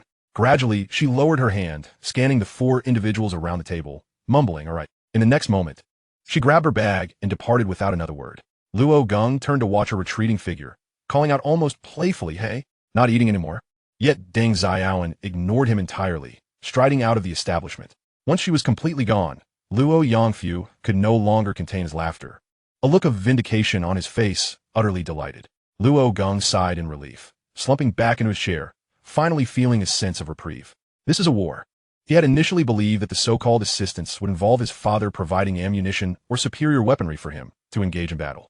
Little did he expect that he would be the one to carry the artillery himself. Yet, faced with such an opportunity, he undoubtedly would not wish to let it slip away. Presently, Qi Qianru and Renlan found themselves in a rather awkward situation akin to mere tools, summoned by the father and son duo to lend their aid. Now that the matter was resolved, the atmosphere had grown somewhat uncomfortable. Luo Geng straightened his back and called out to the waiter, "Hello? I would like to place an order." "Xiao Geng, let us just leave. I notice the prices here are quite steep." Renlan interjected hastily, a note of concern in her voice. "Not at all. We're family. So why bother with such trivialities?" Luo Geng waved his hand dismissively, fully aware that Renlan had been brought along by his father to assist him. After all, who would willingly attend such a gathering? "Indeed, we are family. It's no trouble at all," Luo Yongfu chimed in, nodding in agreement. Renlan playfully tapped Luo Yongfu on the back, chiding, "Look at you. Have you truly become one to rely on others? It's not your treat. Young Geng is treating us, and you genuinely want to spend the child's money?" Qi Qianru was still musing over the term family, not realizing that she had inadvertently become part of Luo Geng's family. What did that make her? Was she his girlfriend, or perhaps his sister? Since her mother and Uncle Luo had not married, it hardly constituted a sisterly bond, did it? Meanwhile, Sun Jingui enjoyed a rare day off, embodying the role of a house husband, donned in an apron, humming a tune as he tidied up, eagerly awaiting the return of Deng Xiaowen. He could almost envision the bountiful feast she would bring back. "What shall we drink tonight?" he pondered, opening his liquor cabinet filled with white spirits, rubbing his hands together as he contemplated which bottle to indulge in. Just then, a key rattled in the front door, and Sun Jingui's face lit up with joy as he hastily rose to his feet. The door swung open, revealing Deng Xiaowen, but contrary to his expectations. She entered with a sullen expression, her face contorted as if she had swallowed a fly. "Oh," Sun Jingui sensed the tension, his smile faltering as he noticed the ominous atmosphere surrounding Deng Xiaowen. "Was everything all right?" he inquired cautiously. "All right, UXX," a curse shot out, ringing in Sun Jingui's ears, leaving him momentarily dazed. He had never witnessed Deng Xiaowen so furious. Her demeanor was almost lethal. After her outburst, she plopped down onto the sofa, gulping down a glass of water. "This is infuriating. What happened? Did you fail to secure the funds?" Sun Jingui approached her, perplexed. "Funds? It felt like I was fighting for my life. That old Luo is getting far too bold." Deng Xiaowen leaned against the sofa, gasping for breath, her blood pressure rising to an alarming level. All right, if you didn't get the money, let it go. "It's no big deal," Sun Jingui said, a hint of fear creeping into his voice as he observed her in such a state. He was not afraid for Deng Xiaowen's well-being, but rather for his own. If she had nowhere else to vent her frustration, it would surely be directed at him. He should have hidden the kitchen knives beforehand. Deng Xiaowen fixed her gaze on Sun Jingui and suddenly said, "Isn't your son working in an office? Which company is he with? One day, I'll take him to confront them." Deng Xiaowen had not spent much time with him, only about 3 years, but during that period, Sun Jingui's son would only return home during the new year, otherwise he lived away. Thus, Deng Xiaowen had little knowledge of his life, only hearing that he worked in an office. Hence, when Sun Jingui mentioned that Deng Xiaowen treated his son like her own, it was hardly the truth. They were not well acquainted at all. Sun Jingui blinked and replied, "What company?" "His workplace is a printing shop." "A printing shop?" Deng Xiaowen looked at him in shock, slowly rising to her feet, glaring down at him ferociously. "Ah, yes, the office in a printing shop is still an office. One need not have a degree to work there. It's quite impressive. Sun Jingui stammered, unsure why Deng Xiaoan seemed upset. He and T misspoken. For those of their age, working in an office was indeed commendable. His son was about the same age as Luo Geng, but had dropped out of school after middle school. How much does he earn? Deng Xiaoan pressed, taking a step closer, her expression growing more intense. The base salary is 700, plus performance bonuses and full attendance. It should total around 1,200. But they do provide 5 insurances and 1 fund, which is quite good. Sun Jingui replied, retreating slightly, his voice trembling. UXX. Sun Jingui, I'll end you. Chapter 87. I will certainly go too. Luo Geng's life returned to its monotonous rhythm, tirelessly sketching comics day and night, as the demands of his readers grew increasingly intense. Some had even begun to investigate his address, intending to send him local specialties. Amidst this bustling routine, Qi Qianru became Luo Geng's only solace, assisting him daily, keeping him company, and preparing breakfast for him. The only dissatisfaction stemmed from Luo Geng's inability to find opportunities to grow closer to Qi Qianru, as Qin Xiao and Jia Mo were also busy with their own work. Unbeknownst to them, the end of the month had approached. Qin Xiao had officially secured her position, as Luo Geng found it challenging to recruit anyone else amidst the pressing timeline, and given her commendable abilities, he reluctantly decided to keep her on. Meanwhile, outside Luo Geng's building, a man clutched an address he had previously noted, arriving at the location. He held a briefcase in one hand and a piece of paper in the other. It's sweltering today, he muttered before standing before Luo Geng's door and knocking. Knock. Knock, knock. Luo Geng looked up in surprise, wondering who might be visiting at this hour. Could it be his mother again? Although he hadn't heard from her since their last encounter, he was uncertain if she would return. Asking his father yielded no clarity either, as he could no longer discern how thick Deng Xiaoan's skin truly was. Should I go answer the door? Qi Qianru inquired, glancing at Luo Geng, concerned that she might disrupt his work. It's fine. I'll handle it. A brief break wouldn't hurt, Luo Geng replied, stretching lazily before stepping out of the room. Reaching the door, he opened it to reveal a man who, upon seeing Luo Geng, muttered, just as well you're home. Old Yin, no. Teacher Yin, what brings you here? Luo Geng asked, astonished to see his high school teacher standing at his doorstep. Of course. I'm here to deliver your college entrance examination results. Haven't you heard? Are you too busy playing to notice? Old Yin handed over the paper, revealing Luo Geng's score. You came all this way just to deliver it. Luo Geng said, touched by the gesture, as he had nearly forgotten about it. Yes. Considering your unique circumstances. What is this? It's boiling outside, and you don't invite me in for a seat? Please come in. Luo Geng quickly stepped aside, gesturing for Old Yin to enter. Once inside, Old Yin scanned the room and asked, is your father at work? Since the door to Luo Geng's room was closed, Old Yin had not noticed the presence of anyone else. Indeed, Luo Geng hastily poured a glass of water for Old Yin, inviting him to take a seat on the sofa. After sipping from the glass, Old Yin remarked, to endure such heat while still having to go to work is truly taxing. However, your examination results do honor your father. Really? Luo Geng glanced at his report card, somewhat astonished. The scores were indeed beyond his expectations. Old Yin nodded and continued, I came to discuss your college applications. My advice is to consider Cheng'an University, as your scores are quite remarkable and merit a shot at it. Cheng'an University? Luo Geng furrowed his brow slightly. He was aware of the institution's prestigious reputation. Acknowledging that gaining admission was no easy feat, the city it resided in was not nearby, and if he were to attend there, he would likely only return home during holidays. Yet, his choice of university primarily hinged on Qi Qianru's preferences. He wanted to ascertain where she aspired to study. Among our class, I only recommended 2 students for this university, yourself and Bai Yi, who also performed commendably. Unfortunately, Qi Qianru's results seem less favorable. She appears to have underperformed and likely won't qualify for this institution, Old Yin explained. Luo Geng was indifferent to these matters. His sole concern was Qi Qianru's results. Lowering his voice and glancing toward his room, he quietly inquired, Teacher Yin, do you happen to know how Qi Qianru from Class 1 fared? Old Yin paused, momentarily perplexed. But soon, a knowing expression crossed his face as he remarked, you sly one. You needn't fret. Her score ranked first in the school, placing her among the top 10 in the province. If she wishes to apply to this university, she will undoubtedly be accepted. While Luo Geng was taken aback by Qi Qianru's impressive performance, he recalled having tutored her on challenging problems, never expecting she would outshine him. Yet, upon reflection, he recognized her unwavering dedication. Her success was a direct result of her hard work. Here, I brought the college application form. You can discuss it with your father tonight regarding which university to apply to. This is my phone number. Once you filled it out, just hand it to me, Old Yin said, retrieving the application form from his briefcase and handing it to Luo Geng, along with a slip of paper bearing his contact number. Ah, thank you. Teacher Yin, Luo Geng replied. No problem. I'll take my leave now, Old Yin said, rising to depart. Safe travels, Teacher Yin, Luo Geng expressed, feeling a fondness for his caring homeroom teacher, who had never given up on him despite his past lack of focus. In this new life, he felt he had not let down Old Yan's mentorship. Holding the application form, Luo Geng fell into contemplation. Currently, the best choice for him seemed to be Cheng'an University. Yet for Qi Qianru, it was not the sole option. Her superior scores might open doors to even better opportunities. Those who excelled had the freedom to choose, and it was likely that numerous prestigious universities would soon seek to connect with her. Upon returning to his room, he noticed the 3 individuals within looking up at him. They had overheard the conversation outside, but refrained from interrupting. Qi Qianru, having caught wind of Old Yan's remarks about her results, felt a wave of joy. She no longer had to worry about her scores preventing her from attending the same university as Luo Geng. Teacher Luo, what was your score? Let me see.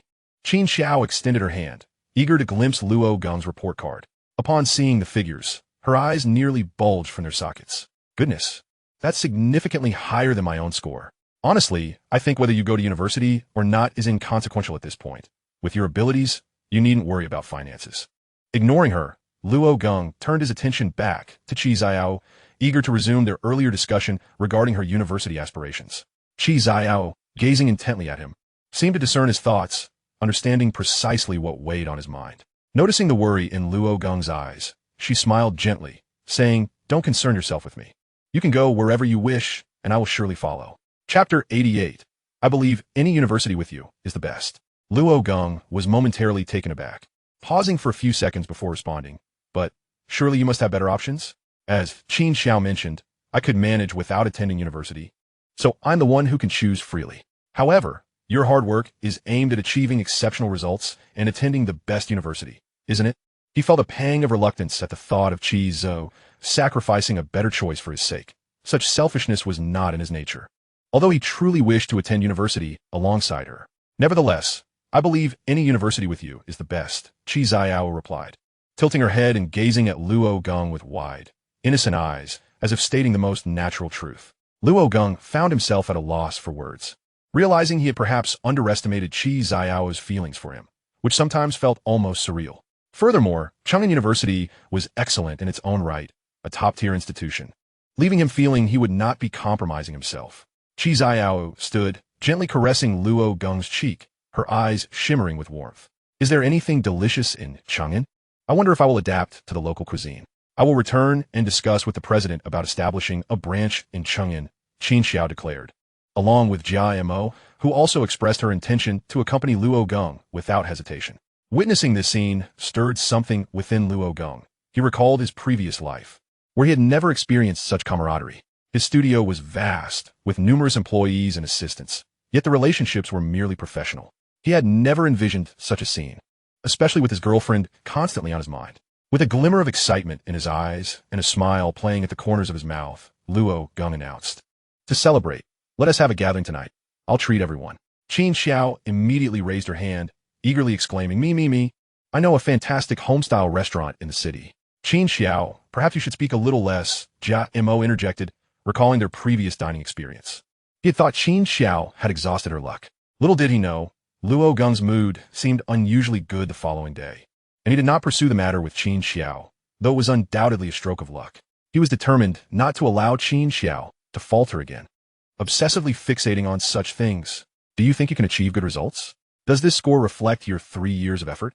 As the report cards were released, joy and sorrow filled the air when Xiao found himself among the latter group, having performed poorly. His parents attributed his lackluster results to the manga he had been so engrossed in. After the holiday, when Xiao spent most of his time at home reading manga, only occasionally stepping out to play basketball. Now, facing the results, he hadn't even met the score threshold for a third-tier university. With his head bowed, he endured his parents' reprimands, too intimidated to speak. Once the scolding subsided, his father sighed in exasperation, suggesting, perhaps you should attend a vocational school, like Bizu Vocational and Technical College. Your uncle works there as a director.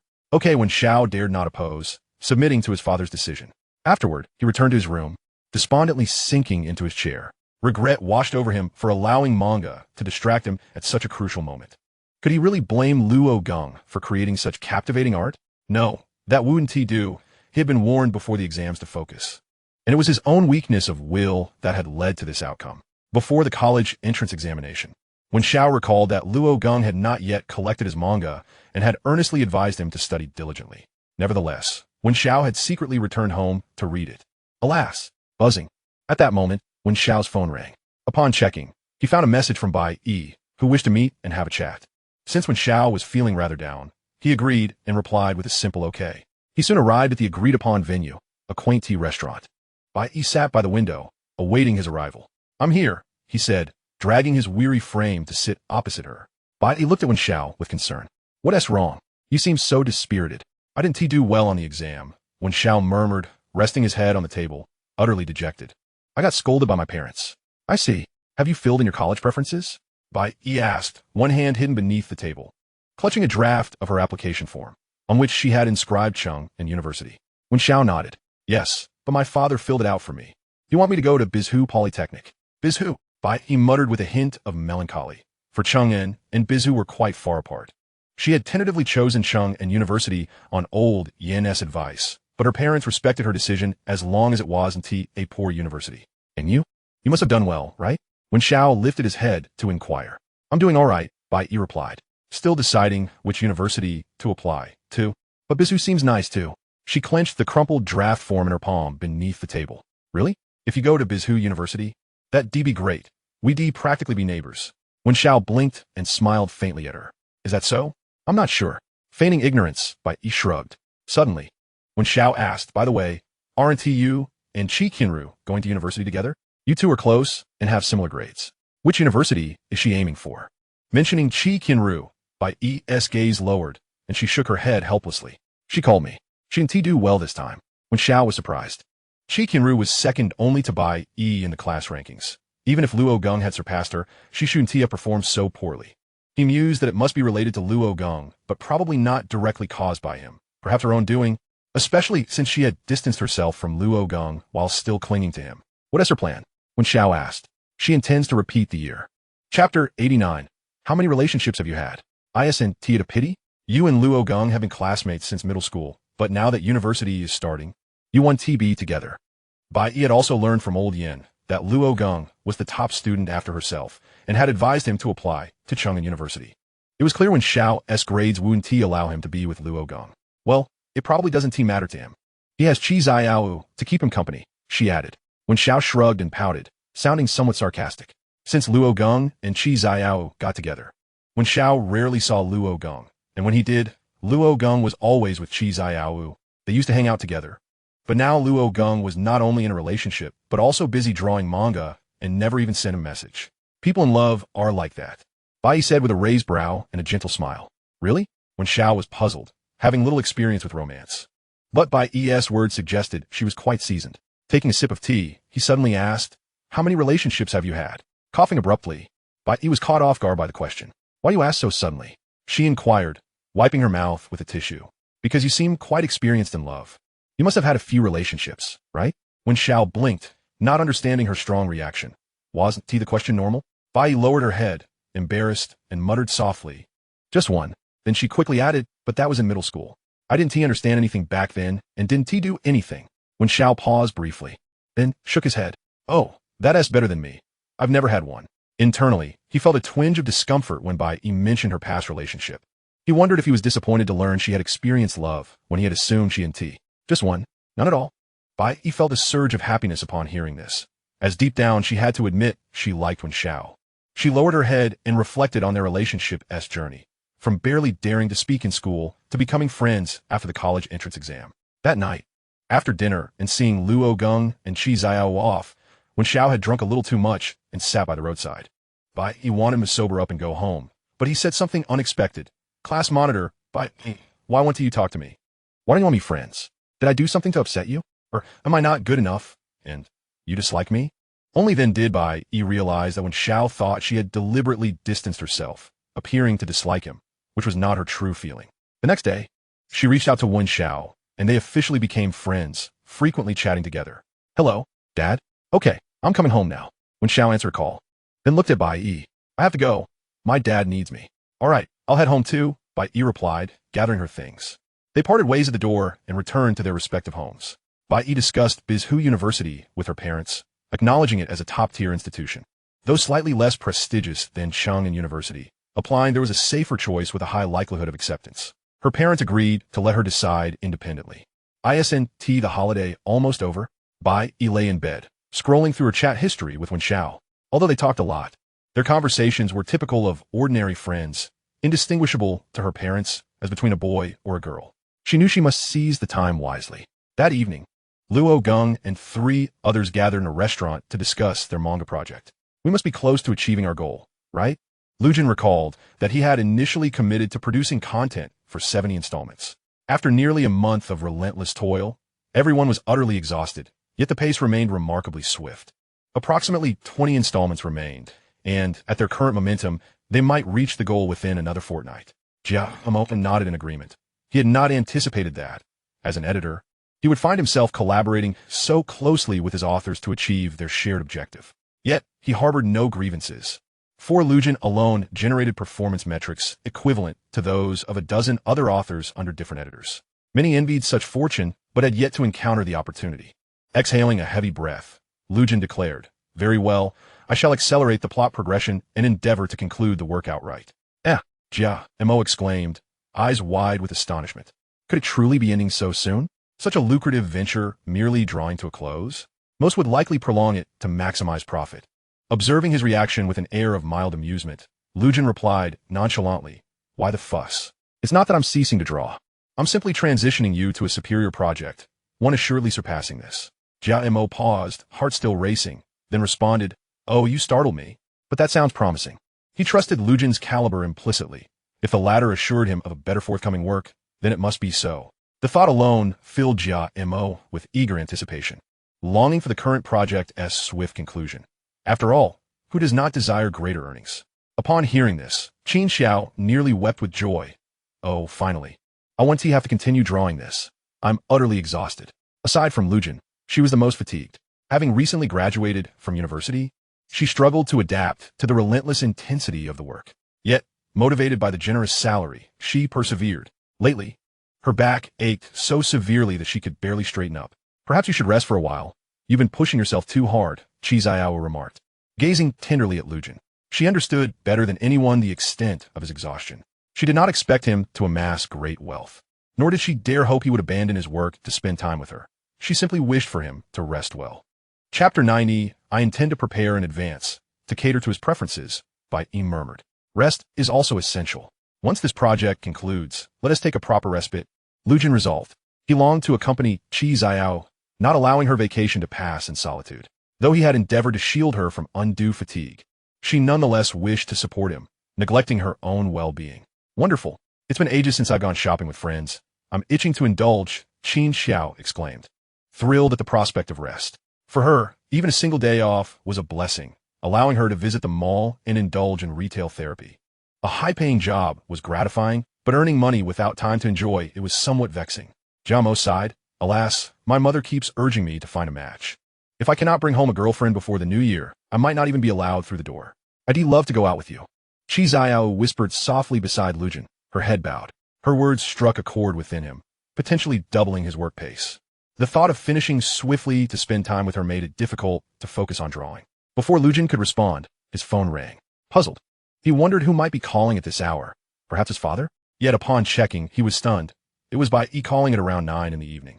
Qi Qianru's eyes widened in alarm, incredulous as she glanced at Luo Geng's phone. "What is going on?" Curious yet confident there were no secrets between him and Bai Yi, Luo Geng answered promptly. "Hello. Hello, Luo Geng. It's me." Bai Yi's voice came softly, as if she were hiding beneath a blanket. "Oh, Bai Yi, what is the matter?" Luo Geng glanced at Qi Zhou, who was inching closer, eager to catch Bai Yi's words. "Do you have time now? I want to talk." A little. Go ahead. What is up?" Luo Geng switched to speakerphone to avoid any misunderstanding from Qi Qianru. "It's like this. I want to ask Wen Xiao out, but I don't know what to do. Since you're his good friend, perhaps you might have some ideas." Suddenly enlightened, Luo Geng replied, "Oh, is that so? Why not just ask Wen Xiao directly?"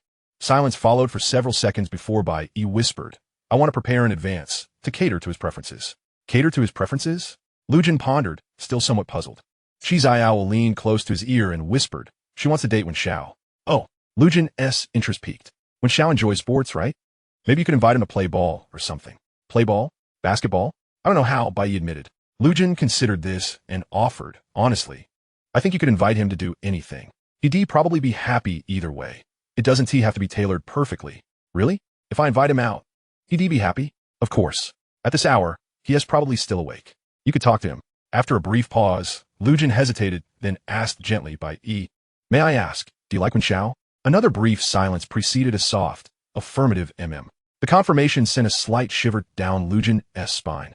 How had he failed to notice before? Then again, Wen Xiao was likely just as oblivious, perhaps even more so. All right, Bai. Here is some advice. If you treat this as a date, your intentions should be clear.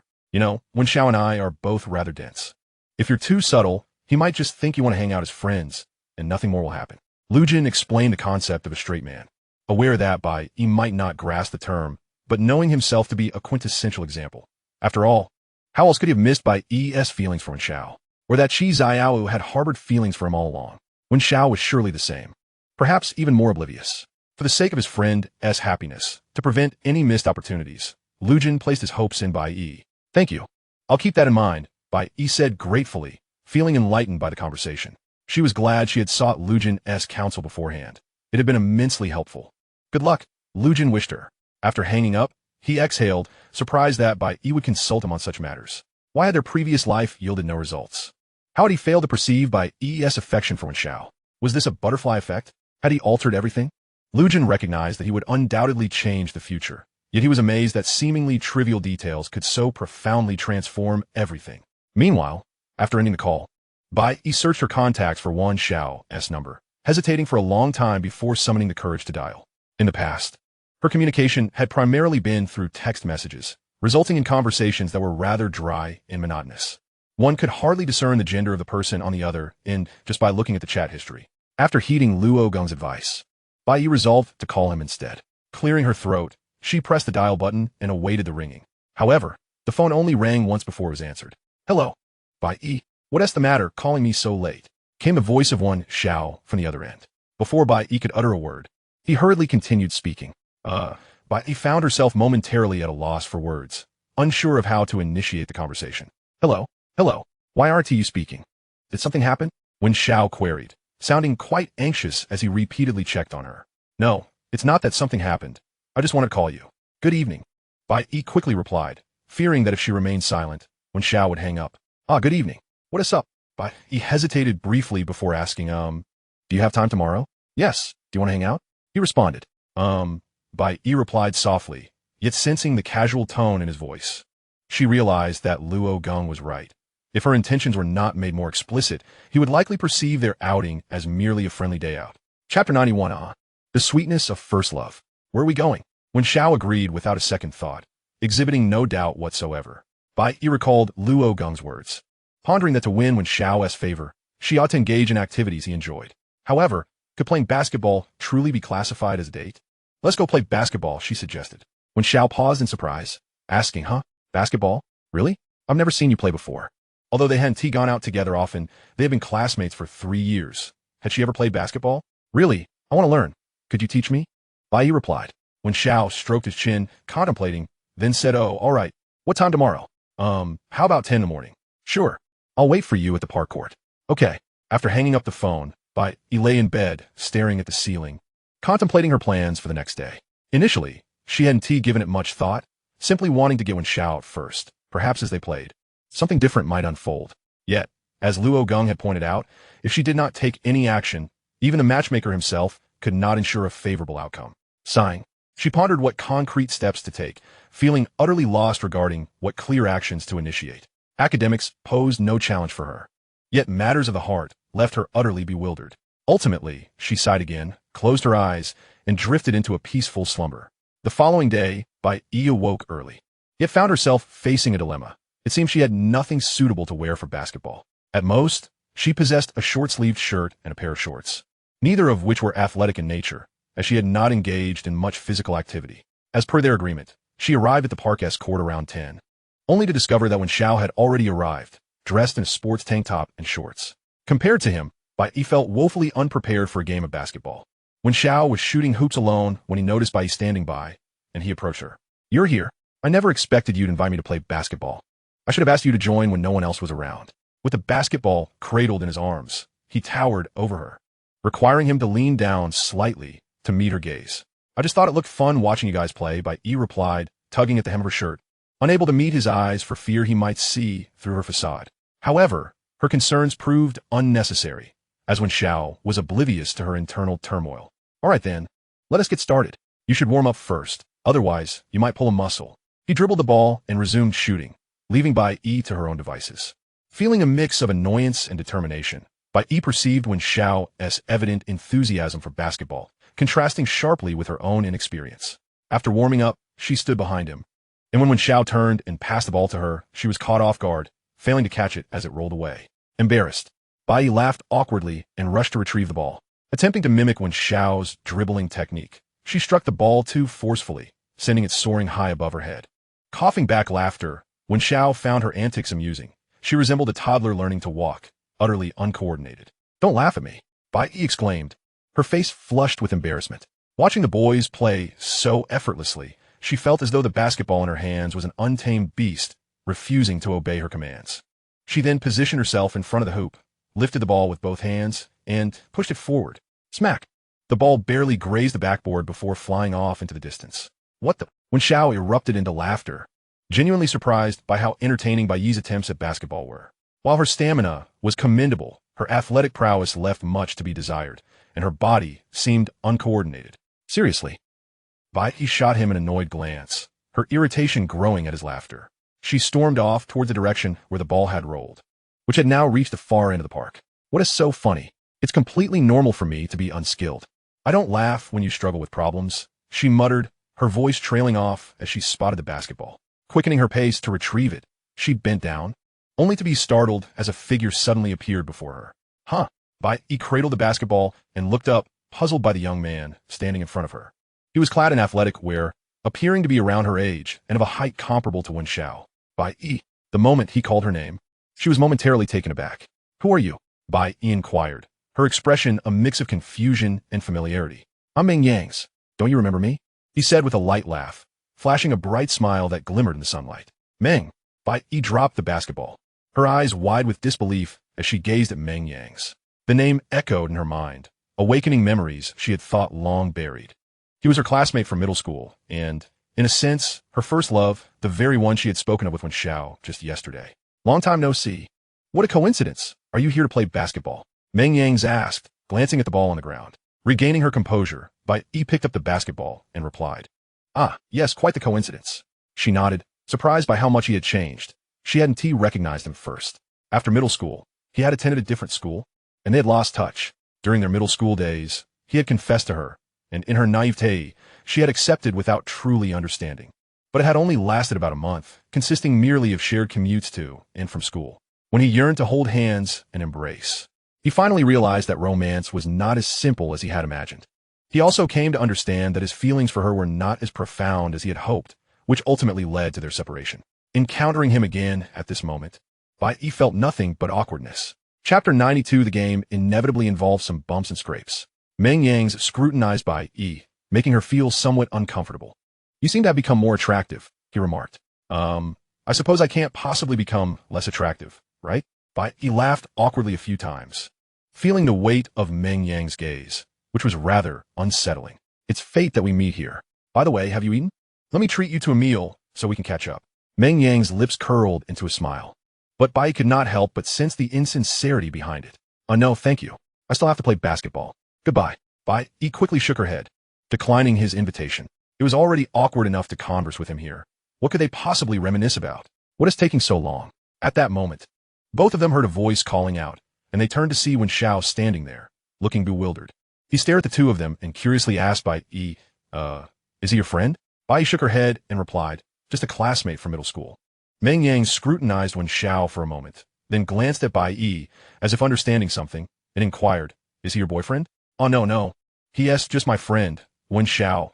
Bai Yi quickly waved her hands, introducing Wen Xiao to Meng Yang's, but only in the capacity of friend. However, when it came to Meng Yang's, she referred to him as a middle school classmate. This left Meng Yang's feeling somewhat uncomfortable, and he frowned slightly. He then slowly approached Wen Xiao, extended his hand, and said, "Hello, I'm Meng Yang's, by E's ex-boyfriend." The moment these words left his mouth, both Wen Xiao and Bai Yi were taken aback, their eyes widening in surprise. Bai could not comprehend why Meng Yang's chose to introduce himself in such a manner. Wen Xiao stood there, at a loss for words. Noticing Wen Xiao's reaction, Meng Yang seemed to validate his suspicion and turned to Bai Yi, asking, "What's wrong?" "Bai Yi, did I lie? I didn't say anything incorrect, did I?" Bai Yi found herself at a loss for words, for in truth, he was correct. Even though she had been oblivious at the time, she had still agreed to be with him. After a few seconds of silence, Wen Xiao smiled and shook Meng Yang's hand, saying, "Hello, I've heard about you from Bai Yi. However, that was just middle school after all. We were all just children back then, hardly understanding anything about love. It was merely an innocent fondness." Meng Yang's clicked his tongue, fully aware that Wen Xiao was right. Despite his identity, it ultimately culminated in a farce, never reaching the heights of true romance. What on earth is happening? Bai Yi observed the two of them shaking hands. Yet she noticed the muscles in their forearms tensing during the handshake. Must one exert such force to shake hands? Although they were smiling, there was no hint of friendliness in the atmosphere. Suddenly, Meng Yang's appeared to have an epiphany, releasing Wen Xiao's hand and asking, "I enjoy playing basketball as well. Shall we play together for a while?" Wen Xiao furrowed his brow for a moment before bursting into laughter. "Sure, let us go." He took the basketball from Bai Yi and the two of them hurried towards the court, leaving Bai Yi standing alone behind, feeling disoriented in the wind. After a while, Bai Yi sat on a bench beside the court, propping her chin on her hands, her expression one of boredom. They had truly begun playing, leaving her to languish on the sidelines. Throughout the game, Meng Yang's deliberately engaged in minor antics, colliding with Wen Xiao's body. And it seemed that Wen Xiao had caught on to Meng Yang's intentions. Next, Wen Xiao dribbled the ball, maneuvering past Meng Yang's defense. But it appeared that his target was not the basket. Seizing an opportunity, he charged forward, using his sturdy shoulder to collide forcefully with Meng Yang's chest. "Ugh!" Meng Yang's gasped in pain, crouching to the ground, clutching his chest. "Hey, are you alright, buddy? Sorry about that. It's inevitable to have some bumps while playing. You okay?" Wen Xiao looked down at Meng Yang's from above, speaking words of concern, though he could not see the smirk on Wen Xiao's face. Coughing a few times, Meng Yang's was nearly knocked off his feet by the impact and felt a tightness in his chest. He lifted his head, furrowing his brows as he glared at Wen Xiao, who had already concealed his smile. What is he doing? Is this football? Bai Yi witnessed the scene unfold, and, although she did not fully grasp the rules of basketball, it was evident that Wen Xiao had acted with intent. Who would charge directly at someone during a game? "You did that on purpose, didn't you?" Meng Yang's gritted his teeth, rising and glaring fiercely at Wen Xiao. "No, wasn't he? I just doing what you were doing? Oh, I just happened to be sturdier. What is the problem with that?" Wen Xiao feigned innocence, shrugging. Meng Yang's had also been subtly bumping into him. But given the disparity in their physiques, it hardly fazed Wen Xiao. Conversely, when Wen Xiao collided with Meng Yang's, it was like a stone striking an egg, shattering upon impact. "All right, so this is how we're playing, is it? Fine." Fine, Meng Yang's nodded, taking deep breaths to steady his chaotic breathing. "If you're feeling unwell, you might as well rest. After all, I'm here to play basketball with Bai Yi, not you." Wen Xiao coldly gestured toward Bai Yi. Upon hearing this, Bai Yi felt a faint blush rise on her cheeks, a warm sensation filling her heart. She had thought that Wen Xiao no longer cared about her. "No, I'm not done yet. Come on." Meng Yang's bent down, waving at Wen Xiao to continue. Wen Xiao narrowed his eyes, his expression turning serious, thinking that since Meng Yang's was not ready to back down, he would teach him a lesson. With the ball in hand, Wen Xiao charged towards Meng Yang's, intending to use the same tactic to discipline him. However, Meng Yang's gaze sharpened. Instead of confronting Wen Xiao head-on, he slightly turned his body and extended his foot to trip Wen Xiao. He was not foolish. He knew that facing Wen Xiao directly was futile, so he opted for a dirty play instead. Wen Xiao was taken aback, but it was too late to stop. His balance faltered, and due to his own momentum, he was sent sprawling to the ground. "Thud! Wen Xiao, are you alright?" Bai Yi's expression turned anxious as she hurried over, squatting beside him. She saw that his knee had sustained a significant scrape and was bleeding. "Ugh!" Wen Xiao inhaled sharply, realizing that not only had he injured his knee, but he had also twisted his ankle. Meng Yang's watched Bai Yi's reaction in stunned silence. When he had been hurt, she had shown no concern, yet now, with Wen Xiao injured, she exhibited such care. To be honest, Meng Yang's felt even more wounded at this moment. Chapter 93. So, what Luo Geng said was true. "Let us go. We're not playing anymore," Bai Yi said, helping Wen Xiao to his feet as she intended to take him to a nearby bench to rest. Meng Yangs felt somewhat at a loss. Extending his hand, his words caught in his throat. By E abruptly turned her head, casting a chilling glance at Meng Yangs. Those eyes, imbued with an icy coldness, fixed upon him with such intensity that he was instantly overcome by a shiver.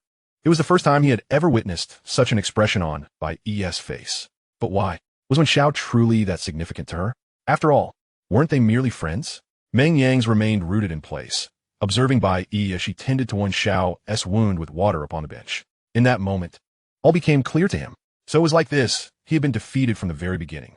Shaking his head, he turned and left, silently admitting that seeing Bai Yi again had rekindled his feelings.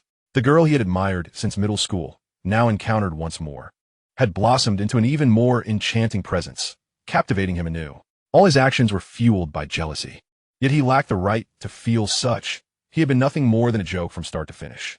After Bai Yi finished dressing Wen Xiao's wound, she retrieved a bandage and carefully applied it. You actually carry bandages with you? Wen Xiao chuckled lightly, watching the earnestness in her eyes. Of course, she replied. When I play ball with you, there is a high chance of injury. It's better to be prepared just in case. Bai Yi glanced at Wen Xiao. Though her own intentions weren't to play, Wen Xiao's sole purpose was to engage in the game, even if she merely accompanied him. The likelihood of injury was considerable. Her slight frame compared to Wen Xiao's robust build meant that if she were to be hit as Meng Yangs had been moments ago, she'd surely end up hospitalized. No way. I would never let you get hurt, Wen Xiao said suddenly, his tone earnest, causing Bai Yi to momentarily freeze. After a brief silence, she smiled softly and muttered, If only you hadn't been so oblivious when you said that. What did you say? Wen Xiao asked. Nothing. Bai Yi replied, tapping his wound gently. Wen Xiao winced, but exchanged a glance with her, and they shared a smile.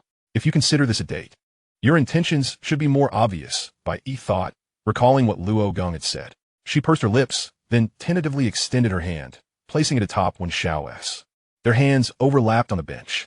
Wen Xiao was momentarily stunned, looking down at their joined hands, then at Bai Yi, who had averted her gaze. After a moment, Wen Xiao's lips curved into a tender smile. He flipped his palm upward, intertwining his fingers with hers. Bai Yi gasped, her face instantly flushing crimson. Taking this step had been difficult enough. Why had Wen Xiao suddenly made such a bold move? Though her heart fluttered wildly, she steadied herself and clasped his fingers firmly. Thus, their 10 fingers intertwined, hands locked together. They sat silently upon the tranquil court, as if all communication was conveyed through their clasped palms. It was now midday, the sun at its zenith and the heat most intense. Both could feel the sweat dampening their palms, yet neither wished to release their grip. How come you? Bai Yi began cautiously, eager to understand Wen Xiao's meaning, for surely ordinary friends would not behave thus. Yet Wen Xiao offered no answer, only muttering. So Luo Geng was right after all. What? Luo Geng? Bai Yi blinked, turning to peer at Wen Xiao in surprise. Wen Xiao looked sheepish, shrugging awkwardly before whispering, He told me the truth you asked him to keep secret, that you called him last night. What? Bai Yi was taken aback. Wen Xiao scratched his head and said, Yeah, when he told me, I didn't believe it first. I just couldn't imagine going on a date with you. But he warned me, if he made any obvious moves, I should respond. Maybe he thought I'd be completely oblivious. Bai Yi was stunned, realizing Luo Geng had somehow ensnared them both in his scheme, nudging her one way, then pulling Wen Xiao the other, placing them squarely within reach of each other. Luo Geng had become a matchmaker of sorts, weaving their fates together. He actually told you? I wish I hadn't consulted him last night, Bai Yi murmured softly, though no bitterness tainted her tone. On the contrary, she felt that confiding in Luo Geng had been one of her wisest choices. Wen Xiao nodded in agreement. Yeah, he is really quite meddlesome. But honestly, I'm not that oblivious. You are. You're incredibly dense. Bai Yi retorted bluntly. Fine, I admit it, Wen Xiao chuckled awkwardly. To be honest, if Luo Geng hadn't told me, I might never have noticed. If I'd missed this chance, I'd regret it forever. Back in high school, I let a girl who liked me slip away, and I still regret it. After a pause, Bai Yi asked softly, So what do you think? What do I think? Wen Xiao echoed. Bai Yi bit her lip, lightly tapping his head, excitement evident in her voice. You say you're not dense, but after all this, what else could you be thinking? Wen Xiao glanced at their still joined hands and smiled sheepishly. After a brief silence, he asked, If I invited you to dinner now, would you go? Bai Yi nodded. Yes. And if I asked you to hang out again, would you want to? Yes. I want you to attend Bizhu University so I can see you more often. Would you be willing? Yes. Then, would you be my girlfriend? Yes. Chapter 94. This is my reward. The end. Qin Xiao triumphantly raised her hands in celebration, having completed the final illustration. After nearly 2 weeks of relentless effort, Luo Geng and the team had finally brought the project to completion. Such a grueling pace and workload were unlike anything Qin Xiao had ever experienced. Yet she had endured it thoroughly. Now we have enough stock to not worry about updates for half a year, she sighed. Jia Mo also exhaled deeply. For other editors, this must be a dream come true. Not having to stress over deadlines, with plenty of material ready for release. With such ample reserves. Half the battle was already won. Qin Xiao glanced at Luo Geng, who sat silently in his chair. Luo, how do you feel about finishing a work? Though it was a long time, it's still something you created. Luo Geng turned to her with a resigned look. Feelings? Isn't that a bit exaggerated for this kind of work? Oh right, Qin Xiao smiled awkwardly. Honestly, she couldn't quite fathom Luo Geng's perspective. If it were her first creation, she'd surely feel something upon completion. Yet Luo Geng seemed as if this were not his inaugural work. Checking the time, Luo Geng realized it was still morning. Qi Qianru had yet to arrive. She almost always prepared his lunch, which he always ate heartily. Coupled with little exercise and long hours seated drawing manga, Luo Geng felt he had gained quite a bit of weight. I really should lose some weight, he muttered quietly. The thought of Qi Qianru not liking him if he grew heavier was something he found hard to accept. Although Qi Qianru had repeatedly asserted that such an occurrence was impossible, it did not imply that Luo Geng could act without fear. All right, from today onwards, I shall take a respite for a while. After all, there are numerous drafts ready for publication, aren't there? Luo Geng remarked as he rose from his seat, stretching his stiff limbs and addressed Qin Xiao and Jia Mo. While Qin Xiao also had the opportunity to rest, Jia Mo could not afford to do so. He was merely there to assist and was not an employee, thus he needed to return to his editorial duties. However, things had certainly changed for him. He must now stand tall at the publishing house, speaking with newfound confidence. Teacher Luo, it has been over a month since I started working, Qin Xiao said, rising with a flattering smile, glancing at Luo Geng while rubbing her hands together. She frequented this place daily, spending nearly all her earnings on transportation, and had yet to receive her salary. Her finances were quite strained at the moment. Oh right, your salary, Luo Geng nodded. Despite some initial complications due to her presence, everything turned out to be manageable. Her diligence and competence, coupled with her amiable rapport with Qi Qianru, meant that Luo Geng chose not to pursue the matter further. He retrieved his wallet, beginning to tally the stack of cash. 1, 2, 3. Qin Xiao watched intently, mirroring his count. The sight of the vibrant bills before her was nearly salivating. Her previous part-time jobs had only earned her modest sums, often a mere 100 for each day's work. Well, 4,000 yuan. And as I mentioned before, I will also grant you a bonus, an additional 1,000. Do not consider it meager. Luo Geng said as he handed the money to Qin Xiao, who received it with both hands as if accepting a royal decree. Qin Xiao was so overwhelmed with emotion that she nearly burst into tears. This is quite a sum. We give you, Teacher Luo. I pledge to follow you to the ends of the earth. No, I cannot guarantee you a lifetime of meals through this job. Luo Geng quickly interjected, waving his hands. Although he had some reservations about Qin Xiao initially, her skills had proven satisfactory, and after a month of collaboration, they had reached a level of understanding.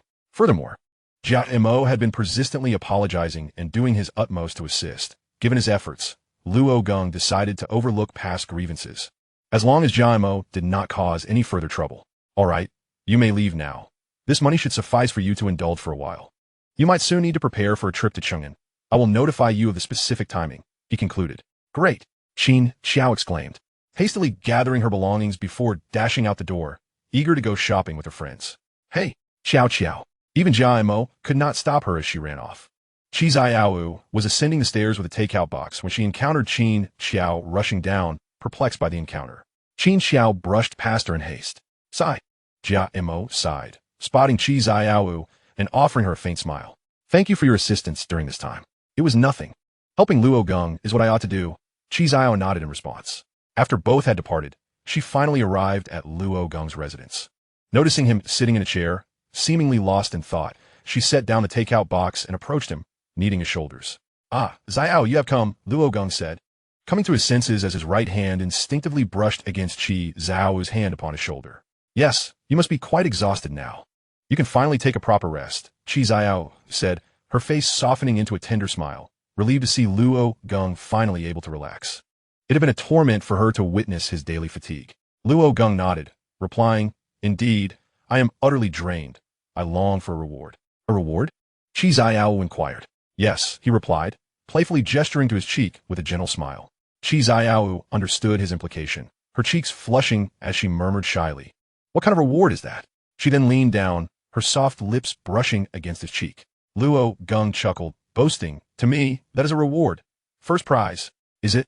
Then how about this?" Suddenly, Qi Qianru cupped his face with her hands, gently lifting it, and then bent down to press her lips against his. Luo Geng was momentarily taken aback, his throat constricting, but he quickly closed his eyes. After a prolonged moment, they parted reluctantly, breathless. "That must be the grand prize," Luo Geng murmured softly, gazing at Chizu, whose cheeks were flushed and ears reddened. Her gaze lowered, avoiding his eyes. To him, it was an irresistibly captivating scene. It had been so long since Qi Qianru had kissed him, and during this interval, he had sought opportunities to grow closer to her, yet had found none. Qi Qianru had felt the same way, evident in her eagerness right after they had just left. Chapter 95. Do you no longer like me? After finishing lunch, Luo Geng found himself entwined with Chizu, who sat upon his lap, leaning against him with her eyes closed, seemingly savoring the moment. Luo Geng, however, struggled to maintain his composure, acutely aware of her soft body against him, feeling an unsettling reaction stirring within. His blood began to rush to a certain area. This was not good. Luo Geng's expression hardened. If any response manifested now, Qi Qianru would undoubtedly notice, leading to an awkward situation. Was he truly a man, so easily ignited into a state of readiness? "Hey, Xiao, shall we go out for a stroll?" Luo Geng proposed to the girl nestled in his embrace. "Sure," she nodded, reluctantly pulling away from his hold. They stepped outside together, intending to head to the city center, hailing a cab at the door. Upon arriving in the city, Luo Geng held Qi Xiao's hand as they strolled down the street. It was a particularly warm day, and the streets were bustling with people, especially since it was summer vacation. Luo Geng glanced at Qi Qianru beside him, noticing her hand raised to shield her eyes from the sun. How careless of him. He realized that girls were typically wary of sun exposure.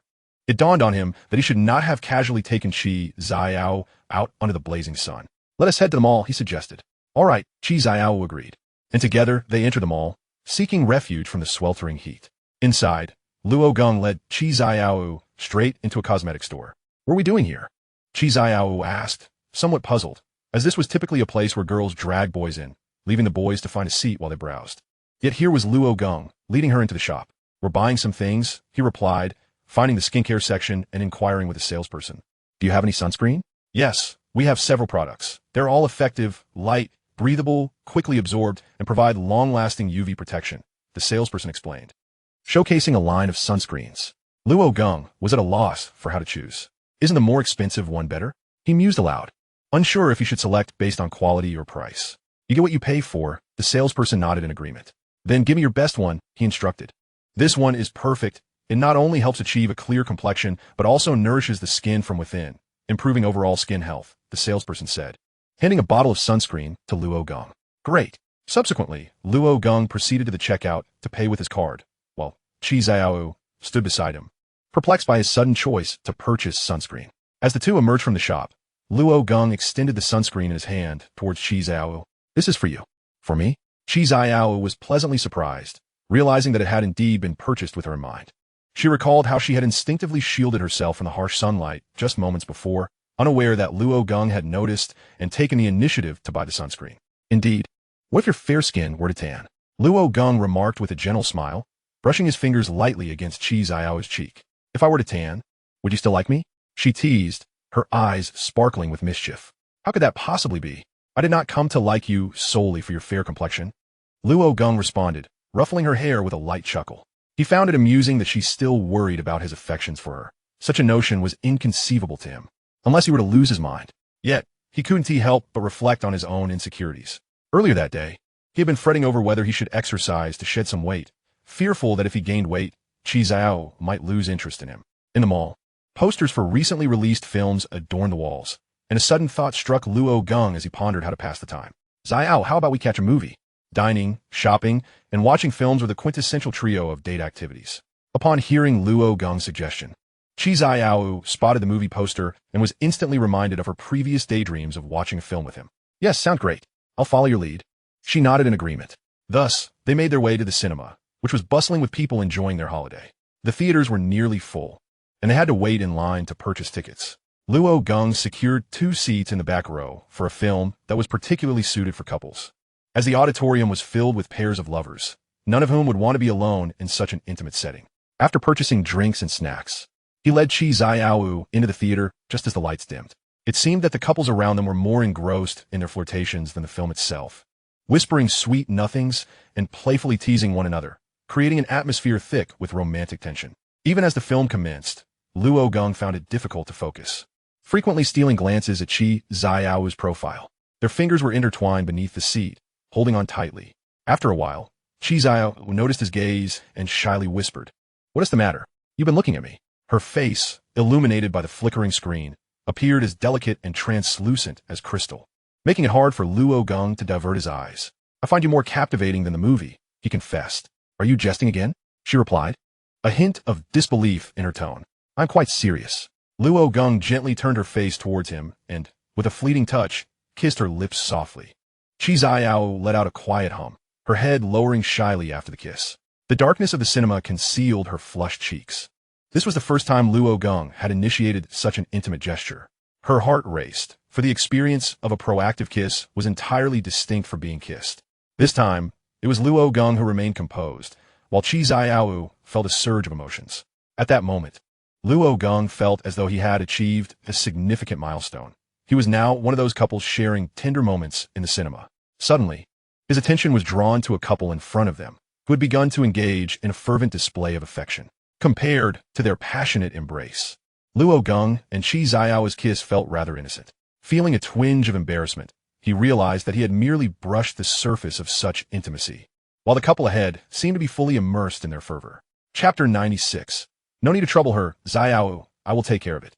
Although he couldn't see their faces, Luo Geng could certainly observe their passionate entanglement. He couldn't help but feel a pang of envy, wondering when he and Qi Qianru might reach such a level of closeness. Despite being in his 30s, he felt the lingering ache of his prolonged innocence. Looking at Qi Qianru, who still wore a bashful expression, Luo Geng pondered whether it was not solely his own shortcomings that held them back. Surely, a couple would need to share a lengthy bond to reach such a level of intimacy. As the film concluded and the lights brightened, Luo Geng stood up, eager to catch a glimpse of the couple in front of him. "What?" he gasped, his eyes widening in disbelief, which drew the attention of the couple, who turned to look at him. "Hey, Luo Geng, what are you doing here?" To his astonishment, the couple he had just seen sharing passionate kisses turned out to be Wen Xiao and Bai Yi. Qi Qianru also stood up and greeted them politely. "You're here to watch a movie as well?" Wen Xiao immediately understood, while Bai Yi shyly lowered her head, perhaps embarrassed about their earlier display of affection. Luo Geng observed the two, still holding hands, their earlier fervor contrasting sharply with the fact that they had only been together for a mere 2 weeks. How is it possible that they have progressed so swiftly? He mused, reflecting on his own relationship with Qi Qianru, which had lasted over a month without such advancements. Luo Geng found himself at a loss for words, especially when he noticed the lingering lipstick mark on Wen Xiao's face. The mental image of their earlier closeness was difficult to shake. The four of them exited the cinema together, exchanged a few pleasantries, and then parted ways. As Luo Geng and Qi Qianru strolled down the street, the sun had begun to wane, casting a softer light on the world around them. "Shall we go for a meal?" he suggested. "Sure," Qi Qianru replied. As they made their way to dinner, Luo Geng found himself contemplating how to advance his relationship with Qi Qianru. Despite spending more time together, he felt a sense of frustration at how quickly Wen Xiao and Bai Yi had progressed. It felt as though his slow progress was an affront to his masculinity. Was he really less capable than Wen Xiao? Surely, he considered himself more perceptive than Wen Xiao. Why then could they advance so rapidly? Was there something different about Bai Yi compared to Qi Qianru? Was Bai Yi more proactive? "What is on your mind?" Qi Qianru asked, noticing Luo Geng's distraction. "Oh, just thinking about a new project," he replied, choosing not to share his internal struggles with her. Motivated by a newfound competitive spirit, Luo Geng resolved to devise a comprehensive plan to accelerate their progress. After dinner, the pair wandered around the city before taking a ride back home. Upon returning, Luo Geng was greeted by a delicious aroma wafting from the kitchen. "Father, are you cooking?" he called as he entered the kitchen to find Luo Yangfu busily preparing a meal, apron tied around his waist. "Ah, son, you're back. Just wait a moment. I'll whip up a couple of dishes for you. Let us share a drink together," Luo Yangfu said, beaming upon seeing his son. Luo Geng was taken aback, wondering what had prompted his father to suddenly want to share a drink with him. In the past, such a joyful occasion was unheard of. "What has happened? Father, is there something delightful to share?" Luo Geng inquired with a blink, as he surmised that his father's happiness was likely attributed to Aunt Ren. I'm genuinely pleased for you. This morning, the postman arrived bearing your acceptance letter from Cheng'an University. Is that so? It has arrived? How come I didn't see it? Luo Geng expressed his surprise, though he had been at home all day and had not laid eyes on the acceptance letter. I received it at the door and took it to class to boast about it. You have no idea how proud I felt today. Those classmates of mine were envious, marveling at my son's abilities and academic prowess. They were green with jealousy. If only it had arrived sooner. It would have been the perfect blow to your mother after our last quarrel. Luo Yangfu rambled on, and Luo Geng could sense the pride radiating from his father, who was evidently overjoyed to be the envy of his peers. Well then, let us enjoy a drink together today, Luo Geng smiled, assisting his father in preparing a few dishes for their meal. Soon enough, they had several plates of snacks on the table. Luo Yangfu poured himself a glass of the wine he had brewed, then poured one for Luo Geng as well. Observing his father, glass in hand, recounting tales of his classmates with a smile that never left his face, Luo Geng felt his eyes moisten and his nose tingle with emotion. At long last, he witnessed this moment, his father in such a state of happiness, a sight that compensated for the regrets of his past life. Perhaps this is the essence of rebirth. For him, it was not merely about returning to life to be a sycophant or to focus solely on studying. The most crucial aspect was to cherish the man before him. Father, perhaps you should consider retiring from work. I can earn money now, and you need not tire yourself out any longer. Luo Geng spoke with a slight quiver in his voice, even if it meant enduring some fatigue himself. His deepest wish was to relieve his father of his burdens. Oh, don't you worry about me. I've never been one to sit idle. And now that I have my legs back, I'm even less inclined to do so. I no longer expect to earn much from work. It's simply a way to keep myself occupied. If it becomes too exhausting, I'll simply stop. Luo Yangfu waved his hand dismissively, taking a sip of wine and savoring the taste. He truly felt that working was no longer burdensome compared to the years he spent relying on crutches. Now that he was free of them, even the simplest tasks seemed trivial. Since you can walk normally now, why not take some time to enjoy life? You could even go on a trip with Aunt Ren. I'll provide the funds. It will be a great way for you to unwind. After saying this, a sudden idea struck Luo Geng. He could join Qi Qianru on a trip as well. He hadn't spent enough time with her during the break.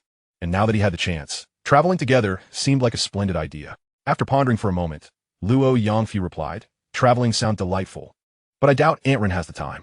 She is solely responsible for supporting Xiaowu. I've mentioned providing her with money, but she is reluctant to depend entirely on others. She wishes to earn her keep. Just tell Aunt Ren not to worry. I'll take care of Xiaowu. Chapter 97. Should I get a job to earn some money? That evening, Luo Geng lay in bed, relishing the leisurely moments he had. Unlike the previous times when he would still be at work, he took out his phone, intending to send a message to Qi Qianru. But before he could finish composing it, a notification pinged from her side. Have you eaten? Where are you up to? Luo Geng chuckled softly and replied, I've had my meal. I just got into bed. What about you? They exchanged messages while lying in bed, rekindling the feelings reminiscent of when they first began dating over a month ago. After a brief exchange, Luo Geng hesitated for a moment before sending a message.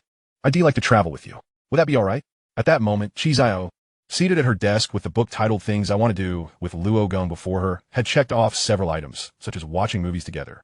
Yet many activities remained unchecked, including traveling together. Luo Geng has invited me to travel. Qi Qianru felt a mix of surprise and joy as her long lashes fluttered, her deep, dark eyes shimmering like black crystals. She had no reason to refuse. In fact, it was something she had longed for. However, the only concern that lingered was the issue of finances. Throughout her time with Luo Geng, she had rarely spent any money, as he often showered her with gifts, none of which were inexpensive. Whenever she contemplated spending, he would intervene, insisting that the money he spent was earned through his own labor, while the money she had was given by her mother, earned through hard work, and should be reserved for her own use. Thus, he consistently bore the expenses. Though Luo Geng's reasoning was valid, Qi Qianru felt uncomfortable with the constant reliance on him for finances. Should I consider getting a job to earn some money? She murmured to herself. With Luo Yangfu's presence easing Renlan's work pressure, life had become significantly more manageable. Previously, she juggled multiple part-time jobs, but now she had resigned from all but the one at the same factory as Luo Yangfu. Moreover, due to Luo Geng's insistence on covering expenses, she had saved a fair amount of money, albeit all from her mother, which made it difficult for her to justify spending it on gifts for Luo Geng, knowing he would refuse to accept money given by her mother. Consequently, the thought of taking up a job lingered in her mind. With the holiday season approaching, numerous temporary jobs were available, often taken up by students looking to earn some money, so it was not uncommon for Qi Qianru to consider working as well. Over the past month, she had assisted Luo Geng with simple tasks related to his comic work. He had wanted to pay her for her help, but she had declined, fully aware of how much he cared for her.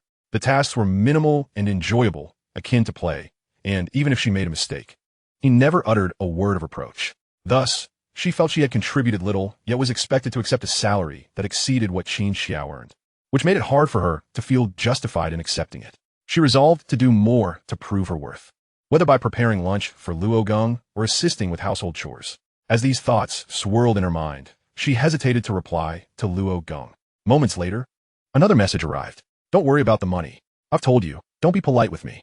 If you want to make me happy, let me spend money on you. As Luo Geng sent that message, he sensed it sounded somewhat off, resembling the words of a sycophant. If he were addressing another woman, he would undoubtedly feel contempt for himself. Yet, in the case of Qi Xiao, it felt justified. Indeed, he believed that spending on her was never excessive. Upon reading Luo Geng's message, Qi Xiao bit her lip gently, thinking he truly understands me. Just as she contemplated this, Luo Geng responded directly to her concerns. All right, I'll go with you. Oh yes. Luo Geng cheered triumphantly. He had genuinely feared that Qi Xiao would decline his invitation. Having spent more than a month together, and having gotten to know each other well during the last few months of high school, Luo Geng felt he understood her apprehensions. When it came to meals and small purchases, he had always insisted on taking care of the expenses, but traveling would entail significant costs, which would undoubtedly raise concerns for her. Luo Geng was determined not to let her worry about such matters. He did not place importance on the quality of his own sustenance or living conditions. Hence the money he spent on himself was minimal. So what was the purpose of his relentless efforts to earn?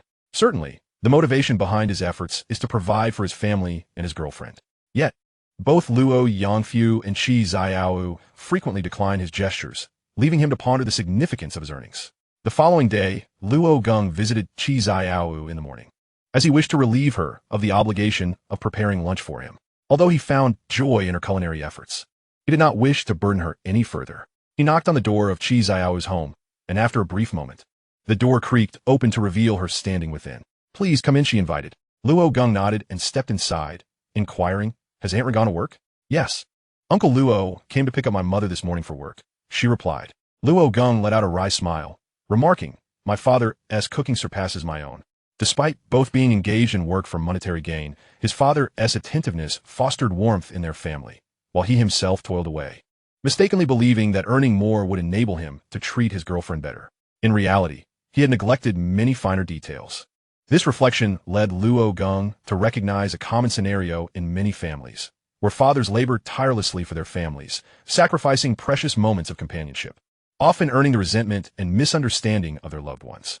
Neither side is at fault. Each possesses their own rationale, necessitating mutual understanding and coordination. It seemed evident that his father was far better at achieving that balance than he. As Luo Geng settled onto the sofa, Qi Xiao promptly prepared tea for him, treating him as though he were an esteemed guest. This left him somewhat bemused, as he had not extended such hospitality to her when she visited his home, treating her as if she were family instead. Do you have any destinations in mind? Luo Geng broached the subject of their planned trip, which he had mentioned the previous evening. I'm open to anything. I'm happy to follow your lead, Qi Xiao replied, never one to impose her desires. The mere prospect of traveling with Luo Geng filled her with contentment. Even a simple excursion to a neighboring city would suffice. After pondering for a moment, Luo Geng suggested, how about we visit Cheng'an? We could explore the university we plan to attend, and I could also prepare my studio in advance. I'm concerned that if I wait until school starts, I might run out of time. Sounds good, Qi Xiao agreed. She too had received her acceptance letter from Cheng'an University, as her excellent performance had prompted the institution to reach out to her, while other universities had only offered scholarships with limited opportunities. However, Luo Geng's intentions extended beyond merely readying his studio. With college on the horizon, he would need accommodation. Unless he opted for off-campus housing, he contemplated renting a place and was inclined to seek Qi Xiao's opinion on whether she would like to share the residence with him.